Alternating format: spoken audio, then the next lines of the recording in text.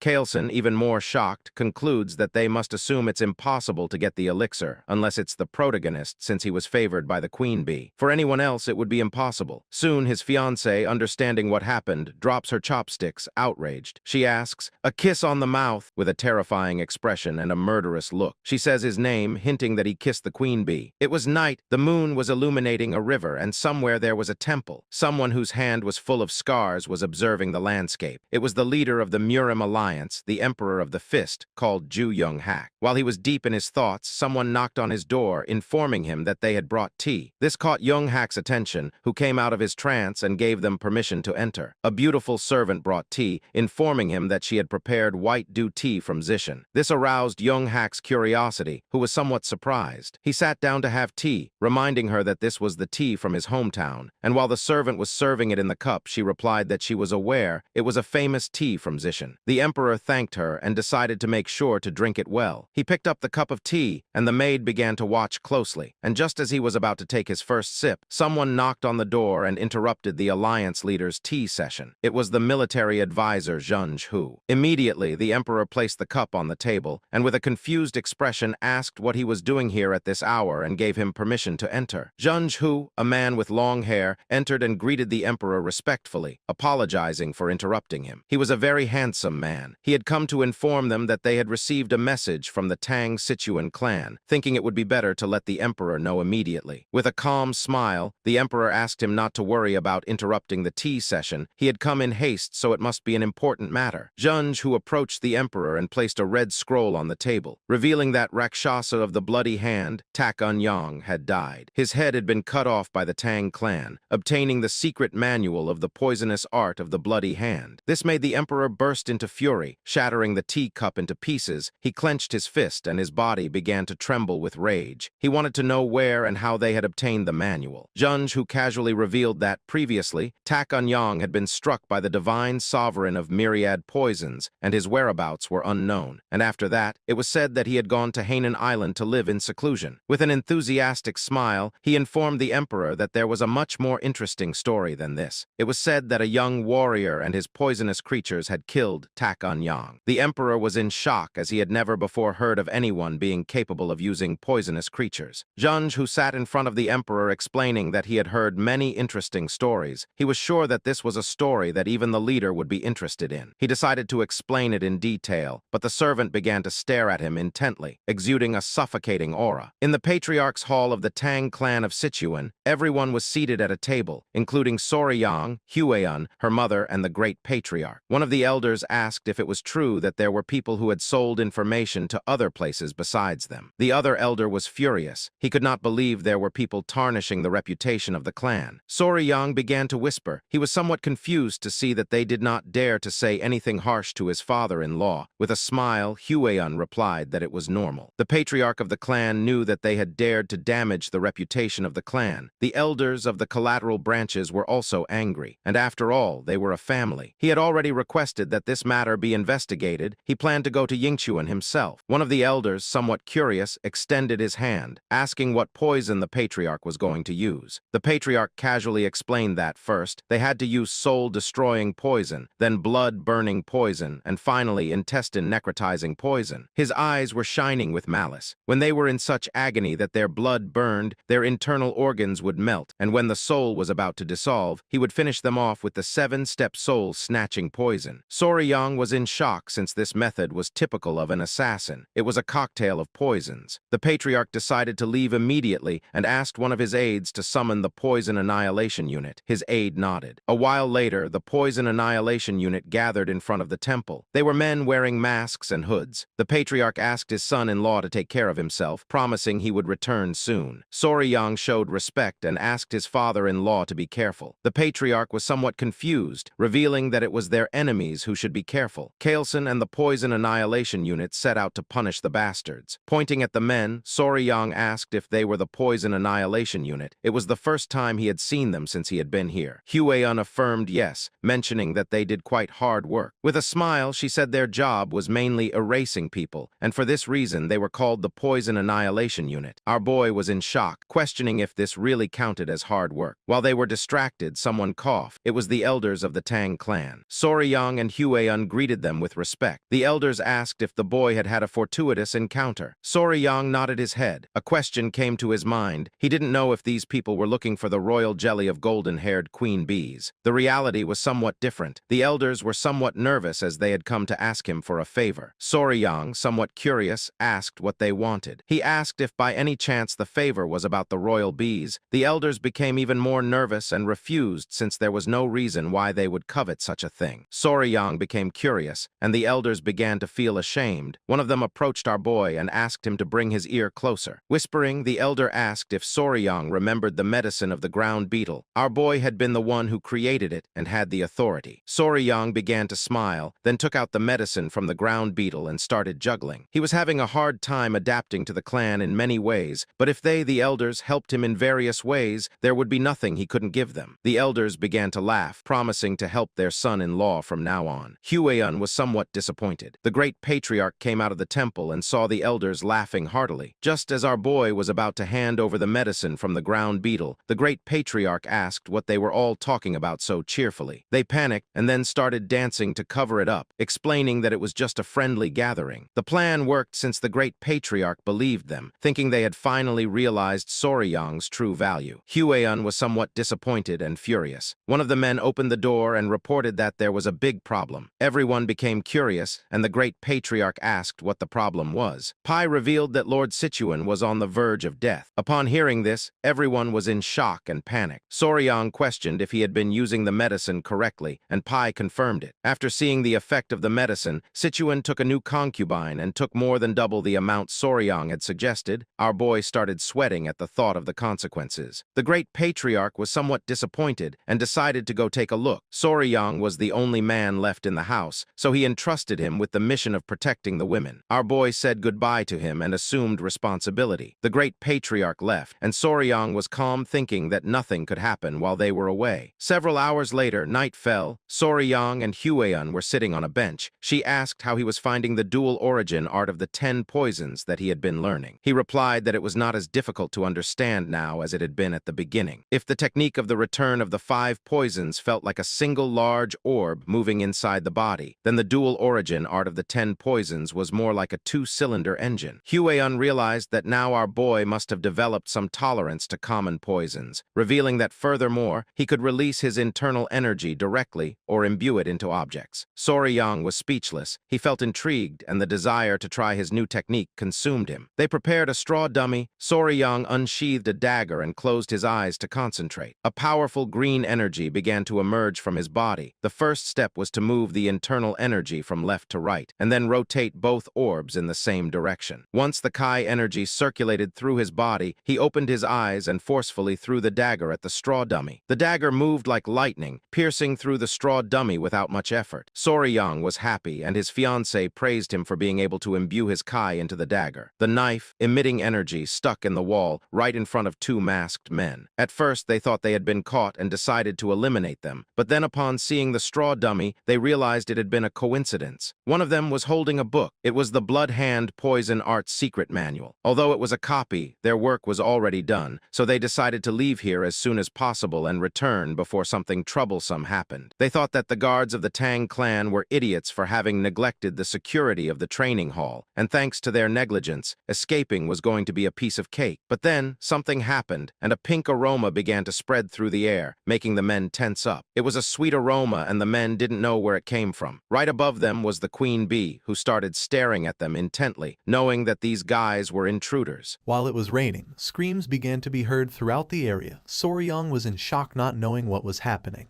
While on the other side, Hueun looked toward the direction of the screams and realized that someone was here. Looking toward the bushes, they saw men dressed as ninjas. 2 were hiding and 1 was standing. The queen bee started attacking the man, who was somewhat confused since he didn't know why there was a bee in the training wing. Soryong and Huan began to observe this, and it didn't take them long to realize that they were intruders. Huan knew she had to act. With a furious expression, she dashed towards the intruders, asking Soryong to shoot the arrow. She moved so quickly that she left dust all along the way. Soryong put his arms in front of his face in surprise. He didn't know what she was planning to do. The queen bee was biting one of the intruder's ears, who grabbed her and with tears in his eyes asked for help from the others to get her off him. One of the ninjas turned towards Soryong and upon seeing Huan approaching, panicked and gave the order to his companions to retreat. The queen bee clung onto the intruder, the other two jumped and began scattering. Huan started running quickly toward them, asking them to stop. Upon seeing that two intruders wanted to flee, she filled herself with determination and pulled out a whip.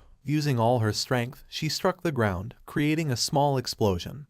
But luckily, the intruders jumped and dodged the attack. Her eyes widened in surprise upon seeing that they had evaded her lash. The man who was being attacked by the queen bee drew his sword and began advancing toward her. The queen bee clung to his head. It was adorable. Soryong couldn't help but panic. He started shouting, asking Lady Huan to be careful. While the queen was sucking the man's head, he unleashed a powerful attack, but to his surprise, Huan blocked the attack without much effort using the whip. She began staring at the man with a piercing gaze. Just before the man had time to react, she counterattacked, and when the man realized it, the whip was in front of his face. The attack created a small explosion on the man's body, and the queen bee flew away. After defeating her opponent, she moved gracefully and appeared behind him. The man lost consciousness and fell to the ground. Soryong was open-mouthed and somewhat worried about her. She turned to him and with a calm expression asked him not to worry as she was fine. The man's body began to emit an evil energy, causing him terrible pain. The queen bee sat on Soryong's shoulder,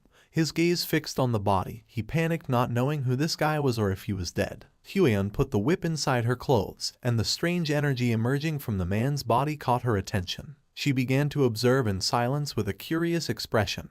Within seconds, the man lost his life, and she revealed that this guy had bitten poison to kill himself, surely because he had something he wanted to hide. Not far from them, someone sensed the presence of the intruders and started shouting to alert the guards. Huan turned around and decided to organize a pursuit team and begin the hunt. Our boy started sweating. He was somewhat surprised by her attitude. Huan asked him to follow her along with Gu Pi, the leader of the Venom Blood unit. It was nighttime, and the forest was illuminated by torches. Soryong, Pi, and several other members of the clan were chasing after the intruders through the forest. Pi, who was at the front, knew they couldn't have gone far. With a determined expression, he made it clear that they must capture them at all costs. The others did not seem tired, but Soryong was. He began to sweat and focused on using his two-cylinder engine. By doing this, he forcefully stomped the ground, breaking it into pieces. His body sank into the ground, and he started screaming like a madman. Because of this, small centipedes came out of his clothes. He turned around and with a confused expression asked if he was okay. Soryong created a large hole in the ground. P and the others stopped chasing the intruders and approached the hole to help Soryong. Thanks to their help, he got out of the hole and thanked them since he thought he was done for. He turned his head back and something caught his attention. Beneath him there were a bunch of green snakes, staring at him intently. Soryong couldn't help but start sweating and feeling fear, realizing it was a snake nest. He began observing the snakes and explained that snakes often gathered where the yin kai was strong, particularly during this season. They were unusually aggressive, so he asked Soryong to stay alert. Soryong couldn't help but sweat in fear. One of the snakes opened its mouth, ready to attack. For him, this was strange since tiger-striped water snakes typically weren't so hostile. The sky was filled with black clouds. Soryong admitted it was his fault they had been delayed. He knew it was going to rain, so he suggested moving quickly. T and the other man turned around, thinking he was right. They started running again since they couldn't lose sight of the intruders. Not far from them, a light could be seen. P turned to Soryong mentioning that they had found them. The masked men were furious. They were in a dead-end alley. Behind there was a rocky mountain. And while the sky was thundering, P and the others arrived, surrounding them. P and the others put their hands inside their clothes, announcing that this was where the escape ended. Soryong remained silent, while on the other side, one of the men's gaze fixed on the intruders, giving the order to the others, tighten the encirclement. The members of Unit Venom Blood drew their kunais, and upon seeing this, the masked men also unsheathed their weapons. Unit Venom Blood began advancing toward them, ready to attack. While the man wielding a sword was moving toward them, two men threw kunais, but one of the ninjas deflected them using his dagger. The man attacked with force and his sword and the ninja's daggers clashed against each other. They were furious to see how strong this guy was. One of the ninjas moved quickly and gave a strong kick to the man's face, making him drop his weapon. They ordered him to get out of their way. Seeing this, the member of the Venom Blood unit couldn't help but panic. While the ninjas were distracted, something started approaching them at great speed. It was P. He tried to attack by surprise, but the ninja crouched quickly, dodging the attack. P began to observe in silence. The ninja took small jumps to retreat, but P used his skill called Triple Mirage Kill and threw his kunai towards the ninja. The kunai started flying towards the ninja and then exploded only to shoot into 3 kunais. Upon seeing this, the ninja was speechless. Luckily, he blocked 2 of the daggers, but one of them stuck in his shoulder, causing him severe pain. He put his hand over the wound. P began to approach, calling him a lucky bastard. 2 of the ninjas had already fallen and only one remained standing, but he was injured. P and the others started walking toward him. This guy should consider himself fortunate that the rain had diluted the poison on P's kunai. P began staring at the ninja with a furious gaze, but then someone started laughing upon seeing so many pitiful insects gathered together. P and the others stopped in their tracks, somewhat confused. P went on alert and with a serious gaze asked who they were. At that moment, someone descended from the top of the rocky mountain, landing in front of the ninja, shattering the ground into pieces. He was an old man with a beard, with an evil smile. He began to observe Soryong and the others with a murderous gaze. Upon feeling his energy, P couldn't help but go on alert, revealing that he was a martial arts master, giving the order to his men to step back. The old man's body began to emit a malignant energy. He stood up and with a smile started walking towards them. He asked the ninja if they had recovered it. In response, the ninja closed his eyes and took out the book he was hiding under his clothes, explaining that it was not the original but a copy recorded by the Tang clan. This caught Soryong's attention, leaving him somewhat surprised. His eyes widened when he remembered that the great patriarch had told him that the book was something only bad people looked at. His attention fixed on the book, and it didn't take long for him to realize that this was a copy of the bad book his grandfather was reading last time. They had tied up one of the ninja's bodies. Soryong, who was sitting next to him, revealed to P that the book was a copy of Blood Hand Poison Art's secret manual, leaving him somewhat surprised. His eyes filled with rage, causing him to clench his teeth tightly. The ninja handed the book to the old man, who opened it and began reading it with a sinister smile. P clenched his fist out of anger, not knowing what kind of people would dare to covet something so sinister.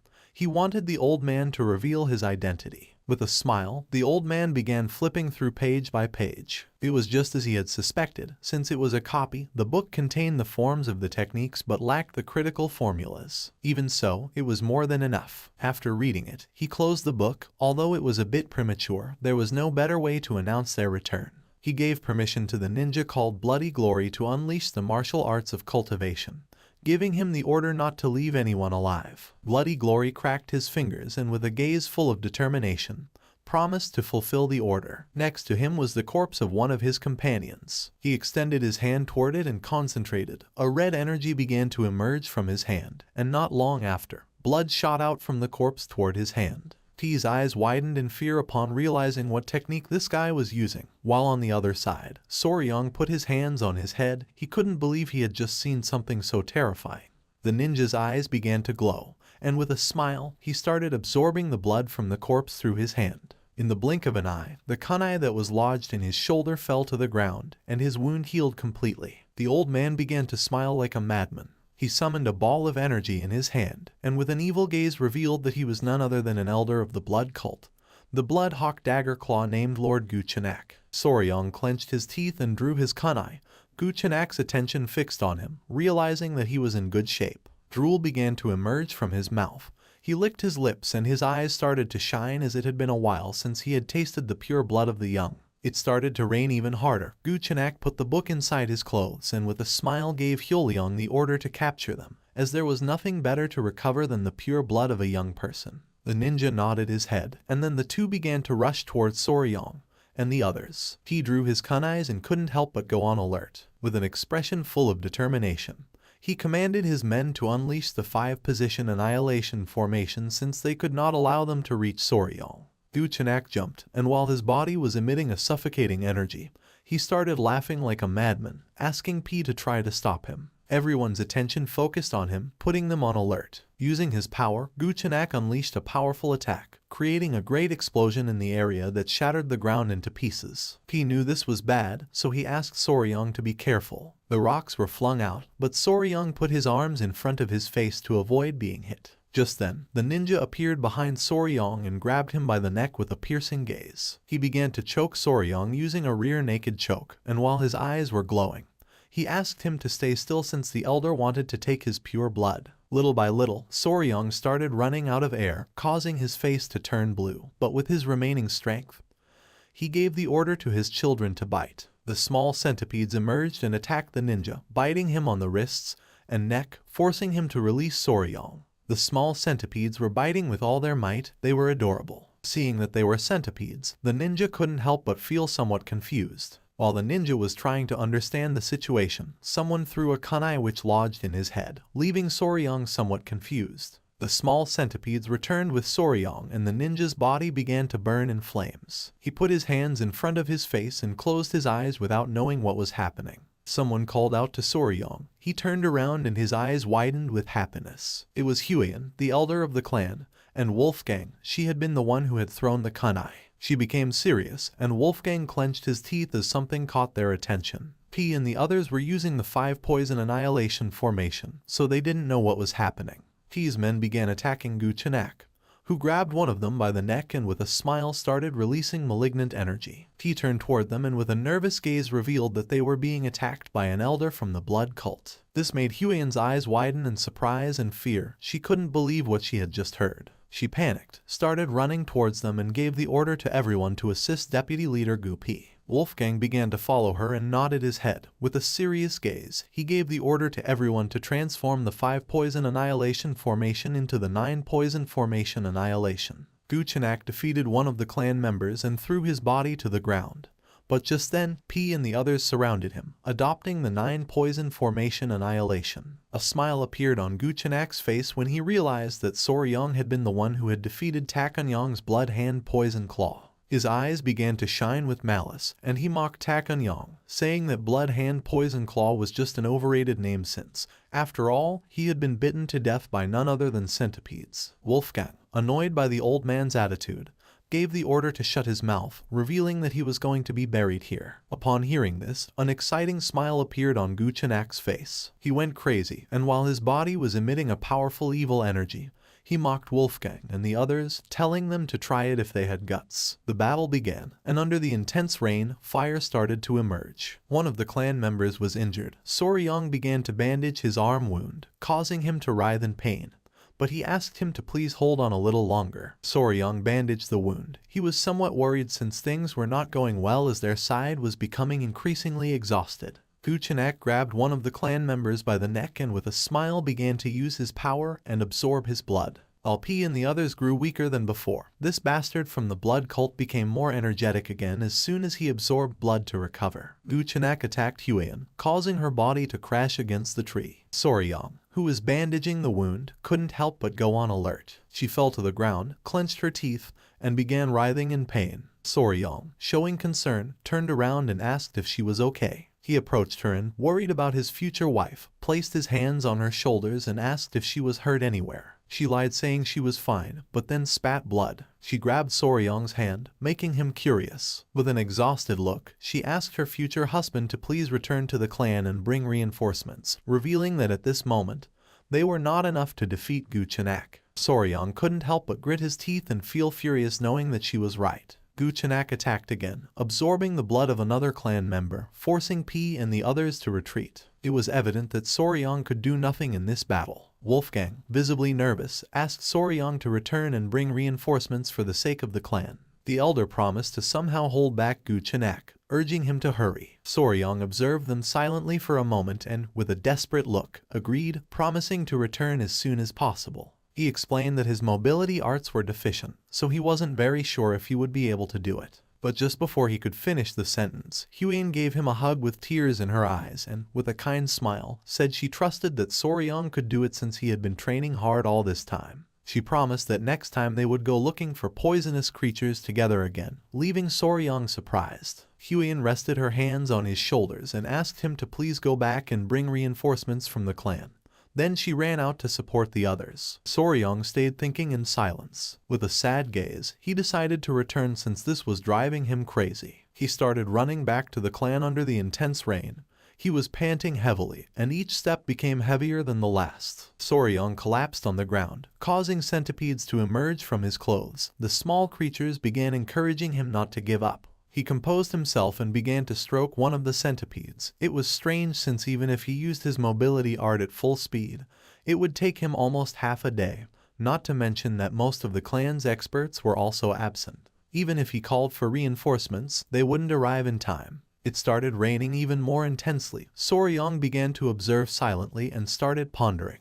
A question came to his mind. He didn't know why they had sent him to seek help, realizing that they wanted to save at least him. He couldn't help but clench his fist as he thought the reason was because he was the youngest, weak, and needed protection, questioning whether this was what chivalry truly meant for martial artists. He remembered the kind smile of the patriarch when he mentioned that now Soryong was also part of the family. The word family began to resonate in his head. He had never seriously thought about this, thinking that he still wasn't a member of the Tang clan family from Sichuan. The exciting memories he had lived with them and the image of Huiyan and the others smiling and extending their hand appeared in his mind. Everyone thought that he was already part of the family. He couldn't help but feel somewhat embarrassed and didn't take their hand since he was the only one who thought that he wasn't part of the family yet. Soryong began to smile, and then he caressed one of his centipedes, realizing that they were too warm-hearted to be a clan of assassins. He stood up, and his eyes began to shine with determination as it was time to save Mom. The centipedes made an adorable sound, indicating that they were happy. Soryong started running. He was determined to save them. He had to think of some way. The members of the blood cult could recover energy. The forest was full of poisonous creatures like snakes and frogs and poisonous plants. Soryong continued running until he stopped. In front of him there was a nest of snakes. He began to observe in silence, devising a plan. The nest of snakes was full of venomous snakes with piercing gazes. Upon feeling the presence of the creatures, one of the centipedes began to stir and become furious. Caressing the centipede, with a smile, Soryong asked it not to worry since he was going to be fine. He took the centipedes out of his clothes and left them on the ground. One of them was sleeping and the other two were crying. Without wasting time, Soryong left the centipedes behind and started running towards the snake's nest. And without hesitating for a second, he jumped inside, making the snake's attention focus on him. A confident smile appeared on his face. He was Spicy Fabry and had to resolve this matter in his own way. The blood-stained snakes were commonly called flower snake. They looked very cute, but they were undoubtedly venomous vipers. Soryong descended into the snake's nest, and within seconds, dozens of venomous snakes began to coil around his body, biting his hands and legs. Unlike venomous snakes that had hook-shaped fangs at the front of their mouths, these snakes had small venomous fangs in the molar area, which made injecting venom difficult. However, in terms of toxicity, they were the most poisonous terrestrial snakes in East Asia. Soryong began to sweat and with a smile asked the snakes to bite him harder. A snake bit him on the hand. His attention was fixed on it, and he clenched his teeth due to the pain. It was evident that these snakes had a stronger venom than the black mamba, but the technique for controlling internal energy of the Tang clan would help him resist the poison, so he was going to be fine for now. The little centipedes, somewhat worried about their father, peeked out and began to call for his attention. Soryong asked them not to worry and told them to stay calm since he would soon leave the snake's nest. Soryong's eyes widened in surprise as something caught his attention. His hand and arm were full of snake bites. Seeing this, he thought that this should be enough. He turned his head and with a calm expression decided to leave this place, but then he could not move, causing his eyes to widen in confusion. Once Soryong looked down, he saw that the snakes had coiled around his legs. He was in shock as he did not expect this to happen. He could not help but clench his teeth and panic since this was not part of the plan. But to his surprise, the small centipedes descended into the nest of snakes, landing on his head and shoulders, leaving him somewhat surprised. It was adorable. One of the small centipedes became enraged and began to roar. Soryong started to observe it and his eyes filled with confusion. One of the snakes began to stare at the centipede and started to hiss. This made the small centipede even angrier, who little by little began to lose patience. The small creature got down from Soryong's head, bit the snake, and with a furious gaze, slammed its body forcefully against the ground, leaving Soryong in shock. The little centipede bit another snake and started to fight. Soryang's attention was fixed on it. He was somewhat confused without knowing what was happening. In an instant, the little centipede defeated the snake and its eyes began to shine with joy and it began to smile. Soryang could not help but thank it for scaring away the other snakes. Soryang crouched down and realized that they were worried about him. He began to caress the centipede's head and could not help but smile. The little centipede climbed onto Soryang's head and fell asleep. With a smile, he decided it was time to go to mom. Back in the battle, Hueon was somewhat exhausted, but her eyes were shining with determination. Many of the clan members had already fallen, and while several were surrounding Guchenak, he grabbed another by the neck and using his power, absorbed his blood, recovering energy. Hueon knew better than anyone that at this rate everyone was going to die. Foam began to come out of the man's mouth. Guchenak tightly grabbed his neck and began to absorb his blood. His eyes started to shine, and with a wicked smile, he mentioned that this was very easy. He was exhausted and sweating. He couldn't help but clench his teeth. Guchenak mocked them, asking if there was no one left who could stand against him. Hueon drew her whip. Instead of thinking about fleeing, she wanted to keep fighting and hoped that Soryang had escaped safe and sound. She stood firm and gave the order to everyone not to lose sight of Guchenak and to keep as much distance as possible. The rain was going to stop, so she asked them to send another signal to the nearby warriors. One of the men nodded, and Guchenak couldn't help but smile. One of the elders stepped forward and, with a sincere gaze, asked Hueon to retreat with Soryang. Upon hearing this, her eyes widened in surprise, and without hesitating for even a second, she refused. The men of the clan began to argue since there was no way that a direct descendant of the Tang clan could leave alone, abandoning the members of her clan while they fought. If they couldn't save her, they wouldn't be able to face the patriarch. Guchenak crossed his arms and remained silent. They asked Hueon to leave quickly, but she refused since she was not going to leave the clan behind. This made Guchenak gradually start losing patience. He interrupted the conversation and said that it was enough. He began to observe Hueon and the elder and made it clear that if his toys escaped, he would end up bored. He couldn't help but show an evil smile. He put his hand on his chin and revealed that if Hueon fled, he would turn the Tang clan into a hell since, to announce the return of the blood cult, it was necessary to give a great greeting. The elder couldn't help but clench his teeth upon realizing that this bastard had no intention of letting any of them go. Upon hearing this, Hueon drew her whip. With a determined gaze, she swore to take at least one of Guchenak's arms even if in the process everyone died. The others nodded their heads, her gaze fixed on Guchenak, and he couldn't help but smile. But just then, someone appeared behind them and mentioned that it was just as she had said. Someone from the clan never leaves the other members behind. This caught everyone's attention. Hueon's jaw dropped and her eyes widened in surprise. It was Soryang. With a confident smile, he began to walk towards them. The elder was speechless, and Hueon felt somewhat worried without knowing why Soryang had returned. Soryang began to remove the small centipedes from his body, closed his eyes, and asked them to wait here, then reiterated that the Tang clan never surrendered nor left its members behind. Then he took off his shirt, and his eyes began to shine with determination, making it clear that he too was a member of the Tang clan. He drew his kunais and began to charge against Guchenak. Seeing this, an excited smile appeared on his face. Hueon couldn't help but feel somewhat worried and asked Soryang not to do it. Guchenak prepared to attack. He had spared his life, and now Soryang had returned by his own means. According to him, Soryang was an idiot. Soryang lunged at him, ready to attack. Hueon was in shock as, without much effort, Guchenak grabbed Soryang by the neck. His eyes began to shine with joy. He extended his hand and began to smile upon seeing that Soryang was willing to give him his blood. He placed his hand on Soryang's abdomen and decided to taste his blood, making him clench his teeth. But Soryang reacted in time and blocked the attack with his arm. Using his power, Guchenak began to absorb his blood. With an evil grin, Guchenak called Soryang an idiot, explaining that blood also flowed through the arms. He began to absorb Soryang's blood through his arm, causing him terrible pain. Seeing this, Hueon and P panicked. She couldn't help but feel fear, and showing concern, she gave the order for everyone to help Soryang. While Guchenak was slowly absorbing Soryang's blood, P and Hueon started running toward them. Guchenak began to feel pleasure since it had been a long time since he had tasted the essence of a young man's blood. Just before P and the others could approach him, he forcefully stepped on the ground, released Soryang's body, and used the technique called blood-filled wave, destroying the ground and repelling everyone. P and the others were sent flying backward and crashed into the ground. Luckily,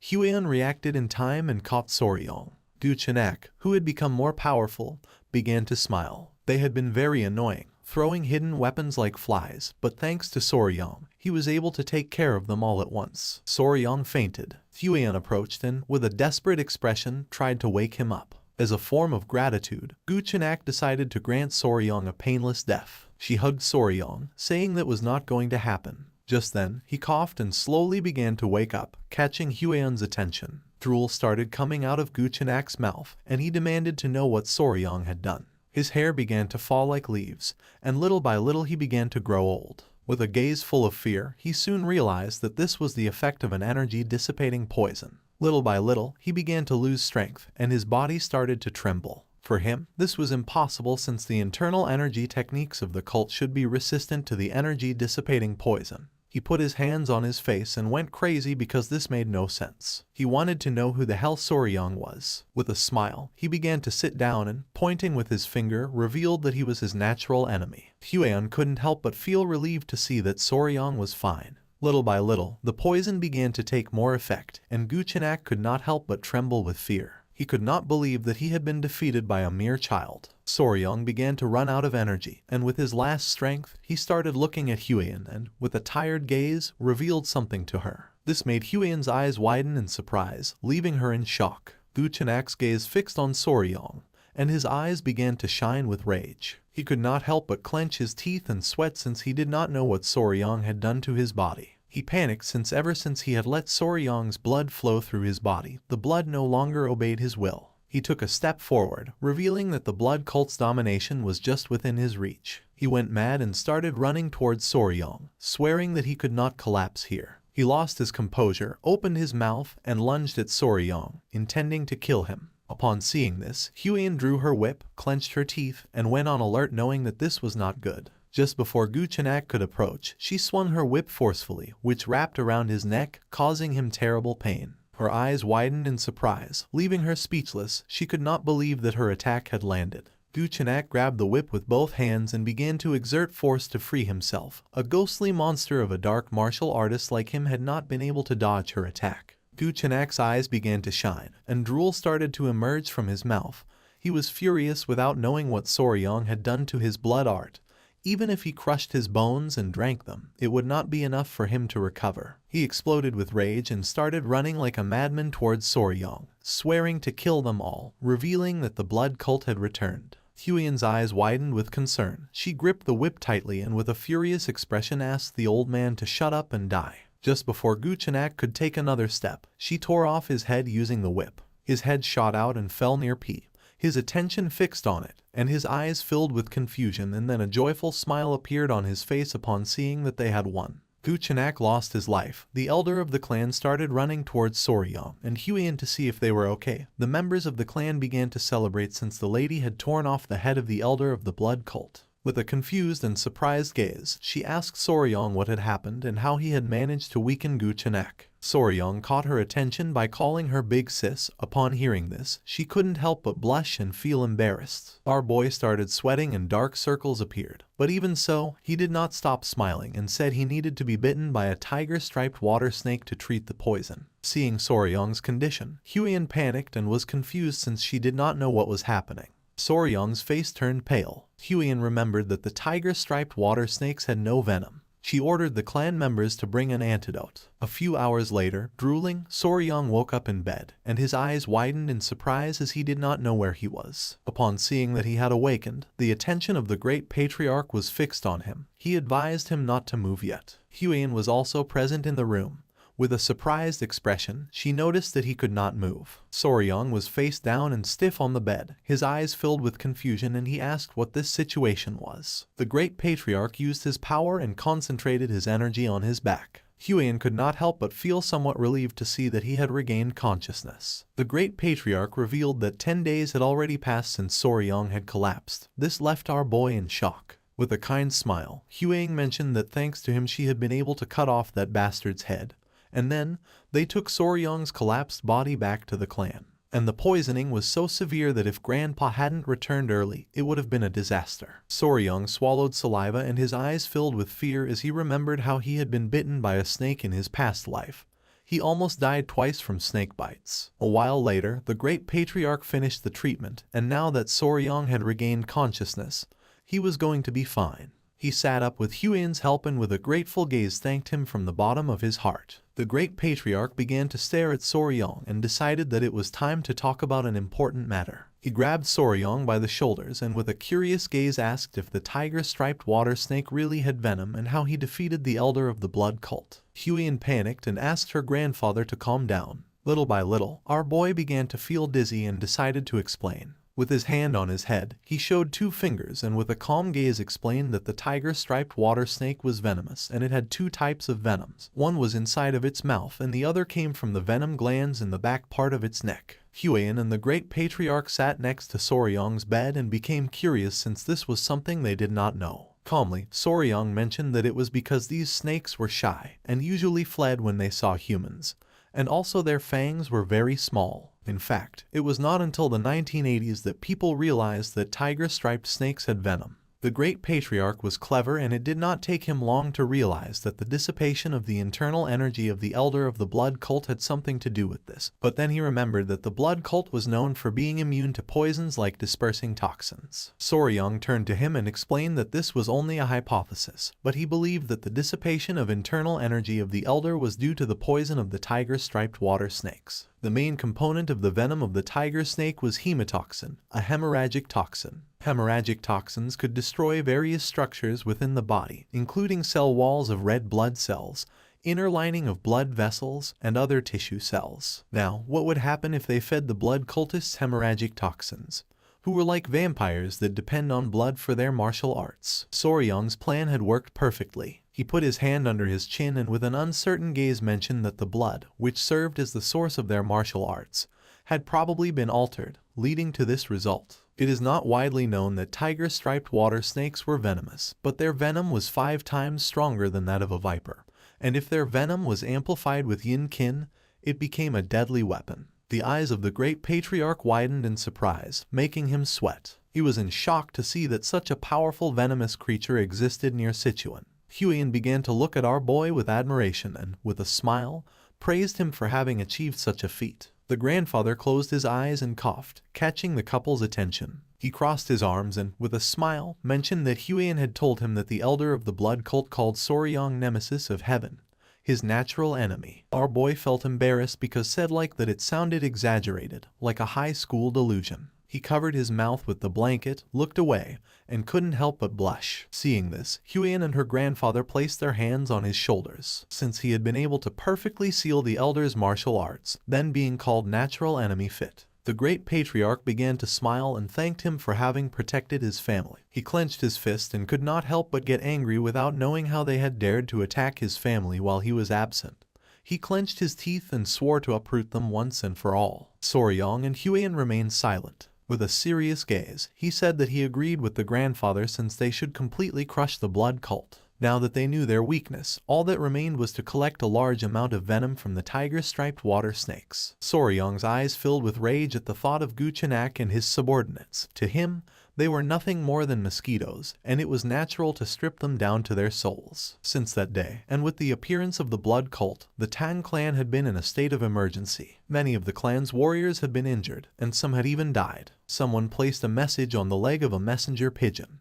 Miram's allied Orthodox factions were gathering at the Tang clan to provide their assistance. It was the great patriarch. He released the messenger pigeon and mentioned that considering they had faced someone at the pinnacle of martial arts, casualties had been minimal. But thinking about the blood that was going to flow again in Miram entirely because of the blood cult filled him with deep concern. They were not only content with kidnapping people at random to drain their blood, but 30 years ago they also committed a massacre, thus becoming the sworn enemy of the Miram as a sect. This was a very serious matter. While Soryong was distracted, the great patriarch placed his hand on his shoulder and said that this time things were going to be a little different. Soryong snapped out of his trance and became curious. With a confident look, the great patriarch revealed that the reason was that this time the Sichuan Tang clan was the natural enemy of the blood cult. Soryong couldn't help but get angry and sweat, not knowing if his grandfather was saying this on purpose. The grandfather turned towards him and showed a smile, confirming his suspicions. He put his arms behind his back and explained that he had a request, asking if he was going to be able to do it. He became curious and replied yes, and if it was something related to the clan,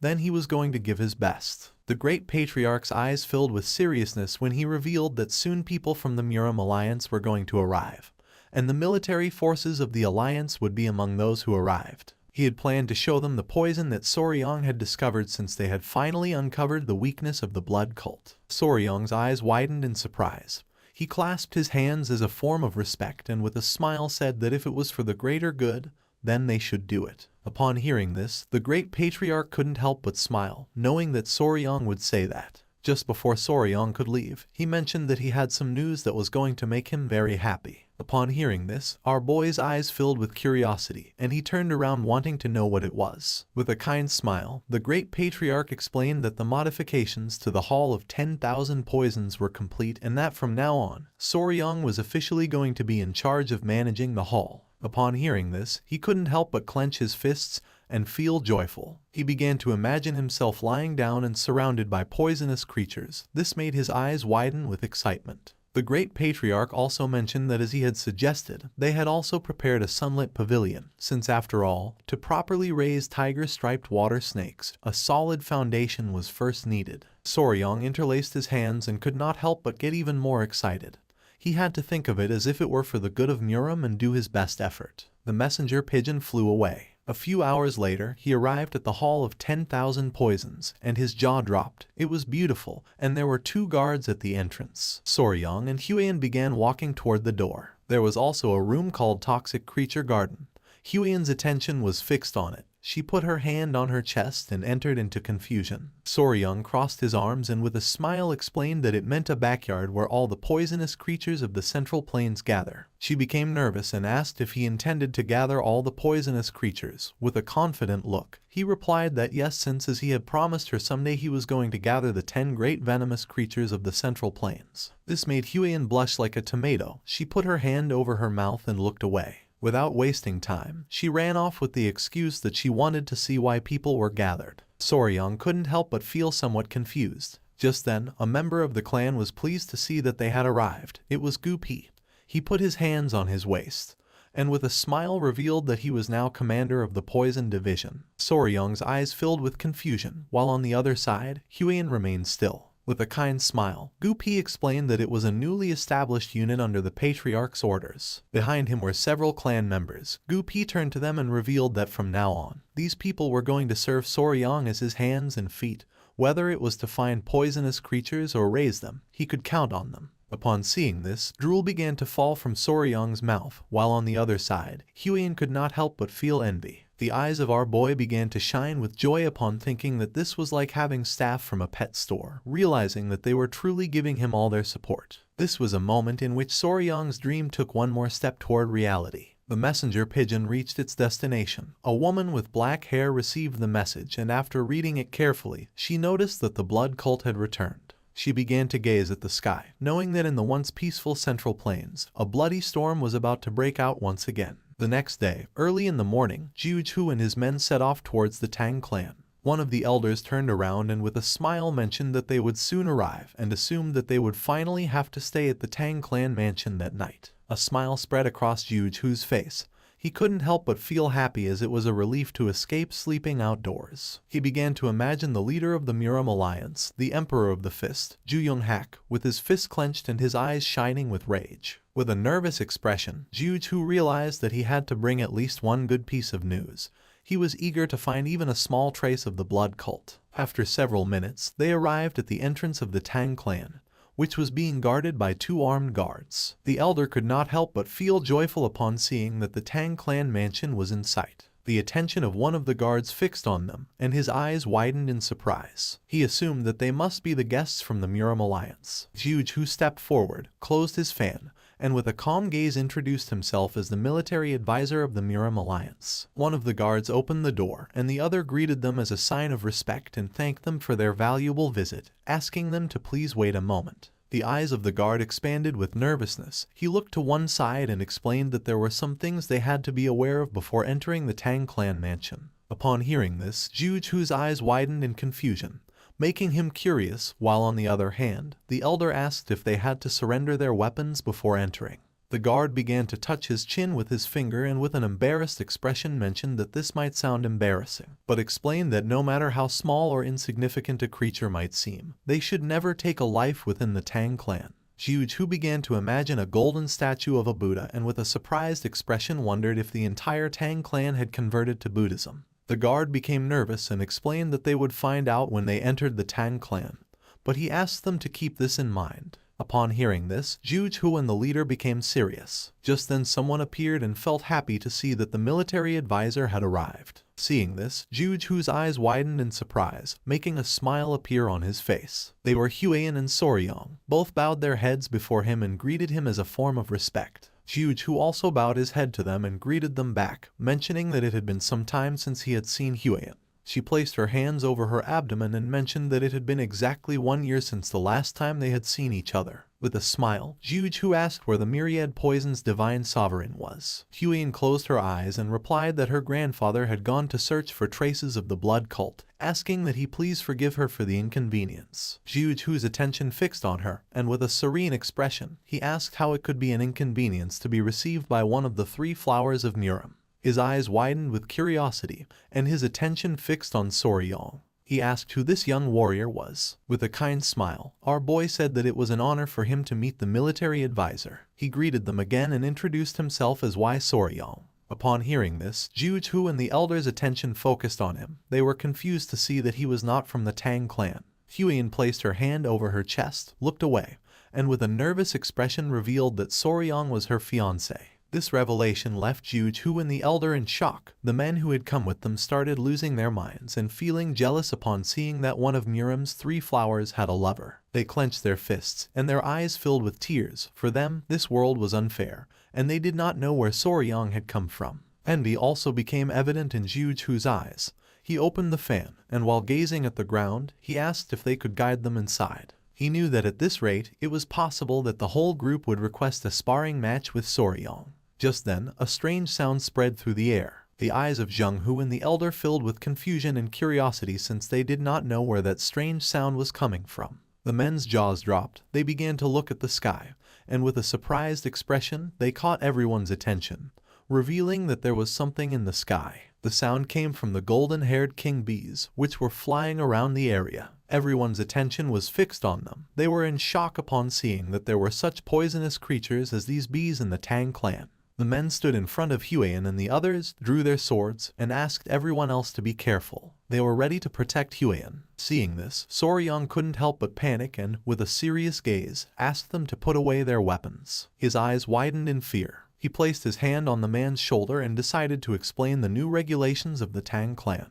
But the man became angry, pushed our boy's hand away, and with a furious gaze asked him to step aside, revealing that the golden-haired king bees were very dangerous creatures capable of killing an ordinary person with ease. Soryong tried to explain himself, but little by little the men began to crush his body. He could no longer contain his rage, pushed the men away, and with a furious gaze revealed that he was raising the golden-haired king bees, asking everyone to calm down. The man couldn't help but go into shock and swallowed hard upon seeing that Soryong was raising such poisonous creatures. One of the bees landed on Soryong's head as a form of love, and upon seeing this, Zhenghu and the others were scared shitless and backed away. With a smile, Soryong began to play with the bees and knew that they had missed him since it had been some time since they last saw each other. Huiyan's eyes widened with joy, and she began to show a smile. The gaze of the bees fixed on Zhenghu and his men. Our boy began to caress one of the bees and with a kind smile asked them not to sting the guests. The man's jaw dropped. He began to sweat upon seeing that Soryong was treating the golden-haired king bees as if they were children.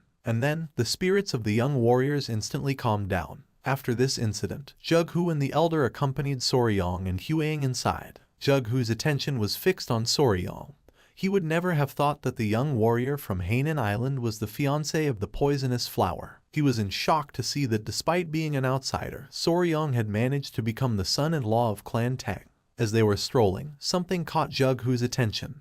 Not far from them, 2 men were sitting and arguing with each other. The black-haired man took out a small vase and, while pointing at it with his finger, with a furious gaze made it clear that a venomous scorpion would be more suitable for the Tang clan. The orange-haired boy took out a small chameleon and, with a gaze full of rage, asked what he was talking about and asked everyone to look at the shape of the chameleon's radiant crest. Jughu's eyes widened in fear. He placed his hand on Soryang's shoulder and, while sweating, asked why all those warriors were taking care of insects and animals. Soryang came out of his trance and became curious. While the men were arguing, our boy explained that they were sentenced to the venomous creature companionship punishment. Jughu started sweating and asked what they had done to deserve such punishment. Soryang put his hand under his chin and began to ponder. A few days ago, at night, the incident occurred. Soryang and Huan went to the training hall. Our boy started training. She got nervous and explained that he had to feel as if he were expelling his internal energy. Our boy concentrated, but it seemed like he was dancing instead of training. Just then, someone appeared and caught their attention, making them curious. It was Commander Gu and his men.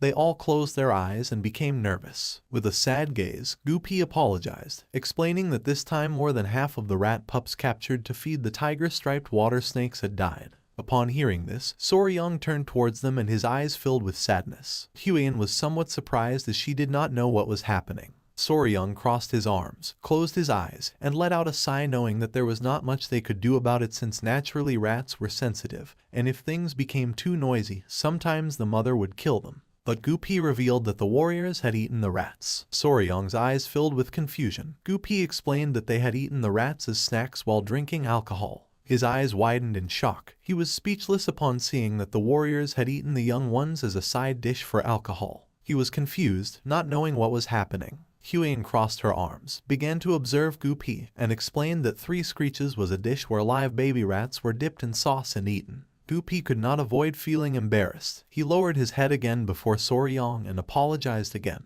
Soryang was paralyzed trying to understand the situation. Huan approached them and began scolding them. Gu Pi grabbed his ears and explained that some of the poison handlers were from Henan, and they had said that it reminded them of their home, and one thing had led to another, causing this to happen. Soryang started staring at them with contempt and finally realized that the baby rats that had been captured to be used as food for the tiger-striped water snakes had been eaten by the warriors. He was furious and knew he had to do something so they would learn to value the creatures they raised. In this way, it was how the Tang clan of Sichuan established the venomous creature companionship punishment and a new set of rules. Back in the present, Soryang crossed his arms and his gaze fixed on them, explaining that each of the warriors was now responsible for raising a venomous creature. The warriors began to argue among themselves. Jughu couldn't help but sweat, finally realizing why each one had a venomous creature. His eyes widened with curiosity and his gaze fixed on Soryang. To him, he was someone very interesting. Soryang began staring at the warriors with hatred and sighed, and Jughu finally realized that he was not an ordinary person. At nightfall, the great patriarch arrived, and the 3 sat at a table to chat. With a serious expression, the great patriarch recounted everything that had happened. Jughu closed his eyes and with a smile mentioned that Soryang must be the enigmatic young warrior whom the patriarch of the Tang clan had met on Hainan Island. The great patriarch began to observe him and with a smile asked what he thought about the treasure of the Tang clan. Jughu praised our boy, saying that calling him enigmatic did not do him justice, admitting that the golden-haired king bees were astonishing. Soryang could not help but feel nervous upon seeing that he was being praised. Jughu's eyes began to shine with seriousness. For him, it was worrisome not to have found a single clue about the blood cult. With a smile, the great patriarch turned to Soryang and made it clear that they could not sit idly by and allow the influence of the blood cult to continue growing. Soryang's eyes widened with curiosity, and he turned toward him. The great patriarch asked our boy to bring that. This made Jughu's eyes widen in confusion and curiosity. The great patriarch began to show a finger and, using his power, created a barrier around them. Then, he closed his eyes and with a smile explained that they could not risk any sound leaking out, so for this reason, he had invoked a Kai barrier. Our boy put his hand inside his clothes, and Jughu began to observe the barrier, and his jaw dropped. With a confident smile, Soryang took out a small jar and placed it on the table. Jughu grabbed the jar, began to observe it, and his mind filled with questions. He asked what kind of object required even a Kai barrier to maintain secrecy. With a confident gaze, the great patriarch replied that it was a poison that dissipated internal energy. Jughu argued that the internal energy dissipating poison was quite common and hardly seemed like something that required a Kai barrier. Soryang and the great patriarch looked at each other and nodded with a smile. He revealed that this particular poison, which could dissipate internal energy, only affected members of the blood cult. Jughu's attention fixed on the poison,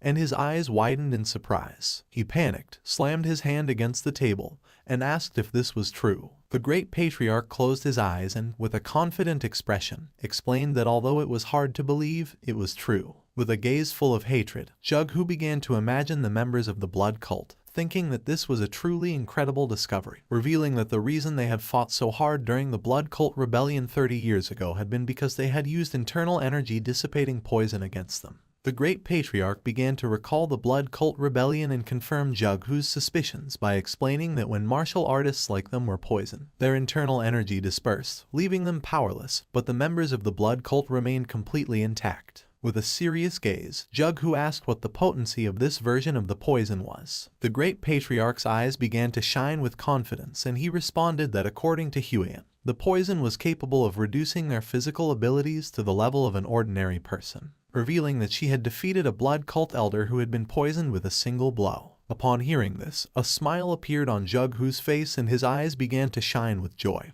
realizing that this had the same effect as the internal energy dissipating poison from the past. He greeted the great patriarch as a form of respect and thanked him since with a gift like this, even the leader of the alliance could breathe more easily. He turned to Soryang and mentioned that if Jughu wished to express gratitude, he should direct it to Soryang since he was the one who had made this discovery. He explained that Soryang had poisoned himself with the poison to lure the elder of the blood cult into absorbing his blood, and because of this, he had been on the brink of life and death for about 10 days. Jughu's eyes widened with admiration, thinking that he had great wisdom and bravery, sacrificing his own body. Our boy began to touch his neck and couldn't help but turn red. Jughu placed his hand on Soryang's shoulder, causing a confused smile to appear on his face. With a grateful gaze, Jughu said that if Soryang had any wish, he could ask him for it. Whatever it was, he would personally tell the leader of the alliance. Jughu started to smile. Waiting for an answer, our boy lowered his head and began to ponder.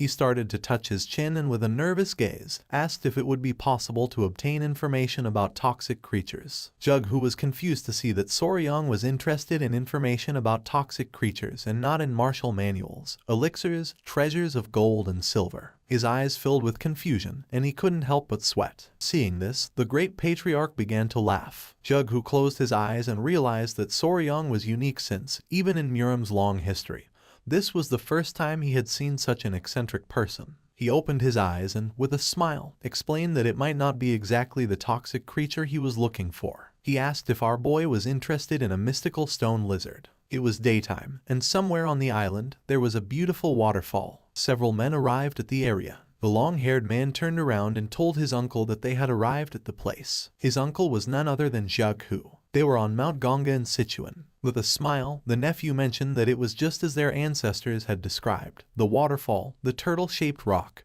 and further in the distance, one could even see the summit of Mount Ganga. Jughu approached the water and touched it gently with his finger. He began to observe the water and, with a sincere expression, admitted that since this water came from the melting of perennial snow, it was freezing cold. He stood up and with a cheerful expression asked his men to stay here and his nephew Chen to stay close and follow him carefully. The men nodded their heads, and Chen's eyes widened with joy, making an excited smile appear on his face. Jughu gained momentum and jumped. Taking small jumps over the water, he began to move towards the waterfall. Chen did not fall behind, and imitating his movements, he started following him closely. A while later, they arrived at the waterfall. Jughu placed his hand on the stone and peeked out. His eyes began to shine with confidence as he remembered that beyond the turtle-shaped rock, if they climbed up the waterfall along the cliffside, there should be an entrance next to the fist-shaped rock. With a surprised expression, Chen mentioned that this matched perfectly with the records. Both looked at each other and with a smile, they nodded.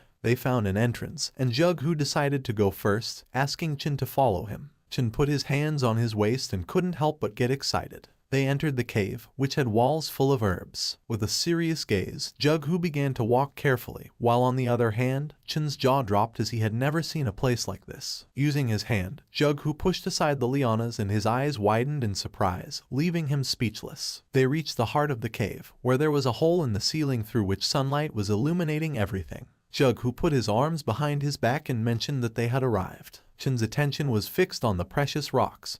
He would never have thought to see such an impressive view inside this cave. For him, This was mystical. This place was filled with herbs. Jughu's attention focused on them, realizing that this was the perfect environment for spiritual herbs to thrive. Chen was amazed to see how precious this cave was. Jughu's eyes widened in surprise, and his attention fixed on a flower-shaped herb. It was the century-old snow ginseng, a spiritual herb that had absorbed extreme yin energy. Chen approached the herb and mentioned that they needed to exchange this snow ginseng for the dark wool flower from the Namgung clan. Jughu began to observe the precious herb and nodded, explaining that with this, the severe meridians of the Namgung clan's daughter should also improve, and in turn, they would obtain the 200-year-old dark wool flower. Jughu approached the herb, closed his eyes, and decided that it was time to collect it. He began to extend his hand toward the herb, which was emitting a powerful aura. Just then, a whistle was heard, and this immediately made Jughu's expression change and his eyes widened in alert. Something that was hidden behind the rocks began to move quickly toward Jughu. He could not help but clench his teeth tightly, knowing that this was not good.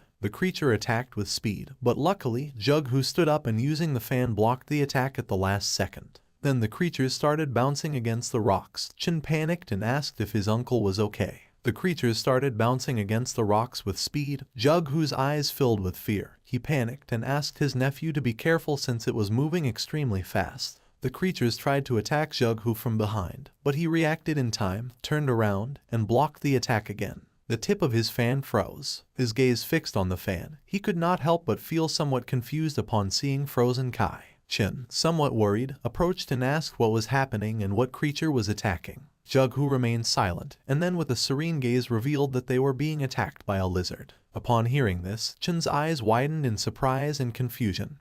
He could not believe that this was true. The blue-colored lizard emerged, ready to attack again. Jughu told this adventure to Soryong. Our boy's jaw dropped and his eyes widened in surprise, as it was extremely rare to find a blue lizard. The great patriarch could not help but smile, thinking that Soryong was a lover of poisonous creatures. With a serious expression, he mentioned that the lizards were not poisonous, and asked if he was sure that if it was safe. The mouth of our boy watered and his eyes began to shine with joy. With a smile he said that it was fine, revealing that the lizards had poisonous Kai in their eyes. The great patriarch was surprised, and despite having no idea what our boy was talking about, he praised him anyway. Jughu began to show a forced smile, realizing that Soryong was certainly an eccentric. It was night and the sky was beautiful. Jughu explained that if he received any new information about other toxic creatures, he would let Soryong know immediately. Soryong's eyes began to shine with joy, and he couldn't help but thank him from the bottom of his heart. The next day, the patriarch returned. He was very worried, and the first thing he did was enter the mansion to check if Soryong was okay. Soryong, Huang, Jughu, and the great patriarch were sitting and having a cup of tea. Seeing that the patriarch had arrived, everyone's attention turned to him, and our boy asked if there was any problem.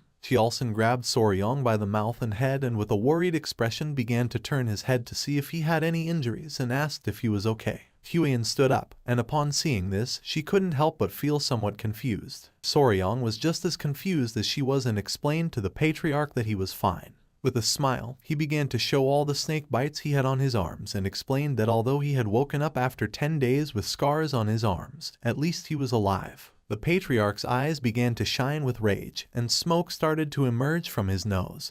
He was furious to see that the bastards of the blood cult had dared to harm Soryong. Just then, something caught his attention and his eyes filled with surprise. He turned to Huian and with a furious and worried expression asked if she was okay. Seeing this, Huian panicked and asked her father to calm down. With a confident smile, she admitted that she was fine, revealing that Soryong and the family members had saved her. The great patriarch coughed and with a smile caught everyone's attention, revealing that Soryong had done something incredible. He revealed that after knocking out the elder, Soryong said that he was his natural enemy. Our boy looked away and couldn't help but feel embarrassed, while on the other hand, a proud smile spread across the patriarch's face. Soryong joined his fingers and, while blushing, with a nervous expression explained that everything had gone well since his plan had worked. The great patriarch joined the conversation, revealing that thanks to that, they had discovered the weakness of the blood cult. Jughu, who was sitting at the table, raised his hand and with a kind smile caught the patriarch's attention by asking how he had been. Seeing that Jughu was also present, the patriarch shook his hand. Since Jughu had risen to a high position, They had not been communicating much, and now they had only met under these circumstances. With a smile, Jughu apologized, explaining that he had been very busy. Soryong and Huiyan's attention was fixed on them, making a smile appear on their faces. She adjusted the strand of hair and mentioned that they were childhood friends. Our boy couldn't help but feel stressed, as this was very chaotic. Jughu asked the patriarch to take a seat since they had much to discuss, starting with the blood cult. The patriarch did not refuse but asked Soryong and Huiyan to sit as well since they needed to discuss this in more detail. Soryong became nervous but nodded his head, while on the other hand, Huiyan began to smile. Everyone sat at the table, and the patriarch asked how the progress of the search for the secret agent was going. Soryong's eyes filled with curiosity. He interrupted the conversation and asked which secret agent they were talking about. He didn't know if by secret agent they were referring to a spy or something similar. The patriarch rested his head on his fist, and his eyes expanded with joy. Then, he closed his eyes and, in a serious tone, asked if Soryong hadn't mentioned that the bastards from the blood cult had interrupted to steal the secret manual of Blood Hand Poison Claw. With a surprised and sincere gaze, our boy explained that for them it was extremely valuable. The patriarch opened his eyes and asked how our boy believed they had discovered that the Blood Hand Poison Claw manual was with the Tang clan of Sichuan. Soryong's eyes widened in fear. He couldn't help but clench his teeth and start sweating. Placing his hands on the table, he stood up and with a furious expression made it clear that this was a big problem since there could be someone inside the clan leaking information to the blood cult. Huiyan and the patriarch's attention focused on our boy, leaving them somewhat surprised. The eyes of the patriarch and Jughu filled with confusion.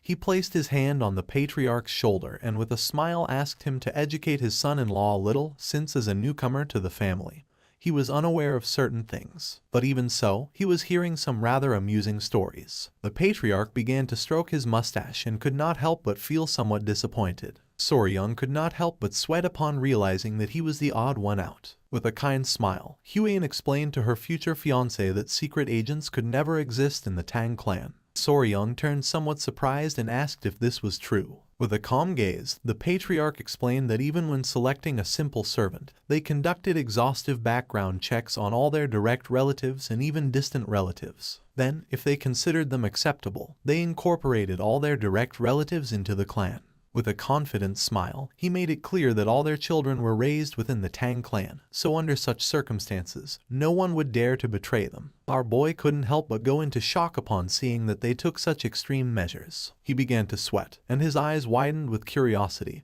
and then he asked who the secret agent was. Somewhere else, someone broke a teacup. A muscular man grabbed a woman tightly by the neck, making her clench her teeth. She tried to break free, but it was in vain. The man was Ju Young-hak, and his eyes were full of rage. He began to strangle the woman, making her face turn pale. She was a servant of the Murim Alliance. Jughu showed a finger and, with a confident smile, made it clear that within the alliance, only 3 people had knowledge of this matter, and he was confident that by now, the leader of the alliance should have already captured her. It was daytime, and the sun was high in the sky. While the situation in the clan was stabilizing, an unexpected guest arrived at the gates of Tang Clan Manor. Upon seeing the guest, the guard couldn't help but tremble with fear. The guest mentioned that he had finally arrived, explaining that running all the way from Hebei to Chengdu without using mobility arts had been quite fun. He struck his fist against his chest and, with an excited smile, asked the guard to inform his patriarch that Peng Muwen, head of Clan Peng, had arrived. Someone shot an arrow into the air, and upon seeing it, Soryong and Huiyan started running towards the entrance of the clan. Everyone's attention was fixed on them. They were all somewhat surprised without knowing what was happening. With a curious expression, Soryong asked Huiyan if it would be okay for them to go out to welcome them. Huiyan turned around and, with a kind smile, explained that her father and the others were discussing something important. Her eyes began to shine with confidence, and with a nervous smile, she mentioned that as the son-in-law of the Tang clan, Soryong should have a little more confidence. Our boy couldn't help but get nervous. Soryong arrived at the doors of the manor and with a smile began to open the door, thinking that they must be guests from another clan. So there was no need to be scared, while on the other side, the guard was scared shitless. Upon opening the door, Soryong saw Peng Muwen and his men staring at him intently with a serious expression. This made our boy frightened. Peng Muwen's eyes widened in surprise and confusion. He placed his hands on his waist and couldn't help but smile upon seeing Huiyan. She joined her fist with her palm and greeted the head of the Peng clan with respect. With a smile, Peng Muon said that some time had passed. He had seen her when she was little and now she had grown so much that he could hardly recognize her. Huyen closed her eyes and with a forced smile mentioned that had been 5 years ago, realizing that indeed a lot of time had passed. Peng Muon's eyes filled with seriousness and his attention focused on Soryong.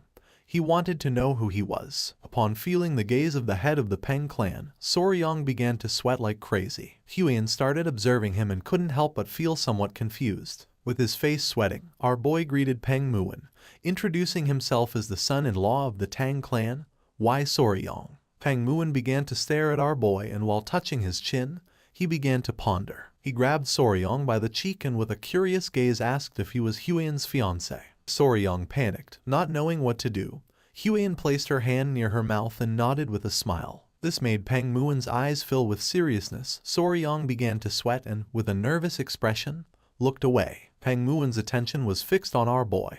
He put his hand under his chin and began to think with a curious gaze. Without wasting time, he touched our boy's private parts, which made Soryong turn as red as a tomato. Meanwhile, on the other side, Huyen's jaw dropped and her eyes widened in surprise, leaving her in shock. With a smile, Peng Muon explained that he was wondering if Soryong was too young, but down there he was a full-grown man. Soryong, who was panting heavily, began to observe Peng Muon and couldn't help but feel somewhat confused. Our boy turned to Huyen without knowing what was happening. Peng Muon placed his hand on Soryong's head, gave a thumbs up, and with a confident smile made it clear that in a few years, Soryong was going to be incredible. Huyen turned as red as a tomato, looked away, and put her hands over her face. She remembered that the people of the Peng clan really didn't like formalities or rigid etiquette, so for this reason, the head of the clan had his own way of evaluating. Peng Muon placed his hand on Soryong's shoulder and began to smile. The attention of his men also focused on him, and their eyes widened in surprise,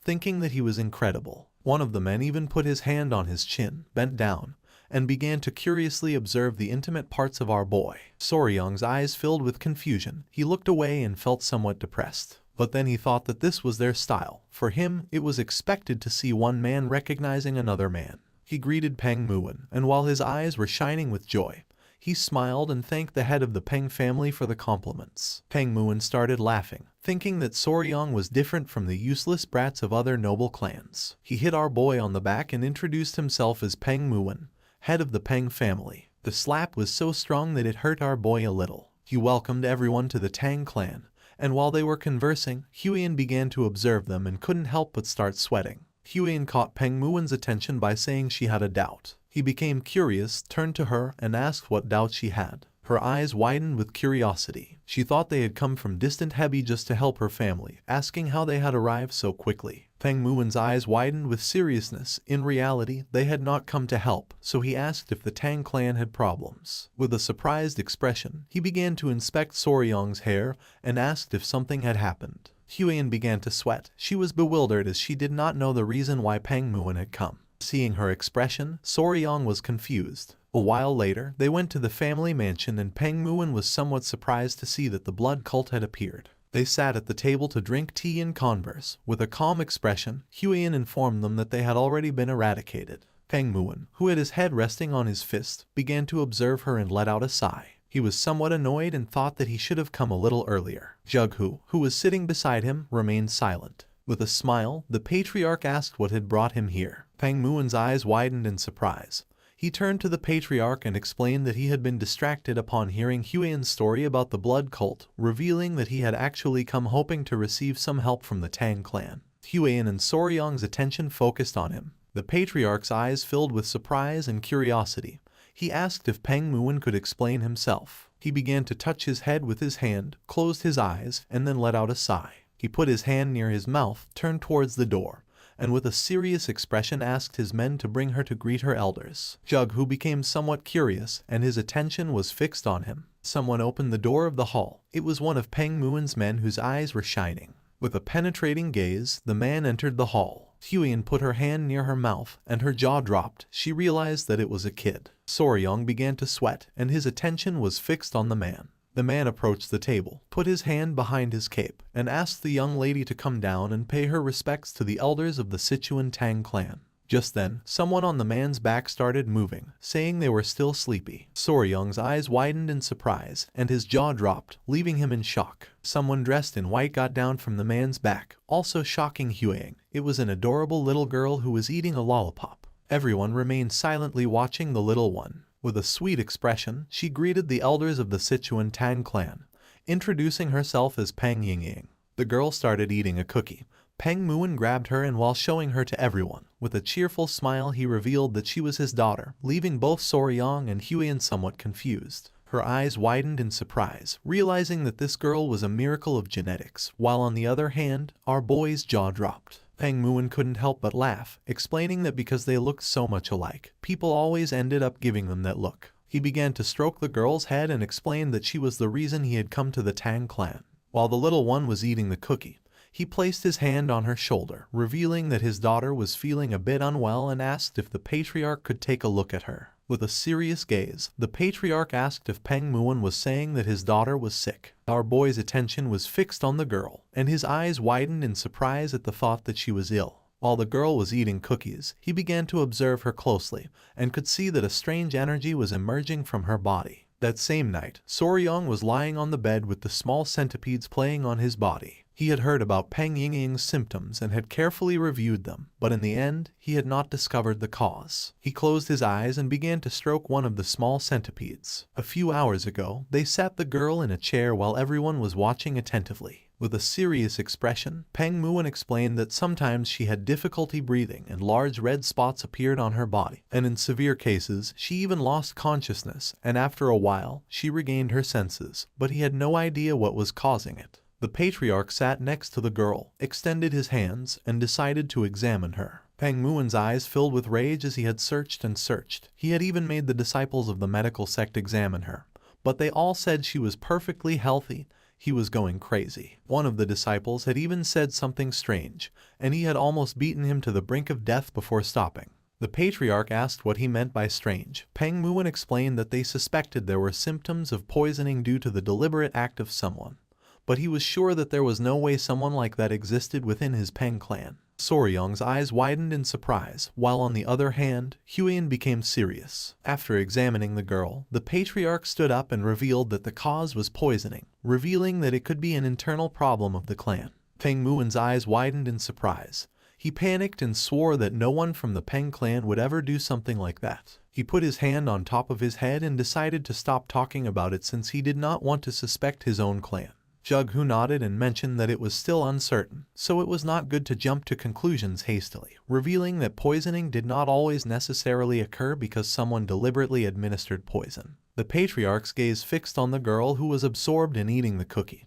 He decided to provide them with an empty courtyard in the guest residence, asking them to stay there for now since he wanted to observe the girl's condition to determine whether it was poisoning or some strange illness. With a grateful expression, Peng Muin thanked the patriarch of the Tang clan, deciding to let his daughter be under his care for a while. Back in the present, Soryang began to imagine the girl eating sweets, no matter how he looked at it. That was childhood diabetes, realizing that sugar was literally multiplying inside her body. He sat on the bed and began to think, not knowing if diabetes caused red spots, and if there had been obvious symptoms, it should have been easier to recognize. Just then, someone knocked on his door. Our boy's eyes widened in surprise, and someone revealed that there was a big problem. Soryang became curious, opened the door to his room, and asked what the problem was. The maid who had knocked on his door became nervous, revealing that little Peng Yingying had collapsed. Upon hearing this, our boy went into shock. It was nighttime, and the moon was high in the sky. He put on his clothes and ran to the place where Peng Muin's daughter was. Upon arriving, he saw Huyan and Muin's men with a worried expression.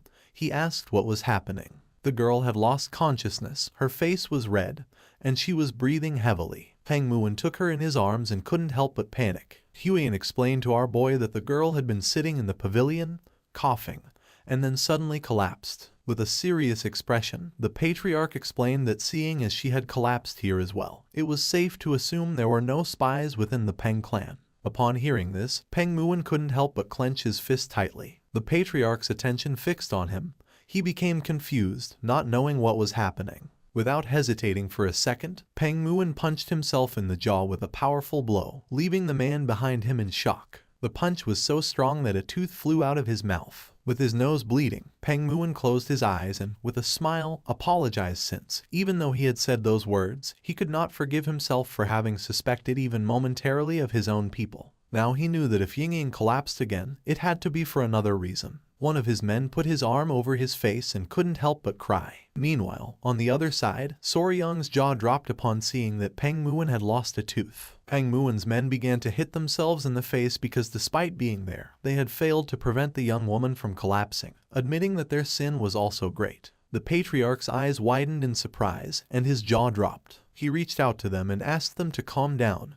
While on the other side, Peng Muin began to smile. More teeth started flying out. With a worried gaze, Huiyan approached Soryang and asked what they should do. Our boy put his hand behind his head and, with a sincere expression, mentioned that there was a way. He clasped his hands together and began shouting, asking them to calm down. Upon hearing our boy's voice, the men whose faces were covered in bruises stopped hitting themselves abruptly, and their attention turned to Soryang. Showing a finger and a confident smile, he revealed that there was a way to identify the cause of her symptoms and prove that no one here was guilty beyond all doubt. The attention of Peng Muin and the patriarch fixed on Soryang, and their eyes widened with curiosity. Soryang sat next to him and began to stare at him intently. Seeing this, Peng Muin's eyes widened in surprise. With a cold gaze, Soryang explained that first they had to remove Miss Peng Yingying's clothes. Upon hearing this, both the patriarch and Huiyan were petrified. Meanwhile, on the other hand, Peng Muin's eyes began to shine with rage. The patriarch was in shock upon hearing Soryang, while on the other side, Peng Muin's eyes widened in confusion and surprise. He asked what Soryang had just said. Our boy's eyes widened in surprise and curiosity upon seeing their expression. This was a reaction he did not expect. Soryang mentioned again that they should take all of Yingying's clothes off, but just before he could finish the sentence, Peng Muin grabbed him tightly by the collar. Our boy couldn't help but feel afraid. Upon seeing that he wanted to undress his daughter, Peng Muin's eyes began to shine with rage. Soryang's eyes widened in panic. He opened his mouth and panicked, asking him to wait a moment. Just then, one of the small centipedes emerged from Soryang's clothing and its gaze fixed on Peng Muin. Soryang realized that the little one was ready to attack, so without wasting a second, he ordered it to hide again. Little by little, Peng Muin began to lose his composure, and Soryang soon realized that this was not good at all. The patriarch's eyes filled with fear. He panicked, asking him to calm down and explaining that his son-in-law must have had a reason for saying such things. Huiyan, who was sitting next to him, extended her hands and with a nervous expression asked Lord Peng to please at least listen to what Soryang wanted to say first. He grabbed the poor Soryang by the collar even more tightly. Our boy closed his eyes and began to show a forced smile. Peng Muin started staring at him with a gaze full of rage, not knowing what to do. Despite being in panic, Huiyan began to show a smile, explaining that Soryang was a good person. After going around the matter several times, Peng Muin let go of Soryang. Our boy had dared to suggest stripping his daughter, who had not yet reached her prime, so he decided to listen to any justification that Soryang could offer. Our boy opened his mouth and began gasping heavily, feeling somewhat relieved. He sat on the floor in front of Peng Muin and with a serious tone asked him to please calm down and listen until the end. Peng Muin crossed his arms and closed his eyes, deciding to trust him. Showing a finger and a sincere expression, Soryang explained that what he meant was to take off all of Lady Peng's clothes and change her into something else, as it was possible that something in her clothing or personal belongings was the cause of her collapse. Upon hearing this, Peng Muin's eyes widened in surprise and his jaw dropped. He was in shock, realizing that he had misunderstood Soryang. He lowered his gaze, clenched his fist tightly, and prepared to hit himself again for having doubted the words of our boy.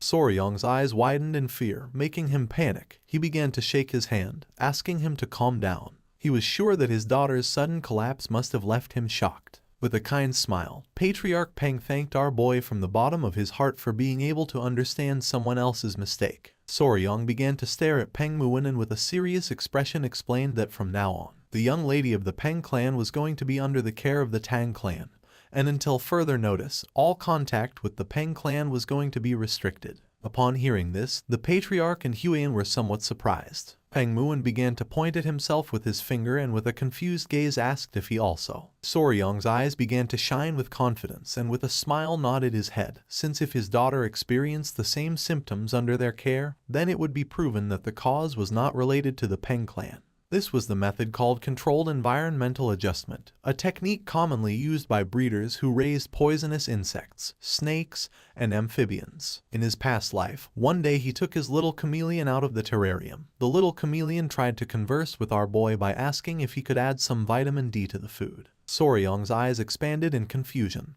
leaving him in shock. If only the creatures they cared for could tell them this part hurts, things would be much simpler.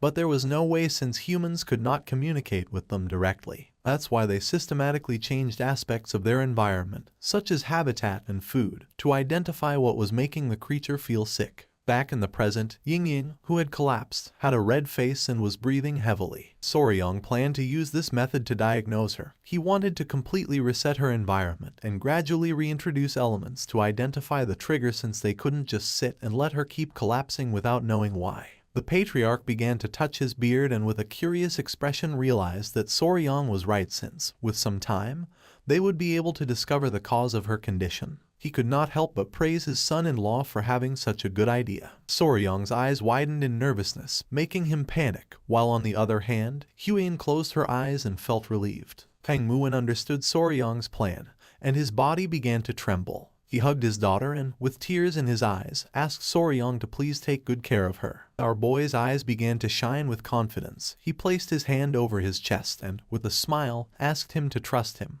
What no one knew was that he had raised countless creatures, and a little girl was nothing in comparison. The next day, little Ying-Ying woke up and her eyes filled with tears. This was not going to be as easy as Soryong had hoped. Ying-Ying started crying, and upon seeing this, our boy panicked, not knowing what to do. Ying-Ying started crying even more. Soryong put his hands on top of his head and his eyes widened in confusion since the moment she had regained consciousness, she had begun to cry. Meanwhile, Lady Huyen and Soryong's mother-in-law were outside gathering essential supplies to care for Ying-Ying, so Soryong was left alone with an unpredictable little child. He approached the bed and with a confused expression asked if she was sleepy or hungry.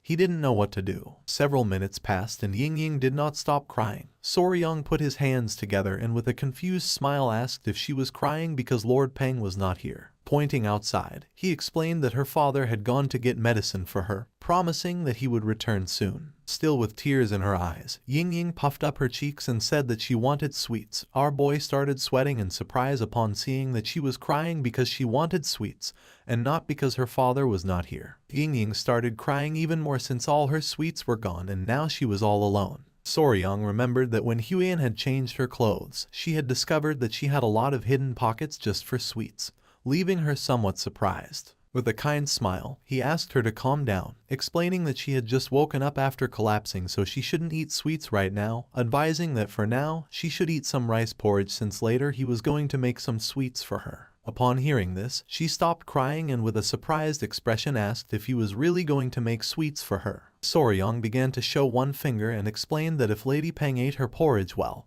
and was obedient, he would make candied fruit skewers just for her. The little girl's eyes widened in surprise. She closed her eyes and with a tender smile decided to make a promise with him. She clenched her fist and with a smile revealed that the Peng clan always kept its promises. If she broke hers, he could hit her in the face. Soryong lowered his head and couldn't help but feel somewhat disappointed, not knowing why the damn Peng clan taught these kinds of things to children. It was daytime and the sky was clear. Somewhere in the manor, Peng Moen was hiding among the bushes. His eyes were full of seriousness as lately he had been burdened with worry. Ying-Ying, who was playing with one of the bees, and Huyen passed in front of him. Peng Moen's eyes filled with tears as he could only see Ying-Ying from afar. You see, due to the rule of no contact with the Peng clan, he could not see his daughter. Soryong's attention was fixed on him. He put his hand over his mouth and with a confused expression asked what he was doing here. Upon hearing our boy's voice, Peng Muin went on alert, and without wasting a second, grabbed Soryong and pulled him into the bushes. With a worried gaze, he asked how Ying-Ying was doing. Soryong's eyes, as he lay on the ground, widened in confusion. He sat in front of the patriarch and mentioned that she was eating well and was obedient. Upon hearing that she was eating well, the patriarch's jaw dropped in surprise. Our boy revealed that she had devoured an entire plate of fried pork. Peng Muin was in shock, not knowing how Soryong had made her eat, to which he responded that she had eaten it by herself. Peng Muin's eyes widened in surprise and confusion. Just then, someone wearing a red dress appeared. Their attention was fixed on it, and their eyes expanded in surprise. It was Huiyan. With a kind smile, she greeted the lord of the Peng clan with respect. In response, with a grateful smile, Peng Muan thanked her for taking care of his daughter. With a calm gaze, she mentioned that Yingying was asking where older brother Soryang had gone. Upon hearing older brother, Peng Muan couldn't help but feel furious, while on the other hand, Soryang was somewhat confused. Peng Muan's eyes began to shine with rage since not even he had had a proper conversation with her, without knowing when they had become so close. Seeing his expression, our boy's jaw dropped in fear. Peng Muan exploded with fury, wanting to know since when she had started calling him older brother. Soryang clenched his teeth and without wasting another second, ran out of the place. Peng Muan put his hands on top of his head and started going crazy. Huiyan turned towards him and with a cheerful smile asked if he was heading to the training grounds again. Our boy explained to her that after playing a little with the golden-haired king bees, Yingying was more obedient. Soryang started running towards the training grounds, realizing that the golden-haired king bees also felt affection for Yingying. A few minutes later, he arrived at the training grounds where little Yingying was playing with one of the bees. She held the bee in her arms and with a cheerful smile greeted our boy. Yingying started playing with the bee and then more bees began to arrive. One of them climbed onto her head and another started licking her cheek. She couldn't help but smile as she felt ticklish. Soryang's attention, who had his arms crossed, was fixed on her, and a smile appeared on his face since thanks to these little creatures, he had been able to bond with Yingying very quickly. One of the bees climbed onto his head, and our boy's eyes began to shine with seriousness, realizing that the adorable golden-haired king bees loved Yingying because she had spilled sugar syrup on herself while eating sweets, not knowing if they were mistaking her for food. Yingying knew that the bees liked her, so now she threw a tantrum every day, demanding to visit them. Just then, the queen bee emerged from the tree. Yingying, who was playing with the bees, turned towards Soryang, started pointing at the tree and with a smile said that the queen bee was there. Soryang sat on the bench and asked Yingying not to ask the queen bee to play since she was busy. In response, she closed her eyes and nodded her head. Soryang felt happy thinking that if he had a younger sister, he would feel like this, realizing that taking care of children was not so bad. Yingying raised her hand and called his attention, saying that there was another bee. Upon hearing this, our boy's eyes widened in surprise. He brought his hand to his mouth and with a worried gaze asked her to be careful since some bees stung. Just then, she started screaming as she had been stung. Soryang panicked and started running towards her, asking if she was okay. She had a small sting on her arm. With a worried gaze, our boy explained that she should be careful. He decided to leave the matter aside and go first to the medicine hall. Little Yingying began to observe the sting, saying that it didn't look so bad. Soryang grabbed her hand and decided to apply some medicine just in case since sometimes bee venom could make people very sick. Yingying closed her eyes and with a sad expression nodded her head. Just then, Soryang's eyes widened in surprise. Little by little Yingying began to gasp heavily and her face started turning red. She started to feel cold and not long after, she collapsed. Soryang reacted in time, and just before her body could hit the ground, he caught her. His eyes widened in fear as he began to remember what Peng Muan had said. Sometimes her breathing became difficult, and large red welts appeared on her body, and in more severe cases, she even lost consciousness. Finally, he realized exactly what this reaction was. With a furious gaze, he clenched his teeth upon realizing that the pure reason Yingying had been collapsing all this time was due to anaphylactic shock. More precisely, anaphylaxis. Anaphylaxis is a severe allergic reaction caused by a hyperactive immune response. Usually, when harmful foreign substances or toxins enter the body, the immune system immediately launches an attack to eliminate the threat. When toxins entered the body, they were like thieves entering your house. This causes the cells to run away from the place since the toxins destroy cell membranes. The immune response to these invaders is known as inflammation. The body releases histamine, which dilates blood vessels, allowing white blood cells and antibodies to flood in and neutralize the invader. But the problem arises when the body overreacts to certain harmless substances, widening the vessels even more. When histamine is released in excess and malfunctions due to a hyperactive immune response, the blood vessels throughout the body dilate rapidly, causing a dangerous drop in blood pressure, and since oxygen does not reach the brain and important organs, they stop functioning properly. In extreme cases, anaphylaxis can become lethal. Soryang carried little Yingying on his back and with a determined expression, began to run at full speed, knowing that they had no time. He started running quickly through the area, and along the way begged Ying to please hold on a little longer. Several minutes later, thanks to his incredible mobility arts, Soryang arrived at the entrance of the patriarch's residence. With a nervous gaze, he began to shout, informing his father-in-law that Ying had lost consciousness. Upon hearing this, the patriarch opened the door. Ying, who was as red as a tomato, began to pant heavily. Soryang picked up Ying in his arms and clenched his teeth in worry, not knowing if she would be okay. The patriarch and Peng Muon ran out of the residence, and upon seeing that Ying had lost consciousness, they panicked, asking what had happened. With a worried gaze, Soryang explained that she was having serious trouble breathing. Peng Muon took his daughter, and his eyes widened in fear. He reached out and decided to pour his internal energy to stabilize her. The patriarch sat beside them and remained silently observing. Little by little, the breathing of little Ying began to stabilize, and the red rashes started to disappear. In a matter of seconds, the red rashes disappeared, and Ying's breathing returned to normal. Seeing this, Soryang closed his eyes, fell on his butt to the ground, and let out a sigh of relief, thinking that internal energy was incredible. The primary treatment for anaphylaxis was to stabilize blood pressure and ensure an open airway for breathing. In modern medicine, this was done using epinephrine, steroids, and antihistamines, and in more severe cases, intubation was required to help with breathing. But in this world, Kai-based techniques solved everything, and it was no surprise that Soryang found it impressive. The patriarch's gaze fixed on Ying, and his eyes filled with seriousness as he realized that the symptoms were the same as last time. He turned to Soryang and, remembering that he was with her, asked if he had seen what had triggered the reaction. Peng Muon's eyes widened with curiosity. He asked if Soryang knew what had caused her to faint. Our boy sat in front of them and nodded his head, explaining that he had seen it clearly. With a confident expression, Soryang began to show a finger, revealing that Ying had collapsed after being stung by a bee. Upon hearing this, Peng Muon and the patriarch's jaws dropped in surprise. They could not believe that a bee had been the trigger for the allergic reaction. The patriarch began to stroke his beard and thought that although it was rare, there were cases of people fainting after being stung by a bee. But he knew that this did not explain why she had collapsed all those other times. Peng Muon's eyes widened in surprise. He thought that the patriarch was right, since if a bee sting were the cause, she would not have made it this far. He was somewhat confused because this meant that they still did not know what the cause was. The patriarch let out a sigh as they could not find any clear connection. But just before he could finish the sentence, Soryang closed his eyes and nodded with a smile, revealing that he had found what the cause was. The patriarch's eyes widened in surprise and curiosity. He was in shock and asked if Soryang was really telling the truth. With a smile, our boy revealed that Ying being stung by a bee had helped him discover the true cause. Peng Muon's jaw dropped in surprise. He demanded that Soryang explain himself. Our boy decided to explain in detail.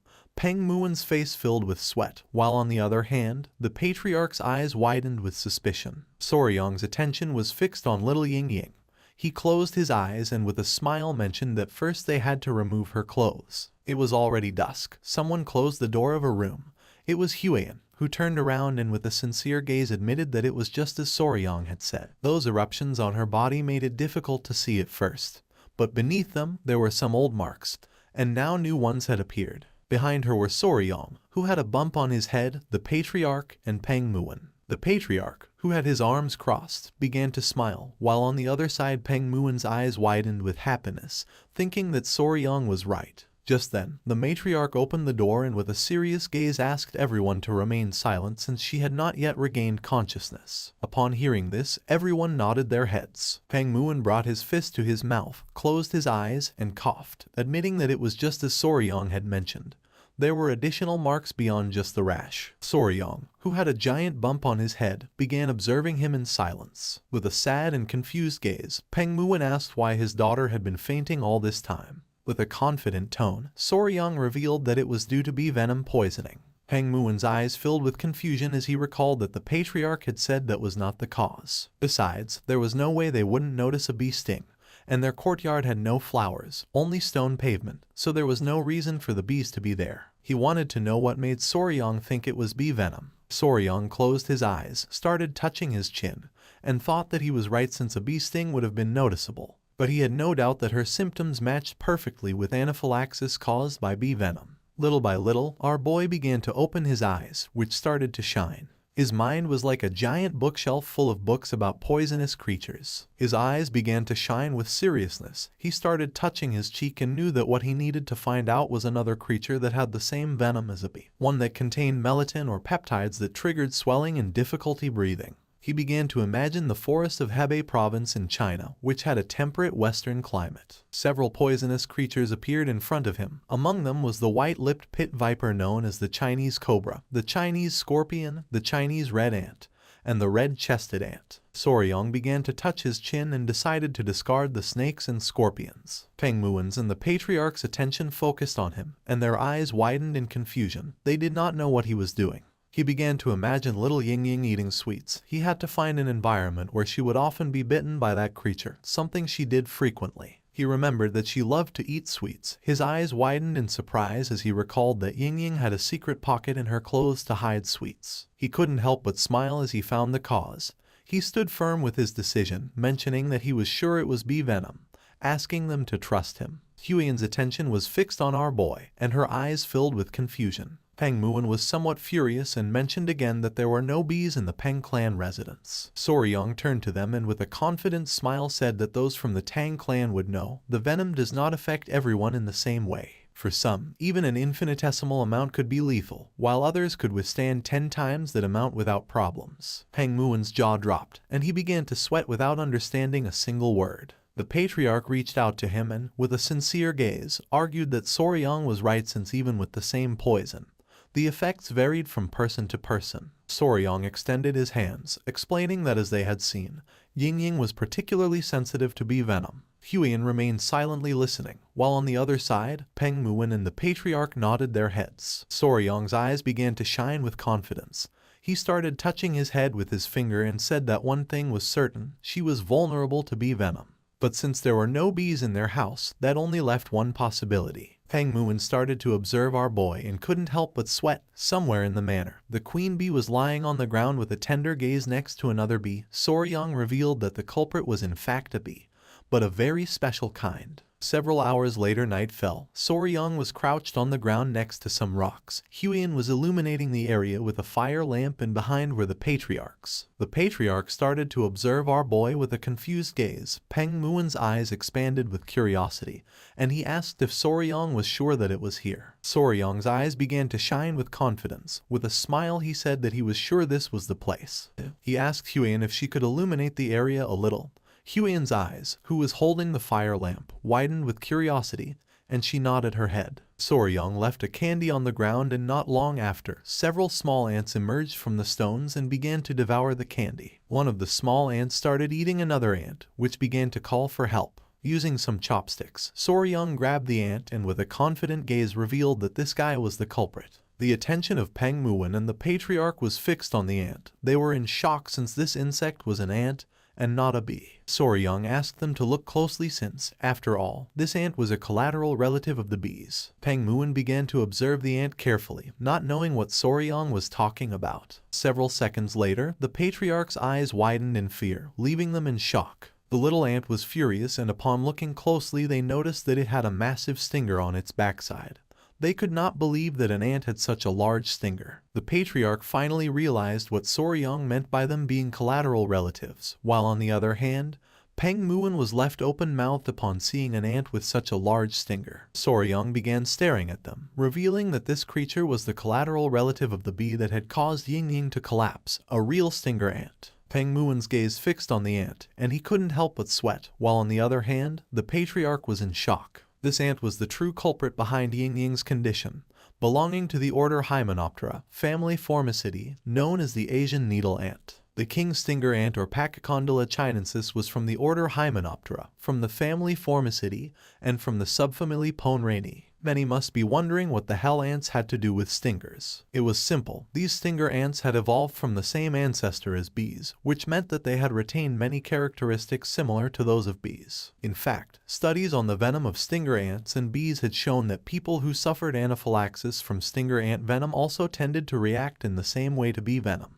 Soryang grabbed the ant with the chopsticks, making it become furious, pointing at it with his finger. And with a smile, our boy mentioned that he didn't believe the ant was targeting Ying specifically. According to him, it had probably appeared to feast on the demon beasts that had invaded the Tang household, revealing that the King's Stinger demon ant fed mainly on other demonic creatures. After being stung by the ant, one of Peng Muen's men carefully analyzed the sting. The mark looked like a common rash, so then they had no way of knowing what had really stung her. And by the time Ying regained consciousness a few days later, she simply assumed it was a residual spot from something insignificant. Peng Muen's eyes widened in surprise and his jaw dropped. Now everything made sense, and no one would have thought that Ying had collapsed because of such a pathetic and small creature. With a curious expression, he turned to the patriarch and asked if he could make an antidote. The patriarch closed his eyes and began to think. He opened his eyes, which were filled with seriousness, revealing that there was an antidote for bee venom. But cases like Ying's, where the body was highly sensitive to the toxin, often it did not work effectively. Peng Muen's eyes widened in surprise and his jaw dropped. The patriarch made it clear that just knowing the cause was a step forward, since at least now they could be careful before she collapsed again.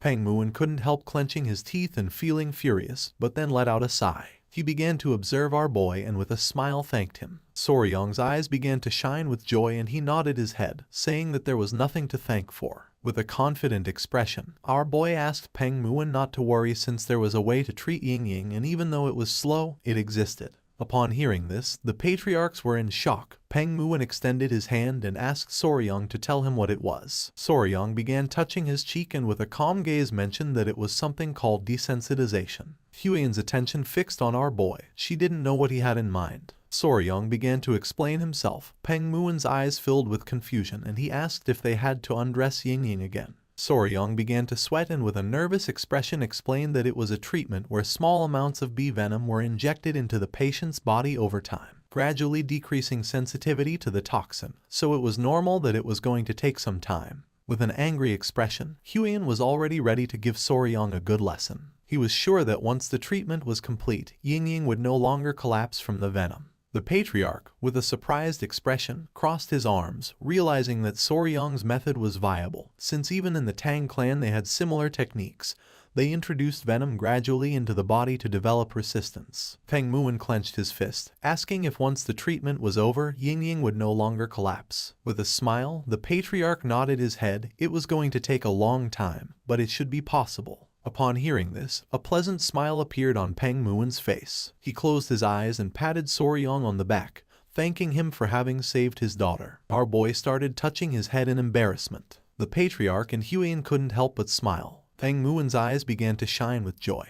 He grabbed our boy by the shoulders. After receiving such help, there was no way he would simply let it pass, so he asked if there was something that Soryang wanted. Whatever it was, Soryang only had to name it and he would grant it to him. Our boy started to sweat, then closed his eyes and felt somewhat confused, not knowing what was wrong with the people of this world. At the moment he helped them, they began to throw blank checks. With a grateful expression, Soryang greeted Patriarch Peng, saying that Ying was his little sister, so there was no way he could expect a reward in return. Peng Muen started laughing and gave Soryang another pat on the back, explaining that there was no such thing as modesty in the Peng clan, asking our boy to say what he wanted as a reward. The slap was so strong that Soryang began to scream in pain.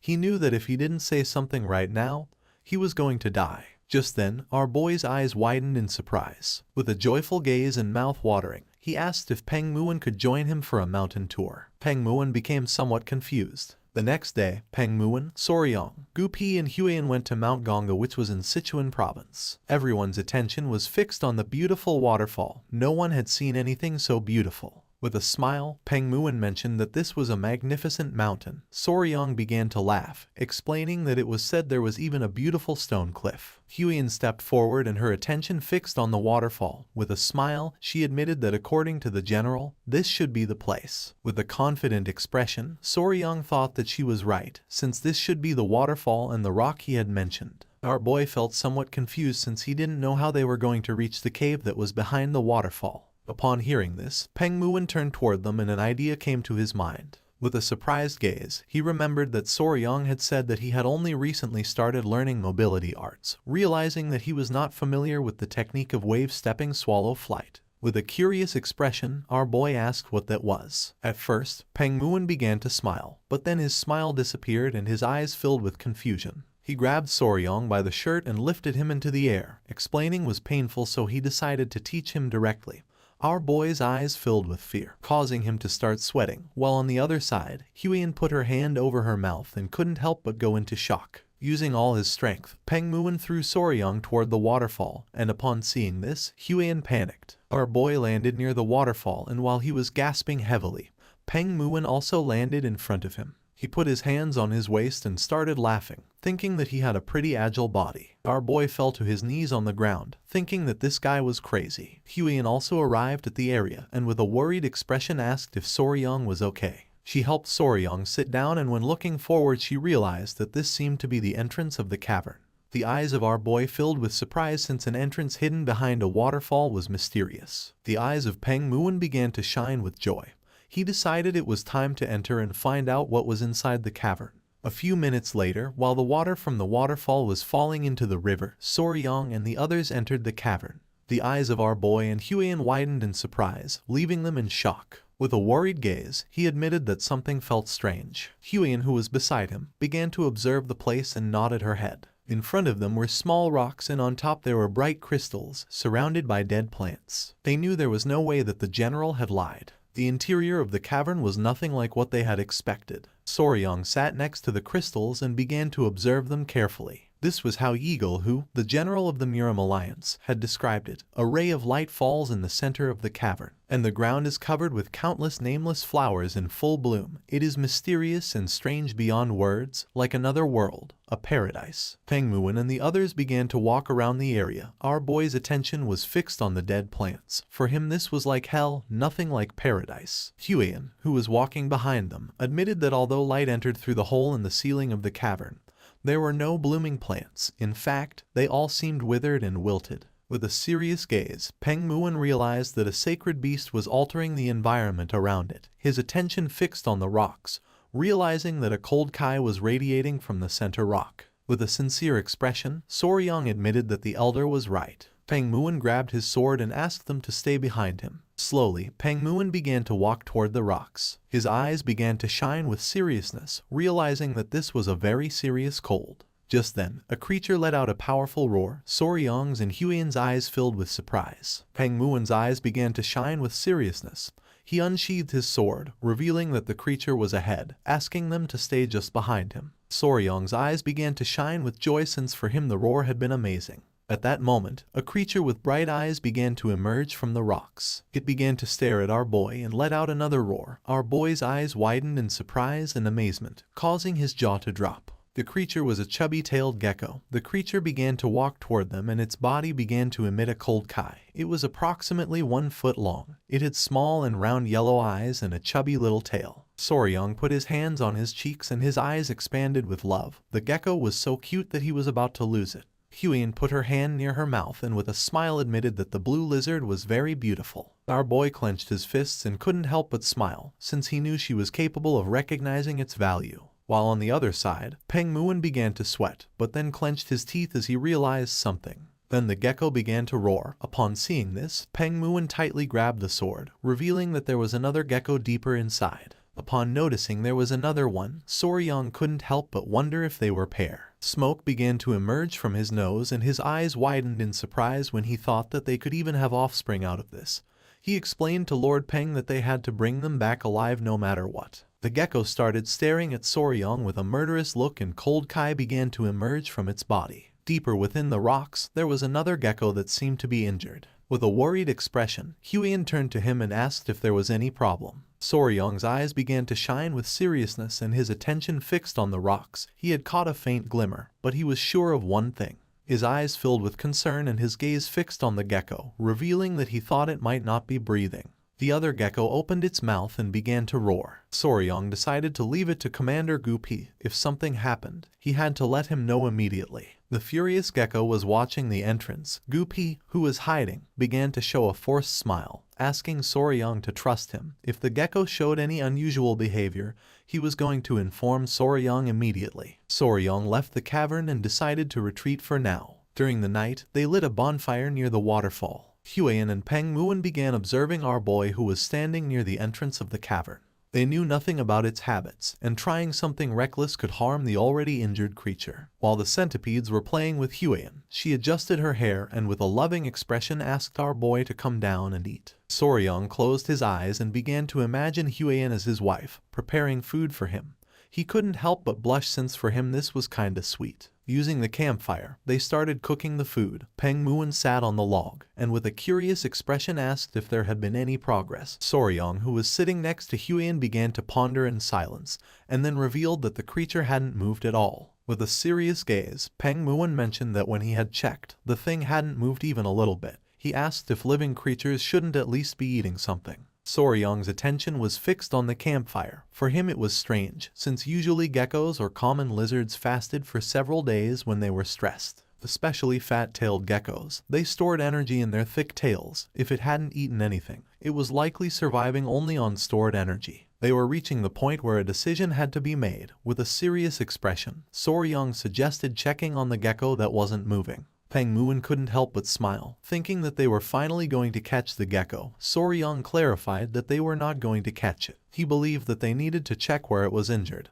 and if it got hungry, it could even eat something. He wanted Peng Muon to lure out the gecko that was watching the entrance. Upon hearing this, he couldn't help but feel somewhat surprised. Showing his bicep and a smile, Peng Muon asked if it wouldn't be easier to knock it out with a single blow. That way they would get both the healthy one and the injured one. Our boy started sweating, knowing that the gecko was going to die on the spot after being hit by those muscles. With a forced smile, our boy explained that if Peng Muon smacked it, even the rock thing that repelled General Jekyll, whose men could drop dead on the spot.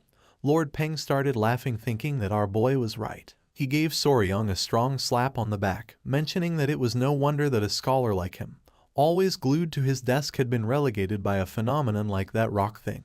He thought that if he hit the gecko, he could kill it. With a serious gaze, Peng Muon asked if the plan was to subdue the gecko gently. Showing one finger, Soryong said that was the best move. With the help of a stick, Soryong began to draw on the ground, explaining that first, Peng Muon was going to lure out the lively gecko, then he and Huiyan were going to check on the one that seemed to be injured during that time. Huiyan threw some rocks on the ground, explaining that in the meantime, the poison division could block the path to Soryong.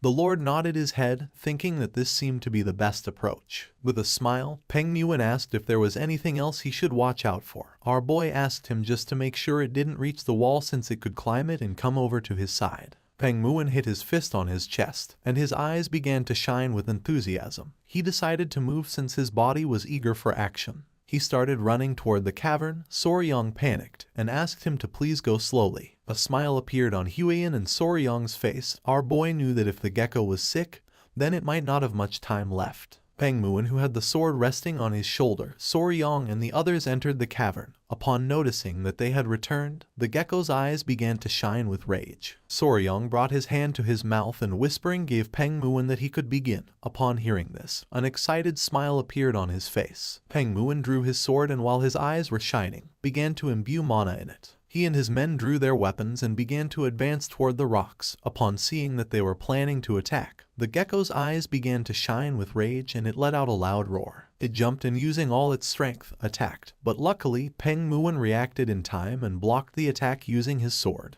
The gecko struck hard at the sword using its tail. He couldn't help but smile as he couldn't believe that such a small creature was good enough to be a first-rate warrior of the Peng family. The creature backed away, only to gather momentum and attack again. Upon seeing this, an excited smile appeared on Peng Muon's face and his eyes began to shine. Using the sword, he deflected the trajectory of the gecko's attack, and when it realized it, it couldn't help but feel somewhat confused. With a serious gaze, Peng Muon told his men that this was their chance. In the blink of an eye, Peng Muon's men surrounded the small creature. It got angry and started roaring. Soryong's eyes filled with fear, but Huiyan grabbed him by the shoulders and whispering suggested moving quickly while they could. A while later, they moved away from the area and reached the rocks. Soryong's eyes widened in surprise. With a worried gaze, Huiyan asked if the creature was really injured.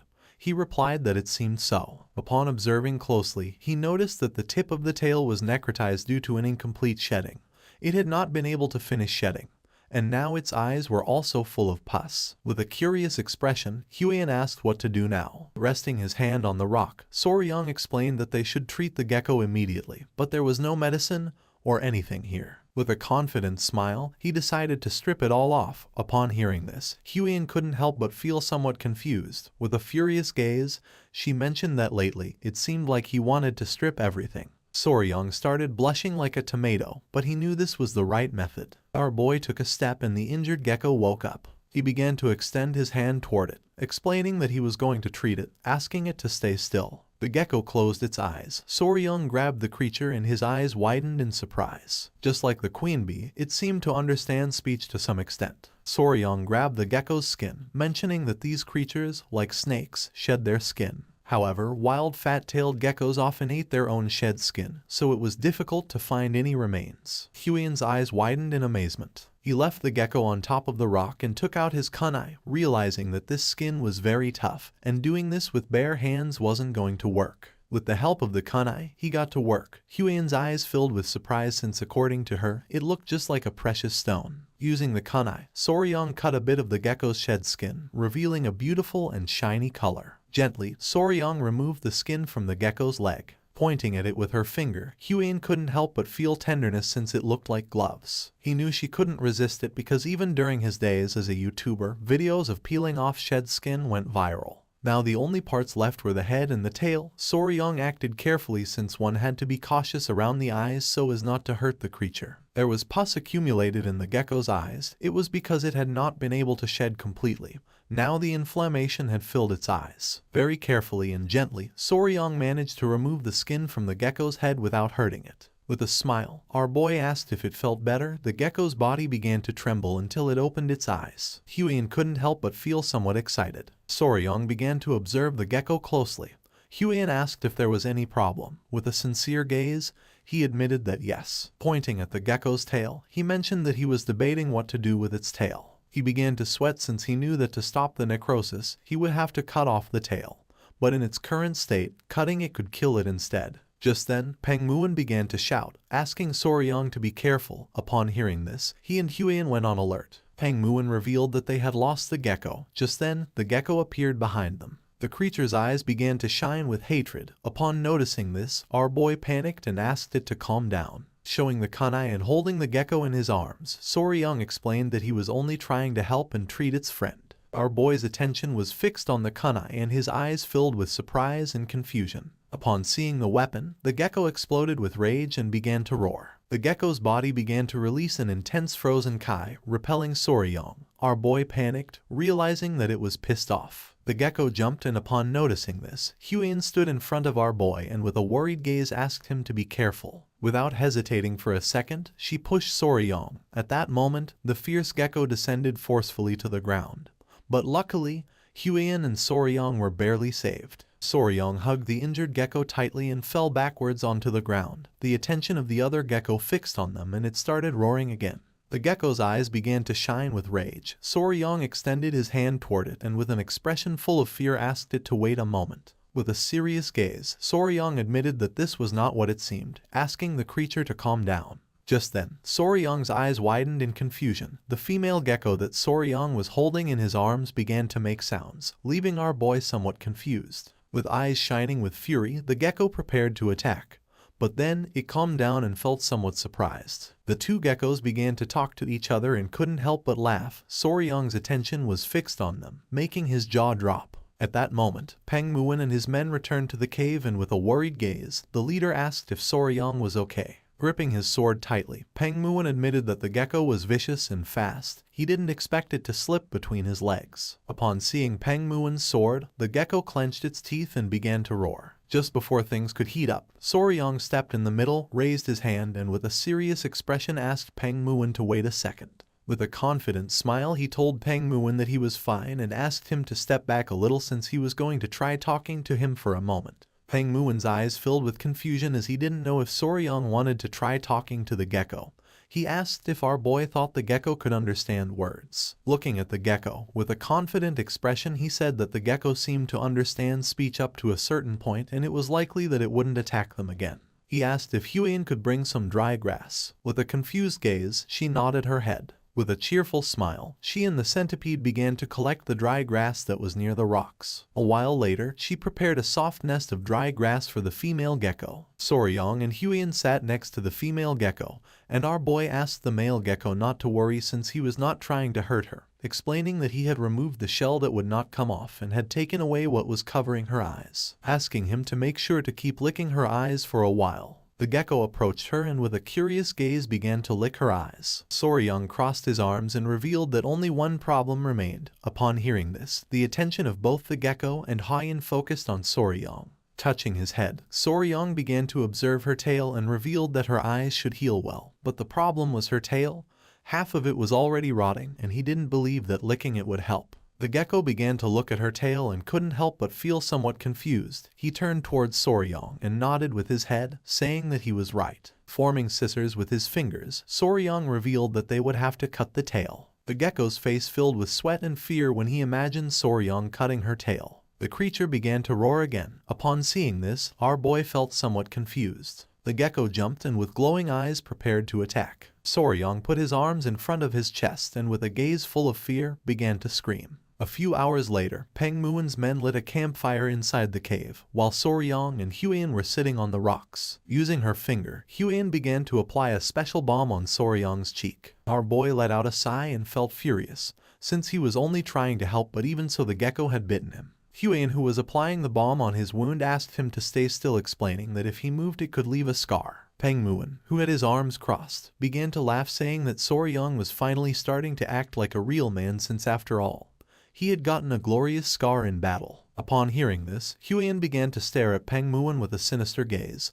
Feeling her gaze, the patriarch could not help but feel fear. Touching his cheek, Soryong felt relieved since the misunderstanding had somehow been cleared up. The small centipedes climbed onto Huion's body and began to play. Seeing how the centipedes were not reacting to any murderous intent, he realized that little gecko never intended to harm him in the first place. While they were distracted, Gupi appeared and called their attention. Upon hearing his voice, Soryong's and Huion's attention turned to Gupi. Gupi appeared alongside the gecko, revealing that the creature had something to say. With a forced smile, Soryong began to touch his cheek and asked if he was ready. The gecko nodded. Soryong stood up, promising to do his best effort. But before that, he wanted to ask something to the gecko. He began to observe our boy and became somewhat curious. Showing a finger, Soryong asked what geckos ate, since if he was going to cut her tail off, she was going to need to eat something nutritious in order to recover well. Taking small jumps, the gecko turned his back on them and began to move away. Soryong panicked and started to follow him. The little gecko moved several meters away and stopped near a small plant. Soryong's eyes filled with curiosity and his attention focused on the plant. Using his mouth, the gecko pulled out the plant and began to show it to Soryong. Our boy took the small plant in his hand. Peng Muon and Huion began to observe it closely. With a curious gaze, she asked if she could take a quick look at the plant. Our boy did not refuse and handed her the plant. Huion took the plant and began to inspect it carefully. Showing the plant to Soryong, she revealed that although it was weak, she could feel a bit of kai seeping out. She was sure that this was a seed of a spirit herb that used to grow in this cavern. Soryong's eyes widened in confusion. He took the seed and his jaw dropped in surprise. With a serious gaze, Peng Muon revealed that he had heard about it long ago. It was said that spirit herbs always grew where spiritual beasts dwelled. The centipedes were sleeping on top of the rocks. Huion began to observe them and explained that if that was the case, then maybe these little ones, just like the centipedes, survived by feeding on the kai of the spirit herbs. Soryong clenched his fist and his jaw dropped, realizing that if they unearthed the spirit herb, then that meant they were in serious trouble. He panicked and started to replant the herb again, but Peng Muon mentioned that it was no longer useful. Soryong planted the herb again, but Peng Muon placed his hand on his shoulder and revealed that once a spirit herb had been touched by human hands, it would not grow again. He was sure that the gecko knew this and for that reason had unearthed it to show them. Even if he replanted it, it was not going to grow beyond this point, leaving our boy in shock. Soryong began to imagine Jughu pulling out the spirit herbs that were in the cave, and the little geckos crying. Soryong's eyes filled with tears knowing that humans were very cruel. With a curious gaze, Peng Muon asked Gupi what the name of the spirit herb that used to grow here was.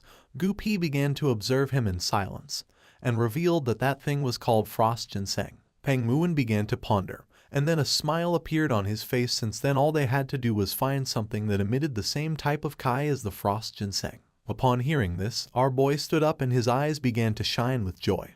He asked if there really was something like that. With a smile, Peng Muin nodded his head and then revealed that it was called ice jade, just like the frost ginseng. It contained the essence of cold kai. Touching his chin, he mentioned that the problem was how to obtain the ice jade, since even with money, it was not something that could be obtained easily. While they were distracted, Huiyan stepped forward, capturing their attention. With a serious gaze, she said that if they were talking about the ice jade, then she knew someone who had it. Upon hearing this, a curious smile appeared on the faces of Soryong and Peng Muin, since for them this was good news. With a curious gaze, Soryong approached her and asked who had the ice jade. She panicked and asked him to calm down. She began to sweat, not knowing what to say. Seeing this, Soryong and Peng Muin became somewhat confused. Huiyan swallowed saliva, then began to touch her chin and with a sincere gaze revealed that they were some other weed. Upon hearing this, our boy's jaw dropped in surprise, while on the other hand, Peng Muin became even more confused. With a serious gaze, she let out a sigh. Soryong's eyes widened in fear as he did not know what was happening. Peng Muin and Soryong began to observe Huiyan, not knowing what she had in mind. Even Peng Muin felt confused. Huiyan began to show a confident smile, and upon seeing this, Soryong's eyes filled with fear, and he couldn't help but sweat. He put his hand on his face and let out a sigh. He didn't know why his father-in-law had to say something like that at that moment.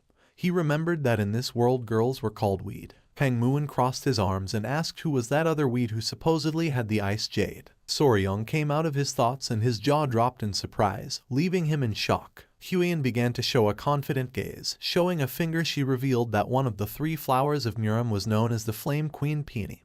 Her real name was Namgung Xiao, the daughter of the Namgung clan. From what she had heard, Xiao had the ice jade, but she really didn't need it. Upon hearing this good news, a smile appeared on Peng Muin's face, while on the other hand, Soryong's jaw dropped in surprise. While they were conversing, the little gecko appeared and started making chirping sounds to get Soryong's attention. Upon hearing the gecko's voice, our boy became curious and turned around. The little gecko's eyes filled with tears and sadness. Huiyan asked what he was saying, and Soryong revealed that he was asking them to quickly treat the injured gecko. Soryong reached out his hand and decided to save the rest of the conversation until after treating the gecko. Huiyan nodded her head. Noticing that the little gecko was nervous, she thought that was for the best. Soryong peeked his head between the rocks and saw the little gecko sleeping.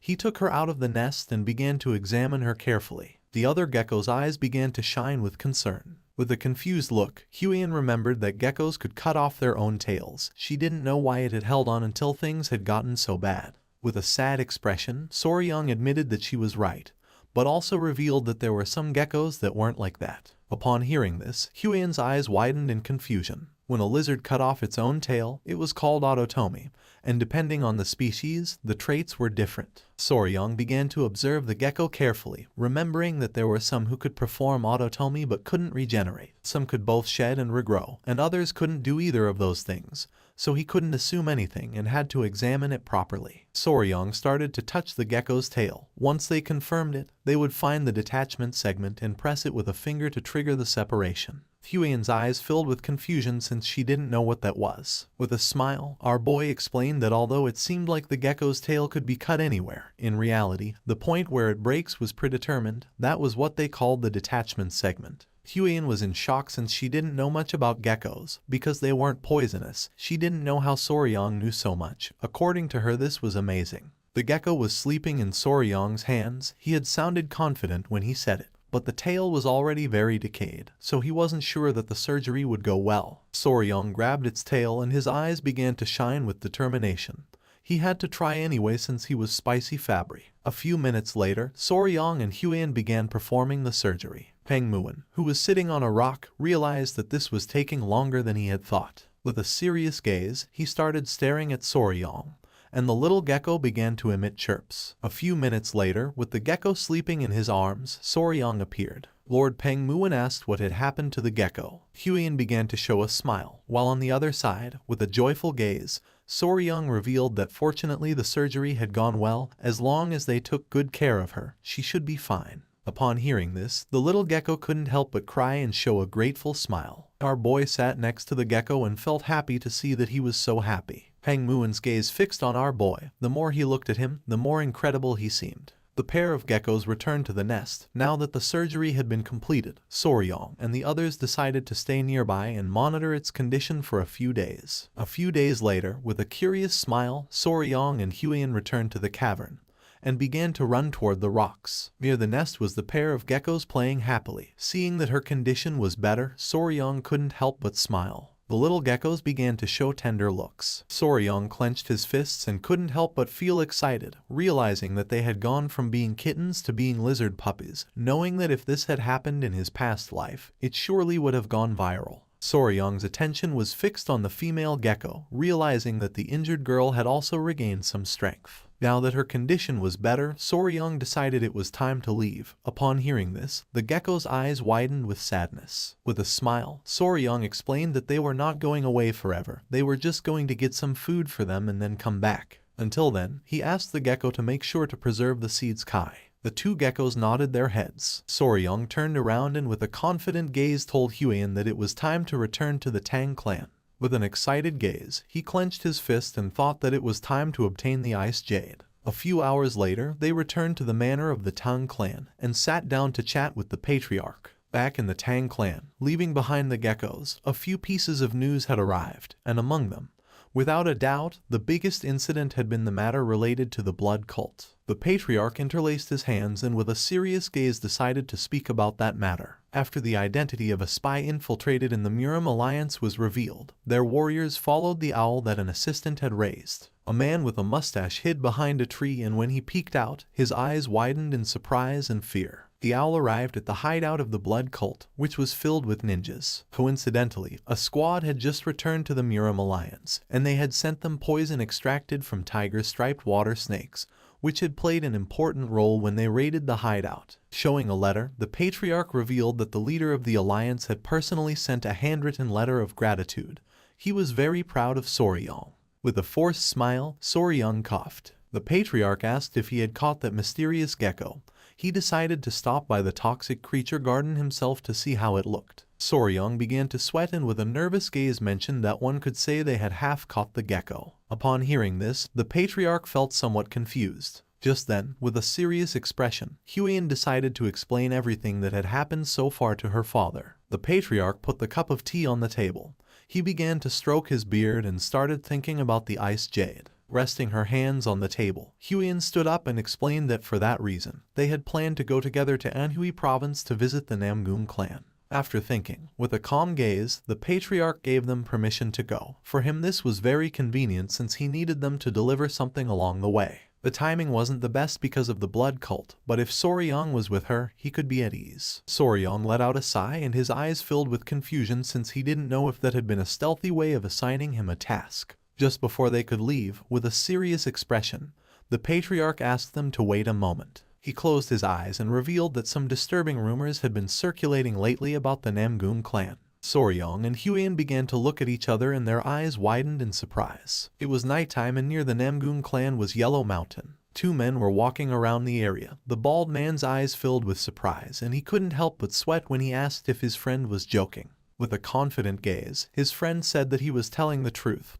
He again mentioned that the young lady from the Namgun clan was not normal. With an angry gaze, the bald man asked his friend to stop saying nonsense and not to make up dirty and scandalous rumors. His friend's attention was fixed on something. Not far from them there was a man lying on the ground. Upon seeing this, their eyes widened in fear. They began to run toward the man without knowing why someone had collapsed here. The friend placed his hand under the man's head without knowing if he was dead. Just then, the man began to smile. Their attention was fixed on the man and they could not help but feel even more confused. The man had not collapsed. Blood was coming out of his nose. He was red like a tomato and gasping heavily, as if he were in love. The men began to look at each other and felt even more confused. They carried the man on their back and decided to take him to the village thinking that he must be drunk. Not far from them, there was a woman hidden behind a tree, watching everything. The woman's body began to release a strange aura.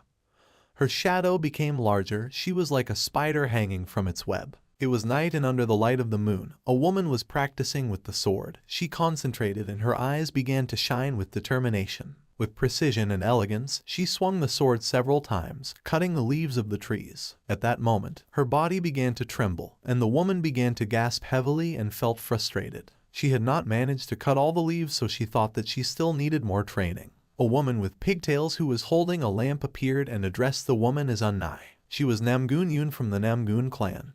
With a serious expression, she suggested returning now, since if they arrived late, they were going to be caught. Yoon knew that her father was going to scold her if they were caught this time. She admitted that the sword handling was great, but as the eldest daughter of their family, Unnai had to take better care of herself. Unnai began to observe Yoon in silence. Using her hand, she took off her hat and with a sincere gaze admitted that Yoon was right. She was the eldest daughter of the Namgoon clan, also known as the Flame Queen Peony or Soul. At that moment, she began to cough strongly. Seeing this, Yoon's eyes filled with concern since she did not know if Seul was okay. Unnai clenched her fist and her face turned pale, since she suffered from the disease called overflowing Kai deviation. At first, everyone in the family considered it a blessing. That was because the Kai channels were completely open, which made the construction of internal energy much faster, and there was no blockage at all in the circulation of pure Kai. The old man who was treating her mentioned that too many of her blood points were open, and her innate Kai was being depleted too quickly. With a worried expression, the father asked if there was no solution. The old man put his hand on his chin and began to ponder. With his face sweating, and with a sincere expression, the old man revealed that she needed yin energy, pure and strong yin energy, which should be used before her innate Kai or her life could be shortened. Back to the present, Unnai began to pant heavily and little by little began to run out of energy. Yoon approached her and with a worried gaze asked if she was okay. With a smile, Unnai asked her not to worry and suggested going back. With a confused gaze, Yoon asked if she was sure. Just then, Unnai's attention was fixed on the lamp. She felt identified and thought that she was like the oil flame inside this lamp. She began to stare at the lamp, knowing that she was a being who would disappear once the oil was consumed. She began to look towards the sky, knowing that she had to hurry and master at least the Emperor's sword style as soon as possible. Her attention was fixed on the moon, and while the wind was blowing, she thought that she should master the style before her body burned and disappeared. It was daytime, and somewhere on the Yangtze River there was a boat. On the boat were Soryang, Huan, and Gupi. Gupi began to point towards the water and asked Soryang to look, since the Beiji dolphin had appeared. Upon hearing this, Soryang's eyes widened in surprise, realizing that it was the Yangtze River dolphin. The dolphin emerged from the water and began to play. Soryang was in shock, since he could not believe that he was seeing with his own eyes a species that had gone extinct. And even though he liked insects and reptiles, dolphins were something different. With a smile, Huan mentioned that if they followed the Yangtze River, they would reach Wuhan, where the Muram Alliance was located. Soryang's attention focused on her. With a smile, he explained that according to his father-in-law's orders, they had to stop in Wuhan and deliver the red-necked keelback's poison. After that, they could get off the boat at Angyang, which was considered a safe zone. Huan began to show a smile and said that at this speed they could arrive at a much earlier hour. Soryang sat next to her and with a worried expression revealed that there was something he was concerned about. Huan sat next to him and with a curious gaze asked what it was. Our boy knew that if the ice jade was really so precious, then the Namgoon clan would not hand it over easily. He extended his hand and explained that this fact kept bothering him, no matter how he thought about it. She started laughing and asked him to trust her. She started imagining Unnai and revealed that the ice jade was of special use for the young lady Namgoon Seol. She needed to be able to eat it,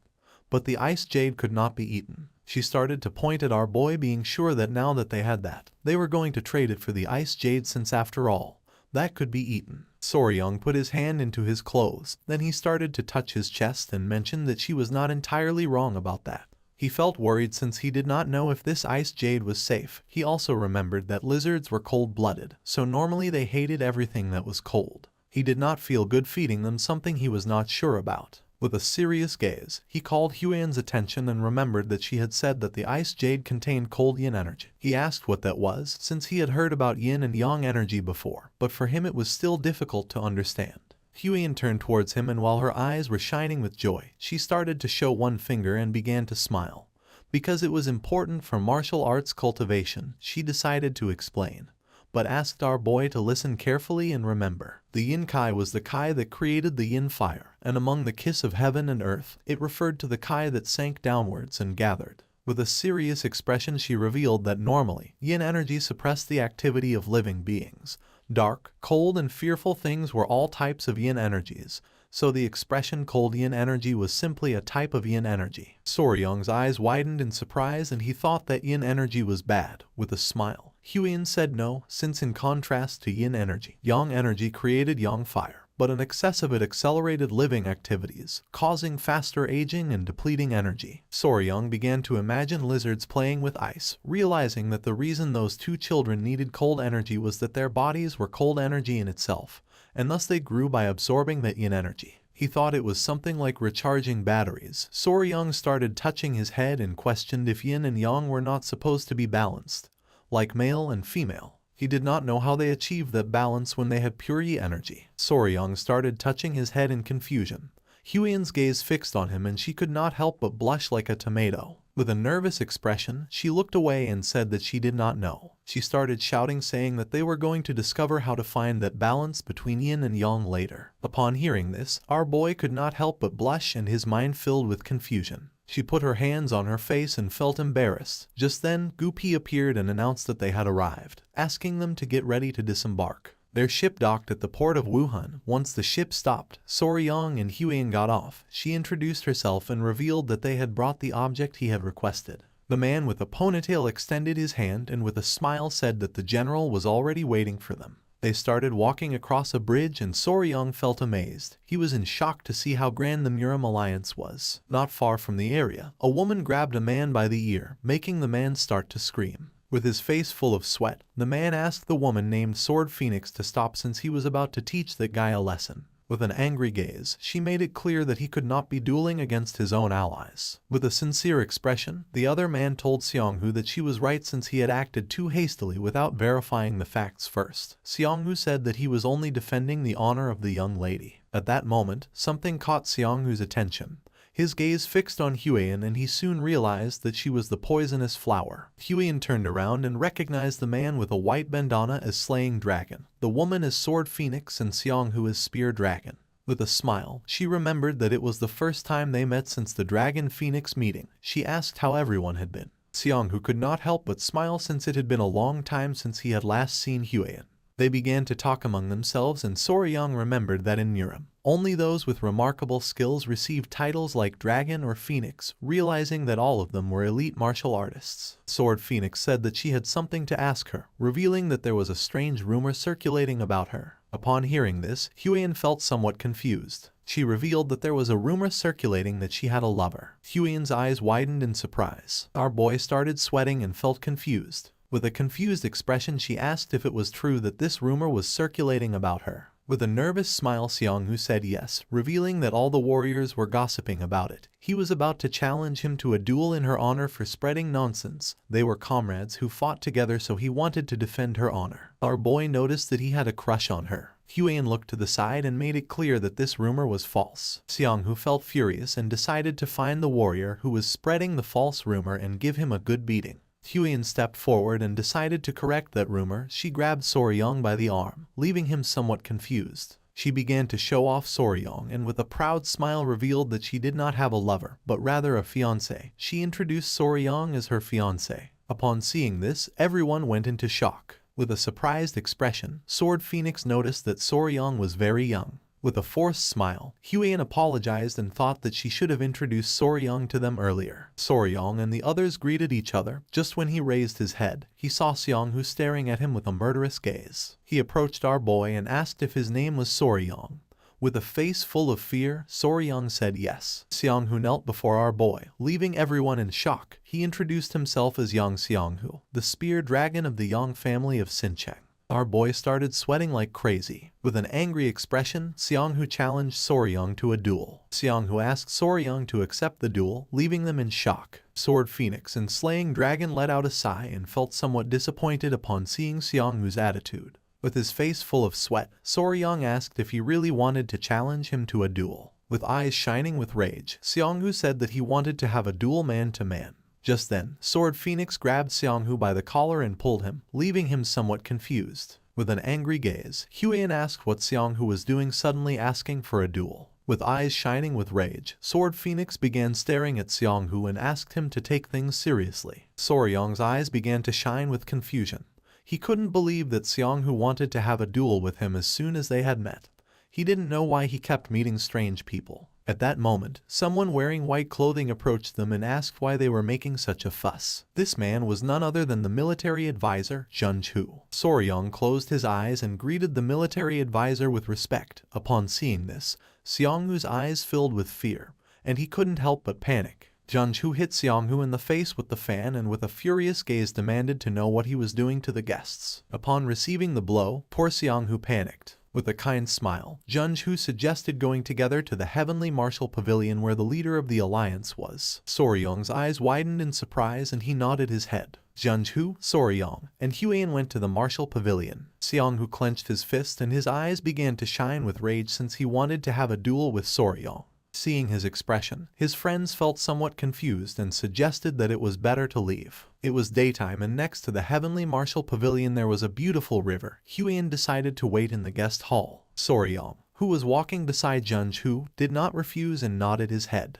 A girl who was in the guest hall began to sweat and with a nervous expression started pointing out the way, saying that first they had to go greet the leader of the alliance. Soryong's attention focused on her and he soon realized that she was a rookie and seemed a little lost. Junju began to smile and mentioned that they had caught that guy thanks to Soryong and explained that she was the one they had brought to replace the previous maid, who had turned out to be a spy, and because she was new, she was still somewhat inexperienced. Our boy began to show a forced smile. The maid closed her eyes and informed the leader that the general and the young warrior from the Tang clan had arrived. Upon hearing this, the leader gave them permission to enter. The door of the hall opened. The leader of the alliance was standing on the balcony enjoying the views. Junju and Soryong bumped their fists against their palms and bowed their heads to him as a sign of respect. Our boy introduced himself as Y Soryong from the Tang clan of Sichuan. Upon hearing this, the leader's eyes filled with surprise. With a kind smile, he asked them to come in since he knew that Soryong must be tired from such a long journey. Just then, something caught his attention, putting him on alert. He began pointing at our boy with his finger and with a serious expression questioned whether those little guys on his wrist and waist didn't bite just anyone. With a surprised expression, our boy said that they didn't bite just anyone. The little centipedes were sleeping under Soryong's clothes. He remembered that it was said the leader was one of the top 3 martial masters in all of Muram. He couldn't believe that he had instantly noticed the poisonous creatures wrapped around his body. They sat down to chat, and the leader got straight to the point and asked if Soryong had brought the venom from the tiger-striped water snakes. Soryong said that he had, and with a smile revealed that he had prepared as much as possible just before leaving. He had brought 3 bottles. Junju was in shock, and with a calm expression mentioned that when he was in Sichuan, he had seen the process of extracting that venom. A complicated task. It required a lot of work and effort to collect. He didn't know how to thank Soryong for having brought 3 bottles. The leader began to look at our boy and mentioned that he had heard that he had become the son-in-law of the Tang clan. Soryong turned his head toward him and nodded. The leader decided to ask about his parents, and Soryong revealed that he had no family.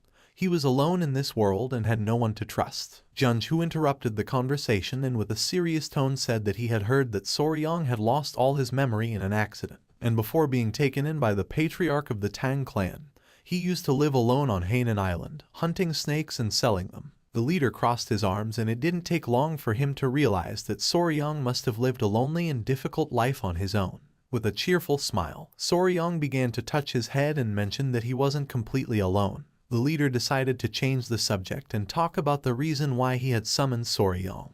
He knew that our boy had played an important role in the recent blood cult incident and wanted to grant him a reward. The eyes of our boy widened in surprise. With a nervous gaze, he mentioned that he had already told the general what he needed the last time. Junju began to show a smile. What Soryong had discovered was something enormous, enough to ensure that those disgusting leeches from the blood cult would never set foot on the Central Plains again. And according to him, this kind of service deserved more than just a simple reward. With a nervous expression, Soryong began to shake his hands in denial, revealing that it had been something he had stumbled upon while trying to save his people from them. If it was that gift which had already been promised to him, according to him that was more than enough for him. The eyes of the leader and of Junju began to shine with seriousness. The leader placed his hand on the table and asked if he had really stumbled upon it while trying to save his people. He stood up, crossed his arms, and couldn't help but smile, as he had been wondering why he felt a sense of closeness with Soryong.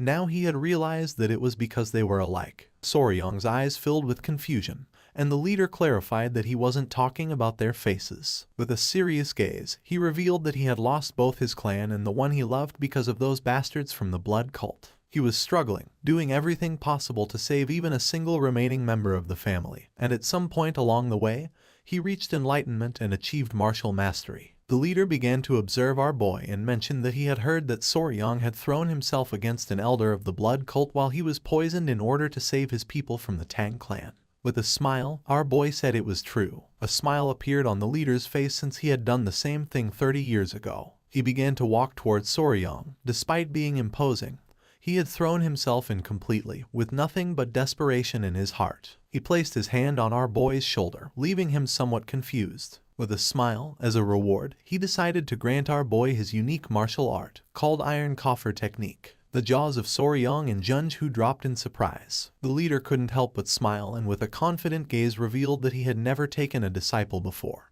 And when he died his martial art would disappear with him. He had no intention of pretending to be his master, so he decided to let the Tang clan know they didn't need to worry. Junju stood up and his face was covered in sweat. Our boy was open-mouthed and sweating like crazy. From the bottom of his heart, he thanked the leader and swore to make sure not to bring shame to his great name. Upon hearing this, a kind smile spread across the leader's face. Once night fell, Soryang was walking around the area carrying a heavy book. He held the book tightly. The alliance leader was granting him his own martial art. For now, Soryang had to keep it secret from everyone except for the elders of his clan, since if it were found out, he could become a target of the blood cult. He decided to return to the guest hall and thought that if he told Huiyan she would be delighted. Just then, a man appeared and began watching him in silence. The man asked our boy to wait. With a curious gaze, Soryang turned around and saw the furious Xianghu staring at him. Soryang couldn't help but tremble. Xianghu took a step forward and with a serious look said that he had heard that Soryang had passed through the heavenly martial pavilion. He had come since he still hadn't received an answer regarding their duel. Our boy was in shock to see how persistent this guy was. With a sincere expression, Xianghu admitted that he wanted to know if Soryang was a man worthy of marrying Huiyan.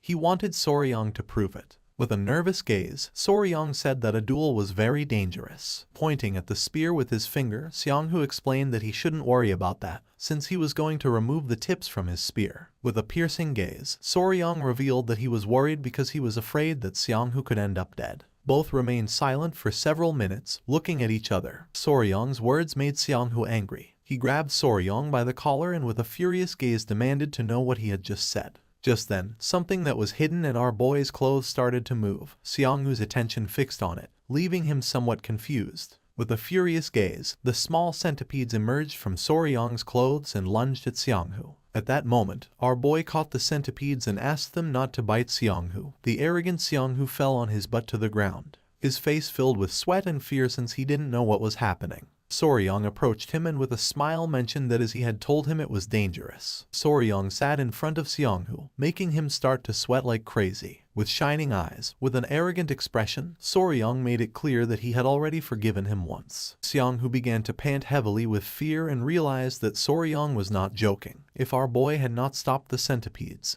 he really would have died. Soryang stood up and began to show a penetrating gaze. Xianghu realized that he was a fearsome man. In Yan Xianghu's eyes, Soryang was like a monster. Our boy asked if he was okay, and at that moment, Huiyan appeared and with a confused gaze asked what they were doing. Upon hearing her voice, Soryang's eyes widened in surprise, making him panic. With eyes shining with rage and a murderous intent, she questioned whether Xianghu was planning to harm Soryang. Resting his hand on Xianghu's shoulder, with a forced smile, Soryang explained that there had been a misunderstanding. He had gotten lost after leaving the pavilion, and at that moment Xianghu had appeared and offered to show him the way, so for this reason, they were together. Huiyan began to ponder in silence. She did not know whether to believe that Xianghu had offered to show Soryang the way. Upon observing closely, she saw that the centipedes were restless. With a nervous gaze, Soryang placed one of the small centipedes on Xianghu's head and mentioned that after chatting he wanted to show the centipedes to Xianghu. So he had asked Xianghu to release a bit of killing intent and this was what had happened. Our boy explained that he was only joking with Xianghu. Xianghu was confused, but decided to play along with Soryang. He stood up and placing his hand on his shoulder, with a smile mentioned that Soryang was right. Huiyan's eyes filled with suspicion. She didn't know if they were telling the truth. She thanked Seonghu for guiding Soryong and decided it was time to return to the reception hall. With a nervous smile, Soryong nodded and started running. Seonghu put his hand on top of his head and let out a sigh of relief since he had narrowly avoided getting into trouble. While Soryong was walking away, he turned around and with a smile made it clear that he had saved Seonghu's life twice. After saying this, they left. Seonghu's jaw dropped in confusion. He didn't know what was happening. The next morning, the ships began to arrive at the port. Soryong, Hyeon and Gupi got ready to leave. With a smile, she greeted Seonghu and the others by bowing her head and explained that they had something to do, so they had to go, thanking everyone for their kindness. Slaying Dragon asked both of them to take care. Just before they could leave, with a curious gaze, Sword Phoenix asked Soryong to wait a moment. Then, she placed her hand on Seonghu's shoulder with eyes full of nervousness. He bowed his head to Soryong as a sign of respect. Sword Phoenix mentioned that she had heard what Seonghu had done and thanked Soryong for his generosity. Soryong's eyes widened in confusion. Seonghu started touching his head and with a nervous gaze thanked our boy, explaining that after talking with Sword Phoenix at night, he had realized how foolish he had been. A proud smile appeared on the faces of his friends. With eyes full of tears, he clenched his fists and revealed that he had convinced himself when he saw Soryong's great tolerance, who had covered up his bad manners. According to him, Soryong was the most suitable as Hyeon's fiancé. He asked our boy to take good care of her in the future. Soryong said goodbye to them and couldn't help but smile.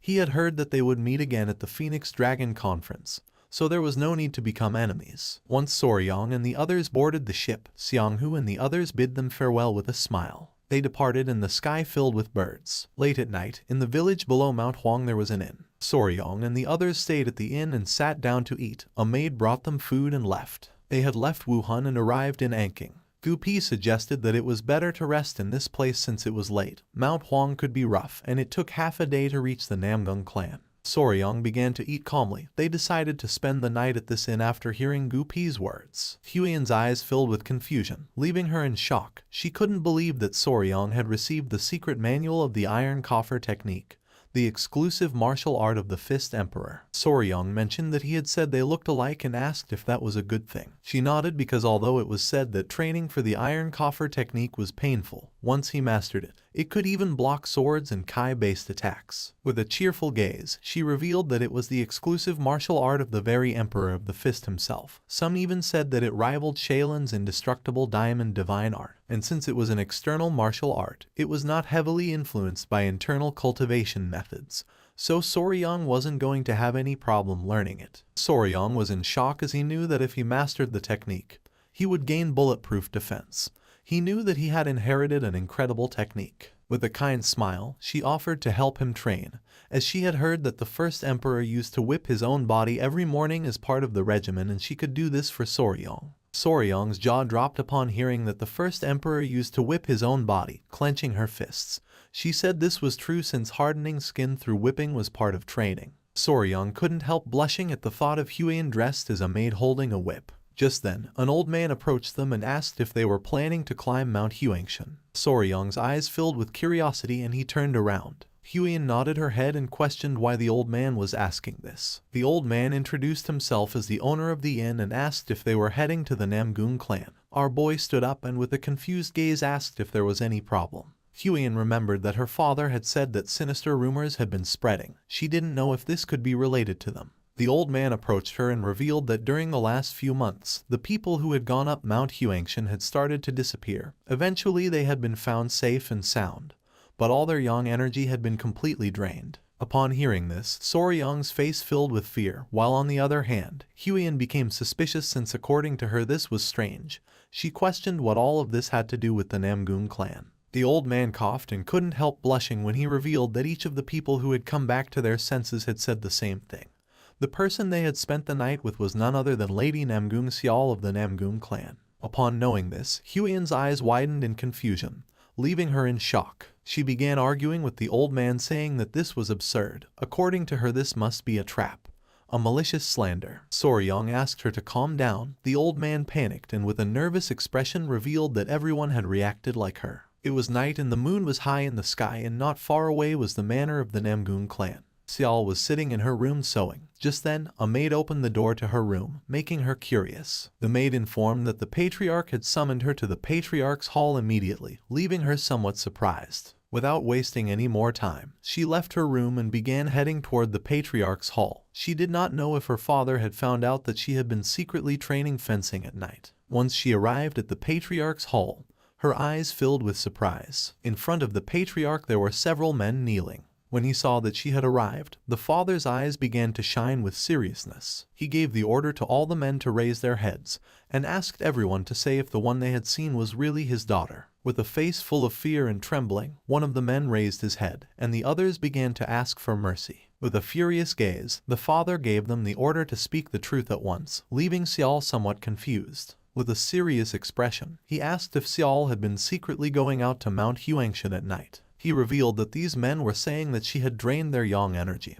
Her eyes widened in fear and confusion. Her face filled with fear and she couldn't help but cry. The father began to point at her and asked her to speak clearly. With a sincere gaze, she admitted that it was true that she had been training with her sword in the valleys of Mount Huangshan the last few days, but swore that aside from training with the sword, she hadn't done anything else. The father turned toward the men and said that his daughter had declared herself innocent, so they must provide solid evidence of what they claimed to have seen. With eyes full of tears, the fat man swore that they only spoke of what they had seen with their own eyes.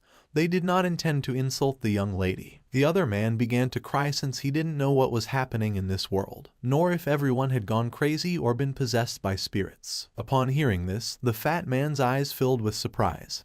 He stood up and said that there was a mole. The patriarch became curious and asked which mole he was talking about. Pointing at his chest, he revealed that the woman they had seen had a mole on her chest. With a curious expression, the father thought this was nonsense, turned around and asked Xiao if it was true. She put her hand over her mouth and her eyes began to shine with fear, leaving her in shock. Seeing her expression, the father couldn't help but get angry. He couldn't believe that this was true. Huiyan and Soryang left the inn and began to walk through the forest. Huiyan's face was full of rage. Our boy approached her and with a curious expression asked if she was still upset about what the innkeeper had said. Despite being so, she denied it. In front of them was Gupi, who carried all the luggage in his backpack. With a furious gaze, Huiyan turned around and made it clear that it was ridiculous to think that Namgung Xiao was absorbing men's masculine energy every night. Soryang's eyes widened in fear, realizing that she was upset. Huiyan let out a sigh. With a sincere expression, she apologized since she didn't want to get angry.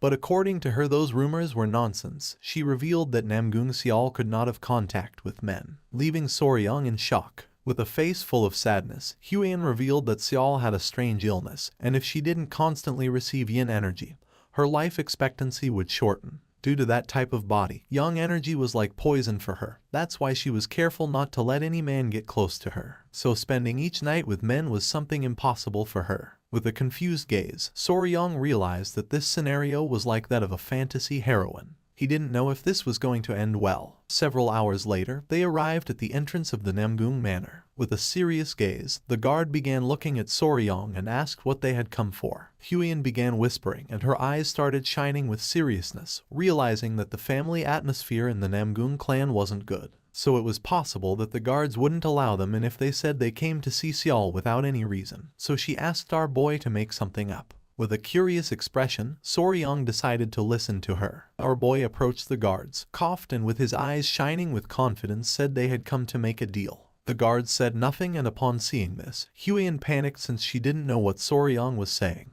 Seeing that the plan hadn't worked, our boy couldn't help but sweat. Just then, someone opened the door upon hearing the commotion. Upon seeing who this person was, Soryang and Huiyan's eyes filled with surprise, leaving them in shock. This person was Namgung Yoon. She was just as surprised to see Huiyan. Thanks to her, Soryang and the others entered the clan's manor, and Huiyan and Yoon began to dance with joy. Yoon was happy since it had been a long time since the last time she had seen Huiyan. With a smile, Huiyan mentioned that it had been 2 years since the meeting of the 7 families. With a confused expression, Yoon asked what Soryang meant by making a deal.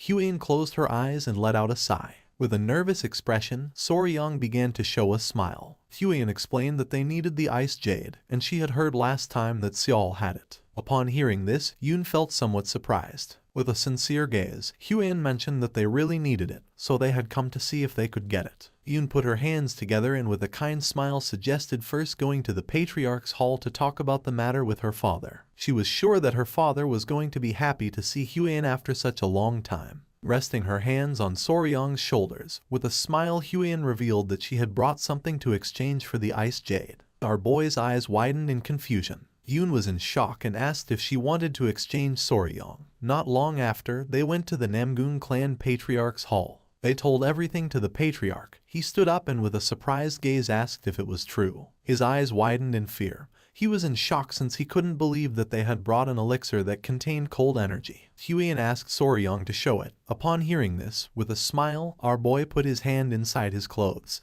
took out the elixir, and placed it on the table. The Patriarch's attention was fixed on it and his mind was filled with surprise. Inside the elixir there was something shining. With a curious gaze, the Patriarch asked if he could take a closer look, and with a smile Soryong gave him permission. Soryong couldn't help but sweat. It was an elixir that he had brought very carefully, keeping it in his arms. He hoped that they would accept this exchange. The Patriarch began to examine the elixir carefully, and mentioned that the purity of cold kai was very high.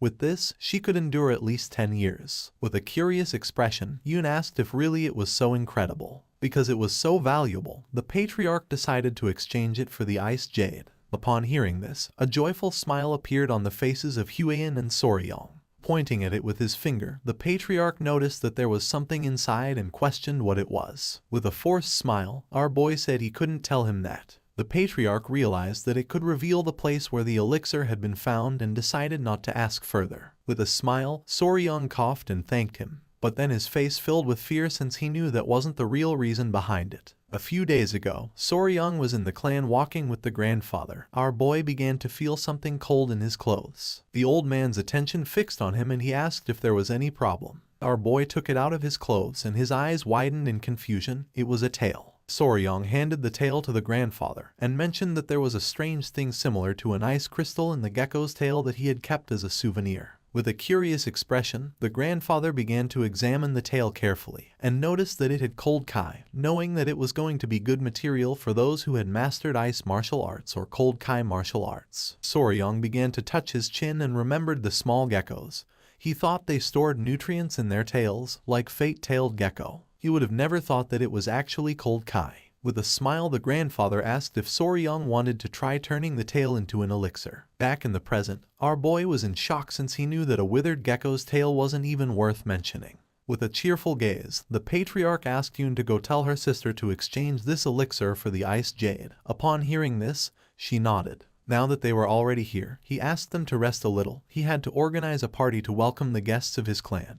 He also noticed that Huan was close to Seol. He revealed that his daughter had gone through something difficult recently and wondered if she could comfort her while she was here. With a smile, Huan did not refuse. They stood up and Yoon decided to guide them to the guest residence. They left the mansion and began walking. With a smile, Yoon mentioned that thanks to Huan, her father was in a good mood. These past few days, they had been walking on thin ice. With a curious gaze, Huan asked what had happened to Seol since she had heard rumors near Mount Huangshan. Yoon's eyes filled with surprise upon noticing that she knew that. Her eyes began to shine with sadness because she didn't think Seol would do something like that. But since they hadn't been able to find any clues, she was locked in the confinement room and had to be marked with virginity sand to prove her innocence. Huan was in shock and Soryong was somewhat confused. Virginity sand was something women applied on their bodies to demonstrate that their body was pure. If you raise a gecko in a jar and feed it cinnabar, its body will turn red. Huan revealed that afterwards it was ground into powder and applied to the woman's body. If her body was pure, that blood mark could not be washed off even with water. Upon hearing this, Soryong's eyes widened in surprise and confusion. He was furious since identifying a maiden was the task of a unicorn,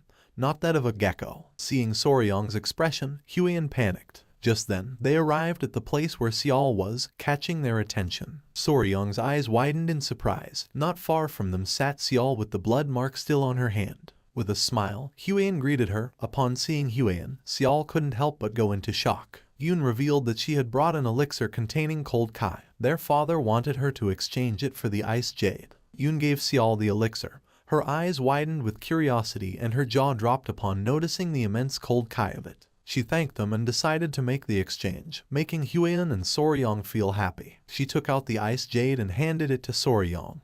Our boy began to observe it carefully and couldn't help but smile. Just then, with a sad gaze, Seol let out a sigh. The attention of our boy and Huiyan focused on her. With a sincere gaze, Huiyan admitted having heard the rumors. She didn't believe that Seol would do something like that, so she asked her not to get too discouraged. With an expression full of sadness, she mentioned that there were many witnesses who knew where her mole was. Soryong's eyes filled with emotion upon realizing that this was a mysterious case. He put his hand over his face and couldn't help but smile. Our boy was an expert in this kind of thing, and in his previous life he was called Sherlock Faber when they played escape in deduction rooms. With a smile, he asked if Seol had ever bathed alone in a pond or river at night. She began to observe our boy and felt confused. With a serene expression, Huiyan asked if he wanted to know if someone had been spying on her. Soryong's jaw dropped when he realized she was right. With her face full of sweat, Seol admitted never having bathed outside, and even if they had seen her, they had no reason to defame her. The people who were in the reception hall were like family since they lived together in the village at the foot of the mountain.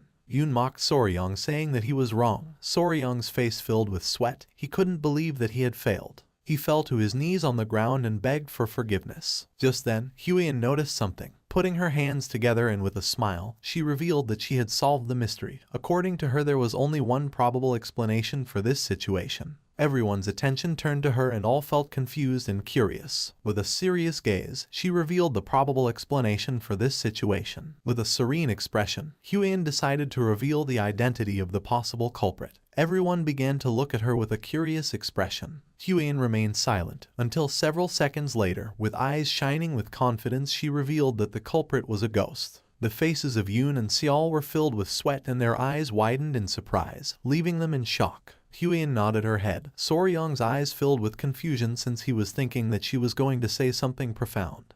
He didn't know why she suddenly started talking about ghosts. With a curious expression, Soryong began to touch his chin and started thinking about it. He remembered encountering the ghost of the blue-spotted centipede after it died, so this situation wasn't so absurd. Soryong extended his hand and asked Seol if by any chance she had touched or done something strange lately, like eating the inner core of a spiritual beast. Seol began to ponder and with a serious gaze revealed that she had recently touched an acorn and also a tree branch. Soryong and Huiyan began to sweat and felt confused, realizing that this was what they called idiotic charm. Seol's eyes widened in surprise. She clasped her hands and remembered something. She revealed that while she was training alone at night, she felt the presence of someone. It was as if someone had been watching her all the time. With a confused expression, Yoon asked her sister if this was true. Seol nodded her head. She had no doubt about it. She had clearly felt it. At first she thought it was Yoon, and when she went to check there was no one. She put her hand on her chin and couldn't help but wonder if she was being too sensitive. Soryong began to observe her, knowing that this was a suspicious situation.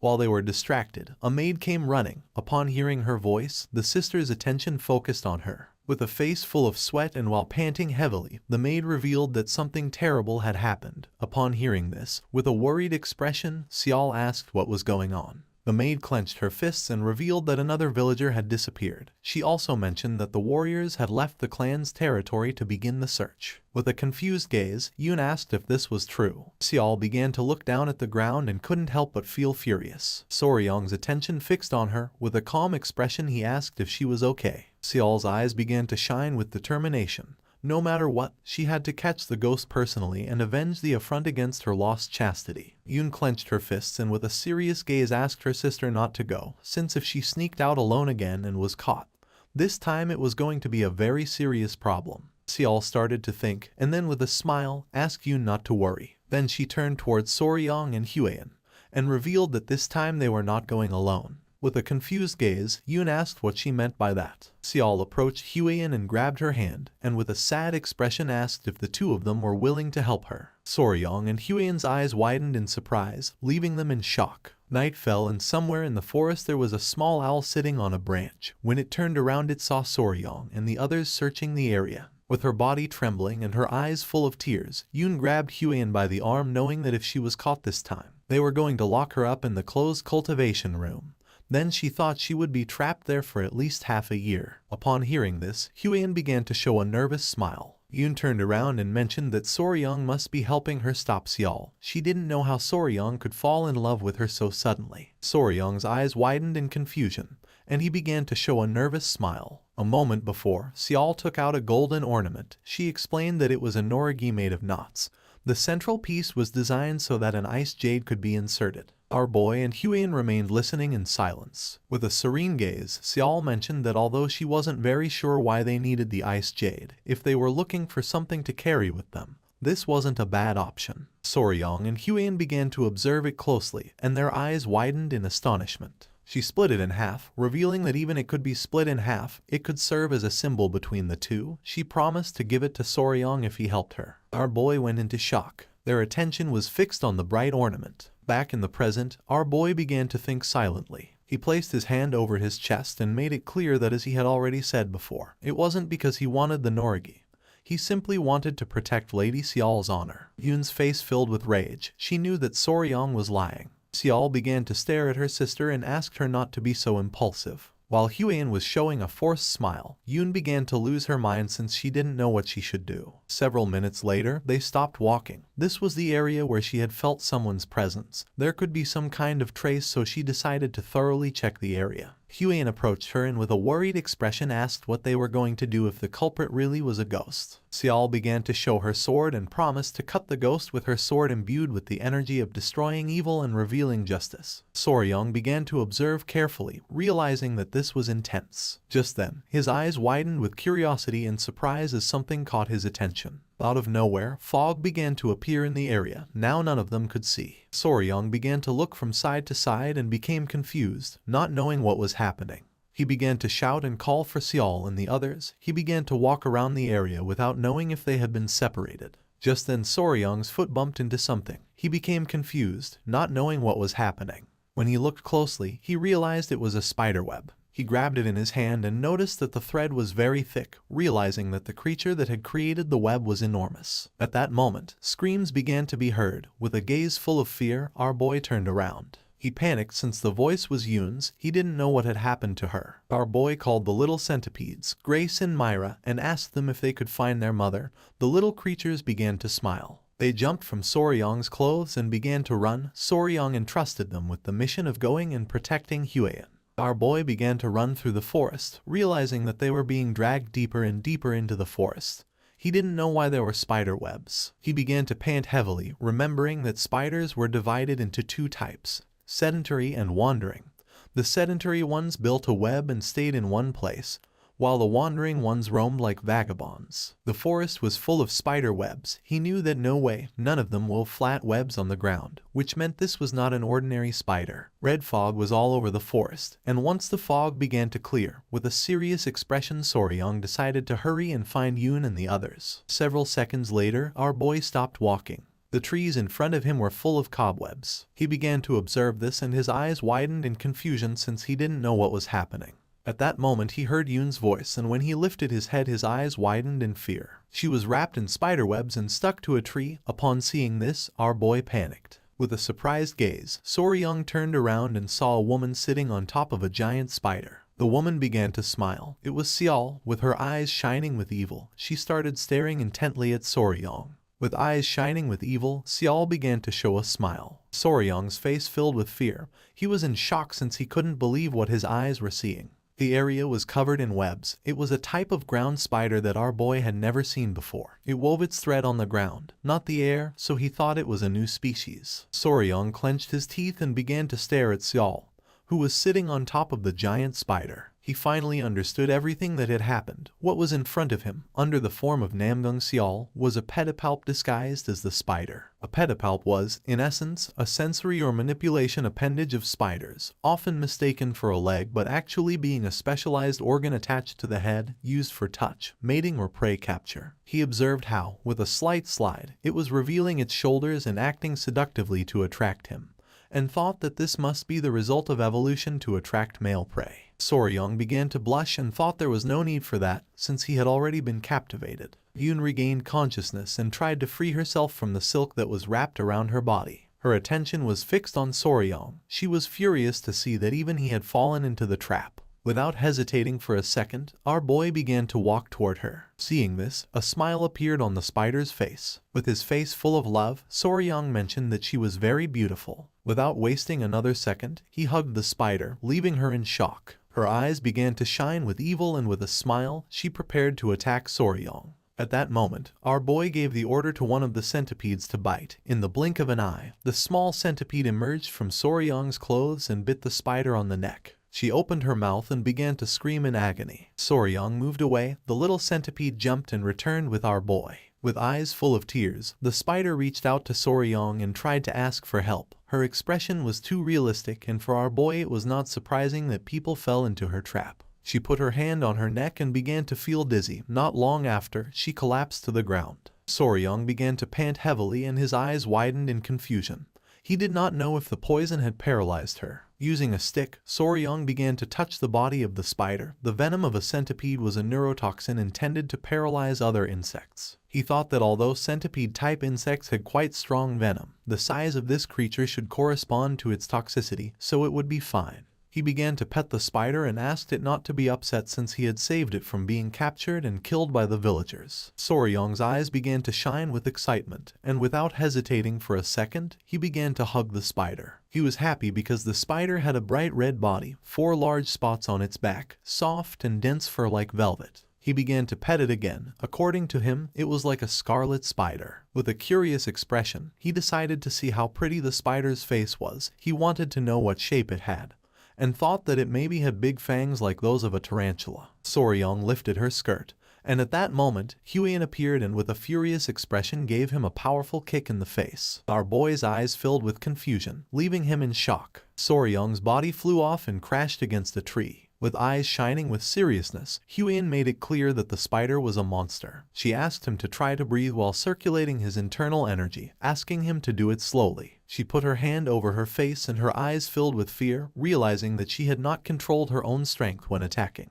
Soryang began to gaze toward the sky. He seemed to have lost consciousness. Several minutes later, he stood up. With a worried gaze, Huiyan asked if he was okay. Our boy became somewhat confused. With eyes full of fear, she revealed that the mist surrounding the forest was clearly the work of the spider. Inhaling the mist made men's desires increase so much that it was like an aphrodisiac. She inhaled a little and was very surprised, so she forced the mist out of her body with her internal energy, and then came to where Soryang was. With a serene expression, Soryang revealed that he had not felt anything strange. He put his hand on his chin and came to the conclusion that the villagers acting as if they had been possessed was the work of the mist. He did not know if it was some kind of pheromone that spiders released. He started to touch the spider and asked Huiyan what this monster was. It could release mist and was gigantic and poisonous. Huiyan couldn't help but feel afraid when she saw that Soryang was touching the spider. She began to look at the ground and apologize to Soryang. She put her hands over her face and started blushing like a tomato. She had thought that Soryang had been seduced by the spider. Soryang was confused, but she was right. In a different sense,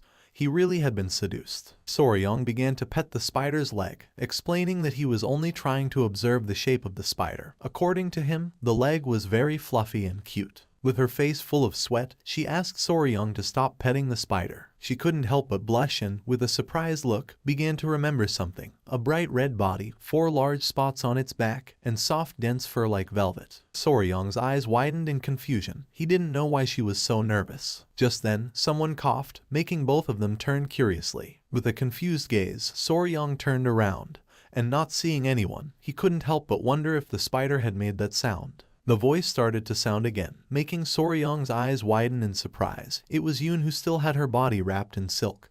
Our boy panicked since he had completely forgotten about her. She began to cry, and upon seeing this, Soryang quickly lowered her, and they placed her body on the ground. Huiyan and Soryang sat next to her. Yoon's face was pale and she was gasping heavily. She was breathing, so he realized that she was only paralyzed. Upon hearing this, Huiyan felt relieved. It was night, and Soryang mentioned that now all that remained was to find Seol. Now that the mist had disappeared, Huiyan was sure of being able to find her soon. Our boy stood up and decided to do one thing before going to look for Seol. Huiyan's attention fixed on him and she couldn't help but feel somewhat confused. He started to tie the spider's body using the threads of its silk. Several seconds later, our boy completely tied the spider's body. He started to drag the spider's body and decided to take it back to the clan to check what kind of monster it was. He was sure that it was not a creature. Huiyan did not refuse. Not long after, Xiao began to make her way through the forest and move toward them. Upon noticing this, Huiyan's eyes filled with surprise. Xiao's eyes began to shine with worry upon seeing that Yun was lying on the ground and gasping heavily. Her eyes filled with tears and rage. The spider had not only dared to stain her honor, but had also dared to hurt her little sister. She began to draw her sword and prepared to kill the spider. Seeing this, Soryang panicked and asked her to wait. Without hesitating for a second, Soryang started running and stood in front of the spider. Seeing this, Xiao stopped. She began pointing at the spider with her sword and with a serious gaze asked our boy to get out of the way. With an expression full of determination, Soryang stood firm in his decision and refused to step aside. Upon seeing this, Xiao felt confused. Soryang began to point at himself with his finger and made it clear that he had been the one who had caught the creature, so now it was his. Huiyan's eyes widened in surprise, leaving her in shock. Xiao began to gaze toward the ground in silence, not knowing what to do. She let out a sigh, and while her eyes were shining with rage, she began to stare intently at Soryang and asked what he had just said.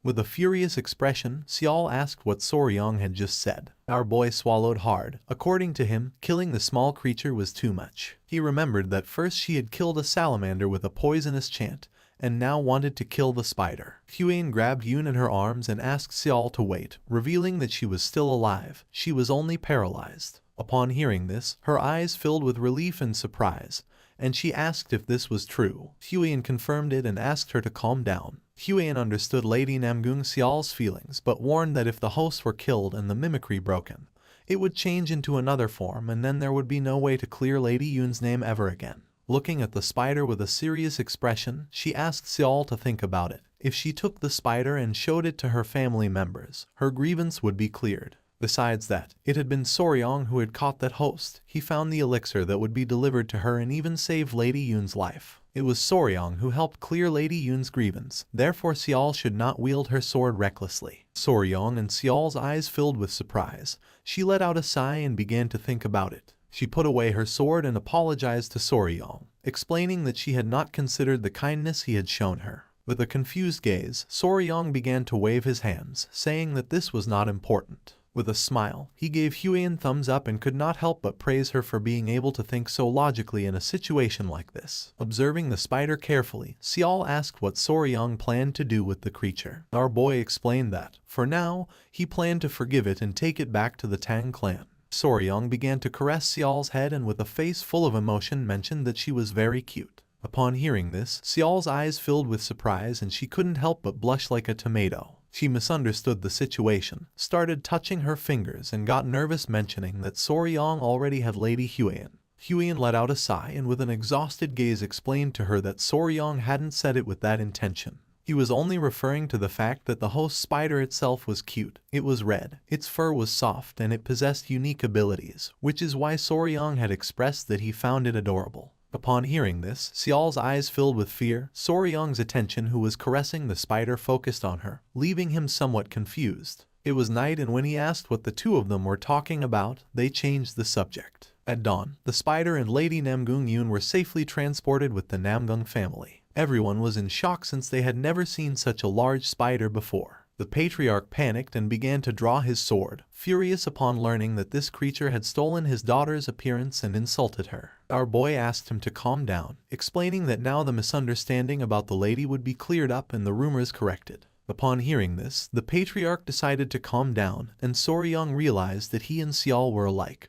After all, they were father and daughter. The patriarch extended his hand to express his most sincere gratitude to the young warrior. He declared that it was as if he had saved the lives and honor of his two daughters and assured that the Namgung clan would never forget such kindness, so they would honor his wishes. Pointing at the spider with his finger, our boy mentioned with a smile that, just as he had said, he would take that guest with him. The patriarch showed no objection but mentioned that there was one thing that worried him. Upon hearing this, our boy became somewhat curious. The patriarch was in shock to see that the creature was still in the form of his daughter Xiao. He reasoned that, if that creature had stolen his daughter's appearance, it could also change into another form. Therefore, he asked if it could not at least adopt a different appearance. He never wanted to experience such doubts about his own daughter again. Soryang put his hand under his chin and began to ponder. He understood that, although he had secured ownership of the creature, there still remained the matter of image rights, and he wondered what should be done about it. Just then, he turned around and his eyes filled with surprise. Suddenly everything was becoming chaotic. He ran up to Gupi and asked what was happening. Gupi reported that the crowd was very agitated.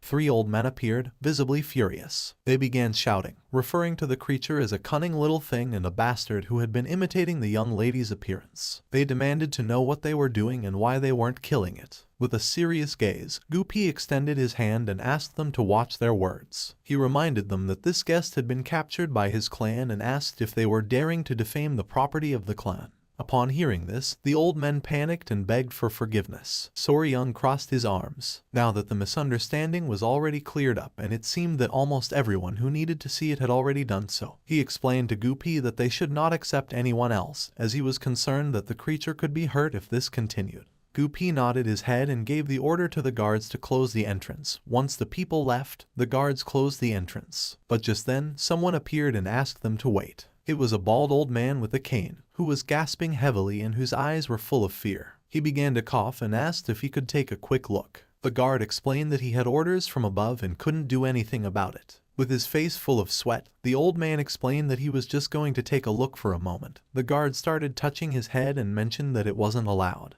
With a smile, our boy asked the guard to show him, since he realized that he had come a long way despite his poor health. The old man's eyes filled with surprise and with a grateful expression, he thanked our boy. The old man approached the spider and began to observe it carefully. Soryong and the others remained silent. The old man's eyes filled with tears, and upon seeing that it was true, the spider's attention focused on him and its eyes widened in surprise. The old man turned around and asked if Soryong was going to kill the spider as the others said. With a calm expression, Soryong replied that he would by no means do so. He explained that it was a precious creature and he planned to take it to Sichuan to raise it properly in the Tang clan. Although its diet might seem unusual, it was simply a guest. According to him, this was something predetermined by the heavens, and it wasn't the little creature's fault. The old man's eyes filled with tears of joy, since he had never heard anyone say something like that. He decided to trust him. Without wasting any more time, the old man began to untie the ropes that were around the spider. Seeing this, Soryong and the others panicked. With eyes shining with concern, our boy revealed that this was very dangerous. After untying the spider, the old man began to caress it, and the spider's eyes began to shine with joy.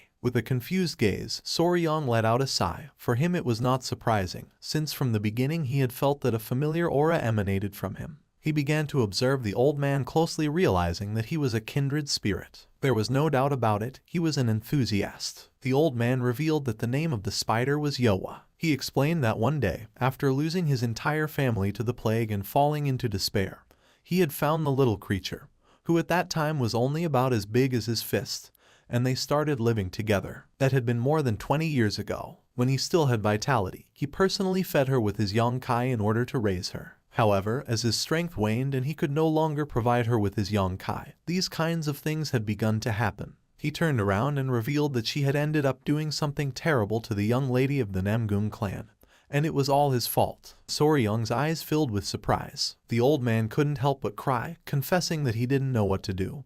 He had been wandering in anguish, but now that a gentleman as kind as him had taken her in, he could finally rest easy, so he begged him to please take good care of his Yowa. Soryong greeted the old man with respect, bowed his head before him and promised to raise her well. With tears in his eyes, the old man explained to Yowa that he was already old and could no longer take care of her. He asked her, please, to follow Soryong and live a long life. Yowa and the old man gave each other a hug, and the creature's eyes filled with tears. Soryong felt moved and couldn't help but cry, amazed that a pet could understand human speech and respond to emotions in that way. He wondered how much time they must have spent together, realizing that the old man had truly treated and treasured her like a daughter. He reached out his hand and asked the old man to please stop. He asked if he would consider following them to Sichuan, suggesting that it might be better for them to go together instead of simply parting ways. The old man refused and, with tears in his eyes, explained that he deeply appreciated his words, but he was no longer young enough to endure such a long journey.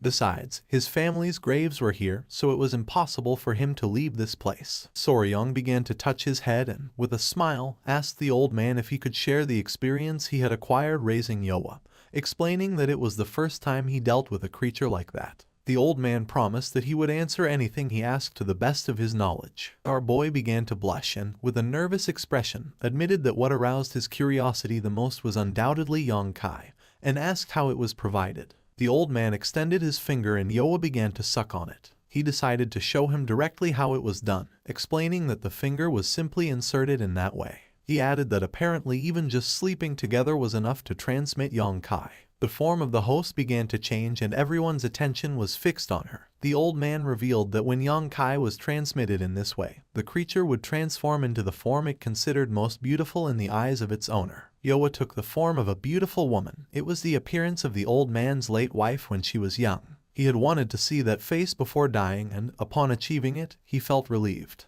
With a curious gaze, the old man asked if Soryong wanted to try. Our boy approached her and began to ponder silently. Our boy inserted his finger into Yoa's mouth, and not long after, her form began to change again, causing Soryong's eyes to widen in surprise. His eyes began to shine with excitement as he wondered what form it would take, assuming that, naturally, it would be Lady Huiyan's. The spider began to change shape, and upon seeing the form that it had taken, the old man and Soryong went into shock. Goopies and the patriarch's eyes filled with fear and surprise. They asked if that new form was to her liking. The spider began to change shape and took the form of a wooden doll. The old man's eyes widened in confusion and surprise. According to him, this form was, without a doubt, the appearance that Yoa had shown only once before taking human form. Goopy panicked and asked Soryong why she did not appear as Lady Huiyan. Our boy was not very sure. Soryong began to sweat and feel dizzy. He understood that the reason why Yoa, or rather, the creature, had been able to maintain Namgung Xial's appearance all that time was because most of the villagers considered her the most beautiful woman.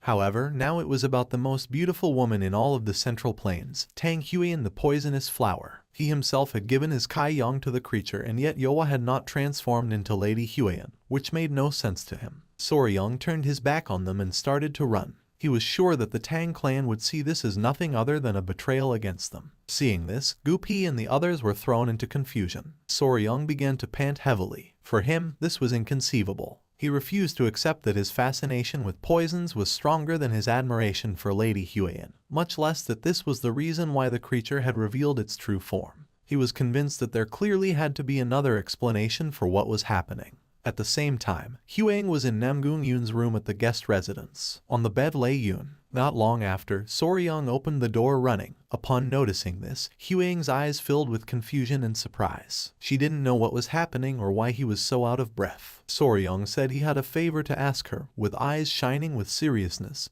he asked if he could hug her. This made her blush like a tomato. With a forced smile, Soryong began to wave his hands and asked her please not to misunderstand him, saying that it wasn't like that. Although later, changing his mind, he considered aloud that maybe a misunderstanding wouldn't be so bad after all. She stood up and clenched her fists and couldn't help but get nervous upon realizing that in the end he had found out. She put her hands over her face and revealed that she had not intended to hide it on purpose. She had only read about it in books, so she was not sure herself and, consequently, had not been able to say anything. Soryong became confused since he did not know what she was talking about. She began to gasp and decided to talk about that spider, revealing that it was one of the 10 great venomous creatures of the Central Plains, the human-faced spider. Our boy was paralyzed, not knowing how to react. His eyes filled with surprise. He could not believe that Yoa was one of the 10 great venomous creatures of the Central Plains. With an embarrassed look, Huiyan began to touch her fingers and swore that she had never intended to deceive him. She had only thought it would be better to be sure first, because of the promise they had made in the past. Soryong began to observe her carefully, realizing that this was the reason why she had been hesitating. She began to approach Soryong knowing that a promise was a promise. Without hesitating for a second, she gave our boy a hug. Soryong couldn't help but blush like a tomato, but then someone coughed, making his eyes widen in surprise. It was Yun who was awake and, with an embarrassed expression, asked if she should give the two of them some space. Seeing that she was awake, our boy panicked, and upon seeing his expression, she got nervous and started to gaze off to one side. It was already daytime and the sun was shining high in the sky. And 2 days later, Soryong began saying goodbye to Xiao and the others. Xiao began waving goodbye to them and thanked them deeply, promising she would never forget that debt of gratitude. The incident came to an end, and they departed from the Namgung clan. Fortunately, after Yoa consumed Soryong's Yong-kai, she transformed into the appearance of Lady Huiyan. He assumed they would no longer have to worry about those piercing gazes. With a kind smile, he asked her if she was okay, asking her to hold on a little longer and assuring her that he would let her out as soon as they arrived. Upon hearing this, Yoa couldn't help but feel happy. Yoa was inside a cage. Gupi reached out his hand and asked Soryong if he had any idea about the next part of the journey. Soryong explained that originally, after recovering the ice jade, he had been planning to head directly to Mount Gonga, where the fat-tailed geckos lived. But now that they had brought Yoa along, he was debating whether they should stop by the Tang clan first, since he wasn't sure if Yoa could endure an even longer trip. Yoa began shaking her head no, and upon noticing this, Soryong became confused, not knowing if she was okay.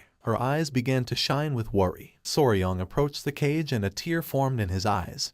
He couldn't believe it. He wondered if she was really worried about him. Thinking that she was such a kind and gentle soul moved him deeply. He thanked Yoa and promised her that he would take them there as quickly as he could. With a confident look, Soryong turned around and decided to go directly to Mount Gonga as planned. They would take the fat-tailed geckos and Yoa and return together to the Tang clan. Gupi nodded his head. They began sailing down the river. The sky was full of seagulls, and our boy was enjoying the views. Two people who were on the ship began to talk to each other. One of them asked the other if he had heard the news that, apparently, the leader of the alliance had personally led the Blue Dragon unit on an expedition this time. The other mentioned that he had heard that the guys captured during the recent raid on the Blood Cult base had revealed information about the locations of other fortresses. With a worried expression, the boy with a ponytail revealed that he had heard there were barely any casualties in that battle, which seemed quite incredible to him. It was said that someone had managed to create a poisonous mist that only affected members of the Blood Cult. Soryong was in shock since they were talking about him.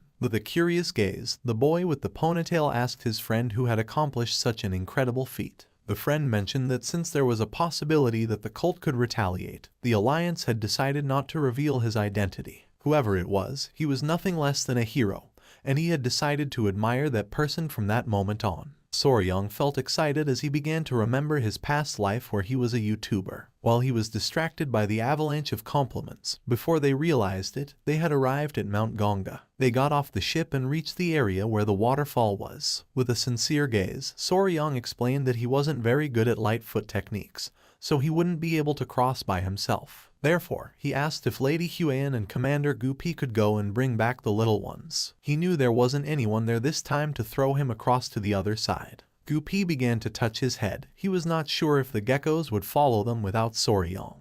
With a sincere gaze, Huang admitted that Gupi was right. She told Soryong that it would probably be better if he went in person, or else she asked him if she should try to extend a wild kudzu vine to the other side. With a confused expression, one of the warriors began to point toward the sky and asked Soryong to look. Our boy became somewhat confused and turned around. Yoa was climbing the mountain. Soryong panicked and asked her to come down. At that moment, the spider decided to use its silk and made a beautiful jump, passing over Soryong. She landed in front of them. The eyes of Soryong and the others were full of surprise. Yoa began to stretch her arms, and Soryong's attention was fixed on her. He wondered if that was ballooning and if Yoa was telling him that she could also fly because she was a spider. Ballooning. Most people didn't know it, but spiders, despite not having wings, were insects that could fly. By giving their body to the wind, they could fly dozens or even hundreds of kilometers. This phenomenon was called ballooning. Sometimes, while walking down the street, if one suddenly felt like they had walked into a web suspended in the air, that was the trace left by ballooning.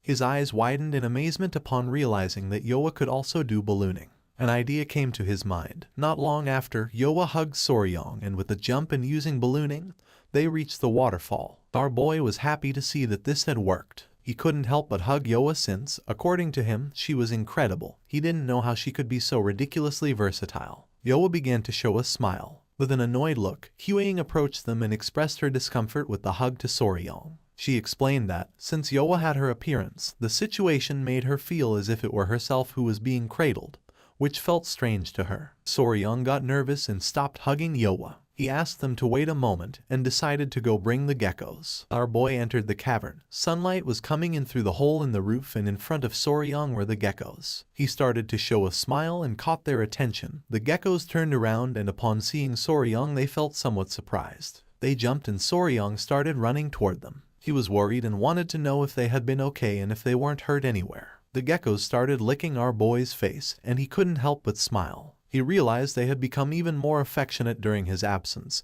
and was very happy to see them looking healthy. He began to show the ice jade and promised to take good care of them if they came with him. The geckos began to watch it closely. They started to show a smile. Soryang decided to name them. He called the female Snow and the male Ice. Carrying the geckos in his arms, Soryang decided it was time to go to their new home. And so, Snow and Ice became part of the family. It was night and someone arrived at the Tang clan manor. Upon seeing who it was, the guards couldn't help but feel somewhat surprised. It was Soryang, Gupi, Lady Huang, and Yoa, who was in the form of Huang. The guards were somewhat surprised to see two Huangs. Upon observing closely, they realized that Yoa was a spider, and they couldn't understand why this creature had the appearance of Lady Huang. Soryang coughed, and with a confident expression asked the guards to announce to the elders of the clan that the proud official son-in-law of the Tang clan had arrived. Furthermore, he instructed them to inform that he had captured, then corrected himself and clarified that he had actually brought with him one of the 10 great poisonous creatures. Upon hearing that Soryang had brought one of the 10 great poisonous creatures, the guards could not help but go into shock and decided to report it immediately. They launched a flare to announce that Soryang had returned with one of the 10 great poisonous creatures. Not long after, the patriarch, his wife, the grand patriarch, and the clan elders began running towards Soryang. The great patriarch remembered that Soryang had said he would go look for food for the lizards, questioning with disbelief how, instead of this, he had ended up bringing a spider. The patriarch demanded to know where Soryang had been and what he had been doing. The eyes of the patriarch and his wife widened in surprise and confusion upon seeing that the spider looked just like their daughter. With a pleasant smile, Soryang explained that they had found the spider by chance when passing through the Namgung clan, leaving the patriarch somewhat confused. The elders were somewhat confused. In their entire lives, it was the first time they had heard of someone encountering one of the 10 great poisonous creatures by chance, and they could not understand how a human-faced spider, which was said to be so fierce, could have been captured. They couldn't help but smile. With a proud expression, the Grand Patriarch mentioned that Soryang was always doing incredible things. After clearing his throat, he stated that at least in this way, one could truly be called the son-in-law of the Tang family. The patriarch began to laugh, declaring that Soryang was officially their son-in-law. Huang's mother began to show a smile and mentioned that now the promise between Soryang and Huang had been fulfilled. Soryang's jaw dropped in surprise since he didn't know how she knew about this, while on the other hand, Huang couldn't help but blush. With a smile, the patriarch mentioned that this had no importance. What really mattered was that he was now truly part of the family. With a calm gaze, the great patriarch asked Soryang to go to the river starting the next day and catch a live goose. Our boy became somewhat confused. The great patriarch extended his hand and with a smile questioned whether Soryang didn't know that he had to prepare the goose for the engagement ceremony himself. He added that, although he was not yet old enough to marry immediately, at least they could celebrate the engagement. Soryang's eyes widened in surprise. He didn't know what to say. The patriarch began to show a finger and explained that once this was done, even if one day he stopped liking Huang, he wouldn't be able to run away. Huang became nervous and couldn't help but feel embarrassed. She asked her father to stop talking about the subject. They began to chat among themselves. A smile spread across Soryang's face. He caught everyone's attention, making them turn around. Soryang greeted them with respect, and upon noticing this, a proud smile spread across their faces. Huang couldn't help but clench her fist and feel excited. With a confident smile, Soryang declared that, as a member of the Tang clan of Sichuan and as the official son-in-law of the Tang clan, he hoped to get along well with everyone from now on. Thus, once they arrived at the Tang clan, the first thing Soryang did was assign places where the children could stay. First, Yoa chose as her residence a large tree next to the well within the village of the Tang clan. Because lizards behave similarly to dogs, he didn't want to separate them, and instead of sending them to the garden of poisonous creatures, he allowed them to stay in his room. Once everything was more or less organized, Soryang sat down with them to chat. When our boy asked if they liked this place, the geckos began to show a smile and Yoa nodded her head. Then, he told Yoa that if she was hungry, she could come directly to where he was, asking her if she would know how to get there. She began to show a smile, and then started pointing at the spiderweb with her fingers. Soryang's attention focused on it, making his eyes widen with curiosity. She had spread the spiderweb all over the place. If someone bad came, she would punish them and send out an alert with her web. Huang was somewhat confused, while on the other side, Soryang's eyes widened with joy. Showing a finger, he asked if what she meant was that, in case someone suspicious invaded, he should touch the spiderweb and she would come running. She started clapping. With eyes shining with joy, the geckos began to look at our boy. Soryang understood that they also wanted to say that he shouldn't worry because they were going to protect him. He put his hand over his mouth and couldn't help but cry with joy. He got ready to give them a hug, realizing that they were very trustworthy.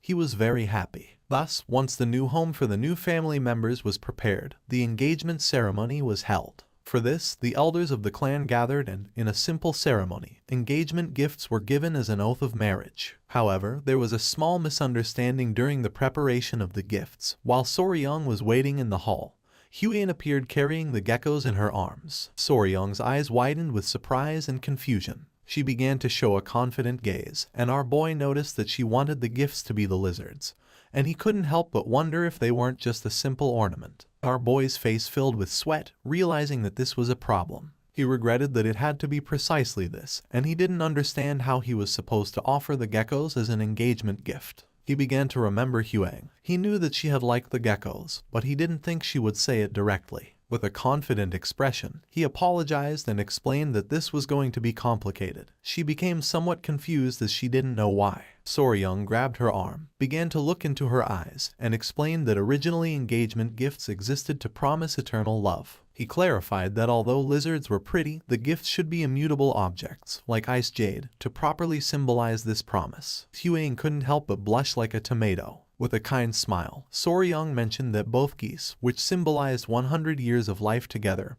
and oath letters had deep meaning. He continued by explaining that in celebrating the engagement, everything he owned would essentially be hers. Upon hearing this, her eyes widened with love. She turned around and thought that this was true, and decided to follow Soryang's will. Our boy was happy and praised himself. She caught our boy's attention, making him curious. With a confident gaze, she asked our boy to call her Huang from now on instead of Lady Huang. Now that they were engaged, they shouldn't use titles between them. Soryang's face filled with sweat, making him blush like a tomato. While the geckos were playing, with a nervous expression, he nodded his head. The next day, when the sun came out, it was time for the meeting with the patriarch. He asked if Soryang and Huang had rested well. Our boy was somewhat curious, wondering why he had called them and whether it would be to give them some advice. With a serious expression, the patriarch revealed that they had been called because they had something to say about Soryang's great technique. Soryang's attention was fixed on him and his mind filled with confusion. Huang explained to our boy that the great technique consisted of learning the internal art of the Tang clan and accepting the poison. Soryang realized that she was referring to the 10 poisons. With a smile, the great patriarch explained that this time it had been a very good thing for Soryang to bring the spider with a human face, since being the weakest among the 10 great poisonous creatures, it was the best one to accept first. Soryang questioned if he was now going to train the great technique. The patriarch shook his head and mentioned that Soryang had said he would use the 10 great poisonous creatures for the great technique, but he originally had another proposal. Our boy's eyes widened in surprise and confusion. With a serene expression, the patriarch revealed that upon reviewing the poisons Soryang had and those he would bring, he had remembered something the clan had forgotten for a long time. With a smile, he asked if Soryang knew what 5 poisons meant. Soryang's eyes widened with uncertainty, wondering if he was referring to the 5 poisons return technique that he had learned. The patriarch nodded his head. Then, he began to show one finger at a time and named the centipede, the lizard, the scorpion, the snake, and the toad. He explained that these 5 poisons formed the basis of the 5 poisons return technique. With a serious expression, he suggested to Soryang the idea of practicing the divine 5 poisons return technique. Our boy couldn't help but sweat. He didn't know what to say. The patriarch interlaced his hands and explained that in the Tang clan they divided poisonous creatures into 2 main categories, common beasts and spiritual beasts. His eyes began to shine with confidence as he revealed that the common beasts were ordinary poisonous creatures that could be found anywhere. The spiritual beasts, on the other hand, were those that possessed mystical powers, intelligence, or even an internal core. Soryang felt somewhat confused and questioned whether the golden-haired king bee he brought, the fat-tailed geckos Snow and Ice, the blue-spotted centipedes, and the human-faced spider would then be considered spiritual beasts. The patriarch nodded his head. It was precisely because of this that he was going to propose something else. The great patriarch began to laugh and made it clear that the 5 venoms returning technique was limited in its mastery, as it only absorbed the venom of ordinary poisonous creatures. But its origin technique, the 5 venoms true returning technique, was different. It could absorb the venom of spiritual beasts. He pointed out that with the blue-spotted centipedes and the fat-tailed geckos,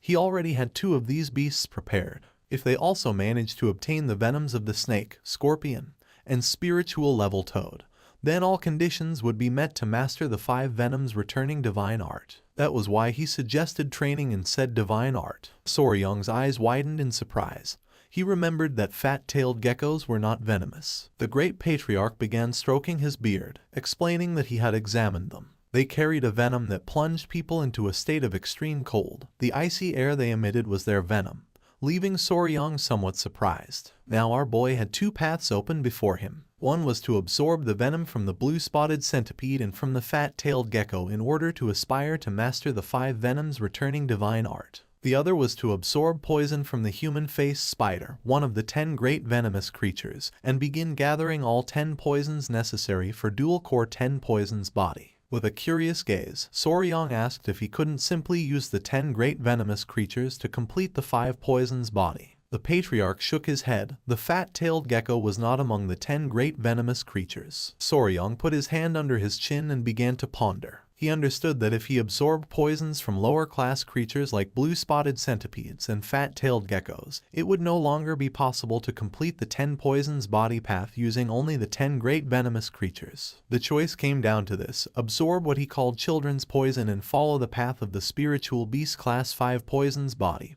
or collect the 10 great venomous creatures and fully commit to the 10 poisons body path. Huang began observing our boy closely, not knowing what he had in mind. Soryong realized that this was like choosing a skill tree in a game. He remembered well from his past life, when playing RPGs, that the most important thing was always the skill tree. This choice determined whether one became a useless character or a god-level character. The patriarch asked our boy to think it over carefully. He explained that the 5 venoms returning divine art was an incredible martial art, and without truly heavenly luck, not even he would encounter the 10 great venomous creatures, much less tame them. Soryong came out of his thoughts and couldn't help but get nervous, not knowing what to do. He was torn between taking the easy and fast path of the 5 poisons body, or the arduous and punishing path of the 10 poisons body, one that would allow him to reach even greater heights. Our boy started going crazy, falling into a spiral of indecision. A few hours later, Soryong was still thinking about what to do. Huang's attention turned to him, and she couldn't help but feel somewhat confused. She called his attention and mentioned that if it was because of that promise, he didn't have to tie himself to the 10 poisons body. The 5 venoms returning divine art was more than enough, since it was an incredible martial art in its own right. While her eyes were shining with concern, she asked our boy not to rush into a decision out of anxiety. She assured him that, no matter which path he chose,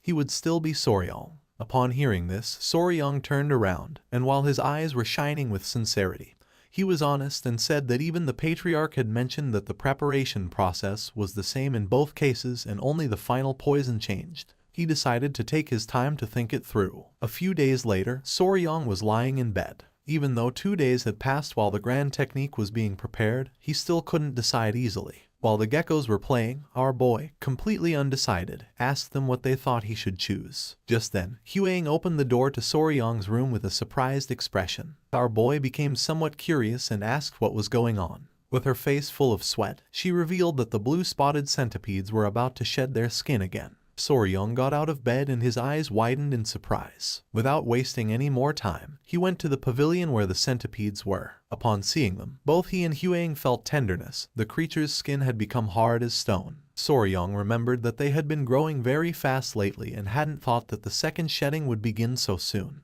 With a curious smile, Huang asked if the appearance of the blue-spotted centipedes would change again. With a confident smile, Soryong nodded his head, revealing that this time, blue spots would start to appear on their bodies. Our boy's eyes filled with excitement. Just the idea that they were becoming like their mother made his heart race wildly. Huang began to show a kind smile. She was very eager to see how the centipedes would change. Soryong was sure that they were going to be even cuter than before. Just then, his eyes widened in surprise and his attention focused on them. Suddenly he realized that this was not something to celebrate. What if they didn't manage to finish drying their bodies in time for the day when the grand technique would take place? Soryang put his hands on top of his head and couldn't help but feel worried. He knew that ordinary centipedes took an entire day to dry their bodies, and based on the last molt, this process would definitely take even more time. Huang's attention was fixed on our boy, and she couldn't help but feel somewhat confused. Soryang knew that the venom of fat-tailed geckos was special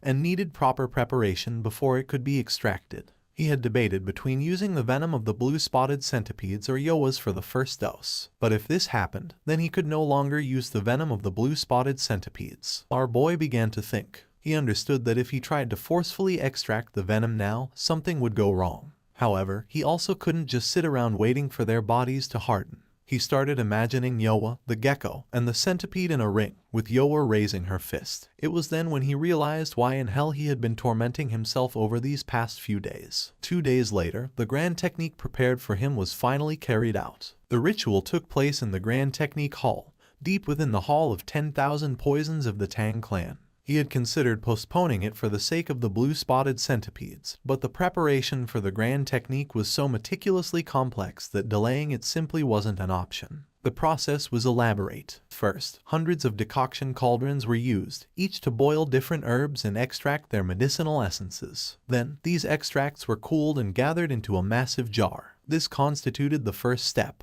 Next, into that jar, a precise mixture of various poisons and blood from poisonous beasts was added. Although this might sound simple, working with hundreds of herbs, poisons, and blood, each with its own volatile properties, and managing them all at once in perfect harmony was an extraordinarily difficult undertaking. In addition to this, with the slightest delay, all the medicinal liquid they had worked so hard to prepare would become useless and would have to be completely discarded. Because of this, sitting idly by waiting was not an option either. His mind was already made up. He would accept Yoa's poison, one of the 10 great venomous creatures. Soryang began to observe the liquid closely, realizing that the color was incredibly dark. The great patriarch approached our boy and informed him that they would now begin the grand technique, ordering him to take off his clothes and enter the jar. Soryang came out of his trance and nodded. Soryang took off his clothes, first put his foot into the jar and then began to insert the lower part of his body. His eyes widened in surprise, as for him, this felt strangely familiar, like an herbal bath. While the great patriarch's eyes were shining with joy,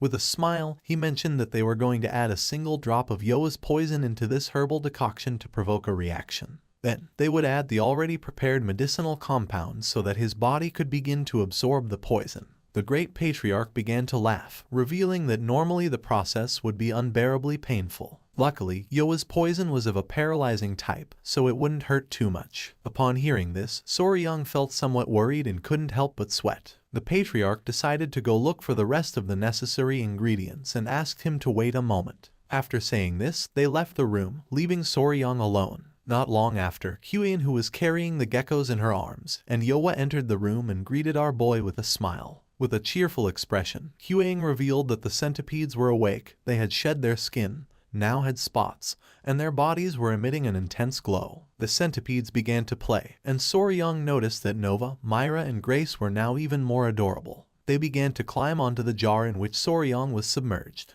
The change was not as drastic as he expected. In fact, their appearance now resembled that of pillow-shaped stuffed animals, which, in a strange way, made them even more adorable. The centipede's attention was fixed on the liquid. Soryang started laughing since he realized that it must be strange for them to see their father inside there. He knew it was dangerous, so he asked them to stay with Huang. With a smile, she began calling the centipedes to come with her. Nova didn't listen and its attention was fixed on the liquid. When it tried to get down from the jar, unintentionally the liquid came into contact with its ear. It began to writhe in pain, and upon seeing this, Soryang's eyes widened with caution. He revealed to Huang that Nova's antenna had touched the medicinal liquid and asked her to wash it with water immediately. Huang's eyes widened in surprise and concern. Without wasting more time, she grabbed Nova in the process. It opened its mouth and its saliva came out of its mouth and fell into the liquid. Soryang began to observe closely. Nova's saliva caused the liquid to start reacting and began changing color. Huang's eyes filled with fear upon realizing that the poison was seeping into the jar. Soryang clenched his teeth tightly and not long after, he began screaming in agony. Our boy began to scream in agony. With a worried expression, Lady Huang asked Soryang to regain control. The liquid began to burn Soryong's skin, making his face turn red. He did not know this kind of pain.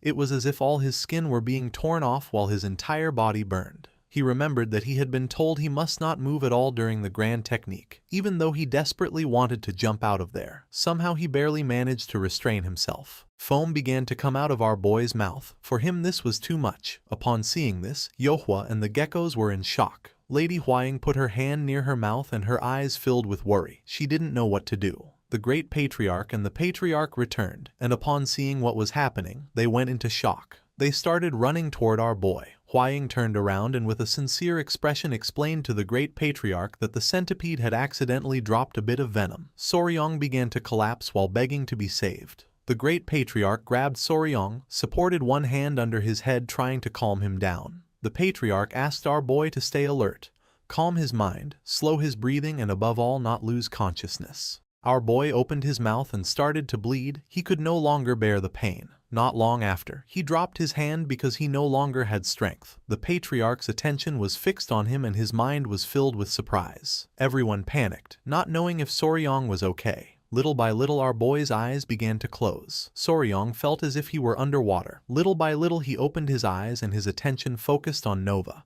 who was asleep. She made contact with Soryong and a strange energy began to emerge from her body and entered Soryong's body. Several hours later, our boy began to open his eyes. Noticing this, Lady Huaying felt relieved and with a surprised expression informed the great patriarch that Soryong was regaining consciousness. Once Soryong fully opened his eyes, Huaying couldn't help but cry and feel relieved to see that he was okay. While on the other hand, the grandfather began to show a kind smile. Soryong started touching his head and realized that he was in the same place. With a worried expression, Huaying asked if he was okay. The great patriarch explained to our boy that, fortunately, he had guided his internal qi directly through his Baihui point, so he managed to overcome the worst. He informed him that the grand technique had also ended safely and successfully, and that, although it was not Yohua's poison, in the end he had accepted instead the centipede's poison. Soryong put his hand on top of his head and let out a sigh, realizing that, after all, Nova wanted her father to learn the 5 poisons body. With a worried gaze, he asked if Nova was okay, since he remembered that Nova's antenna had been exposed to the substance. Huaying and the great patriarch were somewhat surprised. She explained that she had washed Nova's antenna immediately. She did it anxiously, not knowing whether Soryong would live or die. Soryong's attention was fixed on her and his eyes widened with concern. She turned her gaze to the side, as she was angry. Our boy panicked, knowing that right after the engagement ceremony, he should have gone to see Huaying, his fiancée. But instead, he had instinctively run first toward the centipedes. Soryong's head started hurting again. Noticing this, Huaying asked if the pain was returning. Our boy's eyes began to shine with seriousness since the most important thing for him was to know if Nova was okay. The great patriarch and Huaying were in shock as they couldn't believe that he was more worried about Nova than about his own well-being. She noticed that our boy had not yet fully regained consciousness. The great patriarch decided to call the physicians. Our boy let out a sigh of relief, since his movement had been swift. 2 days later, the grand technique finally came to an end. Once all the medicine in the jar had dried up, Soryong met with the great patriarch, who asked our boy if he was really okay, suggesting that maybe they should examine him a bit more thoroughly. Soryong promised that he was fine. With a serene gaze, the great patriarch mentioned that, in any case, whether he wished it or not, he had now begun the path of the 5 venoms returning divine art, so he would hand him the corresponding martial arts manual. Soryong remained listening in silence and his eyes filled with surprise. The great patriarch revealed that there were 5 martial techniques in total: centipede's poison fang claw, venomous snake's life-grabbing hand, scorpion tail rapid leg, lizard wall climbing body step and toad's explosive palm. He began to stroke his beard and explained that each of the techniques belonged to a specific category: claw technique, hand technique, leg technique, step technique, body technique, and palm technique. This martial art allowed one to reach a realm where one became poison, and poison became oneself, achieving a true unity between being and poison. Soryong's eyes widened with excitement and joy. Seeing our boy's expression, the great patriarch realized that he liked it. Soryong nodded his head, although he admitted to being surprised. They were not poison arts or assassination techniques as he had expected. The great patriarch coughed. According to him, Soryong had been perceptive in noticing it, since the truth was that this martial art did not originally come from his Tang clan. He closed his eyes and revealed that the 5 venoms returning divine art, and these 5 poison techniques were the martial arts of the 5 poison sect, which had already been annihilated.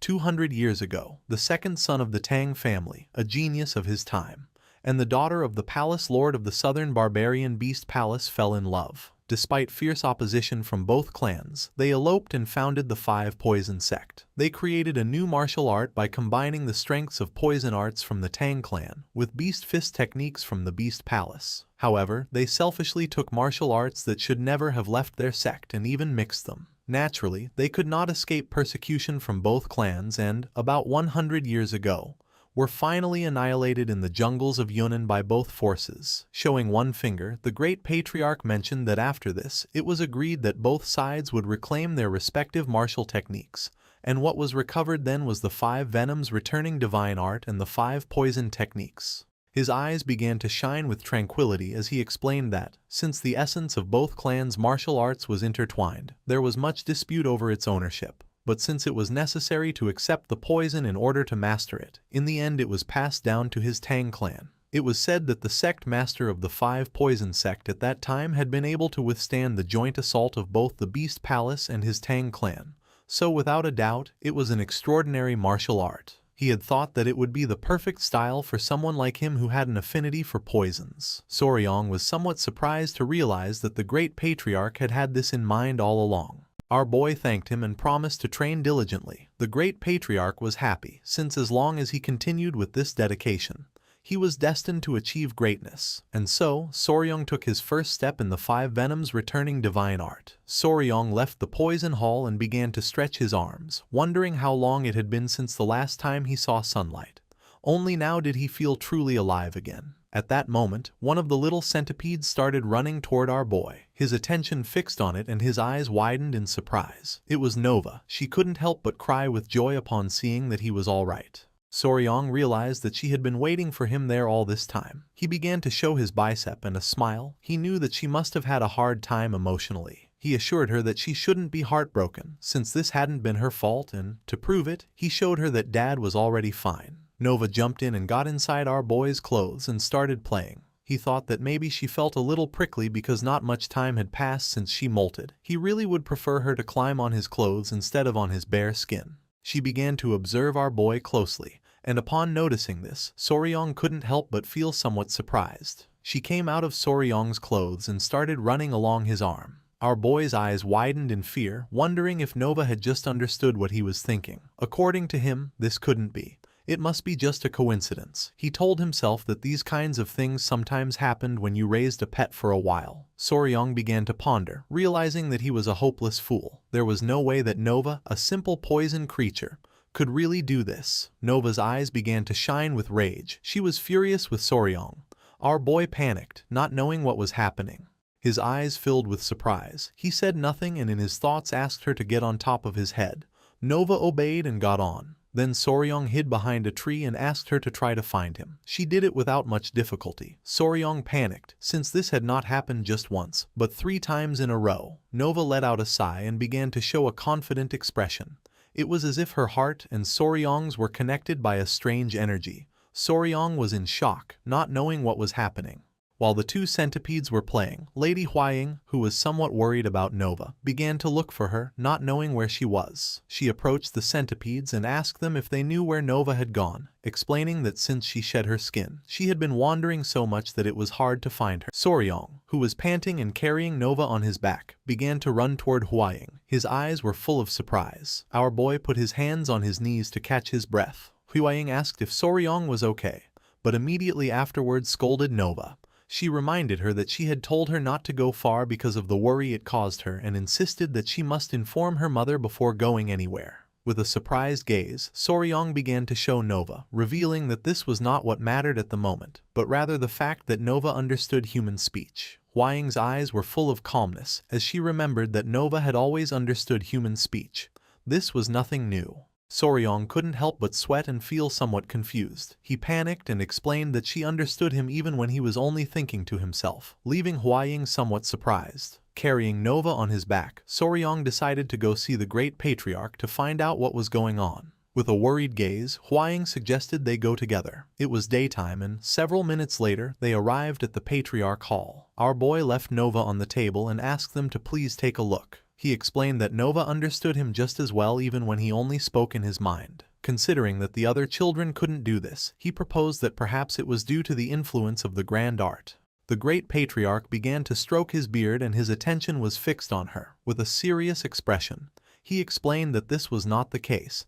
He pointed out that in the history of the Tang clan, more than a few people had accepted the poison of spiritual creatures. If supernatural abilities like this had been discovered, there should be records, but he had never seen or heard of them. Soryong's eyes widened with curiosity. With a serene expression, Huaying questioned what could be the cause. The great patriarch began to think.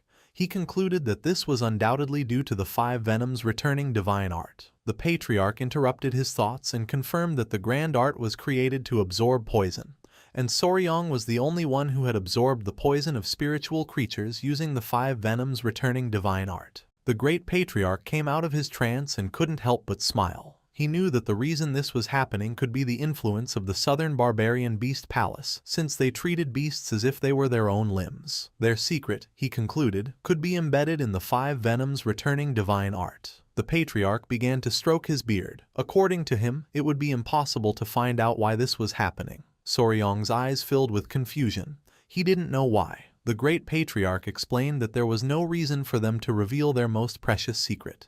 He added that if they found out they had mastered a martial art affected by that influence, it would be impossible to predict how they would react. Huaying felt somewhat worried, not knowing if there was any way to avoid this. The great patriarch closed his eyes and began to think, coming to the conclusion that it would not be easy, unless they owed them a great favor. A while later, Soryong came out of the Patriarch Hall. He was depressed since this was somewhat disappointing. He began to imagine himself with his pets. He had the hope of gathering Nova, Myra, Grace, Snow, Ice, golden-haired queen bees and Yohua to form something similar to the Bremen town musicians. While our boy was distracted, someone caught his attention, making him curious. When he turned around, he saw Commander Gupe, who greeted Soryong with a smile and expressed his joy at seeing that he was feeling better. Gupai started touching his head. According to him, it was lucky to have run into him there. He explained that there was a slight problem with the venomous creature garden and asked if he would like to accompany him. Soryong couldn't help but feel somewhat surprised to see that there was a problem. Soryong began to ponder. He decided that he should take care of the problem in the venomous creature garden first and then think about the southern barbarian beast palace. He realized that he had completely forgotten about the garden, since he had gone directly to the engagement ceremony as soon as he returned. His eyes began to shine with joy, and with a smile he decided to go together. Behind Gupai there was someone. He also wanted to entrust that person to Soryong. Soryong's eyes widened with curiosity. Behind Gupai was Yingying, who with a smile started running toward our boy to give him a hug. Soryong grabbed little Yingying's hand and they started walking with Gupai following them from behind. Our boy decided to take Yingying to the venomous creature garden, as she clung to him and wouldn't let go. He turned around and asked why Yingying was here. Gupai began to show a smile, explaining that she was there for treatment and would stay in the Tong clan for a while, since it was a request from Patriarch Peng. While little Yingying's eyes were shining with joy, with a smile, she asked her older brother why he hadn't come to see her if he had already been back for several days, explaining that this was exactly why she had been waiting for him today. Soryong felt somewhat surprised to notice that she had lost her front teeth in the meantime. Our boy began to show a forced smile and apologized to Yingying. He explained that he thought she had already gone back and asked her if she had gotten very bored being alone. She began to show a bag, making it clear that she hadn't been bored since she had been playing with Clicky. Soryong opened the bag and his eyes widened with curiosity. Gupai also came closer to see what the bag contained. The bag contained a spring beetle. The spring beetle, known in the West as click beetle, was characterized by its ability to produce a clicking sound when flipped onto its back. It was a pest that bored into potatoes and sweet potatoes and destroyed plant roots, but for children it turned out to be a familiar and adorable insect. Gupai felt somewhat confused, not knowing if it was a snapping beetle. Yingying made it clear that it was Clicky, not a snapping beetle. Soryong began to remember his childhood. As a young boy, he called these insects click bugs. This was the first insect he raised in his past life. He could consider it an introductory insect, the one that had led him to where he was today. He sat in front of her and with a smile realized that Ying Ying liked bugs. She nodded, affirming that she did like them, and she also liked Queen Bee and Clicky. Soryong's eyes began to shine with excitement, as she seemed like a small version of himself when he was young, and he wondered if he should give her some kind of training with poisonous creatures. He picked up Ying Ying in his arms and with a smile asked her if she would like to learn about insects with her older brother, assuring her that they were very special and fun. Ying Ying's eyes began to shine with joy and she couldn't help but smile. They started chatting among themselves. Gu Pei felt somewhat confused since he didn't know what to say to Patriarch Peng. They arrived at the venomous creature garden. Ying Ying's attention was fixed on a turtle. Soryong opened one of the drawers, which contained a striped snake. He turned and asked Gu Pei how the rat breeding was going. Gu Pei mentioned that at that moment, after giving birth only once or twice, there would no longer be a shortage, estimating that in about 2 months the population would probably exceed 1,000. Soryong noticed that the feeding of the tiger-striped water snake had been solved, so he wondered what was then the problem. Ying Ying took out the small turtle that was inside the cage and began playing with it. Gu Pei began to touch his head, explaining that the number of crickets they were raising as food was not increasing at all, and that because of this, some creatures were starving. With a confused gaze, Soryong put his hand under his chin. He wondered if they might be eating them again, like in the incident with the baby rats, since the crickets, no matter how many there were never enough. After thinking about the matter several times, he came to the conclusion that the only way was to find an alternative food source. At that moment, little Ying Ying began to cry, causing Soryong and Gu Pei to panic. He tried to calm her by asking if she was okay. Ying Ying continued crying, revealing that there was a strange smell, leaving Soryong somewhat confused. She began to show her hand, as a strange smell was coming from it. With a surprised expression, Soryong asked Ying Ying if he could see her silk pouch. Soryong opened the silk pouch using chopsticks and his eyes widened in surprise, realizing that it was just as he had thought. She had made the same mistake he did when he was young. He let out a sigh and asked her to look closely because these were not clickies, but something else. Ying Ying stopped crying. Using the chopsticks, Soryong took another bug out of the silk bag, and Gu Pei noticed that it was a flower weevil. The name of this insect was mealworm beetle. Upon reaching adulthood, it emitted a terrible stench when touched due to the substance secreted by its odoriferous glands. It looked similar to a click beetle, which is why this confusion sometimes happened. Showing one finger, Soryong explained that click beetles made a clicking sound with their abdomen, but the mealworm beetle did not, so she should not confuse them next time.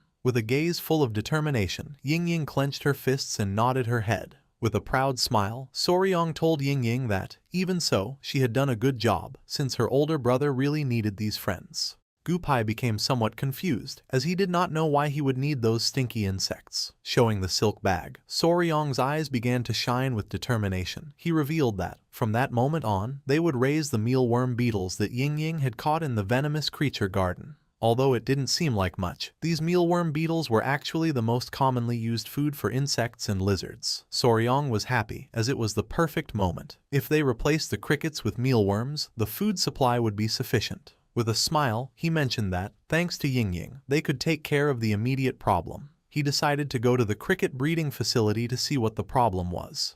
With a cheerful look, Gu Pei nodded. They went to the cricket breeding facility. Our boy put his hand under his chin and began observing carefully, noticing that the breeding facility and environment didn't seem to have any problems. He opened the cap of a jar and his eyes widened in confusion upon seeing that the cricket's legs were detached. His eyes filled with fear as he thought cannibalism was occurring. Because of this, the numbers were not increasing, leaving Gu Pei and the other in shock. He was sure he had given enough food to the crickets. Soryong turned toward him and with a serene smile revealed that he himself had experienced this problem when raising them on Hainan Island too, since sometimes these things happened regardless of food. Soryong began to ponder. He didn't know much about crickets either, which was somewhat frustrating. He was spicy Fabre, not just Faber, so unfortunately he did not possess the knowledge for large-scale breeding of ordinary non-poisonous insects. He knew this was a big problem, since they couldn't figure out the cause. At that moment, one of Gu Pei's men approached them, started touching his head and with a nervous smile mentioned that,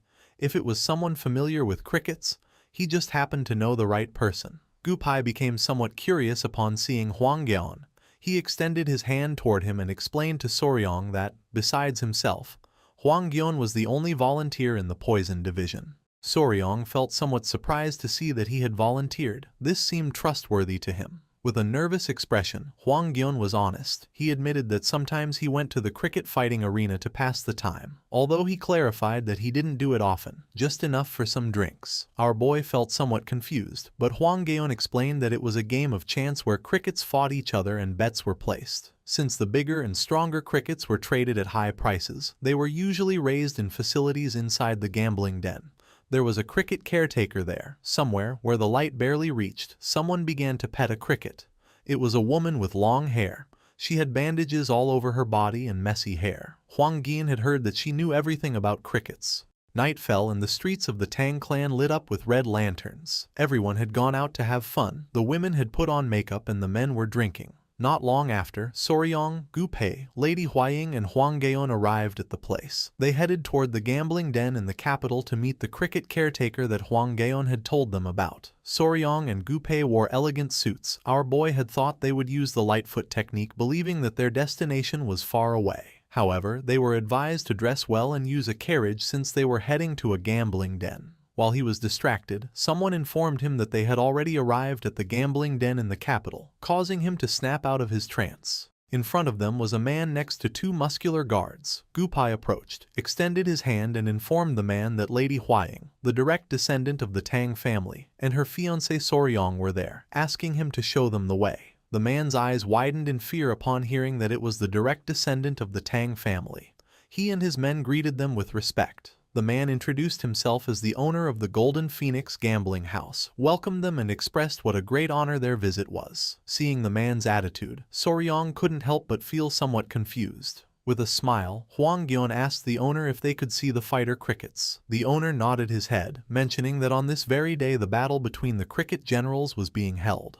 He began to guide them and asked them to enter. Passing through curtains, Soryong and the others entered the betting den. Our boy's attention was fixed on several excited warriors standing around a table. A battle between two crickets was about to begin, and one of the men decided to bet all the prize money he had won last time. The crickets began staring at each other and then attacked.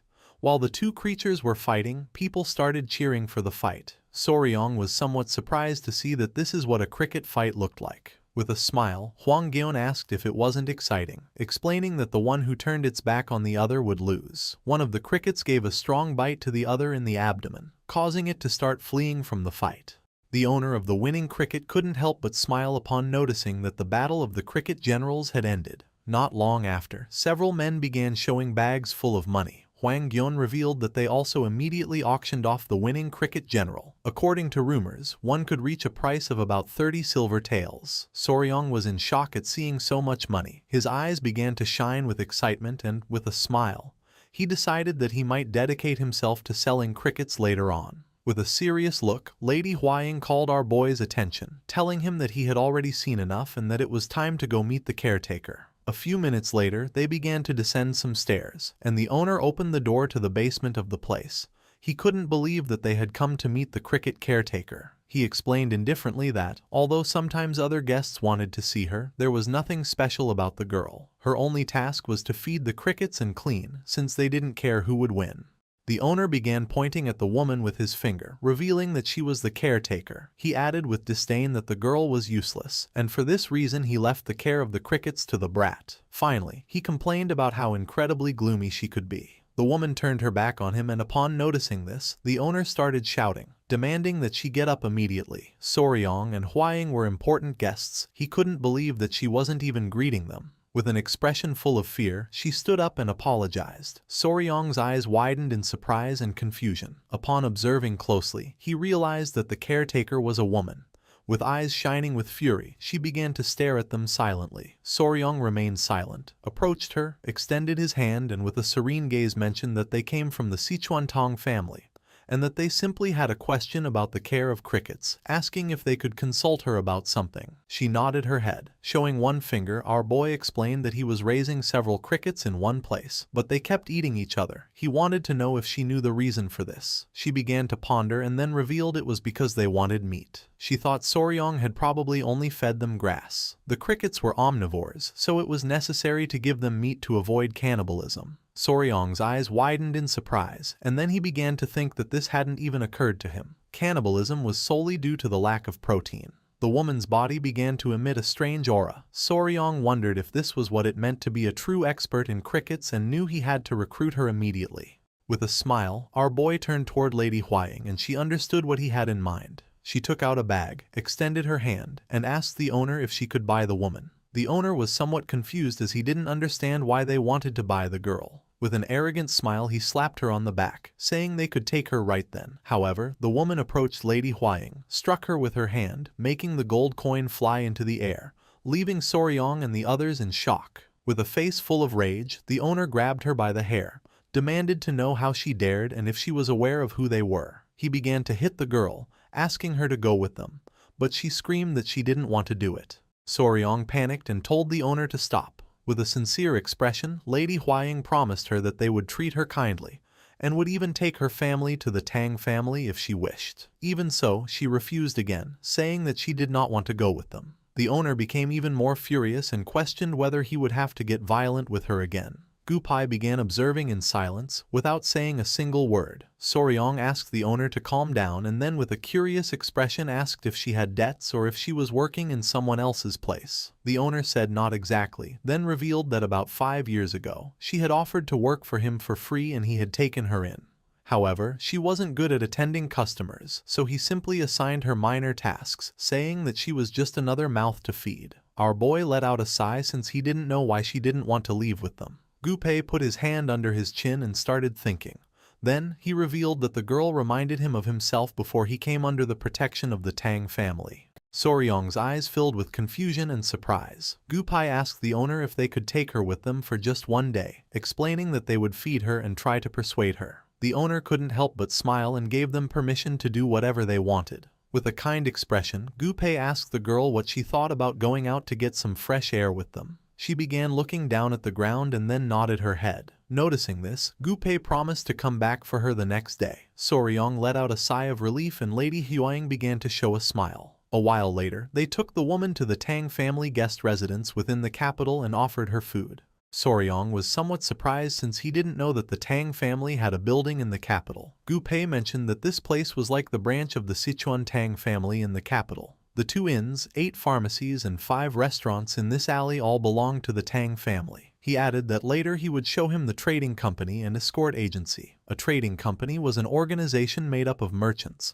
while an escort agency was a business dedicated to delivering goods for a fee. Soryong's jaw dropped in shock upon learning that the entire alley belonged to the Tang family. His grandfather and father-in-law only practiced martial arts all day, so he had always wondered how the family managed to survive. Certainly, he did not expect this. With a curious expression, Gupai asked the woman if she could now tell them why she didn't want to leave, assuring her that if she was in trouble, they could help her. Soryong began to whisper and told Lady Huaying that the woman still hadn't said a word. Lady Huaying mentioned that she also wasn't touching the food or the tea. Gupai noticed that she seemed to be holding some kind of grudge against someone. He told her not to worry and to tell them about it, reminding her that this was the Sichuan Tang family. The woman placed her hands on top of the table and stood up, then she bowed before our boy, leaving him in shock. She introduced herself as Song Nauk from Song Village, a place not very far away.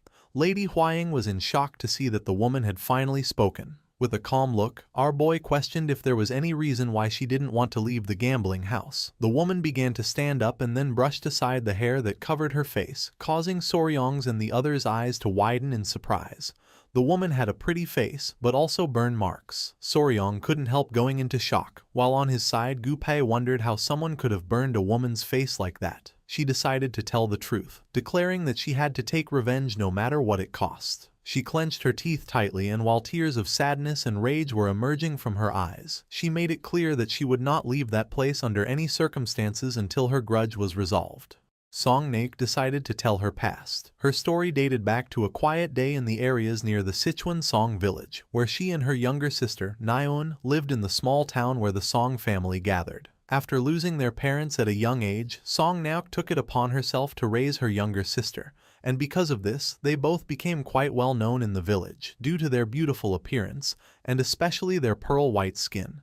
They were known as the Jade Sisters. Nyeon, in a sad tone, asked her older sister if she couldn't skip work that day. With a smile, Nak explained that the neighboring village wasn't far. She promised she would help with the festival work and return immediately, asking her to wait a little. Nayeon started shouting, saying she didn't want to be alone that day and would rather go with her. The truth was, that day was Nayeon's birthday. Stroking little Nayeon's head, Naek apologized. She couldn't let her suffer too. This was something she had already promised their parents. On the ground was a jar with several crickets, and Nayeok knew that even if her sister felt lonely, she should stay and play with them until she returned. Nayeon calmed down a bit, but still with tears in her eyes, she mentioned that even cricket fights were more fun with two people. Naek reached into her bag and let out a sigh. Noticing this, Nayeon became somewhat curious. Naek took out an incense pouch, which she had been hiding as a birthday gift. She reminded her sister that this was what she had wanted last time. The incense pouch was a small bag filled with aromatic herbs for perfume. Little Nayeon was in shock. Since she recognized it as an incense pouch, she knew it must be very expensive. Naok explained that she had gotten it as a reward for helping out the previous time. She was giving it to her in advance, asking her to please wait patiently that day. Nayeon grabbed the incense pouch and thanked her older sister, promising to treasure it. Now that Nayeon had calmed down, Naek decided to leave. With her eyes shining with joy, Nayeon began to say goodbye to her sister, asking her to come back as soon as possible and assuring her that she would be waiting. Seeing how happy her sister was, Naek couldn't help but feel joyful. However, more guests arrived than expected, so things took longer, and the promised time quickly passed. Once night fell, the workers lit lanterns and warned Naek to be careful, as it was dark and she could get hurt. She asked them to excuse her. Nayeon must be hungry, so she needed to hurry. As she wanted to celebrate her sister's birthday with the delicious festival food, she rushed off without a lantern. In the middle of the night, there was a man in her village. The man turned a corner and the heedless Naek bumped into him. She apologized, and the man advised her to watch where she was going. At that moment, her eyes widened in surprise. The man turned his back and started running, leaving a trail of scent behind him. Naek's attention was fixed on him. As she could smell the incense pouch coming from this man, she felt a little worried. It seemed strange, as outsiders were not often seen in the village, but she simply dismissed it and headed home. A few minutes later, she arrived at her house, announcing her arrival. She was confused, not knowing why everything was so quiet, wondering if her sister had gotten tired of waiting and fallen asleep. She lit a small candle and opened the door. The only thing she could see was the destroyed furniture of the house, her sister lying on the floor with her clothes torn and covered in blood. Naek dropped the candle to the floor and, with tears in her eyes, rushed to see if her little sister was okay. Her eyes filled with fear and sadness as she wondered what the hell had happened. This simply couldn't be happening. The candle set the house on fire. Noticing this, one of the men started pointing at the house and shouting about the fire, recognizing it as Naek's house. Not long after, someone emerged from the burning house. It was Naek, carrying her little sister in her arms. She began to pant heavily, and just before she could reveal what had happened, she lost consciousness and fell to the ground. The others panicked, shouting for someone to call the physician. Naek's eyes were filled with sadness, and the only thing she could see was her house in flames. Back in the present, Soryong finally realized why she had that scar on her face. With a sincere expression, Naek revealed that when she regained consciousness, more than 2 weeks had already passed. An elderly couple was taking care of her. Naek's body was covered in bandages, and she still had burns all over her body. The old man began to cry, explaining that he had asked the escort agency to find that bastard, but they couldn't, and that it wouldn't be easy. The old woman apologized, admitting she didn't know how she could face Hyungnam after this. The only thing Naek could do was cry in silence. Just as all life grows dormant in late autumn, her heart also slowly faded away. The only communication she had with the world were the small whimpers she made when they changed the cloths to treat her burn wounds. Time flowed like a river, and when winter passed and spring arrived, the crickets awoke again. The image of her little sister in the burning house came to her mind.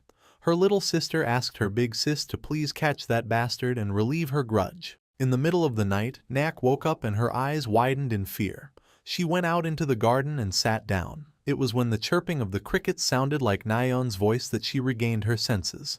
Naek clenched her fist tightly, and her eyes began to shine with rage. She knew she had to find and kill that bastard. All that remained was a grudge deeply rooted in her bones. The next day, she told the old man something, causing him to panic. With a confused expression, he questioned where she was going, reminding her that she wasn't even fully healed yet. Naek was sincere and revealed that every night, Nayeon screamed in pain. She couldn't stand still. As her sister, she had to avenge her. The old man felt even more confused, questioning how a woman like her could carry out revenge, especially when she didn't even know who that bastard was. The old woman admitted that her husband was right and advised Nayak to take better care of herself. The old man and woman even locked the door so she couldn't leave, but every night the sound of the crickets strengthened her determination even more. In the end, she secretly escaped during the night and left the village. With a sad gaze, she asked them to stay healthy. Nock's attention was fixed on the pouch. She gripped the pouch tightly and asked her sister Nayan to wait just a little longer. The first place she went was the city because the bastard had headed in that direction. She didn't know his face, but just like the red scars left on her body, this unforgettable voice was engraved in her like a brand, and she swore to find him no matter what. She dedicated herself to talking to random men. Of course, no one looked at her kindly. Time began to pass, and 2 years later, on a rainy night, she arrived at the Golden Phoenix gambling house, right during the season when the crickets sang again. Her body shivering from the cold, she asked the owner if she could take shelter from the rain for a moment. The owner was somewhat furious. He called her a brat, yelling that she was ruining his business and to get lost. At that moment, a man walked past her and seemed annoyed by the smell she gave off. Hearing this, Nayak's eyes widened in surprise. With a piercing gaze, the man mentioned that this smell was ruining his mood and told her to get lost. Nayak was in shock, and memories of her little sister lying in the house came to her mind. She hadn't forgotten. She couldn't forget. She had finally found the owner of that voice. Soryong and Hwaying became somewhat curious as they wanted to know what happened next. Nok mentioned that while wandering the city, she approached a beggar who told her that the bastard frequently visited a gambling house. Soryong finally understood why she had worked at the gambling house. With a sad gaze, she explained that she initially thought of following him secretly and stabbing him. However, the beggar told her he was a martial artist, so it was impossible for a woman like her to get revenge on him. The beggar told her that the best way was to poison the alcohol or food he consumed, so she put poison in the drinks she offered him. But even that failed. Apparently, the poison she bought in an alley wasn't really poisonous. After this, she started taking care of the crickets in the basement. Every time she heard their chirping, she remembered Naeun's face.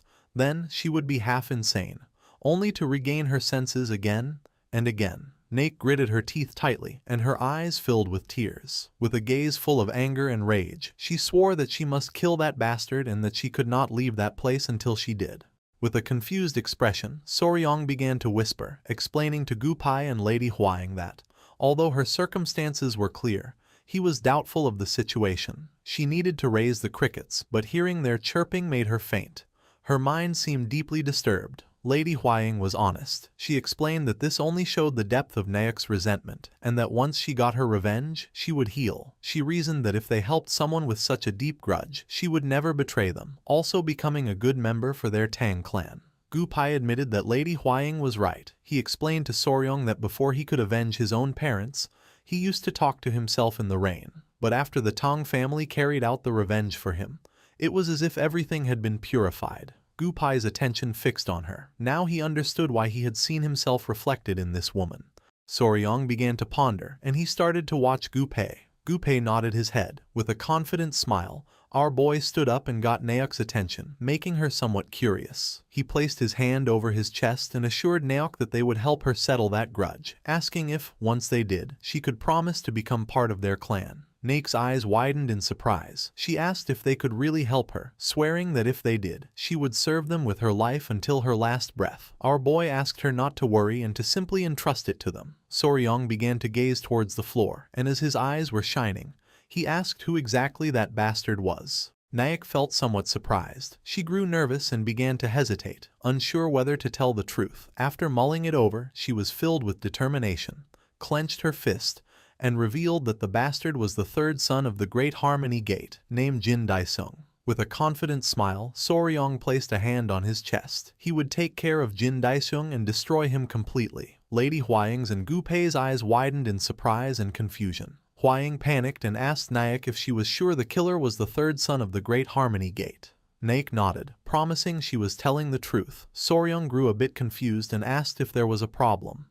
Gupai's attention turned to our boy, and he revealed that the Great Harmony Gate was a sect that belonged to the same orthodox faction as them. In Sichuan, they were the most powerful after the Tang, Amei, and Qingcheng. Soryong was in shock, not knowing it was such a powerful sect. Lady Huaying placed a hand under her chin and began to ponder. According to her, if what Jin Daisheng had done was true, then his sect didn't matter. She began to whisper, revealing that the problem was the pact their clan had made with the Great Harmony Gate. Her great-grandfather had once received great help from them. Because of this, even if the Great Harmony Gate committed a grave offense or a crime worthy of death, they had to, at least once, unconditionally yield or forgive it.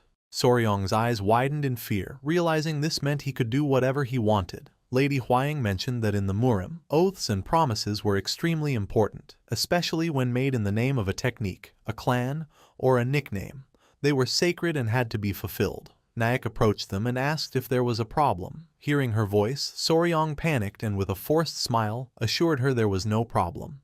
He was just surprised it was someone like that. He told her they would take care of the rest, asking her not to worry and to get some rest. Nayak's eyes filled with tears and gratitude. She didn't know how to express her gratefulness, as she could finally avenge Nayun. Not long after, she collapsed to the ground and fell asleep. Lady Huaying noted that she seemed to have relaxed too suddenly, and proposed that, first, they should take Miss Nayak to the Tang residence to rest.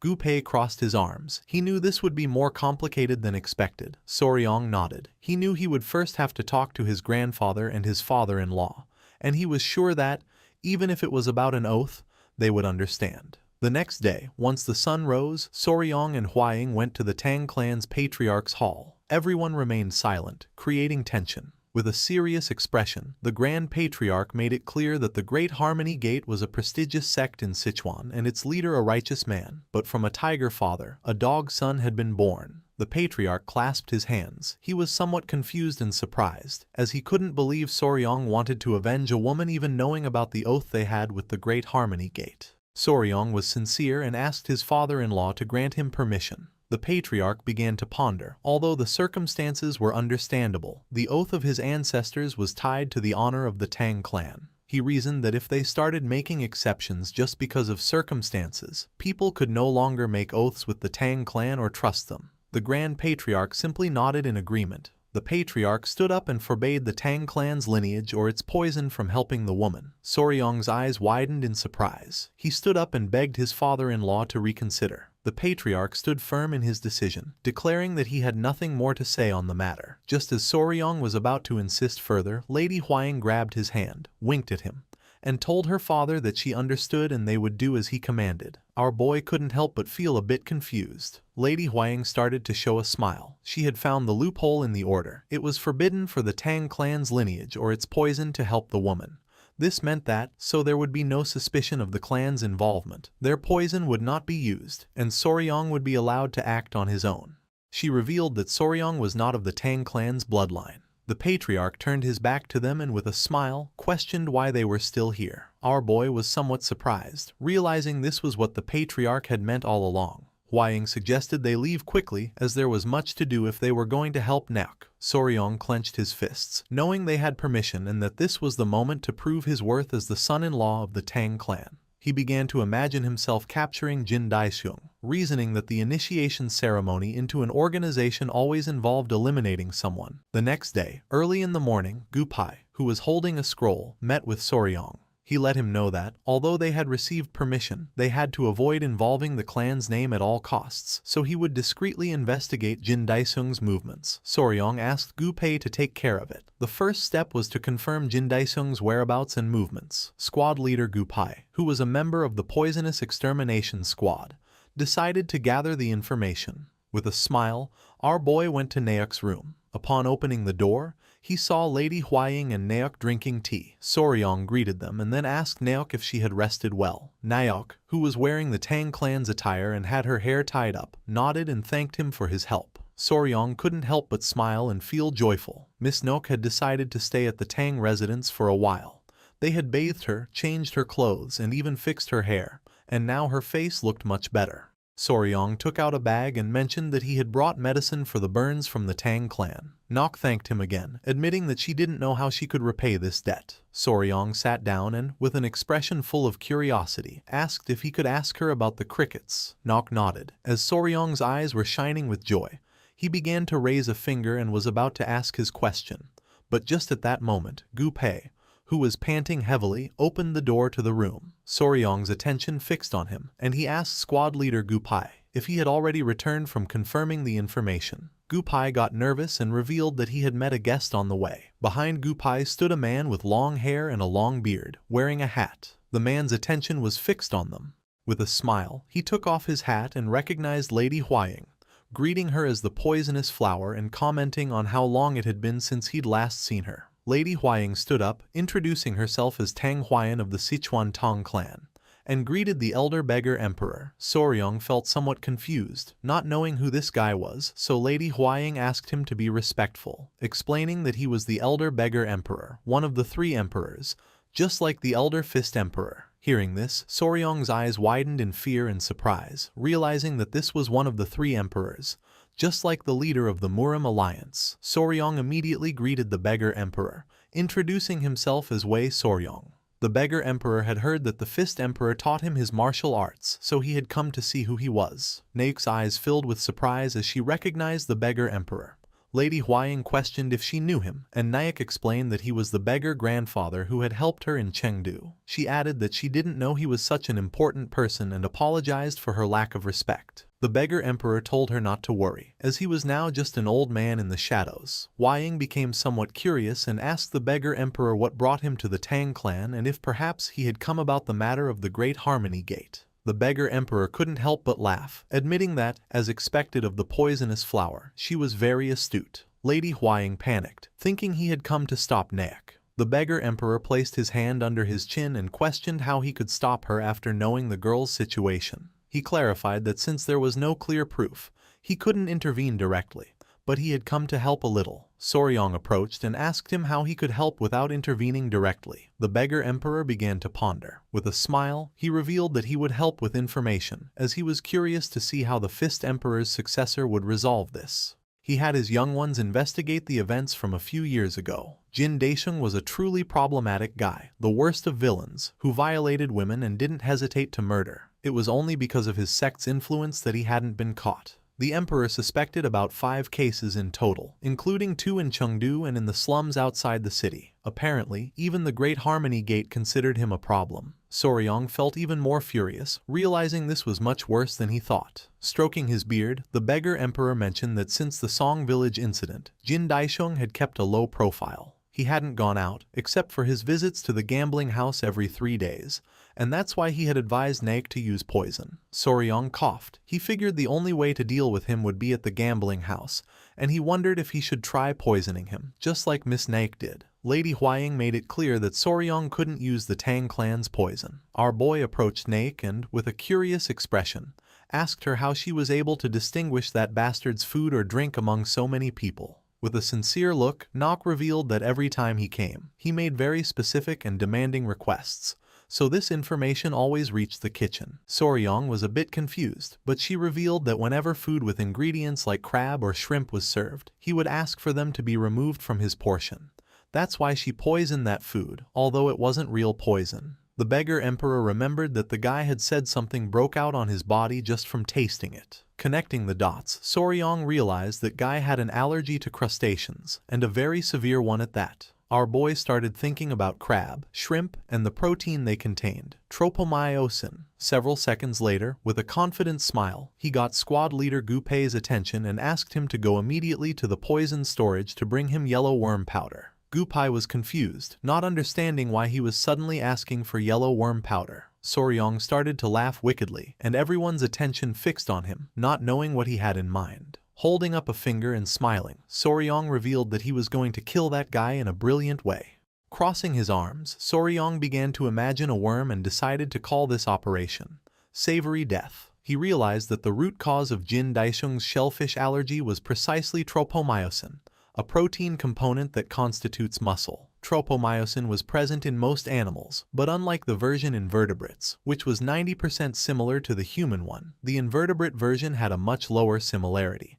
and this was what caused the allergy. The important thing was that tropomyosin was found in great abundance in mealworms, even in a much higher quantity than in crustaceans like shrimp or crabs. While our boy was distracted, Gupei opened the door with a bag in hand, informing him that he had brought the mealworms as requested. Soryong got to work and started cooking while Lady Huaying and Gupei watched in silence. He took out the mealworms, boiled them in hot water, and then lightly stir-fried them in a hot wok. Soryong prepared a delicious dish and placed it on the table. With a smile, he asked everyone to try this stir-fried mealworm. Naek, the beggar emperor, and Lady Huaying began to stare at the dish with expressions full of contempt, wondering in horror if he was really asking them to eat this. Soryong nodded, promising it was very tasty and delicious. They decided to trust Soryong, and the first person to try Soryong's dish was the beggar emperor. Lady Huaying and Naok remained silent, not knowing what to do. Without wasting any more time, Lady Huaying grabbed a mealworm and put it in her mouth. The taste left them impressed. Both she and the beggar emperor were in shock. It was delicious. They couldn't understand how an insect could be so tasty. Noticing this, Soryong's eyes began to shine with joy. Of course, it was delicious, so much so that it was known as gosoe for being a savory larva. In his past life, it had been a surprisingly popular snack. With a curious expression, the beggar emperor admitted it was tasty but asked how he planned to assassinate Jin Daeshung with this. Our boy crossed his arms, then, showing a finger and a confident smile, he reminded them how it was mentioned that Jin Daeshung had a reaction when eating things like crab and shrimp. He explained that what was harmless to one person could be a poison to another. Just like crab or shrimp, these mealworms also contained an ingredient that was a poison to him.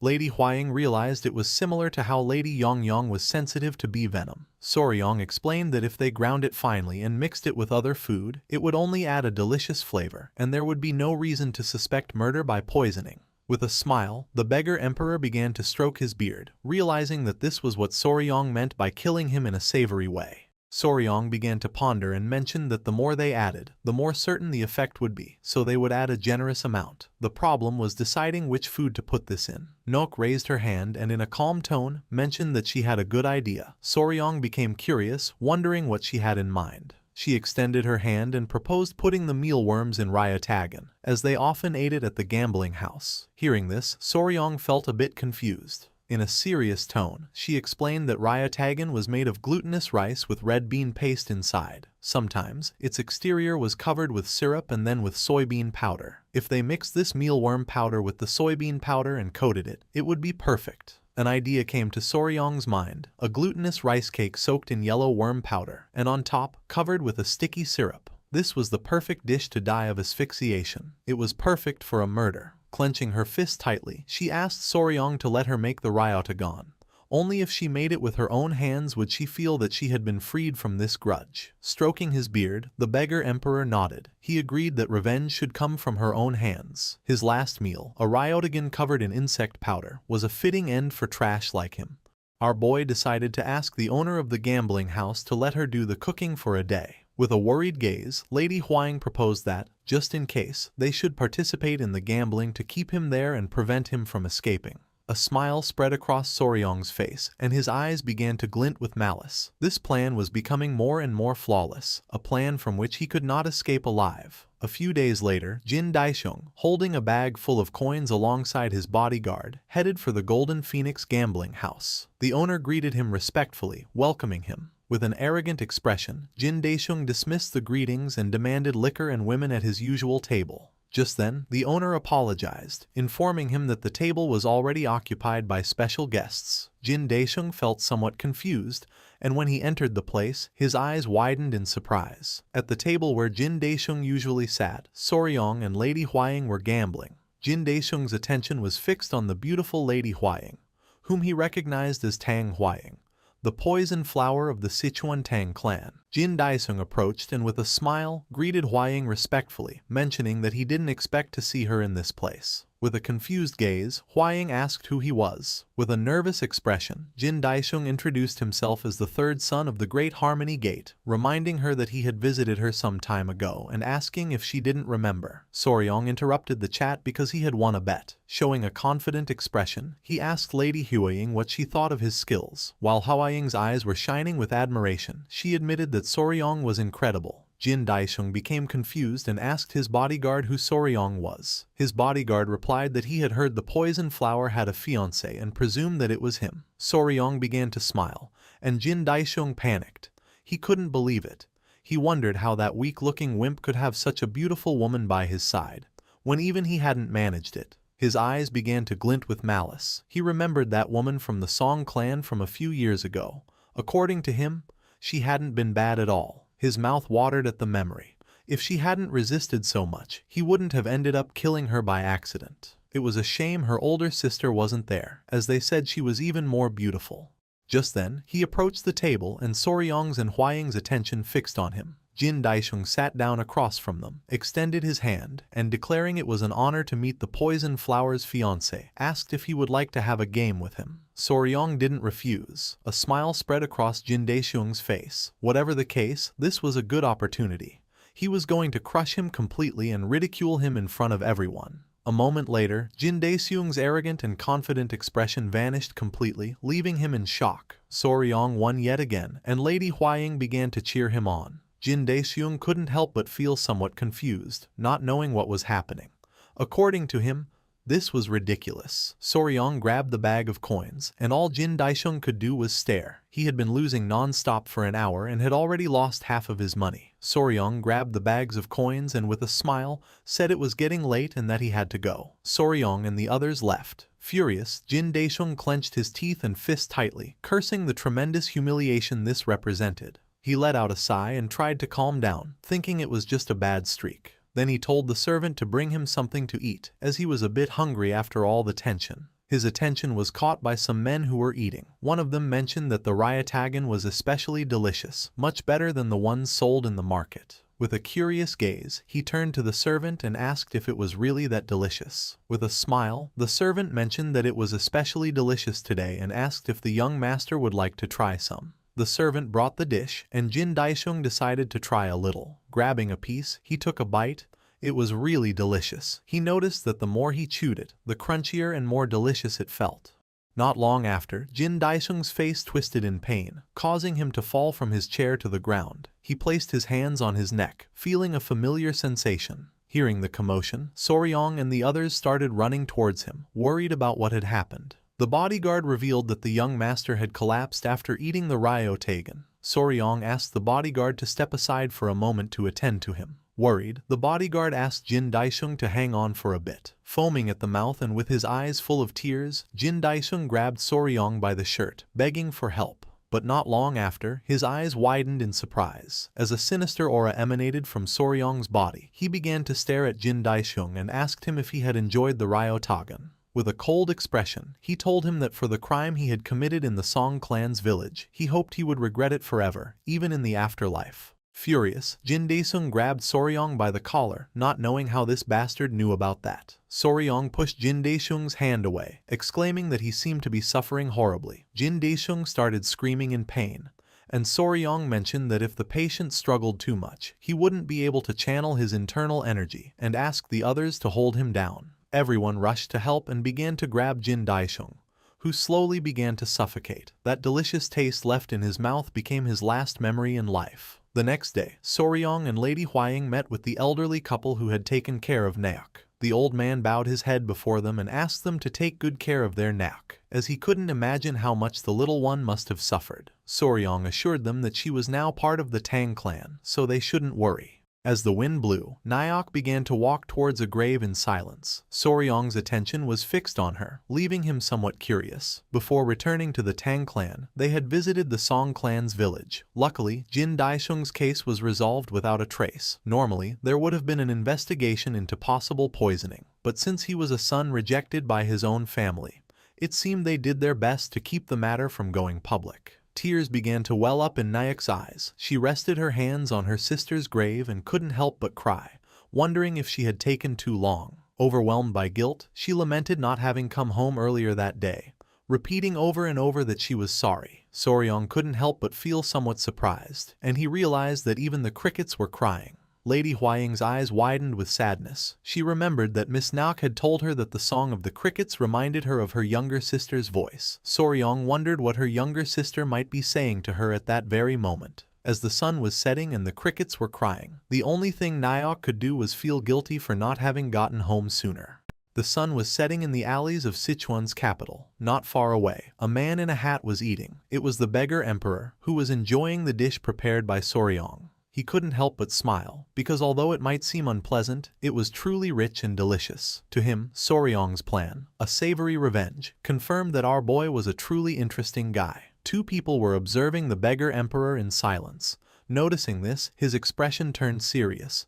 Clenching his fist, he demanded that they come out, declaring that only a thief would lurk in hiding like that. Realizing they had been discovered, they felt somewhat confused. Without wasting any more time, they came out of their hiding spot and descended behind the beggar emperor. The man acknowledged that, as expected, the emperor's perception was still incredibly sharp and asked him what he of all people was doing in this place. The man was one of the 5 emperors, the divine thief Kang Ji-ho, and the girl was his disciple, Cho Yong-ryon. Crossing his arms, Kang Ji-ho felt offended by the term thief. He reproached him, saying that after not seeing each other for so long, this was his way of greeting him. The beggar emperor felt somewhat confused, wondering how else he was supposed to address a thief. With a nervous smile, Kang Ji-ho suggested that divine thief sounded much better. Besides, he reminded him that his disciple was present and asked him to show a little dignity.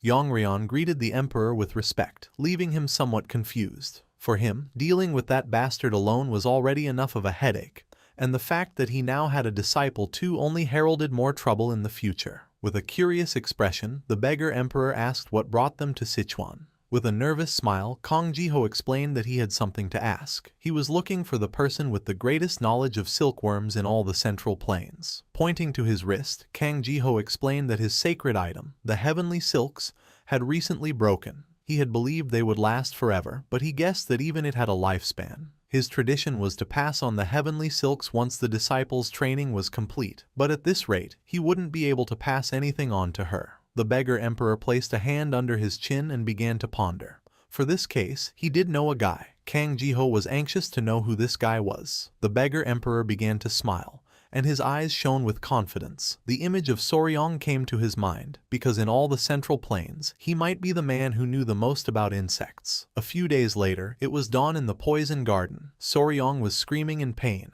One of Gupai's men was hitting him on the back with a whip, telling him to endure just a little longer. Not far away, Lady Huaying and the small centipedes were observing in silence. Soryong was cultivating the iron coffer art, a unique martial art of the Fist Emperor based on poison. In short, this was a technique that strengthened him the more he was beaten, almost to the point of death. The method consisted of tensing his muscles upon receiving a blow and, at that exact moment, circulating his qi to harden his body. With a cheerful gaze, Lady Huaying and the centipedes began to cheer our boy on. The man gripped the whip tightly, declaring that this was where it truly began. One of the centipedes' attention was fixed on it, and its eyes began to shine with excitement as it remembered when Lady Huaying used to caress them with a feather. Without wasting another second, it leaped from Huaying's arms, causing her eyes to widen in confusion. As the whip was slowly approaching, it jumped and put itself in the path of the lash. Noticing this, Soryong, whose back was covered in wounds, panicked.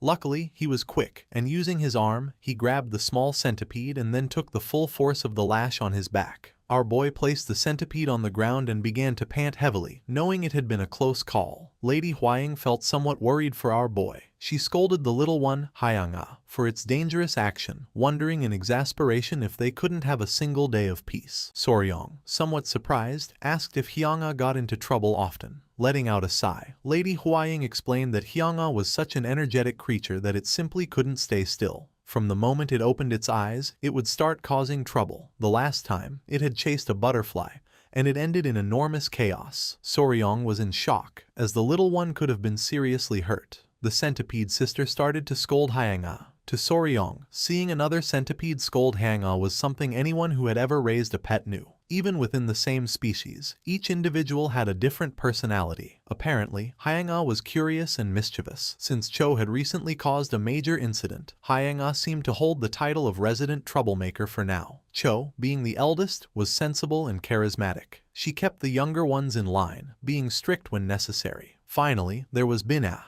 She was usually quiet, but deep down, she was a tsundere who held the greatest affection for him. Her only small problem was that she slept a lot. To Soryong, this confirmed that, although they looked similar, the three had their own unique personalities and were special creatures. His wish was for them to grow up healthy and strong so they could become great blue venom sovereigns, just like their mother. Lady Huaying approached the small centipedes, asking them to come to Mama. Soryong couldn't help but smile. While they were distracted, Nyok and Gupai appeared. Gupai greeted Soryong with respect, while Nayak held a jar. Soryong commented that they were both up and working hard, and his eyes expanded in surprise upon noticing that the poison unit's uniform suited Nayak really well. With a nervous smile, Nayak thanked him. With a curious gaze, Soryong asked her how her life in the Tang clan was going. She explained that everyone treated her much better than she deserved and that the work was also manageable. With a cheerful expression, she opened the lid of the jar, announcing that these were the things he had asked for. Soryong approached, and his eyes widened with curiosity. He felt happy to see that the jar was full of crickets. Gupai was honest, admitting that this might be more crickets than they could use and that it was because Nayak handled everything so meticulously. Nayak couldn't help but feel a bit sad, and our boy figured that being too good at your job could also be a problem. With a confident smile, he declared that, in that case, he would make sure to bring new members to the poison garden soon. Gupai, somewhat surprised, asked him if he was finally going out to capture new poisonous creatures. Crossing his arms, our boy nodded, explaining that while they could stop raising them, honestly, the best way to use them was as food for other beasts. Lady Huaying, somewhat worried, approached and interrupted them, advising Soryong that, before doing this, they should probably wait for news from the Martial Alliance. Her eyes filled with fear as she explained that to go on an expedition and gather them, they would need an official permit, and with the blood cult situation, it wasn't easy to get permission to go out at the moment. She had heard that the Alliance leader had personally led the raid on the border of the Daiwel nation, but since then, there had been no news. Hearing this, Soryong's and Gupai's eyes began to shine with anger. While they were talking, a servant came running, making them somewhat curious. Huaying asked her what was happening, as she was in such a hurry. The servant informed them that the clan head was calling them to the clan head's hall, as he had something to tell both of them. This left them somewhat confused and surprised. Both went to the clan head's hall, where the patriarch clasped his hands and began to ponder in silence. Soryong's and Lady Huaying's attention was fixed on him. Soryong felt the tension in the air. He wondered what this could be about, as the clan head would normally be busy at this time, and he questioned if something had happened again. His father-in-law's strange smile seemed ominous.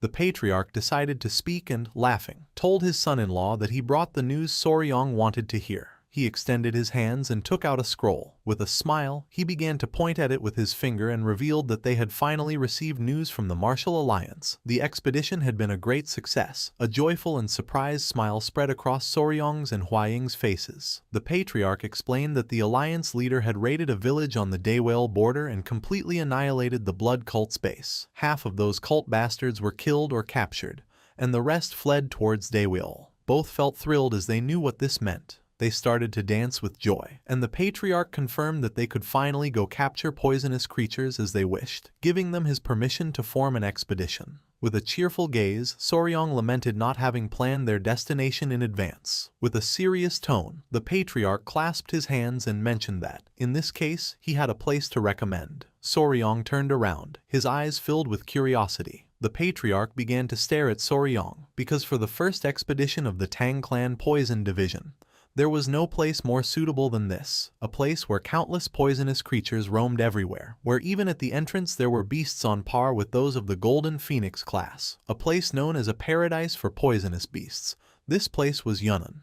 Several days passed, and the journey took him to the far southwestern edge of the Central Plains, below Sichuan, to the tropical jungle of Yunnan. Deep in the Ilau Mountains, there was a valley known as the Poison Ravine. This was a place where the cries of beasts were heard before the words of men, a land where strange rocks rose like forests, and mysterious creatures abounded. For him, this was basically paradise on earth. Soryong was lying on his bed next to his pets, the sleeping centipedes and lizards. He was happy, unable to wait to discover what kind of creatures inhabited this place. Grabbing one of the centipedes, Soryong asked them to wait just a little longer, as he was going to bring them back many new friends. Several days went by, and soon in the morning, a small unit was selected from the Poison Division to form the expedition. The management of the Poison Garden was entrusted to Lady Nayak, who was officially appointed vice captain of the division. It was considered that without a title, it would be inconvenient for her to give direct orders while the team was away. Soryong, Gupai, and the others prepared their luggage,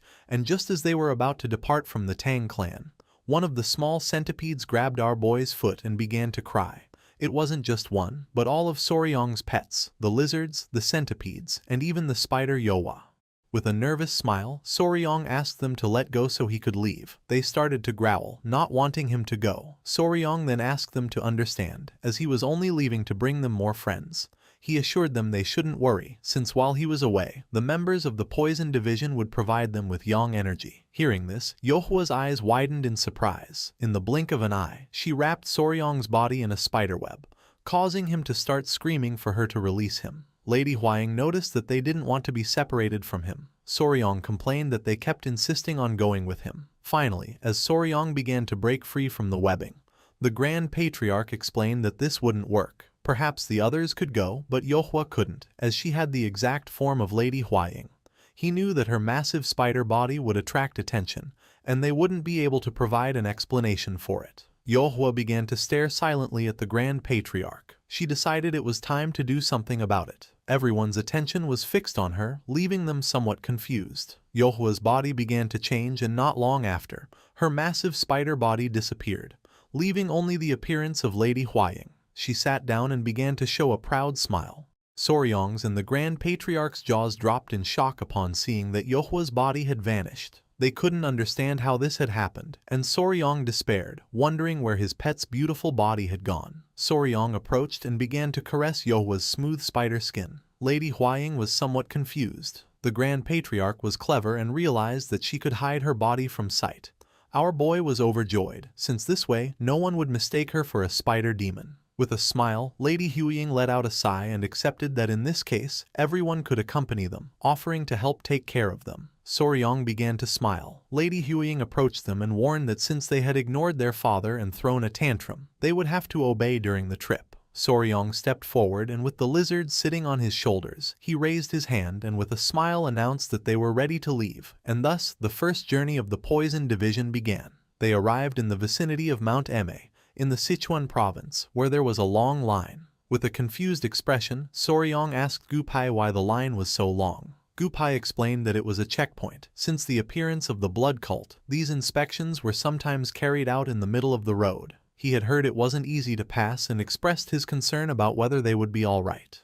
The attention of one of the workers was drawn to them upon recognizing the Honorable Elder Mandong Shingun. She noticed that even members of the Tang clan were there. With a kind smile, the Grand Patriarch informed her that they were heading to Yunnan, and asked for permission to pass. The woman began to smile and replied that, of course, they could proceed. Soryong let out a sigh of relief. It was a completely free pass.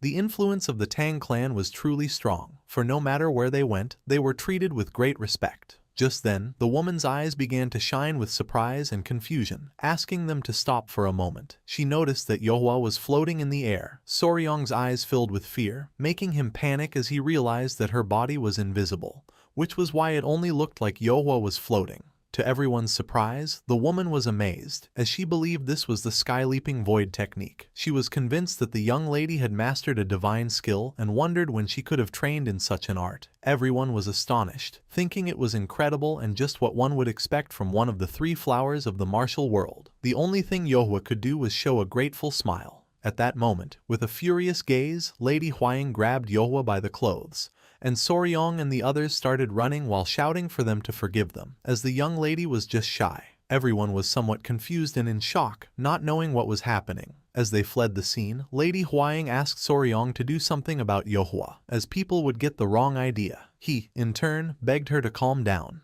To avoid suspicion because of Yohwa, Huaying dressed in men's clothes and covered her face with a veil during the journey. In the Central Plains, twins were considered as ominous as demons due to superstition. Although a few small incidents like this occurred on the way, in the end, they arrived in Yunnan safely. Soryong and the others were exhausted. In front of them was a beautiful river and mountains.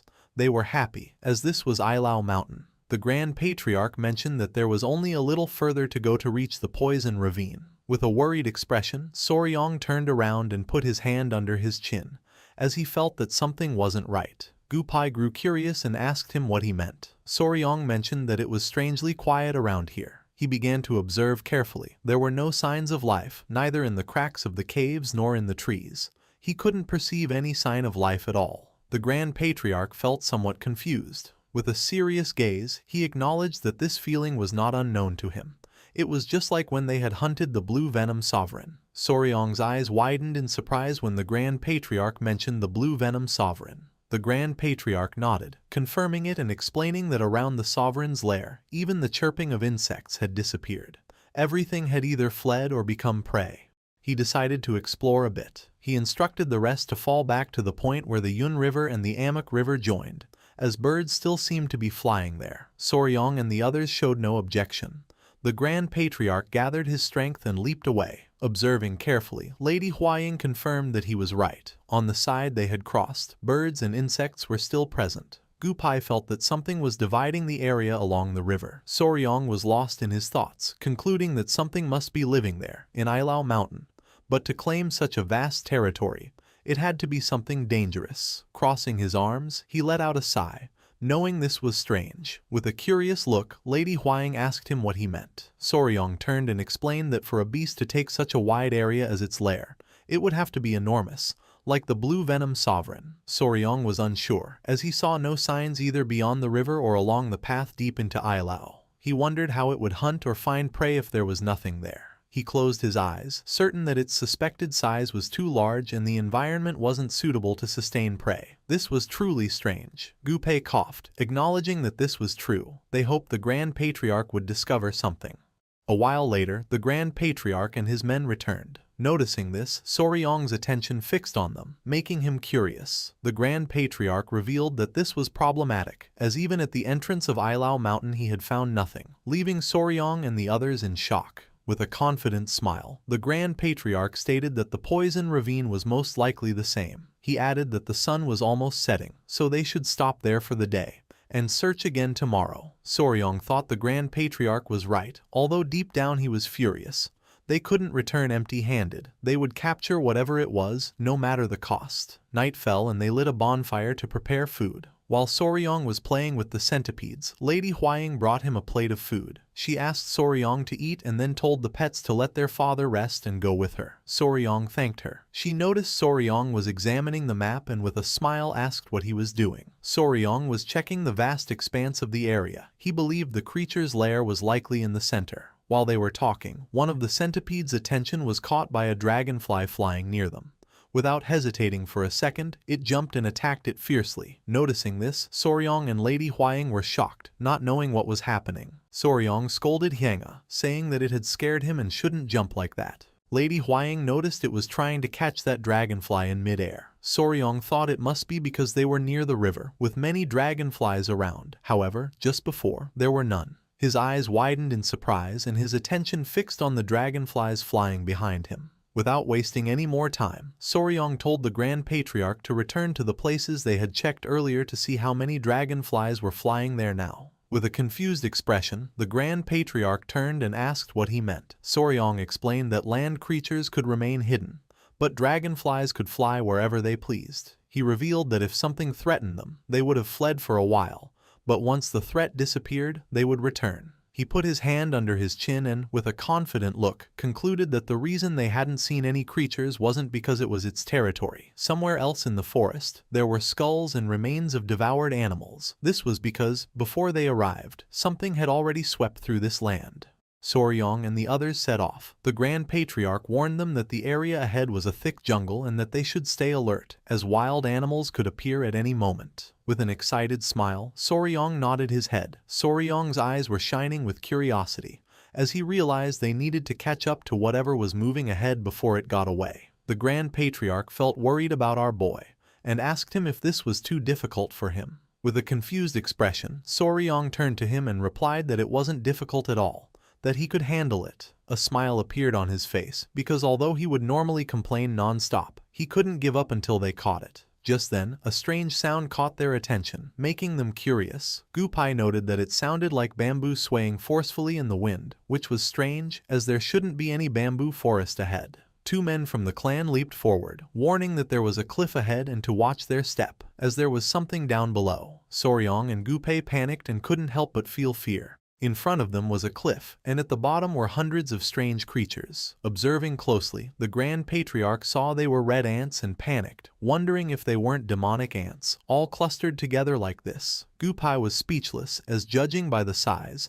They were not normal demonic ants. The Grand Patriarch admitted that not even in the records of the Tang clan had he seen anything like this, and he asked Soryong if he knew what they were. Soryong began to ponder, for although he had never seen them this big, he was almost certain they were army demonic ants. Hearing this, the Grand Patriarch's eyes widened in surprise and curiosity. Army ants, found in Africa and America, travel in massive swarms. Most ants build secure nests and live sedentary lives, but army ants, when food is scarce, move in large numbers, migrating as one. Their march looks like an advancing army, hence the name army ant. They were extremely aggressive, and if provoked, not even the bones would be left. Soryong and the others were watching in silence, hidden among some bushes. Our boy became serious and suggested that, for now, they should retreat silently. But just then, one of the men stepped on a branch. Our boy and Gu-pei realized this was not good. Soryong's and the man's faces twisted in fear, and when they turned around, they saw the ants staring intently at them. Everyone froze in fear. Not long after, the ants began to charge towards them. With their faces covered in sweat, Soryong and the others started to flee for their lives. Several minutes had passed, and it was already dusk. Soryong and the others were running with all their might, somewhat surprised, as the ants were much faster than they had imagined. On the path, there was a small deer eating leaves. As soon as they saw it, the ants pounced on the small deer and began to devour it. Noticing this, Soryong's eyes filled with fear. He remembered that demonic ants sensed movement through vibrations,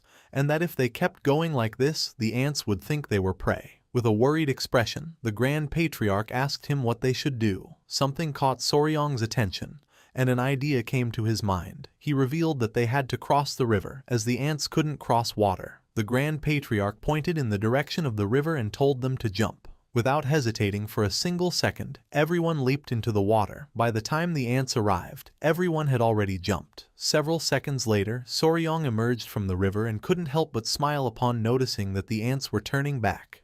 Gu-pei was relieved that they had survived. Once the ants left, they got out of the river. He sneezed, feeling that it had been too close. It was like having one foot in the grave. Soryong was lying on the ground exhausted and asked his centipede Cheoya if he was okay, assuring him that he would dry him off quickly. Cheoya nodded. With a smile, the Grand Patriarch stood up and admitted that they were monstrous creatures. He, the myriad venom's divine lord, had never felt fear before any enemy, and yet these demonic ants had filled him with terror. Our boy's eyes filled with concern, and he warned that they must remain cautious. These creatures devoured every living being in their path, and this explained why they hadn't seen a single animal on the way. Stroking his beard, the Grand Patriarch nodded, confirming that a swarm of this size explained everything. Our boy was disappointed, thinking it was only demonic ants and not some unknown beast. The Grand Patriarch noticed the sun was setting and, seeing that this place seemed safe, suggested they rest for a while. Soryong nodded, thinking it was a good idea.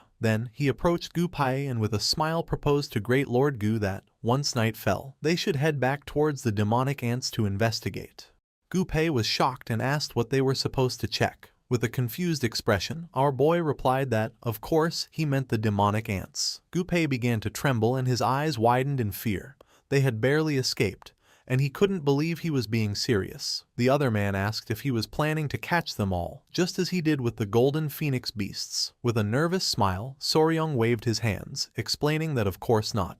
It would be impossible for him to capture so many. His plan was simply to infiltrate and catch a few. Gu-pei and the other man panicked, thinking Soryong was insane. Our boy began to pet his centipede, which started to show a smile. While Soryong's eyes were shining, he asked them if they would come with him. The next day, they ventured once more into the blood-red jungle. The midnight kidnapping mission was a resounding success. Soryong, the Grand Patriarch, and Gu-pei managed to catch 4 ants. Once they were in a safe place, they tied up the ants. Gu-pei was panting heavily to catch his breath, unable to believe he had to do this crazy thing again. When they had proposed going at night, he had thought the ants would be sleeping. Soryong revealed with a laugh that demonic ants don't sleep.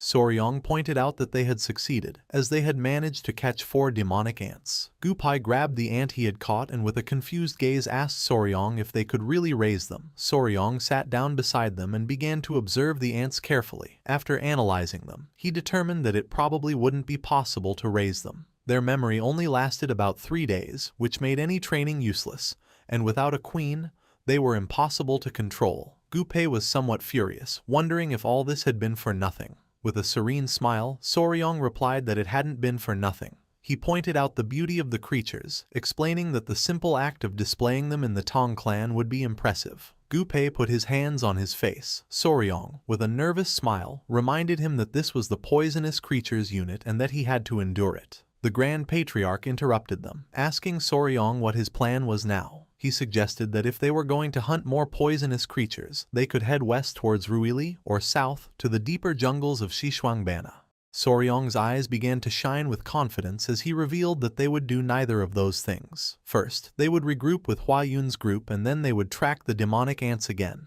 More precisely, they would move ahead of them. Gu Pei and the others were in shock. Soryong cracked his knuckles and revealed his plan. Their targets would be the poisonous creatures flushed out by the march of the demonic ants. This, in reality, would make it easier to capture others, turning it into a perfect opportunity. For this reason, they had to join their march. Gu Pei's face was covered in sweat, knowing he wouldn't make it out of this alive. A smile spread across our boy's face, making him feel excited as the image of poisonous creatures came to his mind. It didn't matter if he couldn't catch the ants. With this plan, he would take over all the venomous beasts of Yunnan.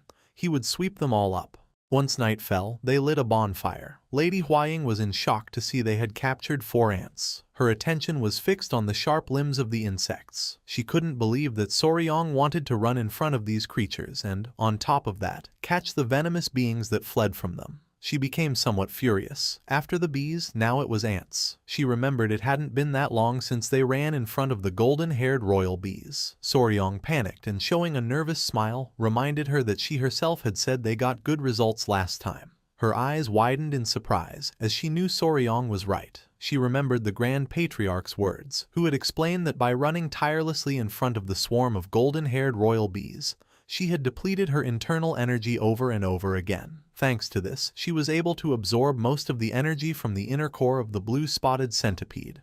And without seeking it, even Huyen got a great opportunity. A cheerful smile spread across our boy's face. He explained that, now that the centipedes had molted twice and no longer needed to feed on the core's energy, it was her chance to completely absorb the remaining energy. The Grand Patriarch approached them and interrupted, asking Soryong if for that very reason, he shouldn't run as well. With a confident gaze, Huaying nodded. She stated that Soryong had also taken the elixir of the golden-haired royal bees, and therefore, he also needed to absorb this energy. Soryong's face filled with sweat and, with a confused expression, he proposed that the Grand Patriarch carry him and run, arguing that his Qigong skills weren't very good. Laughing out loud, the Grand Patriarch told him that he had seen him run very well that day, and that this was a great opportunity. Soryong couldn't help but grit his teeth hard and feel furious. Just then, Lady Huaying took our boy's hand and with a smile, asked if he would run with her tomorrow. Soryong didn't know what to say. Huaying let out a sigh and as her eyes shone she whispered that this was his punishment for trying to get his way. Her expression seemed strangely satisfied, like someone who had just eaten powdered yellow worms. The next day, the ants were chasing a wild boar through the forest.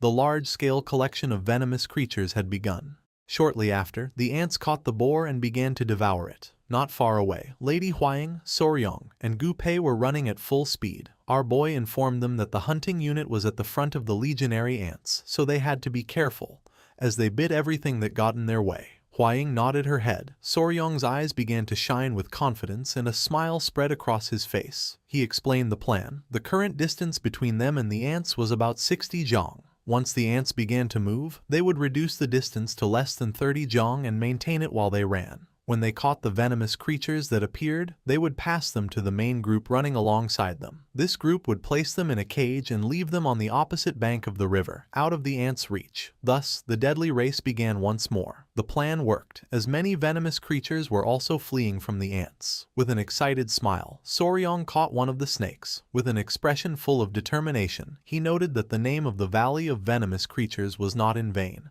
as all kinds of them were coming out, and he was determined to catch them all. The hunt continued for another hour or two, and the venomous creatures began to pile up without a problem. Soryong, Gu Pei, and Lady Huaying were now carrying several venomous creatures while fleeing from the ants. Soryong caught a snake and threw it to a man who was holding a wooden box. The man put the snake inside the box and with a worried expression asked our boy if he was feeling okay. To which he replied with an energetic yes, declaring that he couldn't get tired because there were venomous creatures waiting for him. Huaying informed our boy that there was a huge snake up ahead. Hearing this, Soryong's eyes widened in surprise. His attention was fixed on the snake in the tree. It was a genuine Burmese python. The Burmese python was one of the 5 largest snakes in the world, and the largest of them all. It was an animal as large as it was adorable. Besides, it was docile and not difficult to raise. Gupai was somewhat confused and asked Soryong if this snake wasn't a venomous creature. With a smile, Soryong nodded and stated that, while that was true, he had to catch this one. Gupai panicked, reminding him that he had said the same thing when the whip scorpion appeared, and again with the giant toad. At this rate, he wondered why they didn't just catch everything that appeared. Our boy's eyes began to shine with excitement and, with a confident smile, he stopped running and turned around, declaring that he would catch the snake then too. Lady Huaying told him to wait, revealing that the ants were too close. With a smile full of excitement, our boy assured them not to worry, as he would be right back. Soryong reached the Burmese python, grabbed it, and put it around his neck. The ants were hot on his heels, but our boy continued to smile. He wasn't going to let such a beautiful creature end up as food for the ants, so he decided it was time to get out of there. Soryong's luck ran out when he tripped on a branch and fell face first onto the ground, right in front of the ants, causing Lady Huaying and Gupei to panic. Knowing this was not good at all, Soryong turned around and his eyes widened in fear, knowing the ants were very close. Consumed by fear, the only thing Soryong could do was freeze as the ants lunged at him. Just then, someone grabbed Soryong by the collar. It was Yahua, who had tied her spiderweb to a tree branch and, grabbing our boy tightly, lifted him off the ground, preventing him from being devoured by the ants. Soryong was in shock, as he couldn't believe she had saved him. The stampede of ants was so large it created a blizzard. Yowa told our boy to hold on, making his eyes fill with tears. Noticing this, Lady Huaying and Gupai felt relieved. She congratulated Yowa on a job well done and asked her to please take Soryong to a safe place. The ants had destroyed everything in their path, devouring every living being and tearing down trees. A moment later, Yohua let go of Soryong, causing him to fall to the ground. As he was panting heavily to catch his breath, Yohua started running towards him with a furious expression. Huaying let out a sigh and told Yohua to give Soryong a good scolding. With a furious gaze, she declared that from now on, she would not allow him to get near the ants. The only thing our boy could do was apologize. Then a collar made of spiderweb wrapped around his neck. Soryong felt somewhat confused and asked Yohua to untie him, but she and Lady Huaying began to show a wicked smile. At that moment, Gupei arrived and saw Soryong on all fours like a dog, a scene that confused the leader. Lady Huaying quickly asked what had happened with the ants. Gupei mentioned that, luckily, they had stopped just on the other side of the hill and, as the sun was setting, he suggested they take a short break. Soryong didn't lift his head. He was very embarrassed. Lady Huaying agreed and decided they would wait there for the main group that was following them. At that moment, something behind the trees began to move. Noticing this, Huaying's eyes filled with curiosity. Not long after, someone threw a spear which stuck in the ground near Soryong. Seeing this, everyone panicked, not knowing what was happening. Men carrying spears emerged from the bushes, ordering them not to move. They declared that this was the land of the Beast Palace and demanded the intruders identify themselves. With a confused gaze, Gupei unsheathed his dagger, while on the other side, Lady Huaying asked them to calm down, revealing that they were from the Tang clan of Sichuan. Upon learning they were from the Tang clan of Sichuan, a man carrying a spear and with a fierce, bright-eyed wolf as a pet emerged and asked them how the Tang clan had come to the depths of the Yunnan jungle. His attention fixed on something and his eyes filled with seriousness. The leader's gaze fixed on the silk collar Yoahua had made for Soryong. Soryong's face filled with fear and he began to wave his hands, explaining that it wasn't what it looked like. The leader couldn't help but grit his teeth as a powerful energy began to emerge from his body. He gripped his spear tightly and his eyes began to glow with rage, demanding to know what the hell they were doing in the land of the Beast Palace. This man's name was Huk Rang, a warrior affiliated with the Southern Beast Palace. He had found them after hearing a strange noise during a scouting mission. This place was the territory of the Beast Palace, a valley called the Valley of the Wild Beasts. As he walked towards them, Huk Rang stated that this was why they couldn't enter the territory. With a smile, Soryong nodded and said that they would withdraw. But then, his eyes widened as he remembered something. He told the great warrior Huk Rang that, before they withdrew, he had something important to tell him. With a curious gaze, Huk Rang turned around, asking Soryong what it was about. With a nervous smile, our boy asked if he could go up this hill with him for a moment. Huk Rang did not refuse and decided to climb the hill our boy mentioned. Once at the top, his eyes widened in surprise and fear. He couldn't believe what his eyes were seeing. In the distance, a mountain of ants could be seen. Soryong revealed that they were ants, known as legionary ants, and that the strange sound Hukrang had heard was surely them on the move. He was honest and admitted that he believed the Beast Palace was in the path of these ants, warning that if the Valley of the Wild Beasts was a long, narrow valley, this would be very dangerous. Hukrang began to sweat in panic, understanding that if this was true, it would be a true disaster. With a serious gaze, he announced that he would return to the Beast Palace to inform the Palace Lord and asked the members of the Tang clan to accompany him to explain in more detail about the legionary ants. While Naek was playing with Rang's wolf, Lady Huaying showed a cheerful smile and said they would gladly do so. Soryong's attention was fixed on the ants and his eyes began to shine with fear, so he urged everyone to go to the Beast Palace immediately, as quickly as possible. Night was already falling and the ants were preparing to sleep. They would rest quietly, but when the sun rose, they would rampage through the area again.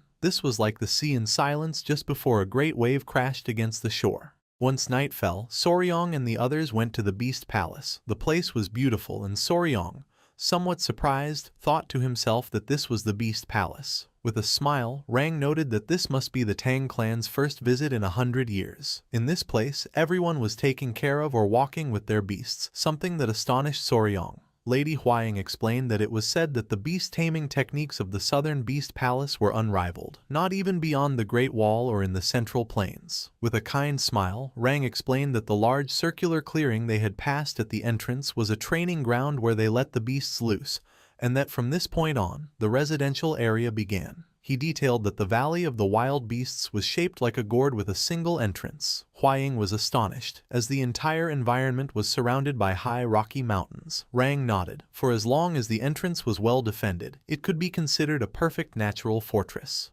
Soryong's attention was fixed on the buildings, realizing that while it was a fortress, on the contrary, if the entrance was blocked, it meant they would be trapped like rats in a cage. Once at the entrance, Rang became serious and informed the Palace Lord that the guests from the Tang clan of Sichuan had arrived. The Palace Lord gave them permission to enter. Everyone's eyes widened with seriousness, and upon entering, Soryong saw 3 figures next to their black leopards. The atmosphere was tense. The old man with white hair and scars on his face began to pet his beast and introduced himself as Manhwa, the Lord of the Beast Palace. Clasping his fist in his hand, Soryong bowed his head before him as a sign of respect and introduced himself as Wei Soryong of the Tang clan of Sichuan. Lady Huaying also introduced herself. With a serious tone, Manhwa deduced that they had come all the way to Yunnan to hunt venomous creatures. He added that he had already heard the gist of it from his warriors, and acknowledged that the Tang clan of Sichuan knew much more than they did about poisons and venomous creatures. With a furious expression, he let out a sigh and asked them what exactly the legionary ants were and how they had gotten here. Soryong's and the others' eyes widened in surprise and confusion. Closing his eyes, our boy nodded and proceeded to explain everything that had happened so far, how dangerous the legionary ants were and the level of destruction they could cause. He even warned them that they should evacuate the people immediately. However, their reaction was different from what he had expected. As a suffocating aura emerged from Manhwa's body, with a furious gaze, he questioned the simple suggestion of evacuating. He began to stroke his beard, asking if they were telling him to abandon his home of over 300 years just out of fear of some ants. The brown-haired woman placed her hand on her chest and with a gaze full of rage told the Palace Lord not to listen to this outsider from the Central Plains, assuring that if he gave her 500 flying wolves, she herself would take care of annihilating them all. Her eyes began to shine with confidence and her gaze fixed on our boy, dismissing the threat by stating that, even if there were many, they couldn't be a big deal and that outsiders from the Central Plains always exaggerated. Clenching his fist tightly, our boy made it clear that he was not exaggerating. He warned that if by 500 flying wolves she meant 500 wolves, then all of them would be devoured by the legionary ants in an instant. The woman became furious. She couldn't believe what Soryong had just said. Lady Huaying grew a bit nervous, reprimanding Soryong for being very rude. Soryong decided to confront the woman, explaining that they were not ordinary ants, so they would undoubtedly cause great damage. It would be a real tragedy if the animals were injured or died because of this. The woman became even more furious and asked what the hell an outsider from the Central Plains knew to say this. She added that his people even ate the dogs they raised and that, for this reason, they were incapable of understanding them.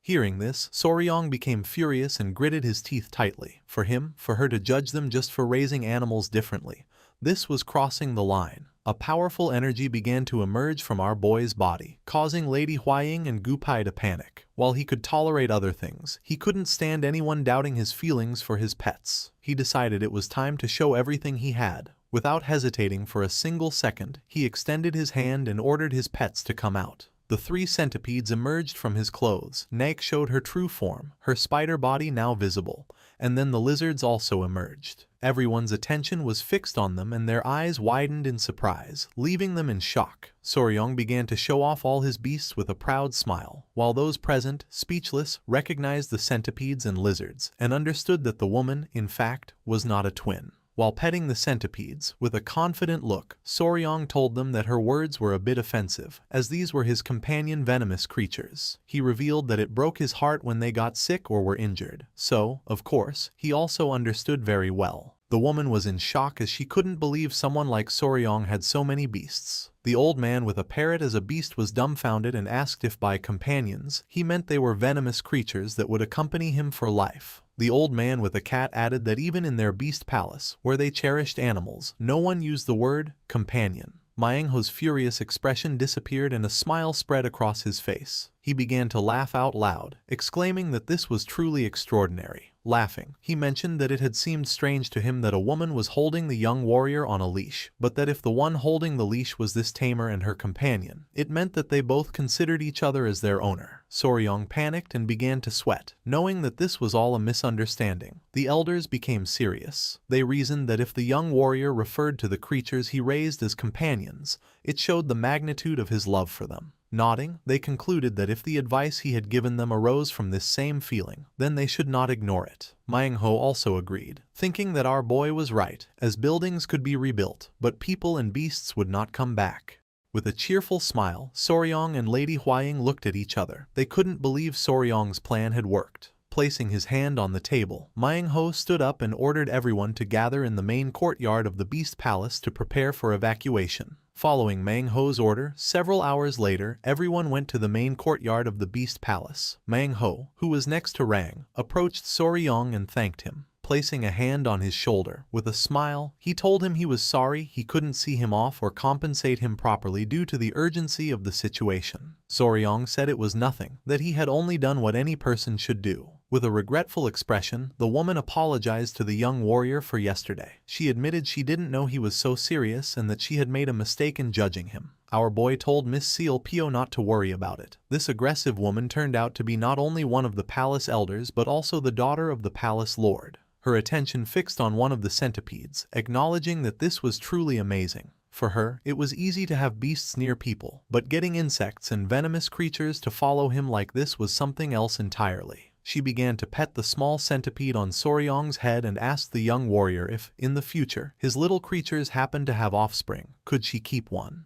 At that moment, roars of agony began to be heard, causing everyone to panic. Seol Pio became somewhat confused, wondering what that sound was and if it was an elephant. Soryong's eyes filled with surprise, and when he turned around, he saw that the ants were attacking and slowly devouring an elephant. Soryong felt fear as he understood this was bad, as the elephant must have fled right in this direction. The elders were in shock. It was the ants, and the elephant had been taken down without being able to do anything. Our boy began to sweat. He panicked, turned around, and shouted at them that there was no time to lose. He urged them to evacuate immediately, as the ants were coming straight for them. Myingho refused, gritted his teeth and revealed that it was already too late, as they had already reached the entrance of the Wild Beast Valley. The ants began to devour the elephant's carcass while the others were on their way to the Beast Palace, which was only a few hundred meters away. Fleeing was no longer an option.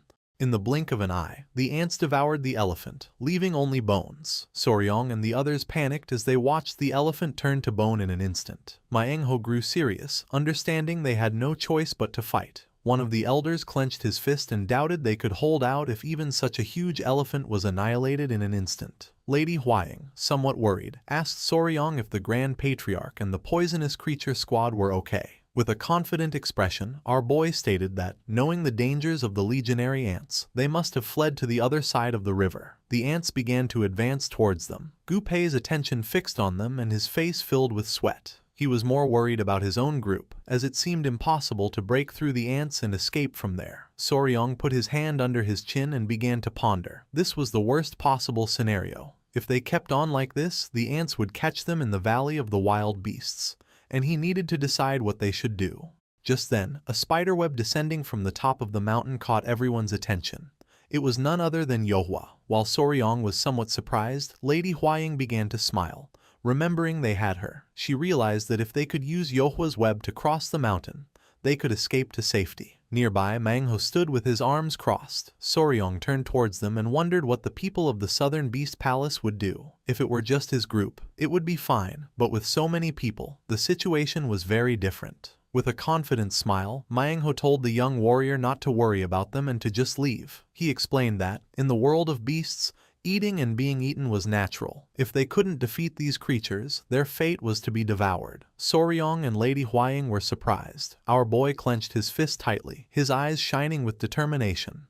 He couldn't just abandon them like this. They were animal lovers, like him. He concentrated, telling himself that there had to be a way to save them all, and that, as Spicy Fabor, he had to think. Soryong began to carefully analyze the habits and migration routes of the legionary ants. His eyes began to shine with joy, and with a smile, he revealed that he had an idea. Manhwa and the others were somewhat confused by this. With his eyes closed in a curious expression, the palace lord asked Soryong if there was a way to deal with this horde of ants. Our boy nodded, confirming that there was a way, although they would have to suffer a bit to achieve it. With his hand on his chin and an excited smile, he asked if he would like to hear it. The next day, the ants, having completely digested the elephant they devoured, began to move towards the Valley of the Wild Beasts in search of food. Following the plan they had prepared all night, they arranged themselves in formation and waited for them in the middle of the grassland. Lady Huaying, who was watching from afar, closed her eyes and clasped her hands, praying that no one would get hurt. Everyone was carrying their weapons. With a serious gaze, Soryong told Manhwa and Hyuk Rang to get ready. Manhwa began to shout, ordering the disciples of the Beast Palace to stand firm as a mountain and not to break formation. They were going to protect their home with their lives. The ants began to advance towards them. Soryong started to stare at them intently, waiting for them to get a little closer. Once the ants stepped onto the liquid that was on the grass, our boy gave the order for everyone to throw their torches. Following the order, Hyuk Rang threw his flaming torch, which hit the liquid squarely. The instant it made contact, flames erupted, and in the blink of an eye, several of the ants were trapped within a circle of fire. Soryong was overjoyed to see that it had worked. The hunting group had been isolated. With an expression full of determination, Soryong began to run towards the ants, declaring that their formation had collapsed and ordering the advance with the water buffaloes. The warriors and the water buffaloes began to fight against the isolated ants. Using their sharp spears, they began to slaughter the ants, knowing they had to annihilate everyone in the hunting group and cover the young warrior so he could reach the main body. Manhwa's daughter wished our boy good luck. Soryong was more worried about them and asked them to be careful not to get hurt. While the warriors were fighting the ants, Soryong broke through and reached the main body. Several minutes passed and nothing happened. Noticing this, our boy began to ponder. Not long after, he started making faces and mocking the ants,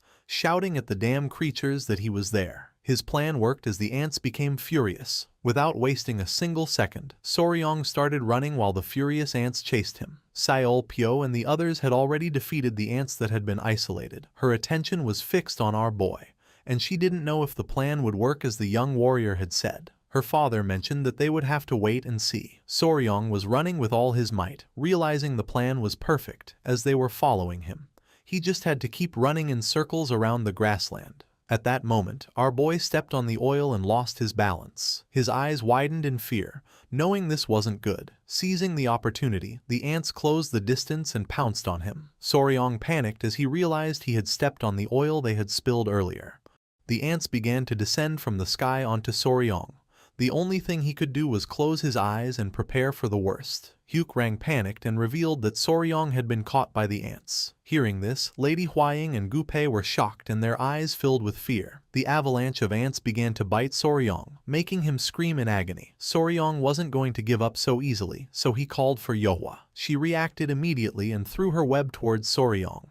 Luckily, our boy was able to grab it, and by pulling hard, she prevented him from being devoured by the ants. Gupei and Lady Huaying were relieved to see that he had managed to survive, and they praised Yohua. Soryong, who was sitting on some rocks, began to pant to catch his breath. Looking at his clothes, he noticed one of the ants was still trying to bite him. Fortunately, he only received a couple of scratches and was glad to have learned it. Soryong's body was as hard as iron. Using the iron coffin technique, Soryong killed the ant that was stuck to his clothes. Yohwa and the centipede became furious and began to scold Soryong.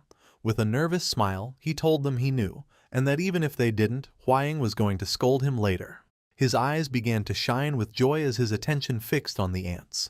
They were standing on some rocks, and the ants were circling around them. Myung Ho and Hyuk Rang were astonished to see the ants going in circles, exactly as the young warrior had said. Soryong was the only one who knew why the ants were behaving this way. The reason was that their path had been cut off. He understood that the ants couldn't see well and were guided by the pheromones left by the lead ant. Because of this, if the hunting or advance group suddenly disappeared, the worker ants, which only followed signals to move forward, would end up intertwining with each other and losing their way. Since the warriors of the Beast Palace had destroyed the hunting group, the ants would get trapped chasing each other until they died. With an astonished expression and a smile, he revealed that this was the death spiral, the ant mill. As Seolpyo's eyes widened with joy, she turned to her father. Crossing his arms, Myung Ho nodded and gave his daughter permission to tell everyone immediately. With a smile, Soryong picked up the centipede.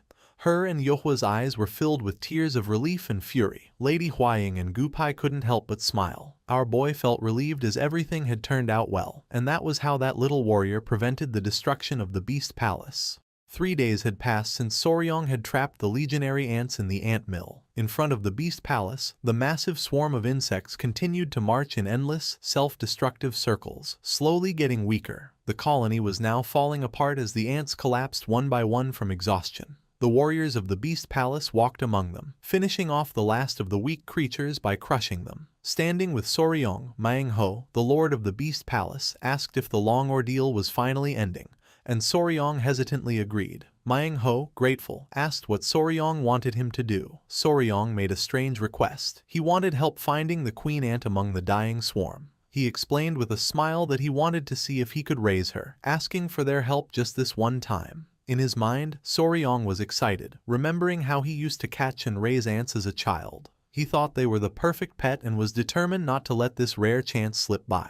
With a new goal, the search began. Soryong told everyone, including Hyuk Rang, Gupai, and Lady Hwaying, to search for the ant with the biggest abdomen. Hyuk Rang shouted that he understood and led the search. It wasn't long before one of the Beast Palace warriors called out to Soryong, telling him to come quickly. Soryong rushed over, surprised and hopeful. He was met with a gruesome sight. A monstrously large red ant lay on the ground, surrounded by the bodies of other ants. This giant insect had menacing, glowing red eyes, and a spear was already in its head, yet it was still alive. The group gathered around in shock, pointing out that the ants were eating each other, with the giant ant at the center of the scene. Lady Hwaying asked if this could be the queen. Soryong, with a disturbed look, confirmed that it must be the queen, but he couldn't shake the feeling that something about the situation was very strange. Soryong was deeply troubled by the scene. He knew from his knowledge of insects that while a new queen ant might eat her own eggs to survive and start a colony, a queen would never eat her own young once the colony was large and established. Also, he knew that ants only recognize their dead companions after about 3 days, when the bodies start to release a specific chemical. This led him to a horrible conclusion. The queen was eating her own young while they were still alive, which was completely against the laws of nature. Just as he was thinking about this, Lady Hwaying called out to him, telling him to look closely at the queen's head. His eyes widened as he saw something gleaming where the warrior's spear had been. It was a golden needle, glowing with a faint energy, stuck deep in the creature's forehead. Driven by curiosity, Soryong carefully approached the dying monster. Lady Hwaying warned him to be careful, but he was focused on the strange object. He reached out and, with a firm grip, pulled the golden needle free from the queen's head. The moment it came out, black blood shot from the wound, and the giant ant let out a final pained screech before collapsing. Soryong stared in shock. The queen was dead. Holding the strange needle, he turned to Lady Hwaying and asked if she recognized it. She looked at it thoughtfully, explaining that while the Tang clan also used golden needles, this one had a rare length and shape. As Soryong looked at it more closely, he noticed that the needle was hollow. He guessed that it must have been used to inject some kind of drug or poison into the queen. Suddenly, a voice called out to Soryong and Lady Hwaying. It was the Grand Patriarch, who came running towards them with his men, much to the relief of his grandchildren. The elder explained that he had met the warriors of the Beast Palace while searching for them and had been told everything that had happened. He asked Soryong if he was all right, and the boy assured him that thanks to his iron coffin technique, he had only a few scratches. Manhwa then approached the Grand Patriarch and, confirming he was an elder of the Tang clan, did something amazing. He, along with all the warriors of the Beast Palace, knelt down in a deep bow of gratitude. Manhwa declared that his people owed a great debt to the Tang clan for their help, leaving the Grand Patriarch completely flustered and begging them to rise. Lady Huaying noted to herself that for the proud lord of the Beast Palace to show such deep respect was truly special, even for someone as important as her grandfather. Once they stood up, Manhwa insisted on treating the Tang clan with the greatest hospitality, and invited them into his palace. However, Soryong interrupted, explaining that he had an important question for his grandfather first. He held out the golden needle he had pulled from the queen ant's head, explaining where he found it and noting its similarity to the needles used by their own clan. He asked the Grand Patriarch if he had ever seen one like it before. The moment the Grand Patriarch saw the needle, his expression changed to pure shock and horror. He grabbed Soryong's hand, demanding to know where he had found it. Startled by his grandfather's intensity, Soryong repeated that it was in the queen ant's head. Lady Huaying asked what was wrong, sensing a serious problem with the needle. With a grim and heavy tone, the Grand Patriarch looked at both his grandchildren and the members of the Beast Palace.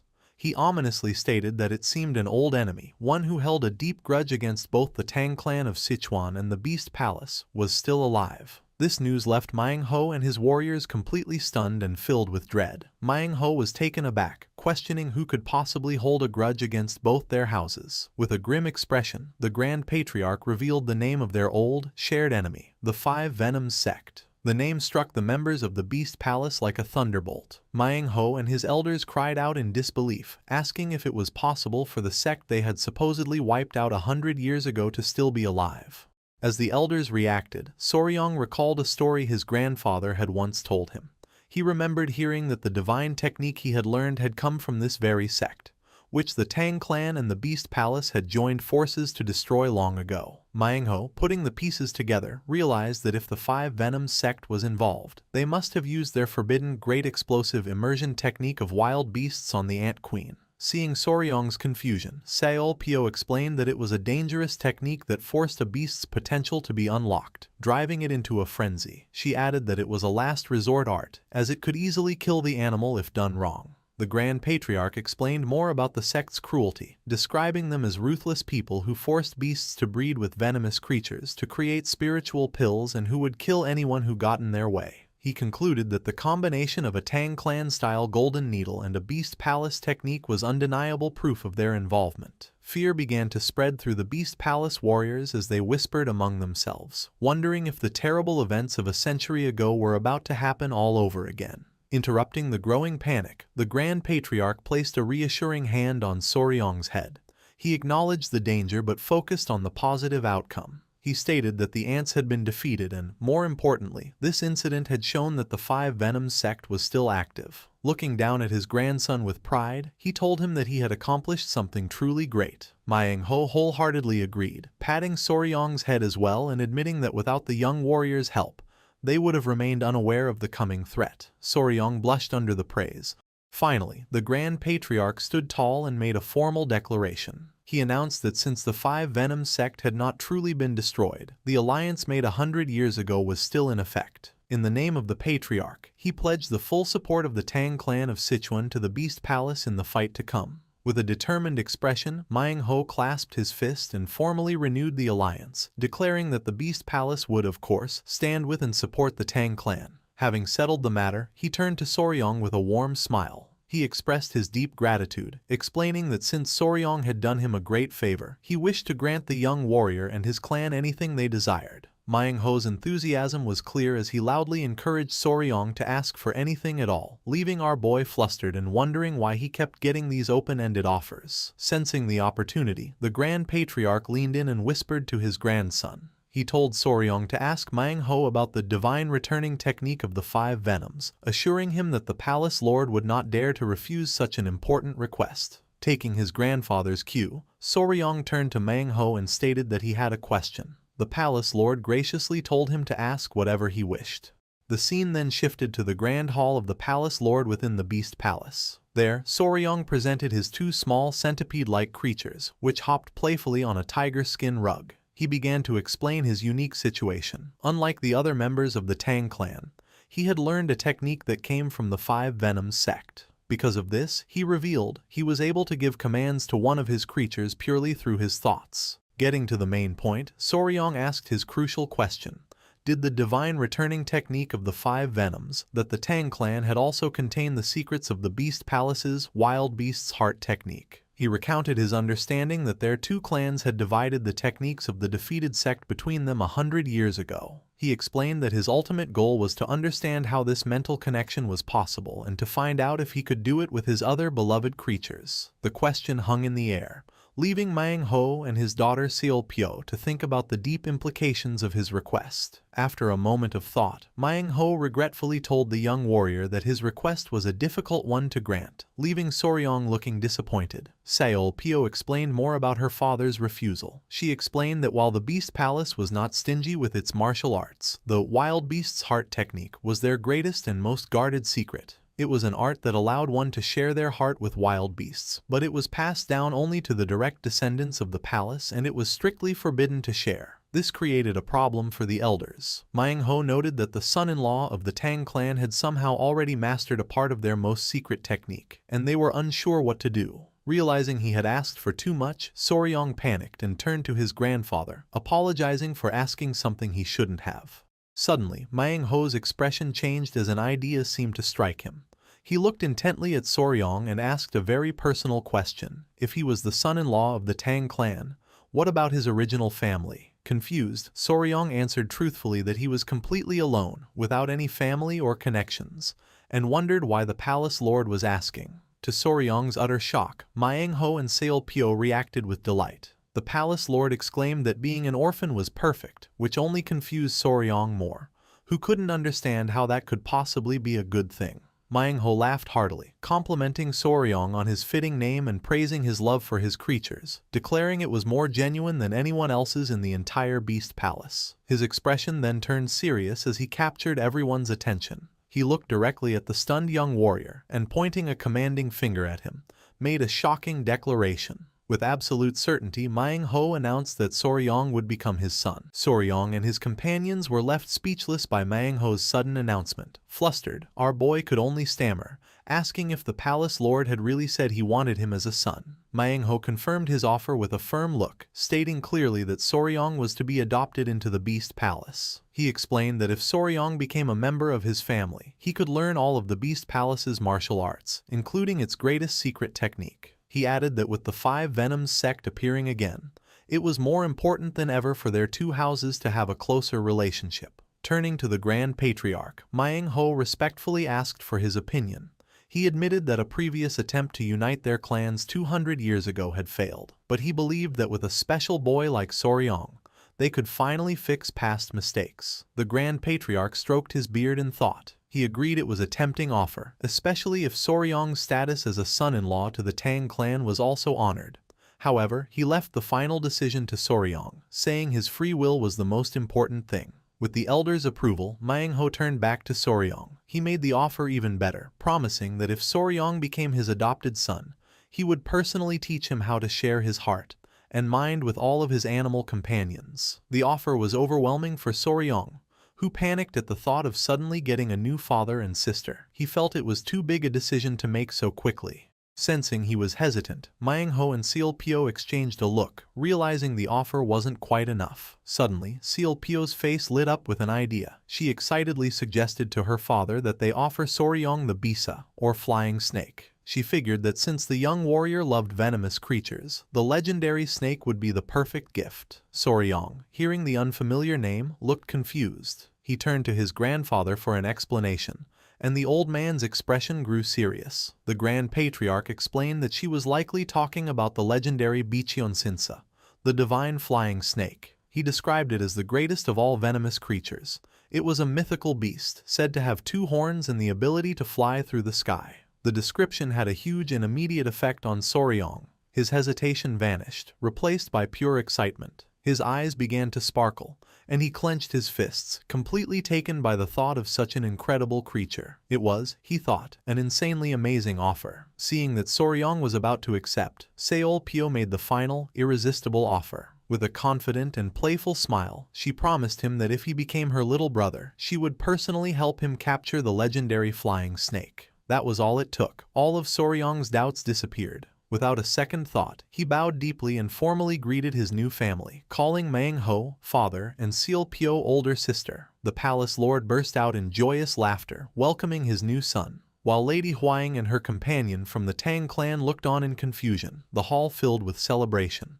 And so, after a sudden but happy decision, a formal adoption ceremony was held, officially making Soryong a member of the Southern Beast Palace.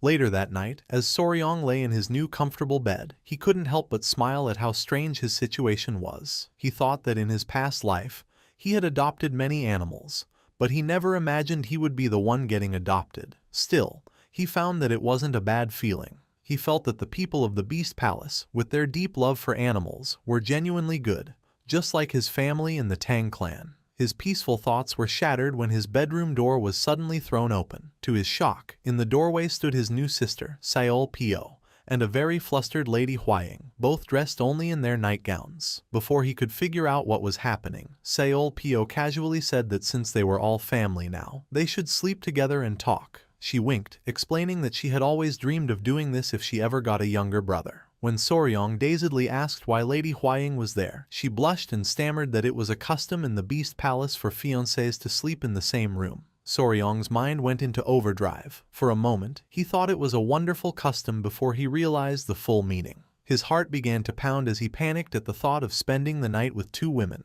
Ignoring his flustered state, Seol-pyo playfully pulled at his blankets and, along with a hesitant Lady Hwang, climbed into bed, trapping the embarrassed Soryong between them. As he let out a silent scream, Seol-pyo cheerfully suggested they start by talking about his venomous pets. On a nearby table, his small creatures could only watch in confusion as their master was overwhelmed by his new family. The next day, Soryong walked with his new father and sister outside the palace. It was clear he had not slept at all, his face tired from the night's chaotic slumber party. When Manhwa asked if he had slept well, the boy could only force a denial. Manhwa announced it was time to begin Soryong's training and teach him the technique he was so curious about. But first, he needed to check the boy's internal energy. He told Soryong to sit and relax, and our boy did. Manhwa then placed a hand on his back, sending his own internal energy through Soryong's body to check his condition. After a moment, the palace lord pulled his hand back with a thoughtful look. He said that Soryong's energy was so well hidden that he hadn't been able to sense it properly before. He concluded that while Soryong had managed to copy the wild beast's heart technique, his version was incomplete and much weaker. This, he decided, was something he needed to discuss with the Grand Patriarch. Still confused, Soryong asked what the wild beast's heart technique was. Seol-pyo explained that it was an internal training method that lets a warrior communicate their heart to beasts and grow stronger with them. Soryong was amazed. Manhwa added that it also gives the user the ability to feel a beast's heart and give special commands. Deciding a demonstration would be better than words, he prompted his daughter. Seol-pyo took a deep breath and let out a sharp, powerful howl. In response, a pack of large, fierce wolves with glowing blue eyes came out of the nearby woods, snarling as they approached. Soryong stared in stunned silence as the intimidating beasts gathered around them. The alpha wolf began to growl at Soryong, but Seol-pyo quickly scolded it, telling the beast not to be suspicious. As Soryong was now her little brother, the wolf immediately stopped, letting out a confused whimper. With the pack now calm, Seol-pyo smiled and encouraged Soryong to try giving them a command himself. She ordered the wolves to attack Manhwa using a fierce wolf formation. Instantly, the whole pack obeyed, attacking Manhwa together. The palace lord, however, stood his ground, not worried at all. With just a flex of his internal energy, he easily pushed back the fierce beasts, sending them flying without touching them. The powerful demonstration ended with Manhwa standing calmly among the now calm wolf pack. Soryong was left completely speechless, his eyes wide with awe. He exclaimed that it was incredible how all 10 wolves had moved in perfect sync. Manhwa explained that this was possible because they were all connected through the wild beast's heart technique. He proudly described the art as a way for the user to become one with beasts, using their fangs and claws as their own. He also explained that once the technique is fully mastered, a warrior could command hundreds or even thousands of beasts at once, though he warned that being too greedy could be dangerous. The explanation and display of power were more than enough for Soryong. He clenched his fists, his face excited, and declared that the technique was the absolute best. Without hesitating, he dropped to his knees in a formal bow, earnestly pleading with his new father and sister to teach him the wild beast's heart technique. A broad smile spread across Manhwa's face. He laughed and told his new son to rise and sit, declaring that he would, of course, pass on the technique to him. Overjoyed, Soryong thanked him. Manhwa once again placed his hand on Soryong's back, and a powerful visible surge of energy began to flow from the palace lord into his new son. As he transferred the knowledge, Manhwa focused. He thought to himself that while teaching Soryong the wild beast's heart technique, he would also adjust the boy's own 5 venoms returning origin technique. He had analyzed Soryong's body and noticed the great strain it was under from constantly using poison, something the Beast Palace's core art was never made to handle. As he continued the process, Manhwa explained that the wild beast's heart technique wasn't really meant to handle poison. Its true purpose was to connect with something more basic, like a creature's blood. The news shocked Soryong. Manhwa added that it only required a single drop of blood, or even other body fluids like spit. He revealed this was the reason Soryong was already able to give his centipede-like creature mental commands. The bond had started to form when the creature bit him. The memory clicked for Soryong, and he finally understood. With a final pat on Soryong's shoulders, Manhwa announced that the ritual was complete. He told his new son that he was now fully connected to his little centipede through the technique and would be able to feel its heart and emotions completely. Closing his eyes and holding the small creature, Soryong felt a warm, golden energy surround him. He was stunned, he could truly feel it now. He was overwhelmed by a wave of pure, unconditional love from his companion, an emotion so strong it was like being loved as a baby. Tears streamed down his face as he hugged the creature tightly. Manhwa looked on, satisfied, declaring that this was the power of the complete wild beast's heart technique. Ready to continue, Manhwa then asked Soryong to hand over his other small creatures so he could repeat the process and form a bond with them as well. Though Soryong worried they might bite, Manhwa assured him he would be fine, as he could use a protective aura if he needed to. However, the method for the next step was much weirder than Soryong could have imagined. Manhwa instructed him to lie on the ground and open his mouth. Before the confused boy could react, Manhwa held the 2 creatures over his face and commanded them to each spit into their master's mouth. He explained that Soryong's training was to use the technique to feel the spit as it entered his body. Horrified, Soryong tried to protest, but it was too late. The 2 creatures began to drool heavily above him. As the spit dripped down, Soryong was filled with disgust, thinking that the situation was getting very weird. In the training grounds at the Beast Palace, Soryong prepared to train his 3 small, rabbit-eared centipede creatures. With his new sister Seolpyo and Lady Hwaying watching, he gave his companions the signal to begin. He ordered them to perform the centipede chain formation, a new technique he was developing. The 3 creatures leapt towards a wooden training post, but instead of a fierce attack, they just latched onto it gently. From a distance, Seolpyo and Lady Hwaying were overcome with emotion, saying how incredibly adorable the little creatures were. Soryong, however, was horrified, realizing this wasn't the scary effect he wanted. He thought about how powerful and cool the wolves looked when they attacked, but his own creatures just looked cute. He tried to coach them, telling them to perform their attacks with a bit more style. Seeing their sad faces, Soryong immediately panicked and rushed to reassure them, praising them for doing a great job. Holding them close, he reminded himself that they weren't even a year old yet and just needed to grow slowly. With that, he decided they would get back to training. Half a month had passed since Soryong had officially inherited the beast heart art and bonded with his centipedes. Because his original technique was similar, he was able to master the new one very quickly. This let him focus on strengthening his connection with his companions. Soryong didn't actually go through with the disgusting method of having his creatures spit in his mouth. He couldn't do that. Instead, he completed the bonding process by having them all suck on his pinky finger. Later, while walking, Soryong asked his sister Seolpyo if she had heard any news from the flying heavenly divine master yet. Seolpyo explained that the place the warriors had gone to check was a 3-day journey away, so they would probably hear back soon. Soryong understood and agreed. As Soryong stood with Seolpyo and Lady Hwaying, Gupei came running towards them. Out of breath, he called out for young Master Soryong, announcing that he had a message from the Grand Patriarch. Surprised, Soryong asked what was going on. Gupai hesitated for a moment before delivering the exciting news. The heavenly flying emissary had finally been found. The news sent a jolt of excitement through both Soryong and Lady Huaying. A determined smile spread across Soryong's face as he thought that the moment had finally come. Without wasting a second, he announced that they would go to his grandfather at once.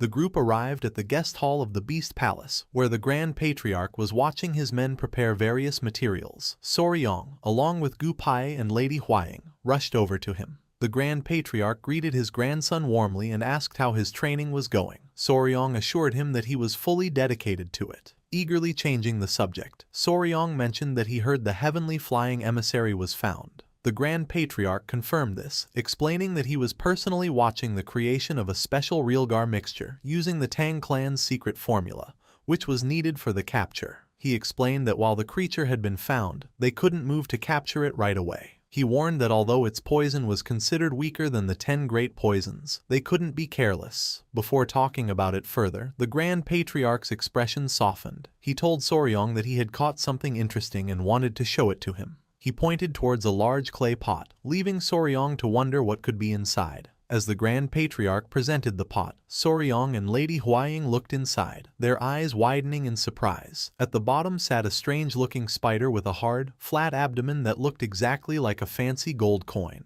Soryong excitedly identified it as a money coin spider. The Grand Patriarch confirmed this with a smile, explaining that the creature was named for its abdomen's resemblance to a gold coin. This creature, also known as the Chinese hourglass spider, is a type of trapdoor spider. Soryong's face lit up with joy.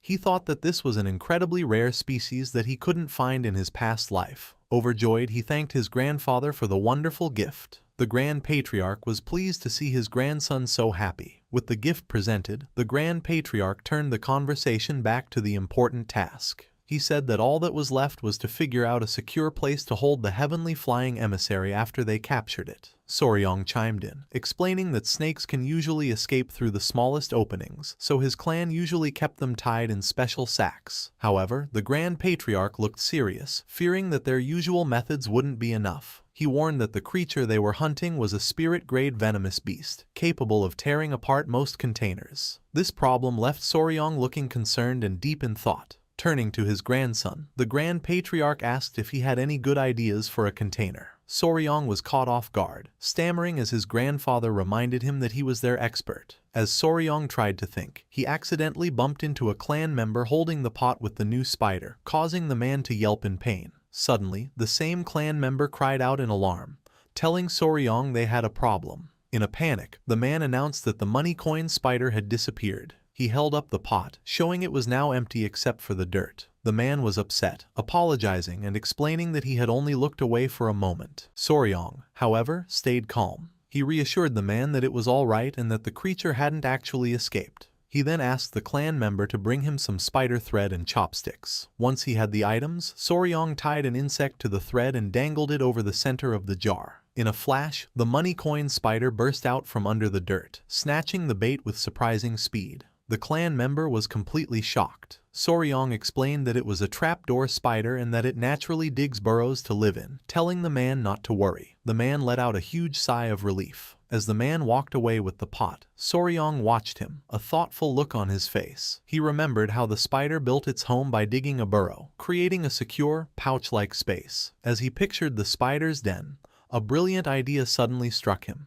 He realized that a specially made pouch with that exact shape would be the perfect solution. His eyes widened and he clenched his fist in excitement, exclaiming that he had figured it out. With a brilliant idea, Soryong rushed to find the one person who could make it happen, his companion, the spider Yohua, who was napping in her web. He called out her name, waking her up. Once he had her attention, Soryong held up a small cloth pouch. He asked Yohua, who had transformed into her large spider form, if she could create something similar, but much, much bigger. The plan was to use Yohua's spider silk, an incredible material that was 20 times tougher than steel of the same weight. As a spirit beast, Yohua's thread was exceptionally powerful. It had already proven its strength against an army of ants, making it the highest grade fiber in existence. The idea was simple but genius, to weave that nearly unbreakable thread into a giant pouch to hold the spirit beast. Taking on the challenge, Yohua got to work. In a short time, she presented a massive, beautifully woven white pouch made of her silk. Soryong was completely amazed. He took the finished pouch and praised her, saying it was amazing and exactly what they needed.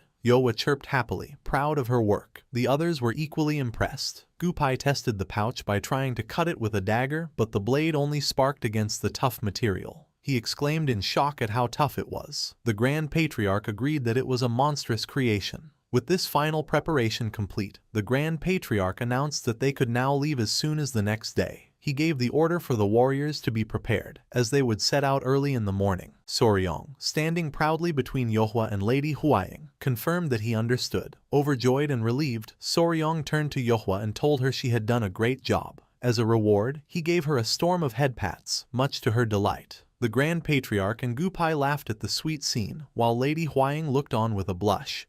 And with that, all preparations to capture the flying heavenly divine master were finally complete. The next morning, as the sun rose, the group set out on their mission. Led by warriors from the Beast Palace, Soryong and his companions from the Tang clan headed for Hyupsu Gorge, where the flying heavenly divine master had been seen. As they walked, the Grand Patriarch said he was looking forward to this, as he hadn't seen the 24 poison branches in person since he was young. Soryong, confused, asked his grandfather what he meant, recalling only that they were ranked below the 10 great poisons. The Grand Patriarch explained that the term was a comparison. Just as the day is divided into 24 hours, the Tang clan assigns a powerful venomous beast to each of the 24 hours. While they were not among the legendary 10 great poisons, these were 24 very potent beasts of the highest grade. Soryong and Lady Huaying listened, beginning to understand. After some time, one of the lead warriors shouted that they had arrived, pointing ahead toward the gorge. Soryong's gaze followed, and his eyes widened in awe at the sight. Hovering majestically near a cliffside waterfall was a massive, snake-like creature, its long, elegant body decorated with light blue fins and 2 sharp horns on its head.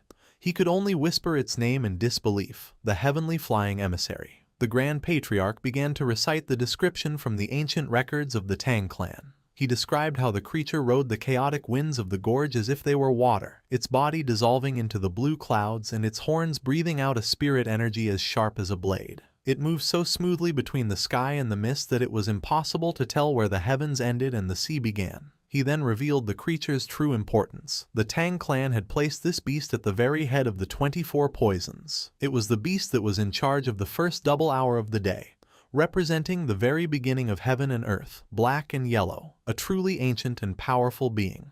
As he stared at the impossible sight, Soryong's mind went back to his previous life. He remembered that flying snakes did exist on Earth, though most people didn't know it. He recalled a live stream he did as his online personality, Spicy Faber, where he excitedly showed his 1 million subscribers a real, flying snake. He had shown a green snake called a chrysopelea, and when his viewers asked how it could fly, he explained the science. It didn't truly fly, but glided by spreading its ribs to catch the air. His viewers had accused him of clickbait, but he had calmly defended himself, arguing that gliding up to 250 meters was close enough to flying. He had then laughed and confidently said that everything in the universe had to obey the laws of physics. A snake couldn't just fly like a bird. That was what he used to believe. But now, seeing a massive horned serpent soaring through the air against all logic, he could only wonder what he was looking at. The sight was so reality-breaking that his brain felt like it would shut down. He turned to his grandfather and asked if it wasn't a bit strange that a snake was flying.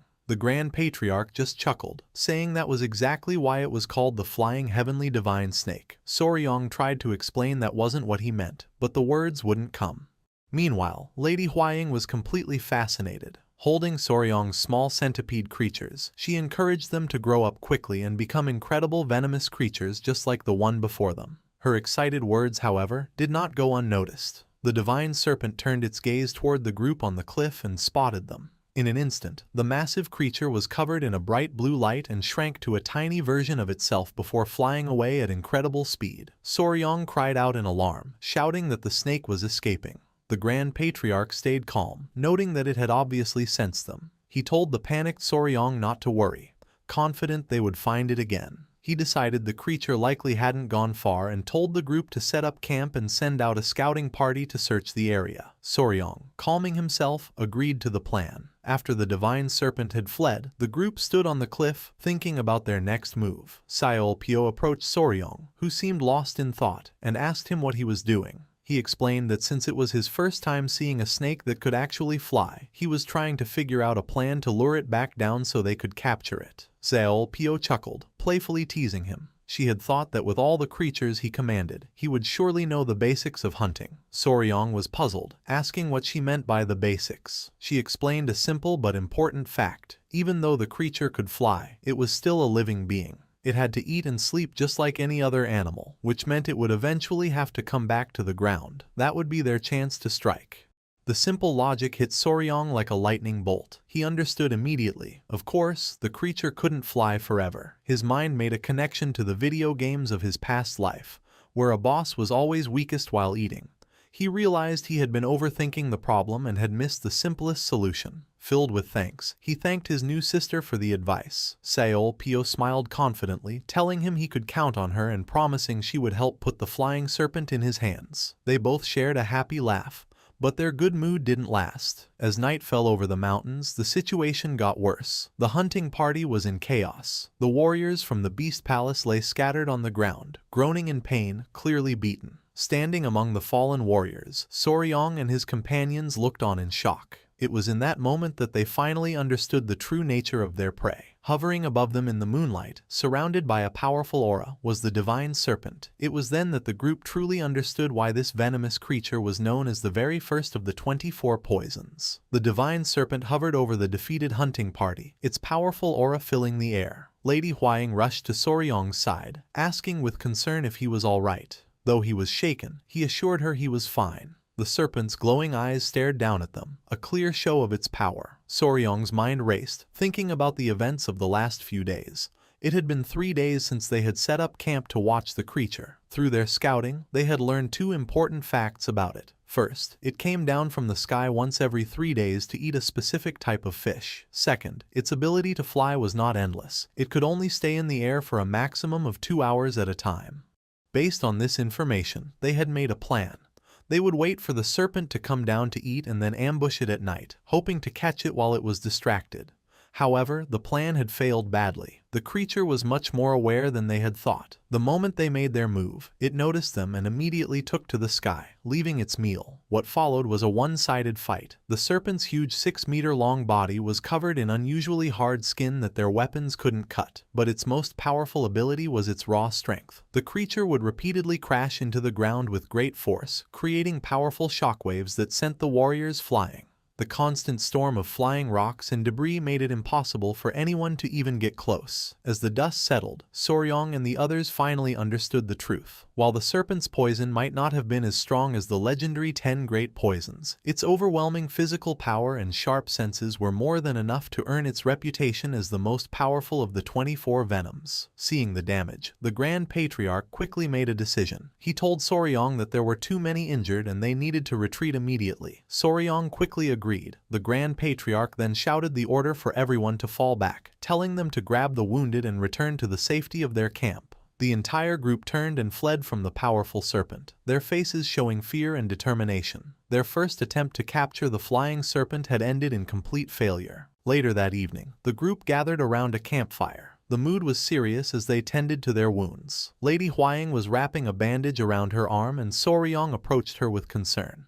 She assured him it was just a scratch. Nearby, the Grand Patriarch finished setting a splint for a warrior with a broken arm. The warrior apologized, but the Grand Patriarch took responsibility for the failure. Standing next to a concerned Seol-pyo, the Grand Patriarch admitted that he hadn't realized how powerful the creature truly was. He said they had been careless, noting that if even a lower-ranked beast was so strong, they should have been much more careful with the top-ranked one. He then turned to Soryong and asked what they should do now. Soryong fell into deep thought. He realized this creature was completely different from anything he had ever seen, and his knowledge from his past life was useless. Looking at the bandaged and beaten warriors, he concluded that another direct attack was too risky. They couldn't afford to lose their valuable warriors trying to capture one creature. He thought that the whole situation would be much easier if the serpent just couldn't fly. As he thought about this, a sudden memory sparked in the Grand Patriarch's mind, and he exclaimed that he had just remembered something important. The Grand Patriarch announced that he had an idea about how the divine serpent managed to fly, getting Soryong's attention. He explained his theory, saying he could clearly sense a flow of energy around the creature whenever it flew. Since it rose without any physical movement, he guessed that it must be controlling this energy to lift itself. Confused, Soryong turned to Lady Huaying and asked her to explain what controlling energy to rise meant. She clarified that it was a type of martial art focused on lightness and speed. She explained that while normal techniques use energy through the legs to jump higher, this advanced technique was different. It involved using one's internal energy alone to float the entire body. She emphasized that doing this was impossible without a huge amount of internal energy. This led Soryong to ask if this meant the venomous creature had a massive amount of internal energy. However, the Grand Patriarch stepped in to correct him. He stated that it was not internal energy that powered the creature's flight. With complete certainty, he revealed the true source of its power, an internal core. He was sure that the venomous creature had to have this condensed ball of pure energy, which allowed it to do such impossible things. The Grand Patriarch's reveal of an internal core shocked the group. Gupai and Seolpyo were stunned, asking the elder if it was truly possible. Soryong's mind immediately went to the internal core he had gotten from the azure-spotted centipede, remembering it as a powerful medicine that could greatly improve a person's martial arts skills.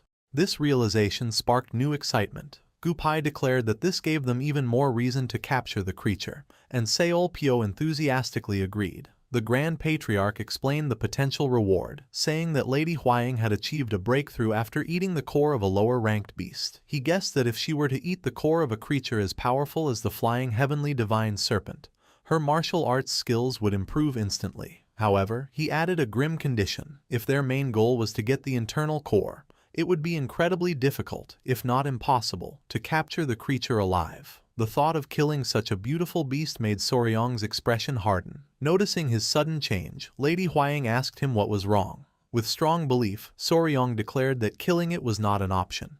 He stated firmly that they would capture the serpent, but it had to be done alive. The rest of the group looked on, surprised by his firm decision. Seolpyo was the first to question him, asking why he would pass up such an opportunity. She reminded him that this was the internal core of a legendary flying serpent. Soryong just laughed and explained his way of thinking.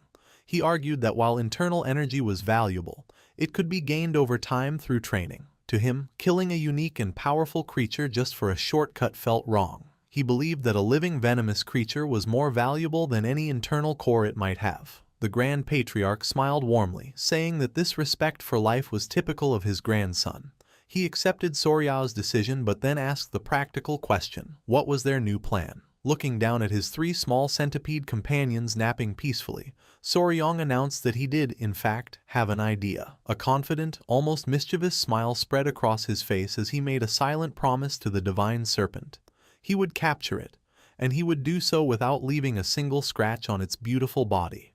Following Soryong's new plan, the group began their operation. They found the divine serpent as it came down to a quiet river to drink. From a hidden spot, Soryong picked up a rock and threw it near the creature. The sudden noise startled the serpent, causing it to hiss and look around for the source of the sound. Observing its reaction, Soryong began to analyze the situation scientifically. He knew there were three main ways a snake senses the world. The first is through a bone in its head that detects sound waves and vibrations. The second is an organ that analyzes smells captured by its forked tongue. The third is a pit organ that uses heat-sensitive cells to track the body heat of its prey. With this knowledge, Soryong came to a simple conclusion. If they could block their scent and hide their body heat, the serpent wouldn't be able to find them. The way they did this, however, was not very dignified. The whole group, including the Grand Patriarch and Lady Huaying, found themselves wrapped from head to toe in thick, white bandages, looking like mummies. The Grand Patriarch was very embarrassed, asking Soryong if he really had to wear such a silly outfit. Soryong explained that the suits, made from Yowa's super durable and insulating silk, were essential for the plan to work. He did, however, warn everyone that the suits didn't block their presence completely, so they had to be careful not to get too close. The Grand Patriarch, while understanding the reason for the disguises, still had one important question. He asked Soryong how these suits would actually help them catch the serpent without hurting it. Soryong smiled and began to explain the full plan. He started by reminding them of his sister Seolpyo's advice. Even a divine beast is still a living creature that needs to eat and sleep. With that as the foundation, he revealed the next step. He said that from now on, they would follow the serpent for several days, and every time it tried to land to eat or rest, they would bother it by throwing rocks, not letting it have any peace or food. The simple but brutal strategy left the Grand Patriarch and Lady Huaying speechless. Soryong confidently explained the logic behind his tough plan. Since the suits made from Yowa's silk would make them invisible to the serpent, the creature wouldn't be able to find them to attack. By constantly denying it food and sleep, it would eventually get exhausted and collapse. He reasoned that even though it was the most powerful of the 24 venoms, it couldn't ignore the basic needs of hunger and sleep. He admitted this would be tiring for them as well and told them he was counting on their endurance, which made the other members groan.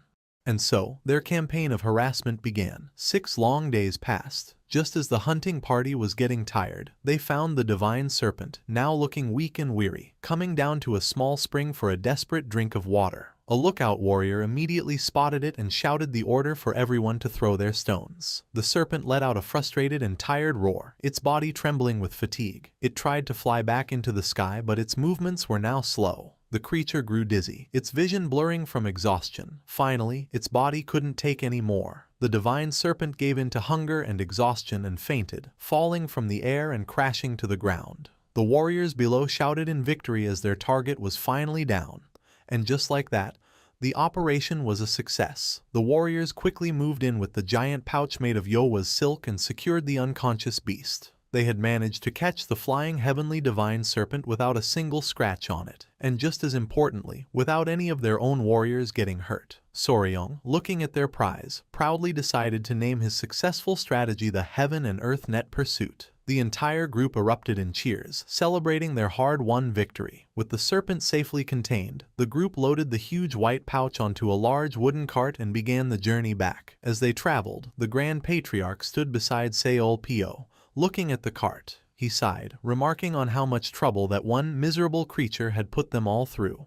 Curious about the prize, Soryong asked his grandfather if he had had a chance to check the serpent's internal core. The Grand Patriarch confirmed that he had. He explained that while the core itself wasn't very large, the energy inside was incredibly dense. He estimated its power was equal to 120 years of dedicated internal energy training, a truly amazing treasure. The Grand Patriarch's assessment of the internal core's power left Lady Huaying completely stunned. She exclaimed in disbelief, questioning if it was really equal to 120 years of power. The immense value of the core immediately changed her mind. Turning to Soryong with an eager Seolpyo, she pleaded with him to just let them take the core. She stressed that this wasn't just 5 or 10 years of power, but a huge 120. She continued, reminding him that he was still young and that with such a massive boost to his internal energy, he could master any martial art. She acknowledged his love for venomous creatures, but insisted this was a once-in-a-lifetime chance. The Grand Patriarch added his voice, agreeing that an internal core of this quality would completely change a person's body and give them a huge amount of power. He suggested that with it, Soryong might even be able to surpass the legendary 10 great poisons and reach a higher level of existence. Soryong fell silent, seriously thinking about their words. He admitted to himself that the idea of surpassing the 10 great poisons was very tempting. However, his thoughts went back to the creature itself. The flying heavenly divine serpent was an incredibly rare and beautiful being. The thought of killing such a magnificent creature was something he couldn't do. Sensing his hesitation, Seolpyo and Lady Huaying grew more insistent, pleading with him to decide quickly. Overwhelmed by the pressure, Soryong could only ask them to give him a moment to think. Suddenly, their debate was violently interrupted. The large wooden cart carrying the serpent began to shake uncontrollably, and to everyone's horror, it was lifted completely off the ground. Soryong stared in shock, realizing the creature inside must have woken up. The warriors holding the rope struggled desperately to control the thrashing pouch, realizing the creature still had a surprising amount of energy left. The serpent let out a furious muffled roar from inside its silk prison. The Grand Patriarch watched the chaos with a grim look. He noted that the serpent was still full of energy and didn't seem like a creature that had been starved for days. Soryong sighed, adding that snakes are tough creatures that can go for a month without eating. The Grand Patriarch pointed out that this gave them a serious problem. Now that the serpent was awake, it would constantly try to resist, and its thrashing had broken the cart, making it hard to transport. He then brought up an even bigger concern. He admitted to Soryong that he had kept quiet because he knew how much his grandson admired the creature. He explained that while Soryong's other pets were easy to raise, this divine serpent was so fierce and powerful that he wasn't sure if they could even find a place to keep it if they brought it back to the clan. The Grand Patriarch's patience had run out. With a grim and determined look, he gave an ultimatum. If the creature continued to resist so violently, they would have no choice but to kill it and take the internal core, whether Soryong wanted to or not. As he spoke, the thrashing inside the pouch suddenly stopped. The abrupt silence was broken only by a soft hissing sound, leaving the warriors confused. A moment later, a strange vapor began to come out of the silk pouch, and everyone watched in stunned silence. Then, something incredible happened. A glowing blue-green orb rolled out from an opening in the pouch. The warriors were speechless. One of them finally shouted for Soryong to come quickly, announcing that the flying serpent had shrunk. Soryong and the others rushed to the cart. Peeking inside the now loose pouch, they saw an unbelievable sight. The once massive, majestic serpent was now a tiny chibi-like creature with large, tear-filled eyes, looking completely harmless. The transformation was too much for Soryong. Instead of being relieved, he fell to his knees in despair. He cried out, mourning the loss of his magnificent flying serpent, which had been reduced to a mere pet. The Grand Patriarch, watching the scene, quickly understood what had happened. He explained that the creature must have offered up its internal core to save its life. He was amazed by its intelligence and its ability to expel its own core. Soryong, however, was not listening. He was now scolding the tiny serpent, calling it a fool for giving up its power so easily. He insisted that if it had just waited, he could have convinced his grandfather to let it live. He picked up the core and tried to force the little creature to eat it, begging it to take its power back. And so, in a completely unexpected way, they had killed two birds with one stone, getting both the legendary internal core and the now tamed divine serpent. Because the creature had shrunk, they were able to transport it easily and return directly to the Beast Palace. The following day, in the hall of the Beast Palace Lord, Manhwa and his elders gathered to look at the prize. The internal core sat in a fancy box, radiating a powerful, pure energy. Manhwa and his elders were in awe. One commented on its incredible and refreshing aura, now understanding why the Grand Patriarch had valued it at 120 years of power. However, as Manhwa looked at the core more closely, he noticed something strange. He announced that, unfortunately, the energy in the core seemed to be of a heavenly origin. The news left the others looking on with a mix of curiosity and concern. Confused by the term, heavenly energy, Soryong questioned what it meant. Manhwa explained that not all internal energy is the same. He said that the internal energy methods of the Beast Palace were based on the energy of the earth. The Grand Patriarch then added the important detail. The internal core of the flying heavenly divine serpent was filled with the energy of the heavens, making it incompatible with the internal energy technique Soryong was practicing.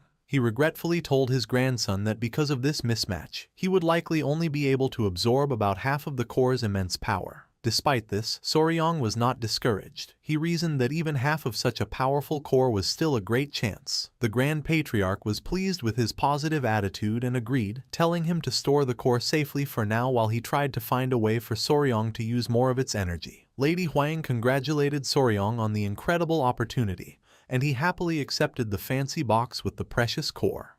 However, the moment he took the box, his three small rabbit-eared centipede companions suddenly came out of his robes, their eyes glowing with intense desire. Before Soryong could react, the three creatures leaped from his shoulders, knocking the box from his hands and sending the glowing core rolling onto the floor. They immediately surrounded it, their bodies glowing as they began to viciously fight each other for the prize. Lady Huang, shocked by their behavior, immediately tried to stop them, calling them by their names, Nova, Myra, and Grace, and ordering them to stop. But the creatures, consumed by their desire, only hissed back at her defiantly. Soryong was equally stunned and angry, demanding to know what they were doing and how they could be so rude to their mama. He quickly grabbed Myra and Grace, scolding them and declaring that their papa was very angry. Lady Huang found the situation deeply worrying. She thought that while fights among young creatures were common, it was completely out of character for these three, who had always been so close. As she thought about this, a distinct gulping sound cut through the chaos. Soryong's eyes widened in dawning horror as he looked down at the third creature, Nova. His heart sank. An intense swirling blue energy began to erupt from Nova's small body. Soryong and Lady Huang could only stare in absolute shock, the terrible realization hitting them with the force of a physical blow. Nova had swallowed the internal core. In the Beast Palace's main hall, a blinding blue light suddenly exploded from where Nova was. The blast of energy was so strong that everyone was thrown back. Lady Huaying cried out, realizing Nova had swallowed the powerful core. As chaos erupted, Soryong had a strange vision, realizing this was the exact scene he had seen in a dream. Immediately after, a terrible headache hit Soryong, causing him to scream in agony. A worried Lady Huaying rushed to his side and asked what was wrong. The surge of energy was so powerful that even she stumbled back. Overwhelmed by the pain, Soryong collapsed, unconscious. Lady Huaying shouted his name in panic as his two other small companions looked on, distressed. As Lady Huaying knelt beside Soryong, she saw Nova glowing brightly on his chest. She started to move forward, but Manhwa quickly shouted at her to stop and not to touch Soryong. She was confused and asked why she shouldn't help. He told her to look closely, explaining that the same light from Nova was now also coming from Soryong. Manhwa could feel the energy of the beast heart art and realized something was happening inside Soryong. He warned that if anyone touched him, he could suffer a dangerous Kai deviation.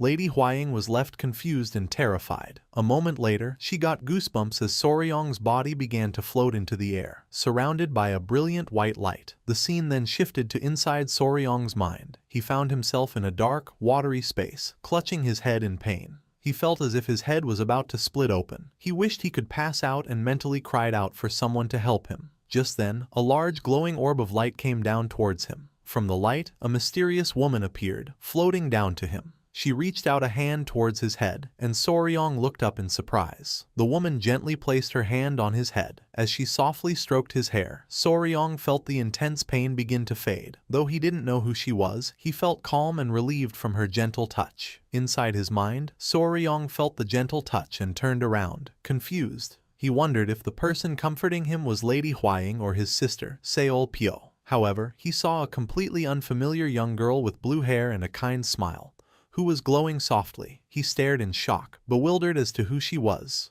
The mysterious girl floated closer, and before he could react, she gently hugged him and gave him a soft kiss on his forehead. The moment her lips touched him, a bright light flashed, and the girl disappeared in a burst of energy. With a gasp, Soryong's eyes snapped open. He was back in the room at the Beast Palace and wondered if the whole experience, including the mysterious girl, had just been a dream. His thoughts were cut short when he felt something slimy and wet on his head. He looked up and was horrified to see a massive blue armored creature that looked like a giant centipede pinning him to a table. The creature had a blush on its face and seemed to be looking at him with affection. Panicked, Soryong let out a loud scream. At that moment, the door burst open, and Lady Huaying and Seol Pyo rushed in.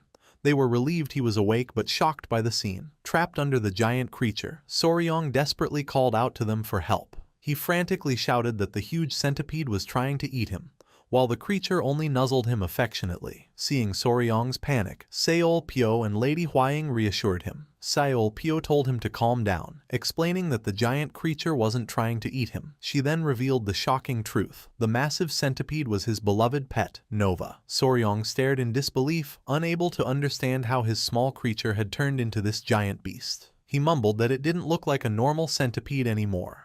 Lady Huaying, with a happy expression, confirmed his thought. She explained that after Nova swallowed the internal core of the flying heavenly divine serpent, she changed into this new, powerful form. Seol Pyo added that Nova had evolved into a legendary flying centipede. Lady Huaying then described the legend of the flying centipede. It was known as a living disaster that could fly through the skies, bringing down a deadly poisonous rain that could destroy the earth. With a serious tone, she revealed its true status. It was one of the legendary 10 deadly venoms, the king of all centipedes. The news that his own pet was now one of the most feared creatures in existence left Soryong completely stunned. He cried out in disbelief that this could be his Nova. However, his shock quickly turned into a strange daydream. He imagined a future where his daughter, now a modern girl, was using her ability to fly to demand a higher allowance. The absurd thought filled him with a sudden sense of fatherly pride. Snapping back to reality, Soryong rushed to his newly evolved pet with tears of joy. He exclaimed that his precious first daughter had grown up so beautifully. He began to lovingly pet Nova, comparing the situation to raising a kitten, only to find out it was a tiger. Lady Huaying tried to calm him down, reminding him that he had been unconscious for half a month and needed to rest. As Seol Pyo worried that the connection to a 10 deadly venom might have affected Soryong's mind, Lady Huaying sighed, saying this over-the-top behavior was just how he usually was. Getting serious, she told Soryong this wasn't the time for jokes. She explained that while Nova's evolution was a wonderful thing, there was also some bad news. Soryong, still admiring his pet, dismissed her concerns. Annoyed, Lady Huaying shushed him, insisting that he listen.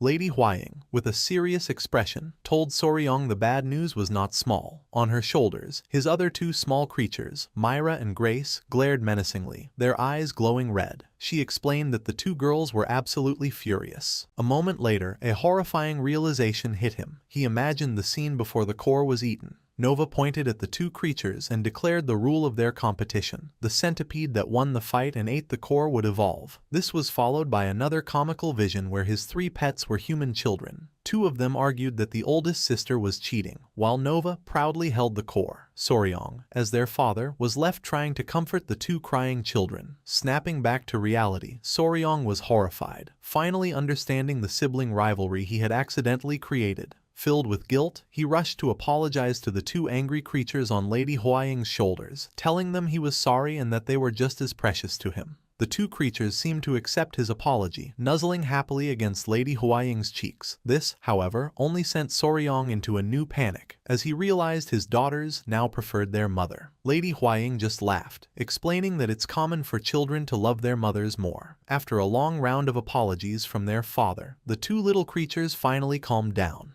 The next morning, Soryong sat quietly as the Grand Patriarch examined his internal energy. Both his grandfather and his new foster father, Manhwa, carefully checked his body to see how Nova's evolution had affected Soryong's own power. The Grand Patriarch gave his analysis first. He concluded that Soryong's poison cultivation had clearly advanced. Manhwa agreed, adding that this made sense, as the beast heart art lets the master and their beast grow stronger together. Since Nova's venom had become much more powerful, Soryong's own poison abilities had grown with hers. The Grand Patriarch smiled. Pleased, he told Soryong that even though the core was gone, it had still helped him greatly, and they would confirm the full changes once they returned to the Tang clan. Just as they finished, Manhwa turned to Soryong and asked an unexpected question. Had he been seeing any visions lately? The question caught Soryong completely by surprise. Manhwa explained his concern. He warned that when a person accepts a powerful beast's consciousness into their mind too early, there is a risk that the beast's will could overwhelm their own mind. He stressed that this was especially worrying for Soryong, as he was now connected to one of the 10 deadly venoms. Soryong's thoughts immediately went to the mysterious blue-haired girl he had seen. He wondered if she was a sign of his mind being taken over. However, he quickly dismissed the idea, remembering her gentle touch felt healing and comforting, not threatening. Manhwa finished by telling Soryong to come to him immediately if he ever sensed anything strange. Soryong respectfully agreed. With Soryong's condition stable, the Grand Patriarch and Manhwa decided it was time to get back to the important business they had paused. A confused Seol Pyo asked her father what they had postponed. With grim expressions, the two elders revealed their true purpose. It was time to deal with the Five Venom sect. They announced their plan to find the sect's hidden base. The name of the evil sect brought a look of shock and determination to Soryong's face. The Grand Patriarch explained that the ruins where the sect was supposedly wiped out 100 years ago were not far from their location. Now that they had clear proof the sect was still active, they couldn't just do nothing. Soryong clenched his fist, thinking about the cruel sect hiding somewhere, breeding their monstrous creatures. The Grand Patriarch continued, saying that since the sect had already targeted the Beast Palace, it was only a matter of time before they aimed for the Tang clan next. With absolute resolve, he made a final, powerful declaration. Before the Five Venom sect had a chance to find them, they would strike first and destroy them. In the guest hall of the Southern Beast Palace, preparations were underway for the Tang clan's departure. Soryong was busy packing clay pots and boxes onto a cart. Before they could investigate the Five Venom sect, they first had to transport all the venomous creatures they had captured back to the Tang clan. While working, Soryong asked a clan member about the flying heavenly divine serpent. Gupai explained that the creature was being cared for separately. He told Soryong they couldn't send it to the clan yet, as the poor creature had refused to eat for days and was just huddled sadly in a corner. Worried, Soryong decided he should go check on it. As he walked, he thought about how shocking the experience must have been for the once proud serpent. After all, it had lost 120 years of its power, only to see it eaten by another creature right before its eyes. He glanced at his newly evolved and cheerful pet Nova, then pictured the sad, shrunken divine serpent, and couldn't help but feel a lot of sympathy for it. Soryong, with the huge Nova floating behind him, entered the room where the small divine serpent was being kept in a wooden cage. He approached it gently and asked if it was all right, but the serpent only responded with a furious hiss, its body glowing with an angry red aura. Trying to calm it, Soryong explained that he had never meant to hurt it. He told the little creature that he only wanted to capture it because it was so impressive and beautiful, but its fierce nature had forced his hand. He suggested that instead of being angry, it should think about its new situation. He pointed out that now that it was small and weak, it would be in danger from other beasts if it returned home alone. He then made an offer. Instead of going back, it could come with them. He tried to make the offer sound better by telling it about all the other friends it would have, like his lizards, a spider named Yohua, and his other centipedes. As he spoke, Nova flew excitedly around the room. The serpent, however, remained silent and unimpressed. Suddenly, the silence was broken by a loud rumbling sound. Soryong was startled for a moment before realizing it was the serpent's stomach growling from hunger. He smiled, realizing that after days without food, the creature must be starving. He pulled a fire carp from a bag and offered it, telling the serpent to eat and think about his offer. To his surprise, the proud serpent turned its head away with another angry hiss, refusing the food. Soryong was left wondering what he could do to get through to the stubborn creature. Just then, the serpent's eyes widened as it noticed something behind Soryong. It was the massive, intimidating form of Nova, glaring down at it with menacing eyes. The divine serpent let out a terrified hiss, its anger instantly turning to fear. Completely panicked, the little serpent immediately grabbed the fire carp and began to eat it hungrily. Soryong, unaware of Nova's silent threat, was just happy to see it finally eating, thinking it must have been very hungry. Nova, having achieved its goal, returned to its small, cute form and happily chirped. In a courtyard at the Beast Palace, Lady Huaying walked by with the small creatures Myra and Grace on her shoulders. Just then, Soryong came out of the building, with the huge, evolved Nova floating behind him. Lady Huaying asked what had happened with the divine serpent. Soryong happily reported that the creature had finally started to eat, so she didn't need to worry. He then turned to Myra and Grace on Lady Huaying's shoulders. With a playful grin, he told the girls to be patient. He promised that once the divine serpent recovered, their papa would ask it to share more of its internal core with them, which made the two creatures chirp excitedly. Although he felt a little bad for the serpent, Soryong had a brief, funny daydream of himself as a modern father. He mentally apologized to the divine serpent, asking it to endure a little more for his family's peace. Just then, the Grand Patriarch called out to Soryong from across the courtyard. The elder approached and announced that all preparations for their investigation into the Five Venoms sect were complete.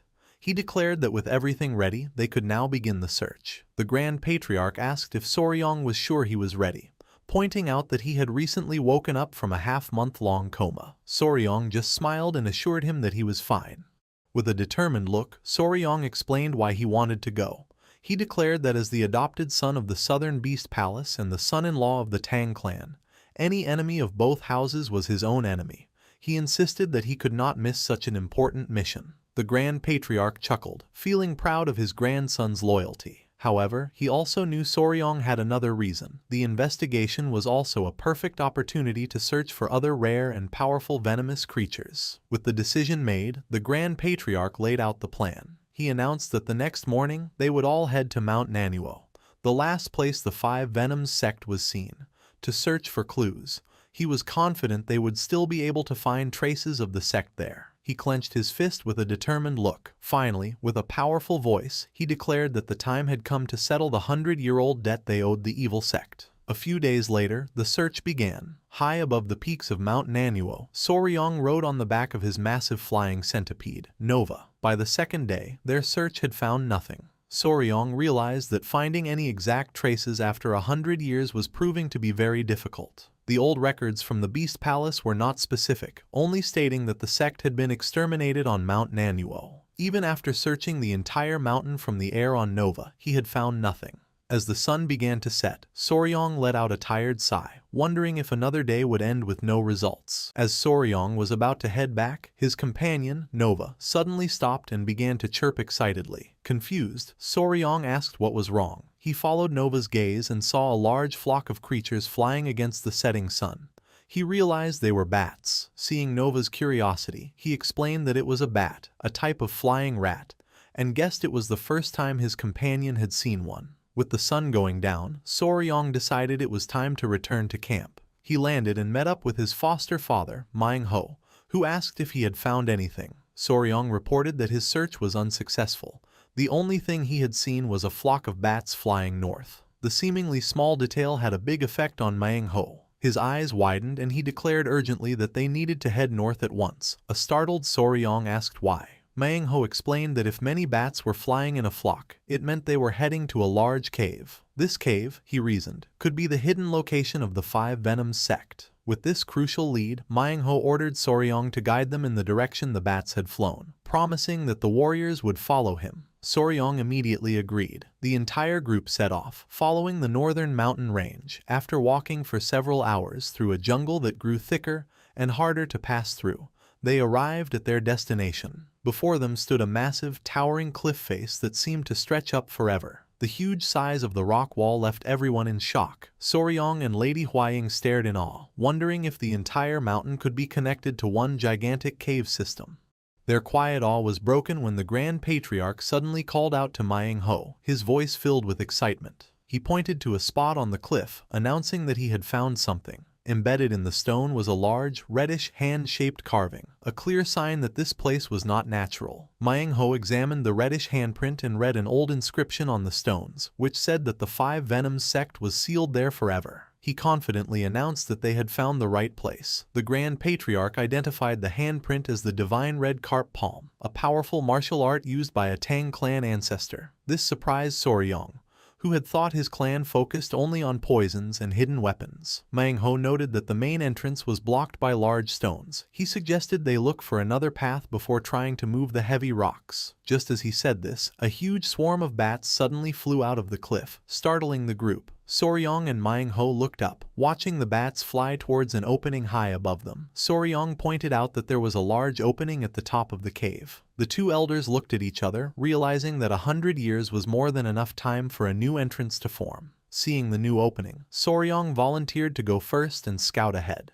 He assured the elders that he would be safe with his powerful companions, Nova and Yohua. Lady Huaying and Sealpyo also agreed that with his two powerful beasts, there was nothing to worry about. The Grand Patriarch, however, insisted that Soryong take Sealpyo and Lady Huaying with him just in case. He told them he and Manhwa would check the lower area a bit more before following. Soryong happily agreed. With that, Soryong, Lady Huaying, Sealpyo, and Yohua made their way into the dark cave. As soon as they entered, they were hit by a terrible smell. Lady Huaying pinched her nose, and Soryong warned her to be careful, explaining that the cave was filled with bat droppings. The group went deeper into the darkness, finding the cave filled with loud, echoing noises and a darkness so complete they could barely see. Fortunately, Soryong was prepared. He remembered that at the Beast Palace, he had learned the Dark Night Cat's technique from Sealpyo, which let him see clearly in complete darkness. He thought that exploring the cave shouldn't be a problem. However, he soon realized the darkness wasn't the biggest issue. The real problem was the bats. As they moved into a massive cavern,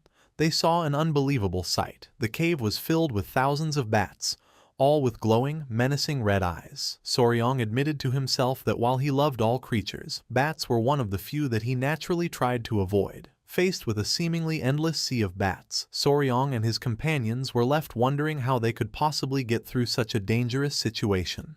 Faced with so many bats, Soryong's powerful companion, Nova, took action. The massive centipede took a deep breath and let out a deafening roar. An immense wave of pure, red killing intent exploded from its body, rushing through the cavern.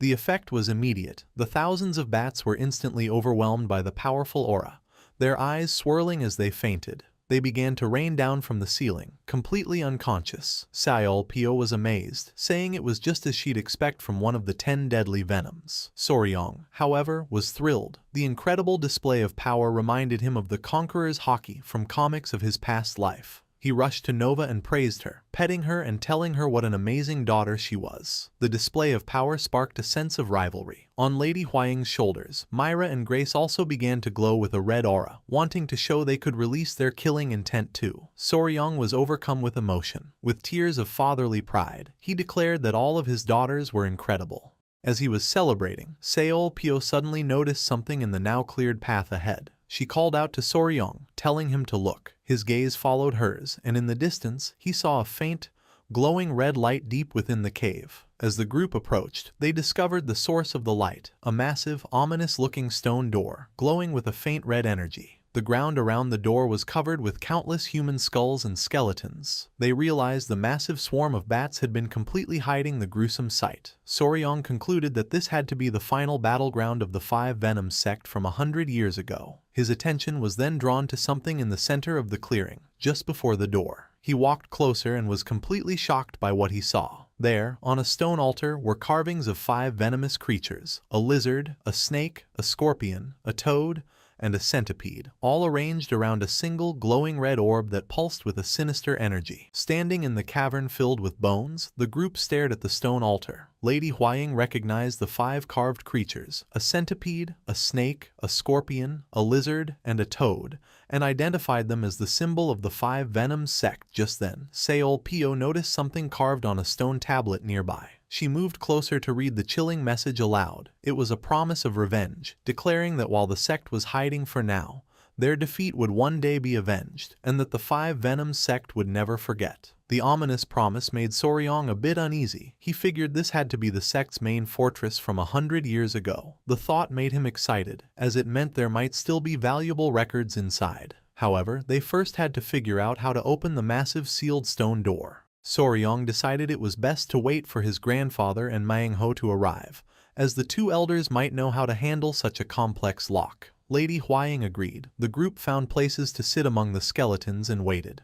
As they sat in silence, the mood grew awkward. Feeling the need to lighten things up, Soryong decided to make a joke. He called out to them and, with a mischievous tone, explained that doors with beads like the one on the altar often had a hidden mechanism. He dramatically pointed at the altar, confidently saying that if someone pressed the central orb, the door might open. His expert analysis left both girls amazed, their eyes sparkling with excitement. Soryong silently laughed to himself, remembering a similar puzzle from an escape room game he had played in his past life. He thought it was impossible that a real fortress would have a lock as simple as a video game. However, while he was lost in his thoughts, the 2 girls, taking his joke seriously, eagerly went to the stone altar to test his theory. Taking Soryong's joke seriously, Seol Pyo and Lady Huaying went to the stone altar and pressed the glowing red orb. When nothing happened, they turned back to Soryong with disappointed looks. He just laughed awkwardly, trying to say he didn't really expect it to work. Not wanting to let the joke die, Soryong walked over to the altar himself. He continued the gag, suggesting that maybe it needed a special spell or had to be filled with a person's internal energy. To show them, he casually placed his own hand on the central orb. To his complete surprise, the moment his hand touched it, the orb and the entire altar lit up with a bright white light. A deep rumbling sound echoed through the cavern as the massive stone door in front of them began to grind open. Soryong could only stare in shock as the ancient lock revealed a deep, spiraling passage leading down into the darkness. Seol Pyo and Lady Huaying were just as stunned. They exclaimed that the door had actually opened and praised Soryong,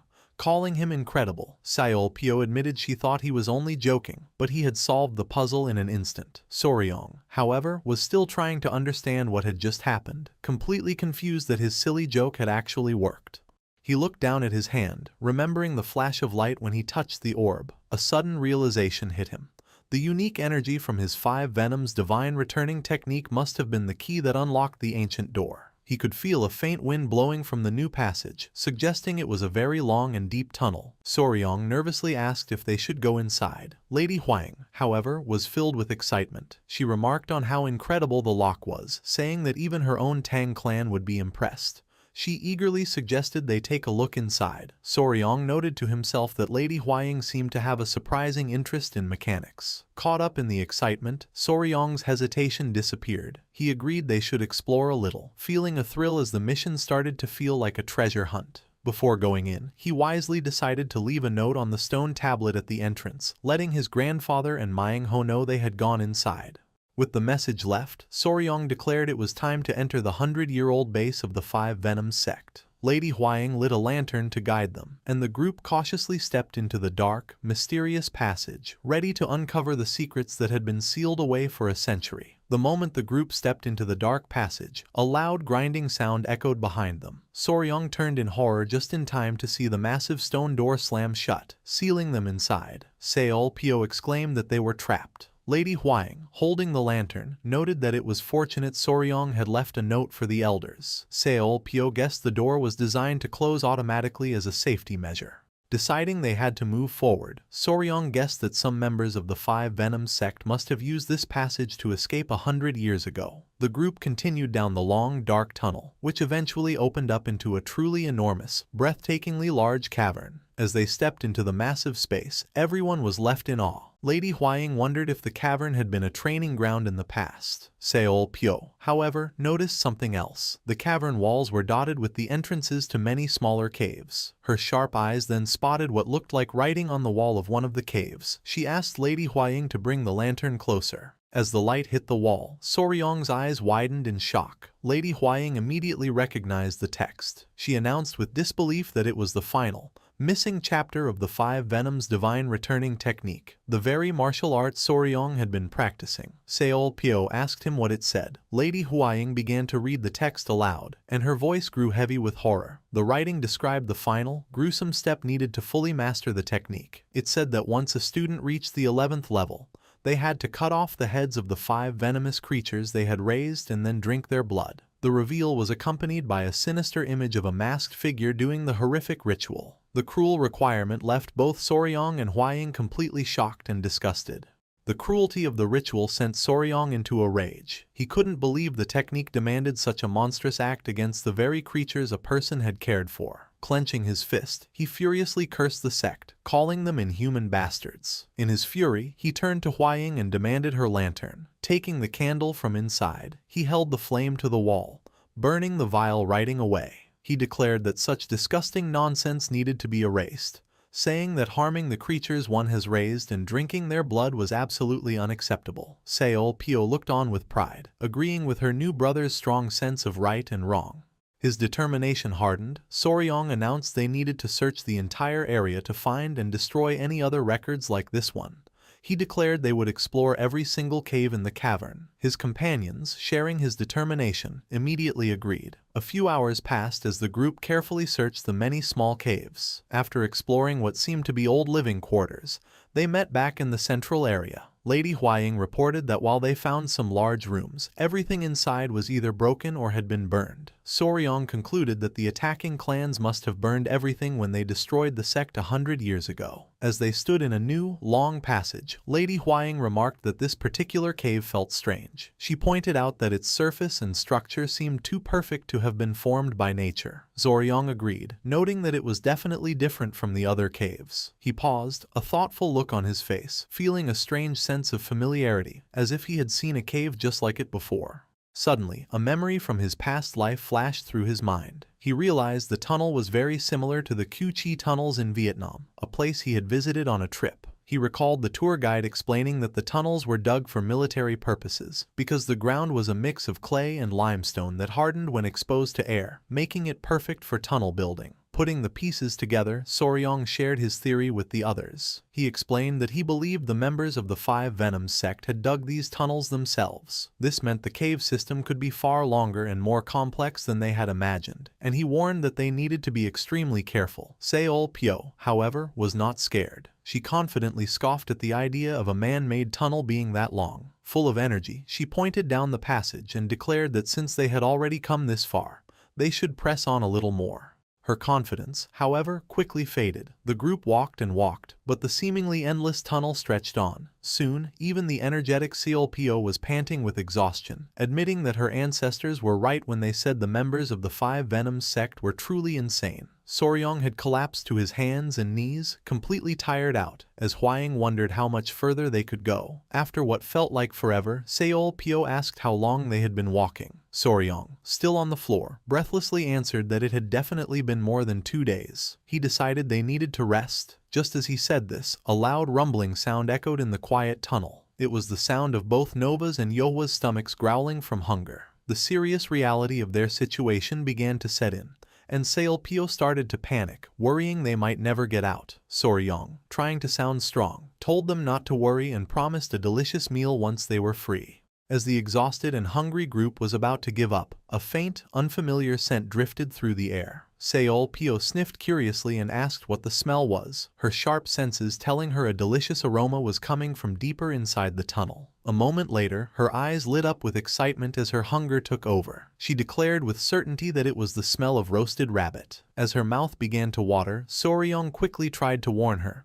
reminding her that it could be a trap set by the Five Venoms sect. Seolpyo, however, just smiled slyly. She told Soryong that it would be even better if it was the Five Venoms sect. With a confident look, she suggested a simple plan. They could fight them and take both the meat and the sect members as prisoners. The bold idea left Soryong completely speechless, no longer able to control her hunger. Seolpyo grabbed a panicked Soryong and began to drag him down the tunnel, shouting that it was time to eat. Soryong could only yell for her to calm down as the others followed.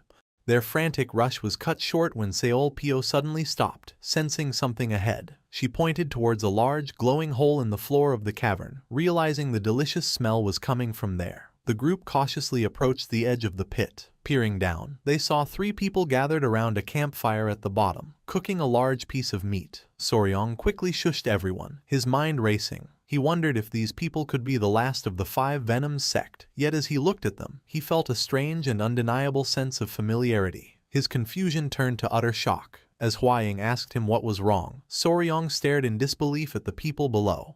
He recognized them. He was left completely stunned, unable to understand why those specific people would be in this hidden, ancient fortress. The story flashes back a few days, revealing why the mysterious figures were in the cave. In a burning village, the powerful Fist Emperor Ju Junghak, leader of the Murim Alliance, was shouting orders to his warriors. He told them not to let a single member of the evil blood cult escape. The Alliance had found a hidden cultist base in the forest of Funing and launched a full-scale attack. During the fierce battle, the Murim Alliance had a major advantage. A special poison was used against the cultists, causing them to scream as their internal energy was drained away. Fist Emperor Ju Junghak realized the poison was stopping the enemy from fighting at full strength and saw it as their chance to end the fight quickly. The battle continued, with the Alliance warriors overwhelming the weakened cult members in a flurry of powerful attacks. After a brutal and bloody fight, the Murim Alliance stood victorious over the bodies of the defeated cultists. After the battle, Spear Dragon, Sword Phoenix, and Slaying Dragon stood together, relieved that the fight was over. Slaying Dragon said it hadn't been too difficult, as the poison had made the cultists easy to defeat. However, their relief was cut short when another warrior rushed to the Fist Emperor, shouting that there was a problem. The warrior reported that the blood cult members they had captured had vanished without a trace, leaving the Fist Emperor completely shocked. The warrior explained that they found a hidden cave entrance at the bottom of a well inside the enemy's base, and some of the cultists had used it to escape. Furious, Fist Emperor Ju Junghak immediately ordered a pursuit team to be formed, saying that no one could be allowed to escape. The trio, Spear Dragon, Slaying Dragon, and Sword Phoenix, accepted the order. The pursuit began at once, leading them into the dark, narrow cave system. A chaotic and deadly fight continued for 3 long days as they battled the fleeing cultists in the tight passages. Finally, after the desperate struggle, the pursuit team came out of the other side of the cave. They found themselves in a beautiful, unfamiliar forest, realizing the long cave had led them across the border into the Dai Viet kingdom. The story then returns to the present moment that Soryong had witnessed. Exhausted from the endless pursuit, Spear Dragon's group had found a large cave and decided to rest there, roasting some meat over a fire. While they ate, Slaying Dragon teased Sword Phoenix about Spear Dragon's obsession with rabbit meat. She sighed, complaining that at this rate, she would end up smelling like a rabbit. She then asked why he couldn't find some fruit for a change. Her complaint made Spear Dragon furious. He angrily pointed at his 2 companions and yelled at them, demanding to know what they had done to help find food. He told them they should be grateful for what they have instead of complaining. Slaying Dragon casually replied to Spear Dragon's outburst, claiming that he and Sword Phoenix had been cheering him on from the side. This answer only made Spear Dragon angrier. He furiously listed all the tasks he had to do by himself: hunting, washing clothes, starting fires, and even tracking, and demanded to know how his 2 companions were helping at all. With a carefree laugh, Slaying Dragon explained that in his Peng clan, they were only taught martial arts and nothing else. Sword Phoenix added with a sigh that in her Gencheng sect, the other disciples always handled such tasks for her. Defeated by their excuses, a tired Spear Dragon simply gave up arguing. Suddenly, Spear Dragon's expression changed as he sensed something above them. The trio looked up in complete shock to see Soryong's giant, glowing centipede pet, Nova, looking down into their camp. Stunned by the sight of the massive creature, Spear Dragon instinctively raised his weapon in defense. A familiar voice then called out a simple greeting from above. Spear Dragon broke into a nervous sweat, recognizing the voice instantly. Looking up, they saw Soryong riding on Nova's head, with Lady Huaying and Seol Pyo behind him. He greeted the trio, saying it had been a long time. The warriors from the Murim Alliance stared in disbelief, recognizing him as the one they knew as young warrior Wei.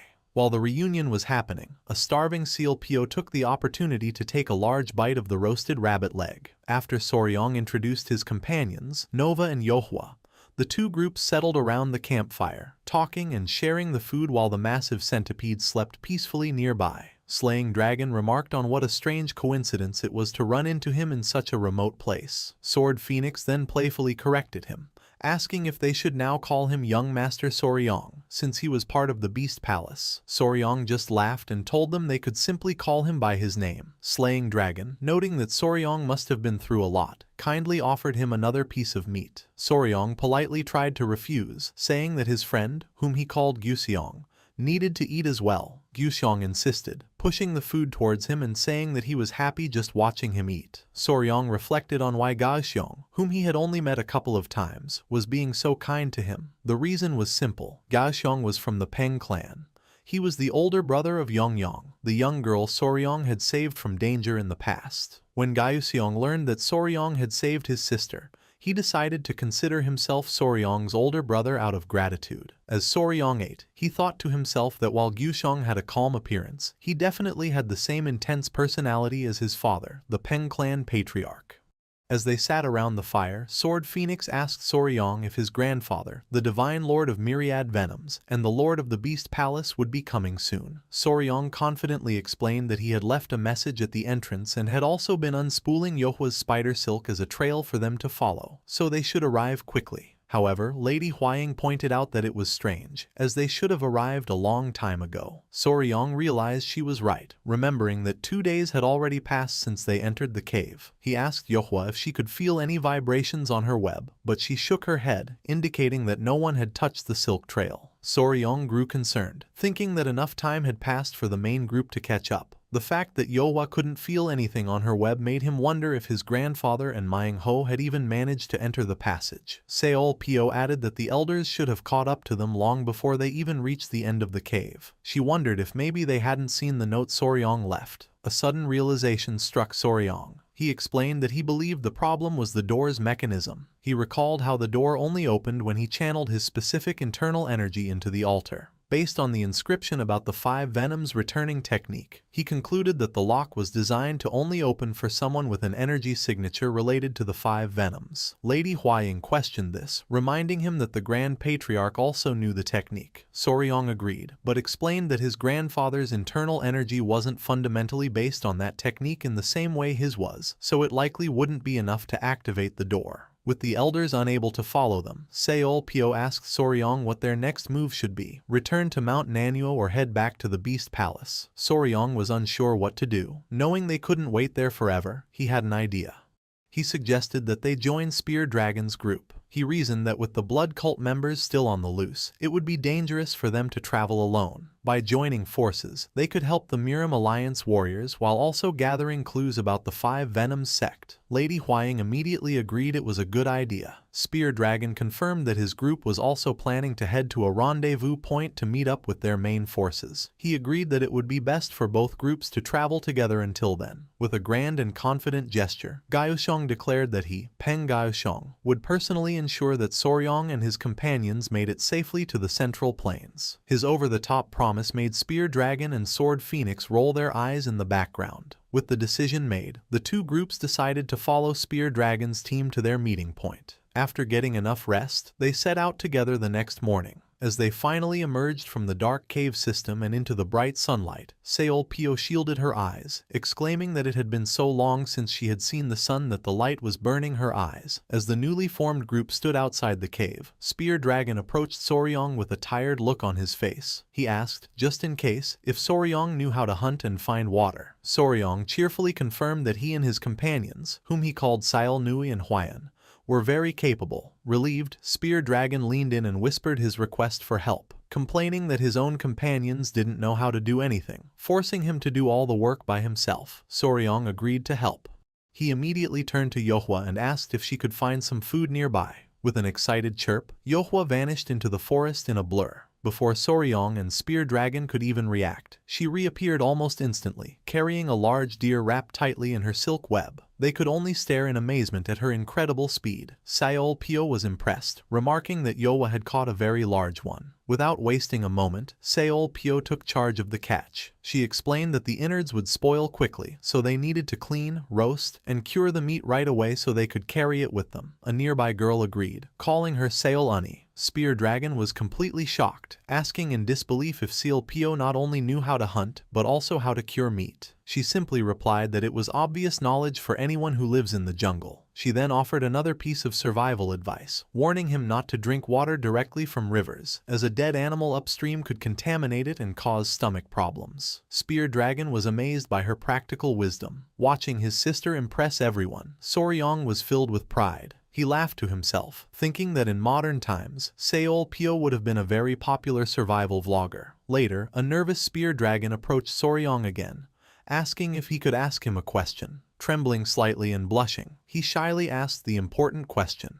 Did Seol-pyo have a boyfriend? The question left Soryong completely stunned. Spear Dragon was lost in a daydream, thinking about how intelligent and beautiful Seol-pyo was. Suddenly, he clutched his chest as if in pain, overwhelmed by his sudden feelings. Soryong watched in shock as the warrior was overcome with emotion. A wave of hearts and flowers surrounded Spear Dragon as he was completely consumed by his infatuation. Soryong could only stare in utter disbelief, wondering how this guy could have fallen in love so quickly.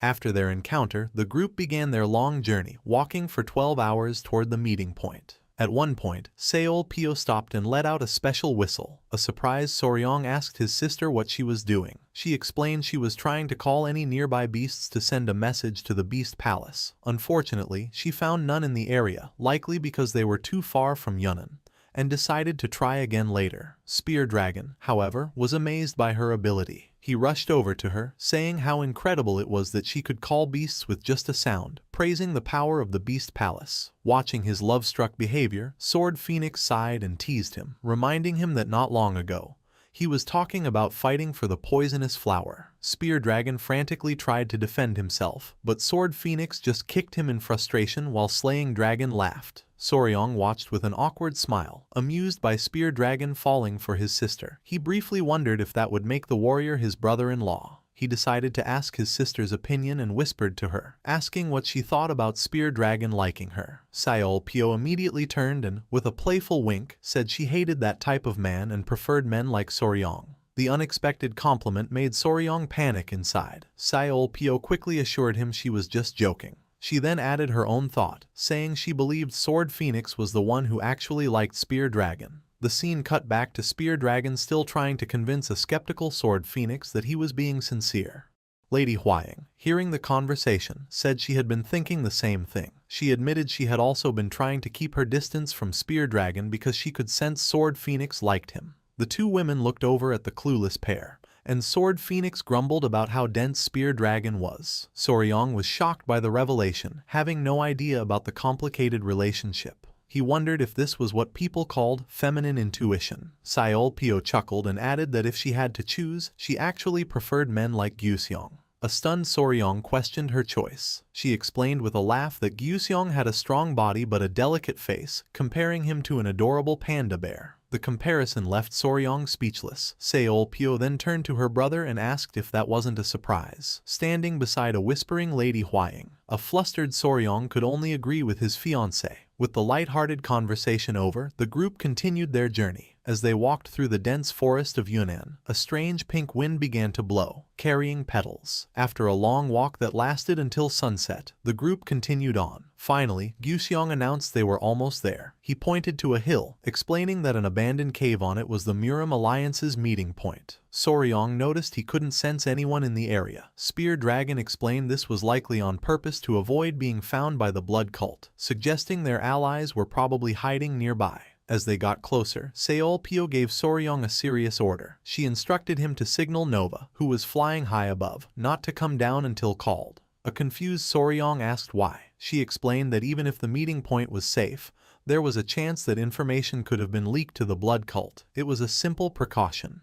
Soryong argued it might be better if they all went together, as Nova's presence could scare off enemies. Seol Pyo wisely replied that there was no need to show all of their strength at once. She then gave him a key piece of advice for surviving in the world of Murim, counseling him to always hide about 30% of his true power. Soryong understood and accepted her lesson.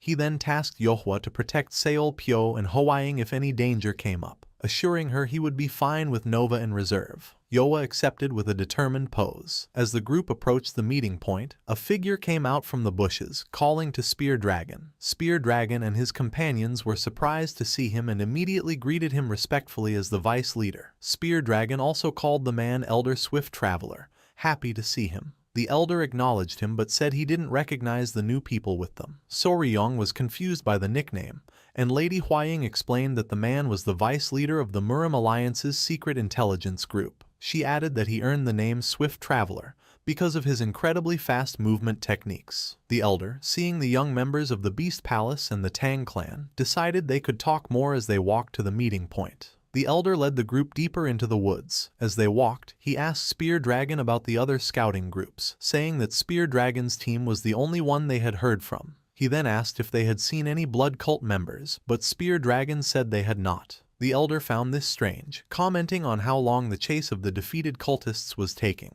Soryong also felt something was wrong, noticing a strange silence in the area. He thought to himself that the blood cult must be watching them from somewhere. Suddenly, the swift traveler's eyes widened in shock as he sensed danger. He instantly drew two short baton-like weapons. A confused Soryong asked what was happening, but the elder's sharp gaze was fixed on something in the distance. He spotted movement and immediately identified it as an attack from the blood cult. An army of masked, black-clad cultists charged out from the trees. The elder quickly saw they were completely surrounded. He concluded grimly that the enemy had found their location and ambushed them. Soryong was in disbelief, saying it was impossible as he hadn't sensed anyone. The elder swift traveler grimly concluded that the ambush must have started the moment Soryong's group arrived, meaning they were led into a trap. Reacting quickly, the elder turned to Sword Phoenix and handed her a large scroll. He ordered her to deliver it to the Alliance leader, explaining it was a map with the estimated location of the blood cult's hideout. Confused, Sword Phoenix asked why she was chosen. He declared that he and his men would stay behind to fight and buy time. He insisted that the younger generation was the future of the Murim and they could not be allowed to die there, ordering them to leave immediately. Sword Phoenix hesitated, but Spear Dragon placed a firm hand on her shoulder, accepting the elder's command. He signaled everyone it was time to go and promised the old warrior they would meet again at the Murim Alliance. The elder gave a slight, confident smile and then turned to face the enemy. With a powerful voice, he rallied his men, exhorting them to prepare to spill blood as he led the charge. As the elder and his men held the line, the younger group turned to escape. Guxiong urged everyone to hurry, shouting for them to stay together and follow him. Soryong and Lady Hwaying nodded in agreement. They followed Guxiong south. The plan was smart. The blood cult likely thought they would run north toward Yunnan. By heading south instead, they were going where the enemy was least prepared. However, as they ran, their path was suddenly blocked. The group stopped in shock, finding a new enemy waiting for them. A large, muscular man chuckled, realizing the ambush in the north was just a distraction. He stood with a menacing look, surrounded by his own group of cultists. He was the formidable Grand Master Jufeng Xiao of the Blood Demon Unit. With a sinister smile, he said it was worth waiting for them in the south. His eyes then fell on the three young women, and he commented with a creepy grin that it seemed he was going to have a very good time. Grand Master Jufeng Xiao let out a cruel laugh, sneering at the group not to expect help. He revealed the grim fate of the other 9 Murim Alliance groups, explaining they had all been captured and were likely being tortured. Soryong and Seol Pyo were horrified. With a wicked grin, Zhu Fengxiao ordered his men to kill all the men and capture the women alive. Following their master's command, the blood cult members charged forward. Spear Dragon and Slaying Dragon immediately drew their weapons, preparing to fight. Just as the battle was about to begin, a voice called out, demanding they wait. It was Soryong. He stepped forward with a determined look, announcing that he would handle the situation himself. His allies were shocked, with Spear Dragon and Gushong trying to stop him, questioning how he could possibly stop so many enemies on his own. Soryong simply replied that it wouldn't be a problem. He then revealed the reason for his confidence. He had his companion, Nova. As he spoke, his massive, evolved flying centipede came down from the moonlit sky, its presence immediately stopping the charging cultists. The enemy warriors could only stare up in confusion and fear at the giant creature. Watching from the side, Seol Pyo immediately recognized the powerful connection between her brother and his beast. Soryong stood calmly as Nova hovered above him, crackling with immense power. His eyes glowed green, in sync with his companion. He called out his pet's name and with a shared, menacing look, he gave a single, deadly command, for Nova to finish them all. With Nova hovering in the sky, Soryong gave the command to sweep all the enemies away. The sight of the giant creature and its powerful aura was enough to make the charging cultists freeze in their tracks, terrified. Their leader, Zhu Fengxiao, was furious at their cowardice. He screamed at his men not to panic because it was just a giant centipede. As he was yelling, however, he noticed something strange in the air. He looked up in surprise as a light drizzle began to fall. The rain was a deadly poison mist from Nova. The moment it touched Zhu Fengxiao's skin, it began to burn him, and he could only stare in horror as the giant centipede glared down at him. A moment later, the battlefield was filled with the pained screams of the blood cult members. The poison rain fell on them all, causing their bodies to melt and dissolve in a horrible display.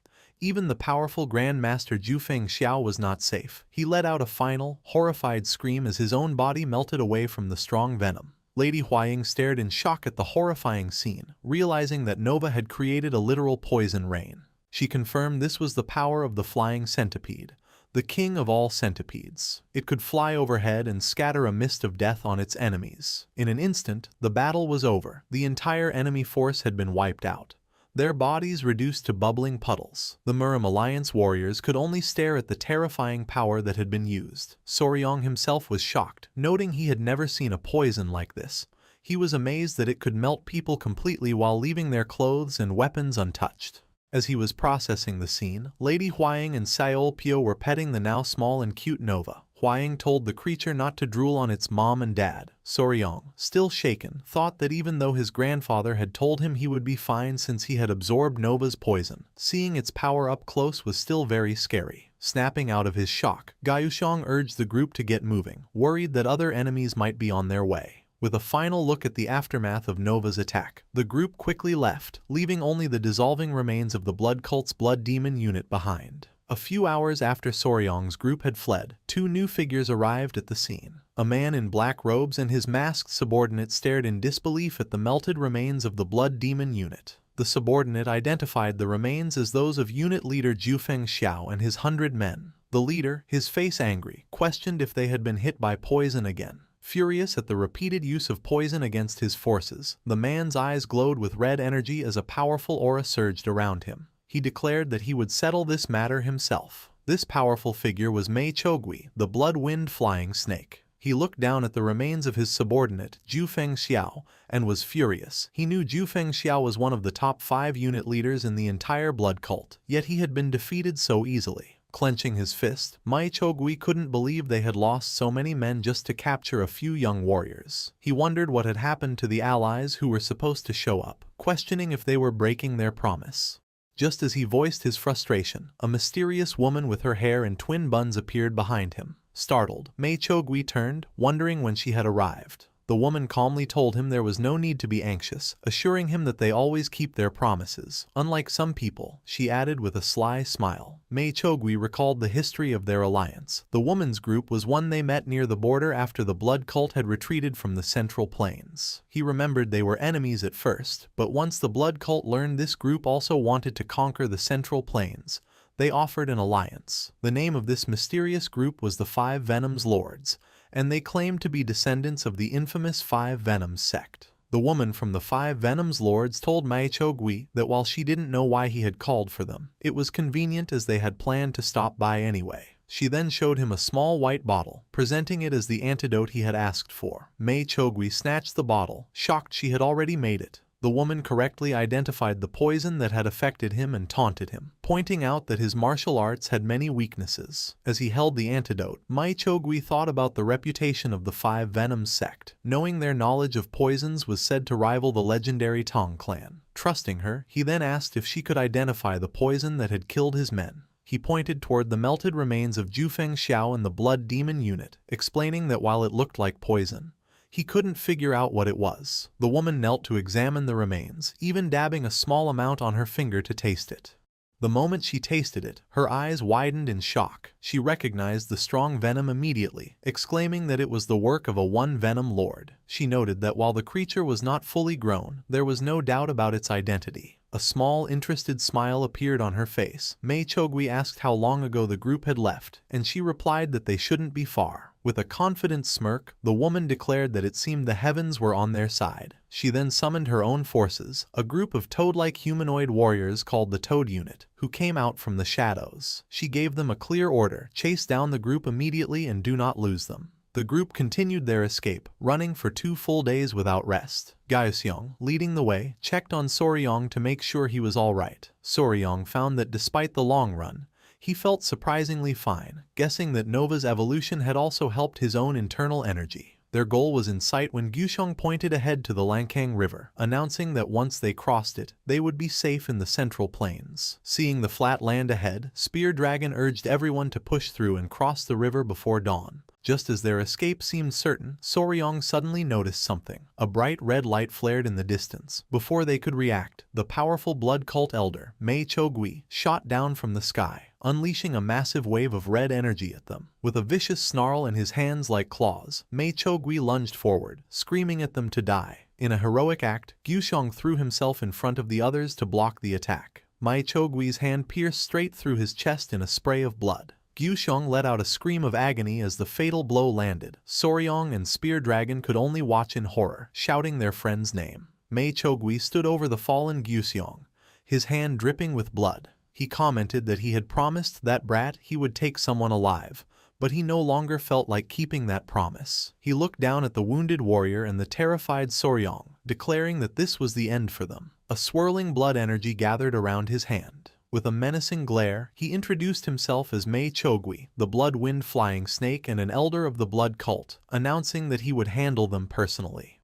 Over the fallen slaying dragon, Blood Cult elder Mei Chogui gathered a swirling red energy in his hands. Soryong and Spear Dragon stared in shock, realizing they faced a powerful elder from the Blood Cult. Mei Chogui sneered, impressed they had gotten this far, but declared with a vicious glare that their escape was over. Enraged at seeing his friend fall, Spear Dragon was the first to react, stomping the ground to gather his energy and launching a furious attack at Mei Chogui. As the two warriors clashed, Soryong desperately asked his giant centipede, Nova, if she could use her poison rain again. The massive creature, however, only made a weak, tired sound, exhausted from the last battle. Realizing their best weapon was unusable, Sayol Pyo grimly stated they had no choice but to face the elder head-on. Lady Huang then told Soryong that she, Sayol Pyo, and Sword Phoenix would handle the fight. She instructed him to care for the wounded slaying dragon, and he immediately agreed. Mei Chogui watched with a cruel smile, intrigued by the promising young talents,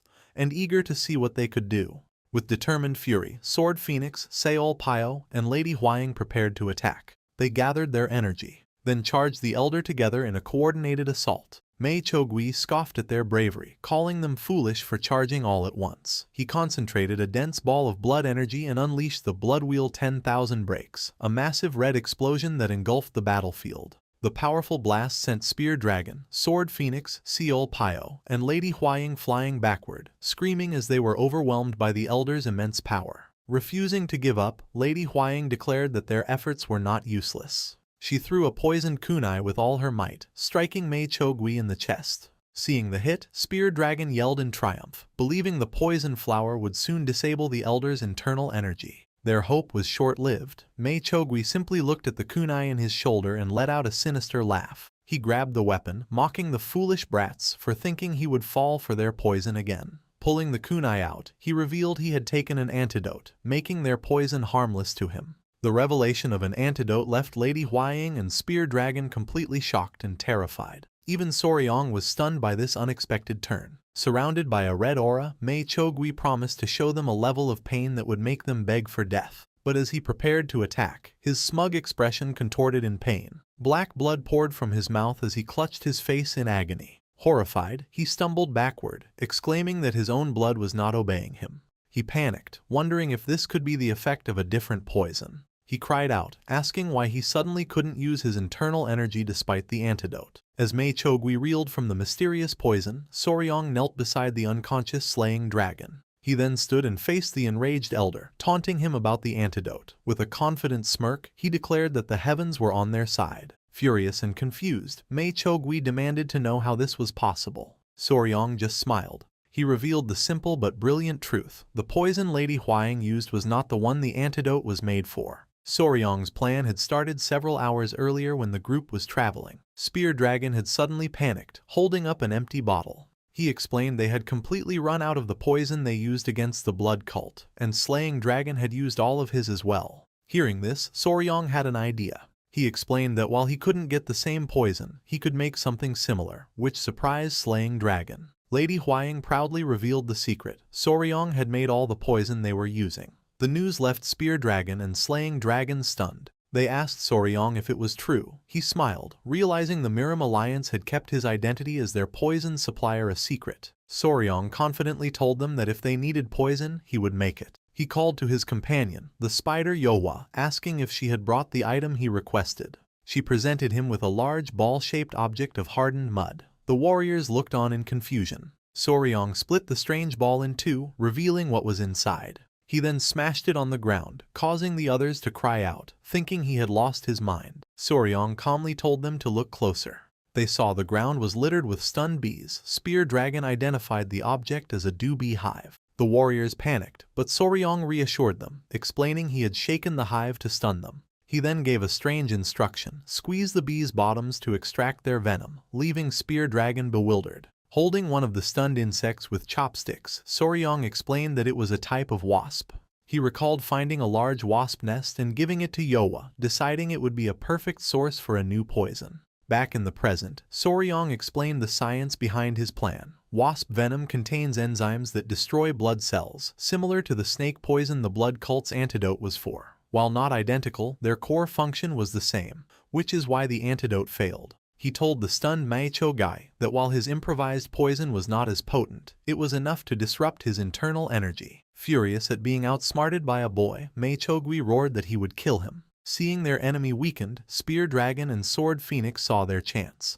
They charged forward to deliver the final blow. Their powerful combined attack struck the poisoned elder, who spat black blood before crashing to the ground, defeated. With their enemy defeated, the group was overcome with relief. An ecstatic Sword Phoenix hugged Spear Dragon, who sighed that the fight had taken years off his life. Their celebration was cut short, however, when he suddenly remembered his fallen friend and rushed to check on Slaying Dragon. Lady Huaying assured him she had stopped the bleeding by pressing his acupoints and that his organs seemed undamaged. However, his wound was still serious, so she urged them to move quickly. As they were about to leave, Soryong's centipede, Nova, suddenly tensed and let out a worried sound. Soryong asked what was wrong as Nova stared intently into the dark forest. A moment later, a powerful force shattered a nearby tree as a new figure approached. A mysterious woman with her hair in twin buns descended from the sky, riding a giant, menacing wasp. She looked down at Mei Chogui's body, calling it pathetic and scoffing that his trashy martial arts naturally led to his death. Soryong and Lady Huaying could only stare, wondering who this powerful newcomer could be. The woman looked down at the group, remarking she would have to reconsider her alliance with the blood cult if their techniques were so easily defeated by poison. In a cold tone, she gave an order to her giant wasp, calling it Flower. She commanded it to capture Soryong and his companions. The giant wasp instantly unleashed a powerful sonic attack toward the group.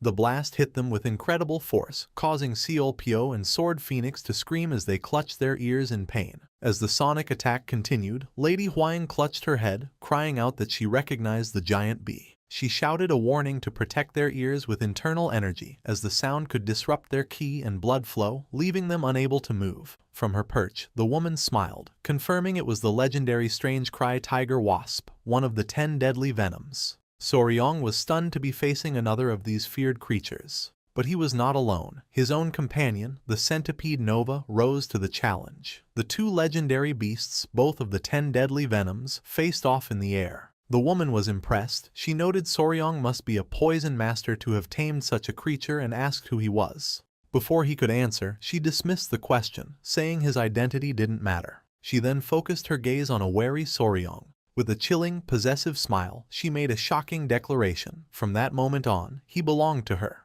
The mysterious woman and her giant wasp landed on the ground, radiating a powerful aura. Seeing the threat, Lady Huaying urgently warned a stunned Soryong. She said to be careful, explaining the woman seemed as strong as his foster father, Mying Ho, though not as powerful as his grandfather.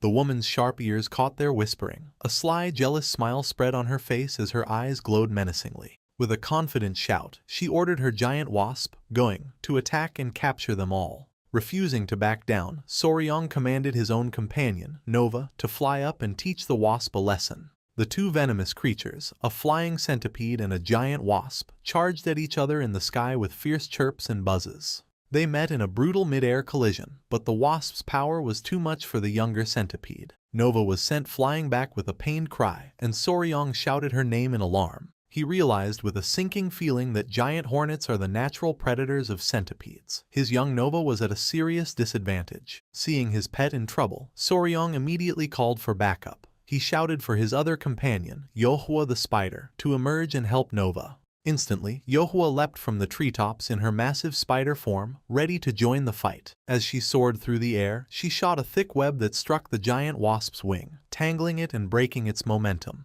The distraction worked perfectly, allowing Nova to break free. Soryong cheered, praising Yohua for her excellent timing. The arrival of a second powerful beast left the woman from the 5 Venoms Lords stunned. She stared at Yohua, recognizing it as a human-faced spider. She was surprised that the young man had tamed 2 incredibly rare creatures. As the giant beasts battled in the sky, Spear Dragon made a decisive command. He ordered Soryong, Lady Huaying, and Seol Pyo to flee with the wounded slaying dragon, saying he and Sword Phoenix would stay to hold off the woman. With a determined war cry, Spear Dragon and Sword Phoenix charged forward to face the formidable new enemy. The woman from the 5 Venoms Lords glared at them, her eyes glowing with sinister pink energy. Annoyed by their interference, she called them a nuisance. In a stunning display of speed, she vanished and reappeared behind Spear Dragon, shocking him. With a voice full of contempt, she told him, "Flies should stay quiet." Before the terrified warrior could process her speed, she prepared to strike him with a deadly claw attack. Seeing the imminent danger, Sword Phoenix let out a desperate scream, shouting Spear Dragon's name. In an act of incredible bravery, she threw herself in front of him, taking the full force of the woman's blow. The impact sent her reeling, and she coughed up blood as a horrified Spear Dragon stared, calling her name, Jiaombong. He watched in disbelief as she collapsed, asking why she would do such a thing. With her last strength, the fallen Sword Phoenix muttered that he was an idiot. Consumed by panic and grief, Spear Dragon let out a horrified scream. His emotional outburst left him vulnerable, and the woman from the 5 Venoms Lords appeared behind him, striking him hard on the back of the neck. As Spear Dragon crumpled to the ground, unconscious, she coldly told him to sleep. From a distance, Soryong watched in horror as both of his allies were defeated in an instant, shouting their names in despair. With all resistance crushed, the woman turned her menacing attention to him. With a possessive smile, she extended a hand, telling him to stop struggling and come to her. Soryong was stunned by the woman's possessive declaration, but he did not face her alone. Instantly, Lady Huaying and Seol Pyo stepped before him with fierce determination. Lady Huaying angrily demanded how the woman dared speak to her fiancé that way, while Seol Pyo declared she would never hand over her little brother. Their defiance annoyed the powerful woman. With a dismissive glare, she called their resistance annoying and charged forward at incredible speed. In a flash, she unleashed a powerful attack that sent both Lady Huaying and Seol Pyo flying backward, overwhelming them. Soryong cried out their names in horror as they were defeated so easily. The woman then turned to the fallen Lady Huaying. She sneered, questioning the word fiancé, and added with cruel satisfaction that the title would be gone very soon. She descended menacingly to deliver the final blow. Just as her attack was about to land, two small blue lizard-like creatures materialized from a swirl of icy snowflakes, blocking her strike with their energy. The woman was surprised by their sudden appearance. The two creatures, radiating a powerful cold aura, stood protectively before Lady Huaying. Seeing his companions, Soryong shouted their names in relief. Siola, Binga! The two creatures cried out and pushed the woman back. The woman landed gracefully, her expression curious and suspicious. She listed the beasts Soryong commanded, the first Venom Lord, Nova, the human-faced spider, Yowa, and now the fourth Venom Lord. The number of legendary creatures was unbelievable, and she again demanded his true identity. In response, Soryong stepped forward, his body surging with a powerful glowing green aura. The woman fell silent, sensing the immense power emanating from him. With glowing eyes and a voice full of conviction, he gave his answer. He declared he was the son of the Beast Palace and the sole son-in-law of the Tang clan. He was Soryong. A tense silence fell on the battlefield as the two sides faced off under the moonlight. Soryong's companions against the woman and her wasp. Soryong's powerful declaration of identity had a profound effect on the woman. Her surprise quickly twisted into a furious scowl. She exploded in rage, demanding what he meant by claiming allegiance to both the Tang clan and the Beast Palace. She furiously asked if he intended to repeat the tragic events of 100 years ago, when the two houses destroyed her sect. Her words made everything clear to Soryong. He stared at her, realizing she must be a survivor of the ancient Five Venoms sect. The woman, however, saw Soryong not as an enemy but a victim. She called him pitiful and declared another reason to make him hers. She vowed to save him from the dirty clutches of the Tang clan and the Beast Palace. Soryong clenched his fist in anger, shouting that her words were nonsense. He immediately ordered his two small blue companions to attack. Seola and Binga leaped forward, their bodies glowing with icy energy, preparing to strike the woman with their powerful tails. The woman, however, was unfazed. She simply scoffed, calling their attack useless. In a stunning display, she used a phasing technique, passing through the lizards' bodies like a ghost. She reappeared above them and slammed them both into the ground with a single, effortless strike. Soryong and Lady Huaying watched in horror as the two creatures lay defeated and dizzy. Lady Huaying cried out in disbelief, not understanding how the attack passed through their bodies. But Soryong knew. A memory flashed, and he recognized the technique. The lizard gecko body steps gecko bewildering step, a secret martial art from the Five Venoms manual his grandfather gave him. Having dealt with the creatures, the woman declared their playtime was over. She charged forward, but her target wasn't Soryong. With blinding speed she kicked Lady Huaying, sending her flying backward and crashing to the ground. With all of Soryong's protectors defeated, the woman turned to him with a triumphant smile. She noted that finally, only the two of them remained. Before he could react, she closed the distance and grabbed his wrist in an iron grip. She mockingly told him the nuisances had disappeared, leaving him helpless as he struggled against her, shouting for her to let go. As the woman held him in her grip, she suddenly noticed a new energy coming from Soryong's robes. In a final, desperate move, he summoned his last two centipedes, shouting their names and commanding them to attack. The woman braced herself, realizing at such close range, she wouldn't be able to dodge. To everyone's surprise, the two small creatures didn't attack. They launched into the air and landed harmlessly on Soryong's shoulders, nuzzling him. The bizarre turn of events left everyone, including the powerful woman, confused. Soryong, panicking, scolded his small companions, yelling they were supposed to attack, not just look scary. The creatures only gave a weak, confused chirp in response. The woman stared, wondering what on earth she was witnessing. Suddenly, a deafening roar echoed through the forest, sending a powerful shockwave that shook the ground. Soryong's face lit up with recognition and relief upon hearing the familiar voice. The woman looked up in alarm, her expression hardening as she recognized the legendary lion's roar of the Beast Palace. She watched as figures descended from the moonlit sky. The reinforcements arrived, the Grand Patriarch and Manhwa, their faces contorted with rage. The Grand Patriarch roared, asking who dared threaten the Tang clan's son-in-law, while Manhwa bellowed, asking who dared harm his son. They landed with the force of a meteor, kicking up dust and debris and forcing the woman to leap back from the impact. Overjoyed, Soryong called out to his grandfather and foster father. The elders, radiating terrifying power, glared at the woman. Their fury grew seeing the defeated Seol Pyo and Lady Huaying on the ground. Manhwa cursed the Five Venoms sect small fry, demanding how she dared harm his daughter and daughter-in-law. The woman, however, was not intimidated. With a mocking smile, she identified them as the Lord of the Beast Palace and the old monster of the Tang clan. She remarked with amusement that the situation was the same as 100 years ago. The two elders glared at her with cold, murderous intent. The Grand Patriarch moved before Soryong, placing a protective hand on his shoulder and telling him to stand back. A powerful, swirling blue aura gathered at his feet as he prepared for battle. Side by side, surrounded by an overwhelming aura of raw energy that lit the dark forest, the two legendary leaders made a solemn vow. Today, they declared, they would finally end the 100-year grudge. As the two elders, the Grand Patriarch and Manhwa, prepared for battle with immense auras, the woman from the Five Venoms sect watched with a strange expression. She seemed confused, wondering aloud where her Toad squadron was. Dismissively, Manhwa asked if she meant the masked fighters, smirking that the little bastards weren't even a proper warm-up. The woman laughed nervously, realizing the true power of the men she faced. They were monsters, and she knew she couldn't fight them both at once. Outmatched, she decided to retreat. She called her giant wasp, Gong, which descended from its battle with Nova. She announced her departure but first looked back at Soryong. She told him not to be disappointed, promising she would return for him. Enraged, Manhwa roared for her to stay, but the Grand Patriarch stopped him, reminding him their priority was treating the wounded. Seizing the moment, the woman mounted her wasp. With a sinister smile, she introduced herself as Oh Cheong-yu and chillingly promised Soryong she would one day make him hers. With a final command, she flew into the night, leaving a stunned Soryong to whisper her name. With the threat gone, the Grand Patriarch took charge. He ordered his men to transport the wounded to the Beast Palace immediately, stressing there could be no delays. As the warriors moved, Soryong kept watching the retreating figure. As she flew away, he noticed something strange. He saw a thin object in the back of their heads. He squinted, recognizing it as a golden needle.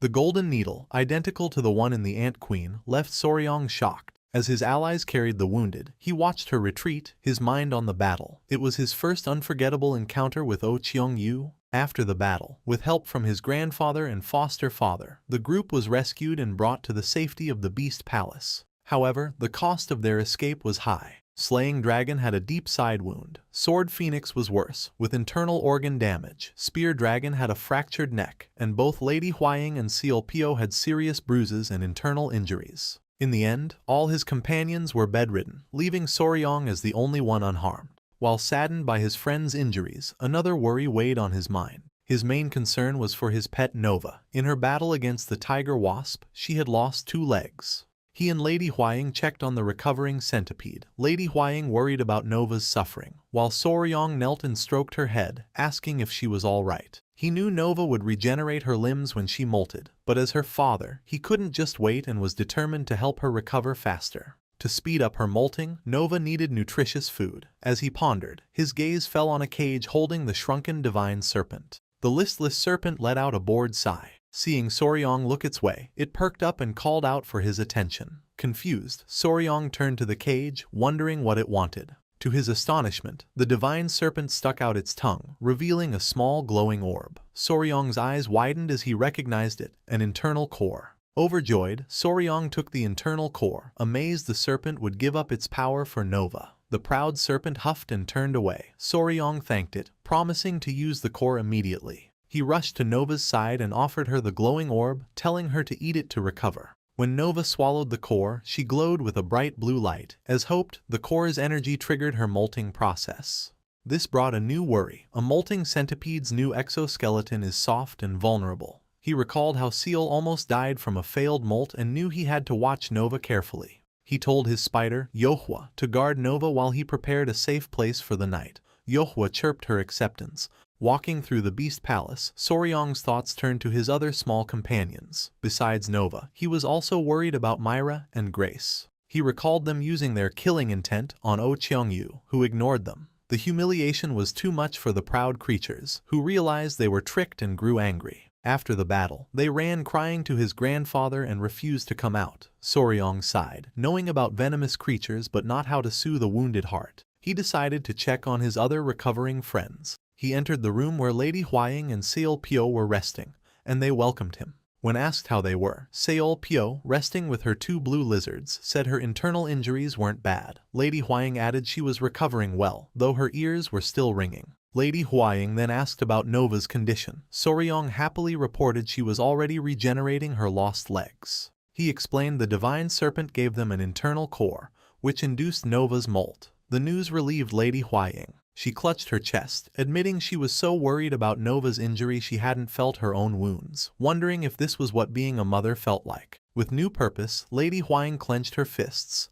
a fiery aura around her. She declared to Soryong she would become stronger, feeling she'd be a failed mother if she couldn't protect their girls. Soryong then mentioned his other worry, Myra and Grace. He told the women the creatures were angry because their killing intent was ineffective and fake. Lady Huaying agreed it was serious, as the creatures must be hurt. Soryong admitted he'd only calmed them last time by promising an internal core and had no idea how to console them now. He asked his sister, Seol Pyo, for ideas. She suggested that eating meat always made her feel better but wasn't sure it would work in this case. Their conversation was interrupted by a servant girl at the door. She announced a visitor for one of the ladies.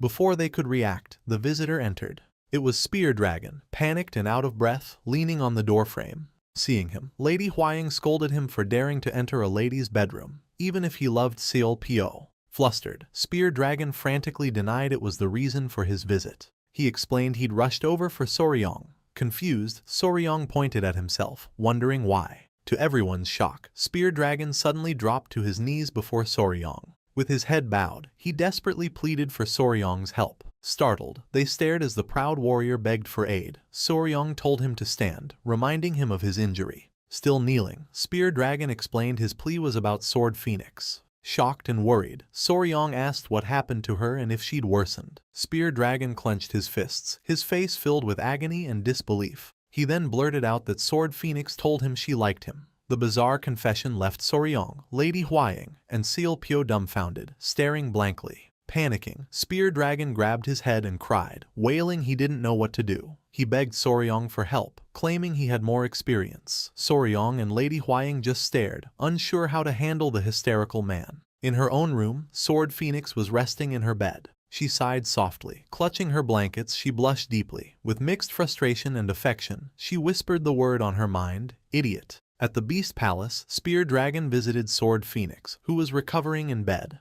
He sighed, relieved her life wasn't in danger, and admitted he'd been terrified something awful would happen. He then asked why she had taken the attack meant for him during their fight with Oh Cheongyu. Sword Phoenix just stared at him for a moment, then asked why he thought she did it. Puzzled, Spear Dragon guessed it was because they were comrades on a secret mission. For his clueless answer, she threw a wooden pillow directly at his face. Reeling from the impact, Sword Phoenix angrily called him an idiot. Completely flustered and blushing, she shouted the real reason. She couldn't stand to watch the person she liked die. Her confession left Spear Dragon stunned. He pointed a trembling finger at himself, asking if he was the one she meant. Her embarrassment turning to rage, Sword Phoenix screamed she should have let him die and ordered him out of her room. Later, Soryong listened to the story with a shocked expression on his face. He asked the miserable Spear Dragon if he had really been kicked out, and the warrior confirmed it. Lady Huaying and Seol Pyo, however, had no sympathy. Lady Huaying glared, calling him pathetic and saying Sword Phoenix should have thrown a dagger to kill him. Seol Pyo added that the dagger should have been poisoned too. With his sister and fiancé beside him, Soryong asked the distraught Spear Dragon what he needed help with, since he'd already received a confession and the next step should be clear. Spear Dragon, however, was panicking. He explained he'd never had a woman confess to him and didn't know what to do, especially since it was Sword Phoenix. As Soryong considered the warrior's dilemma, he announced he had a good idea. He told a curious Spear Dragon to follow him. Soryong led him to another room and opened the door. Inside, Yohwa was with Nova. Soryong called out, asking for her help. With a mischievous grin, Soryong put his arm around the confused Spear Dragon and told Yohwa that she might not like it, but he needed her to take some of the uncle's yang energy. He explained his plan. Yohwa could transform into the woman a man finds most beautiful after absorbing his yang energy. If she absorbed Spear Dragon's energy by sucking his finger, they'd see who he truly liked. As Spear Dragon held out his finger, Yohwa absorbed his energy. He watched in surprise as a golden light swirled around her, and she transformed into a blushing, smiling Sword Phoenix. Soryong noted, as expected, she turned into Sword Phoenix, proving Spear Dragon liked her back. The revelation left Spear Dragon shocked, unable to believe it reflected his own true heart. Soryong nudged his friend, telling him he should respond to her confession quickly. The advice snapped Spear Dragon out of his stupor. He gratefully thanked Soryong and ran out, yelling Sword Phoenix's name. Watching him go, Soryong chuckled, noting this was the third time he had saved Spear Dragon. A moment later, however, he panicked, realizing he had other, more serious problems. After sorting out his friend's love life, Soryong's attention returned to his companions. He looked at his pet, Nova, sleeping peacefully after molting, then decided to see his grandfather and get his other two creatures, Myra and Grace. As he turned to leave, he noticed something large on the floor behind Yohua, who had reverted to her true form. It was the huge, empty husk Nova shed after molting. Soryong realized that since Nova had grown so much, the exoskeleton she left behind was massive. He suddenly remembered Seolpio's comment about how eating good meat made her feel better. The thought sparked a mischievous idea, and he grinned widely. He excitedly picked up the large, nutrient-rich husk. He knew an insect's molted shell is packed with protein, calcium, and other minerals. Creatures usually eat their own husk to regain energy lost during the process.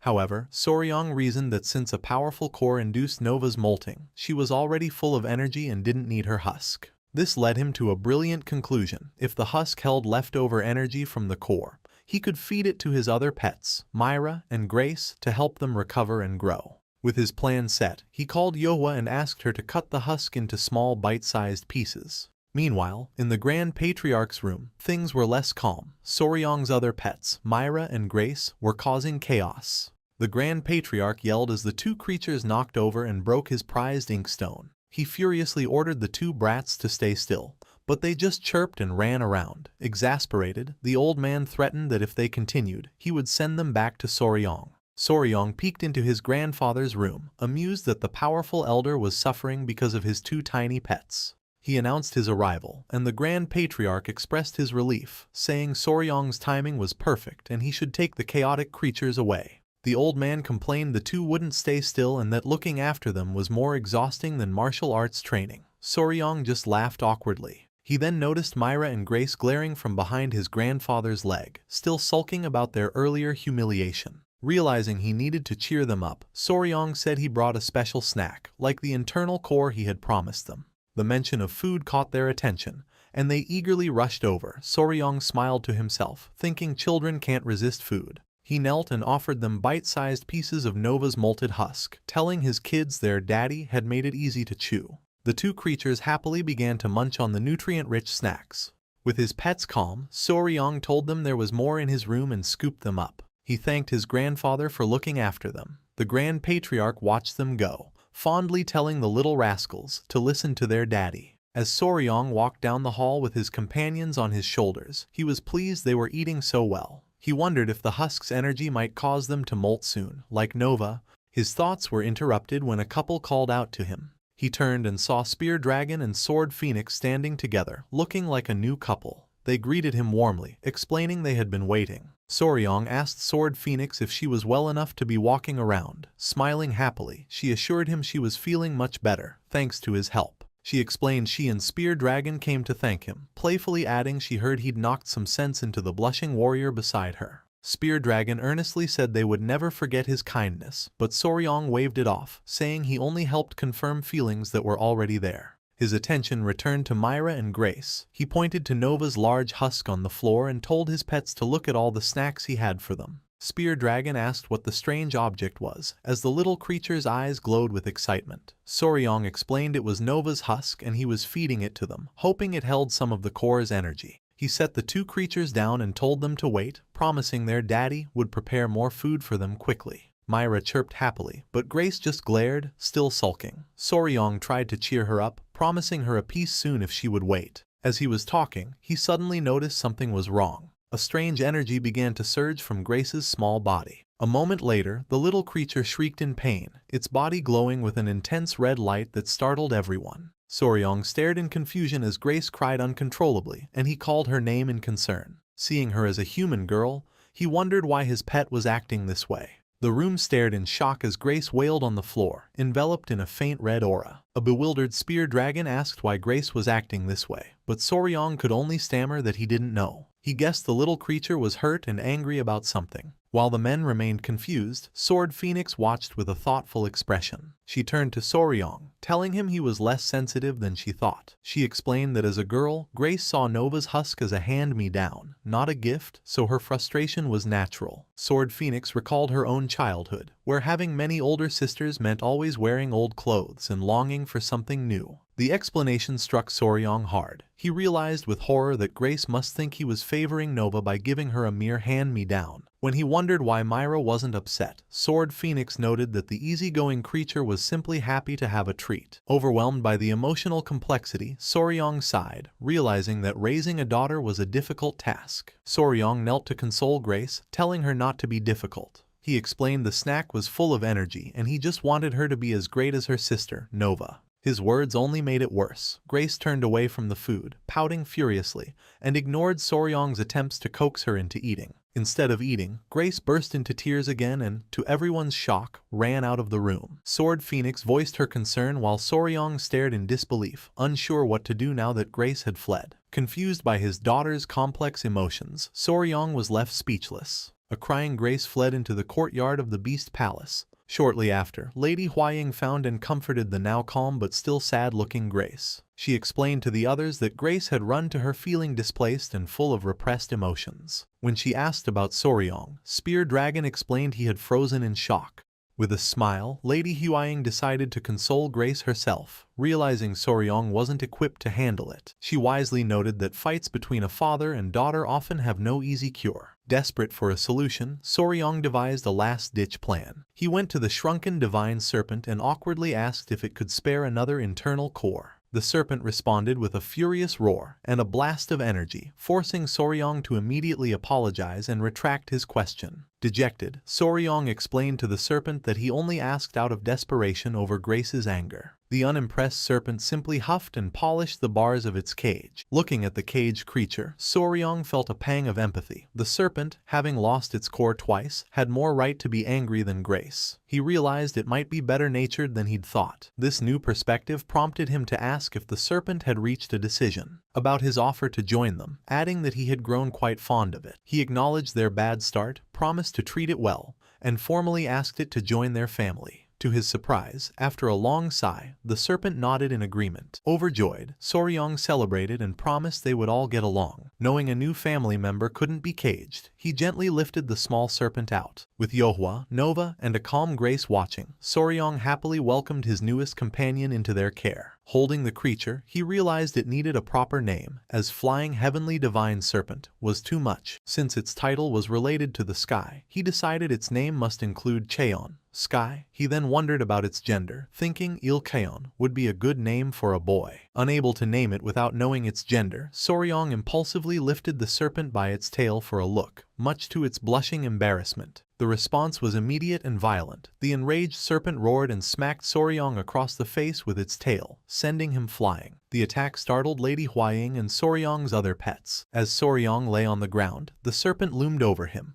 glowing red with fury and roaring. Seeing the creature's teary-eyed, blushing face, Soryong finally understood and asked in stunned realization, "You're a girl?" He scrambled to his knees and apologized profusely, explaining he had been sure it was a boy. To make it up to her, he declared that as a girl, she deserved a much prettier name. Noting her beautiful emerald-colored mane, he suggested the name Yondu, the Hanja for that color, and asked what she thought. The serpent paused, and Soryong hopefully took its silence as approval. He happily announced her name was now Yondu. The newly named serpent hissed softly and blushed as Soryong gently petted her. Soryong then remembered his plan to include Jeon and started to combine them, but stopped, finding Cheon Yondu a bit of a mouthful. He decided to stick with the full name anyway, reasoning that children with strange names live long lives. Thus, the serpent was officially named Cheon Yondu. The next day, a meeting was held at the Beast Palace. Slaying Dragon apologized to the Grand Patriarch for the trouble, but he dismissed it, saying it was his duty as an ally. With Spear Dragon's group injured, Soryong, Seol Pyo, and Lady Huaying were tasked with delivering the Elders' information to the Murim Alliance. They also had to report the Blood Cult's new alliance with the Five Venoms sect, an antidote for the tiger-striped snake's venom, and the identity of their enemy, Oh Cheong-yu. The forces aligned against them were growing. Seeing an opportunity, they decided the Beast Palace would formally join the Murim Alliance, with Seol Pyo accompanying the group to represent her clan. With the plan settled, Soryong's group prepared to leave. They said goodbye to Myung Ho and the others staying behind. Soryong sent his regards to Slaying Dragon, and Myung Ho wished them a safe journey. Soryong, Lady Hwying, Seol Pyo, and the Grand Patriarch then departed from the Beast Palace. Their mission was twofold: prepare for the inevitable war with the Blood Cult and create a new poison to counter the growing threat. Before heading to the Murim Alliance, they decided to first stop at the Tang clan's home. Soryong and his companions soon arrived at their destination. Seol Pyo gazed in awe at the massive, sprawling estate of the Sichuan Tong clan. Soryong noted that for his sister from the Yunnan jungles, this was like seeing a city for the first time. Seol Pyo marveled that the entire mountain belonged to the clan. The Grand Patriarch welcomed Seol Pyo, telling her to consider their home hers after the hospitality they received. She thanked him for his kindness. Their pleasant arrival was cut short when Lady Hwying gasped in shock. She panicked, calling out to Soryong that something terrible had happened. She frantically explained that Grace, who was with her just a moment ago, had vanished. Soryong and his grandfather looked around, confused as to where the little creature could have gone. A horrifying thought then struck Soryong. With dawning dread, he wondered if his upset daughter had run away from home. His fear was confirmed as an angry Grace was seen fleeing into the wilderness alone.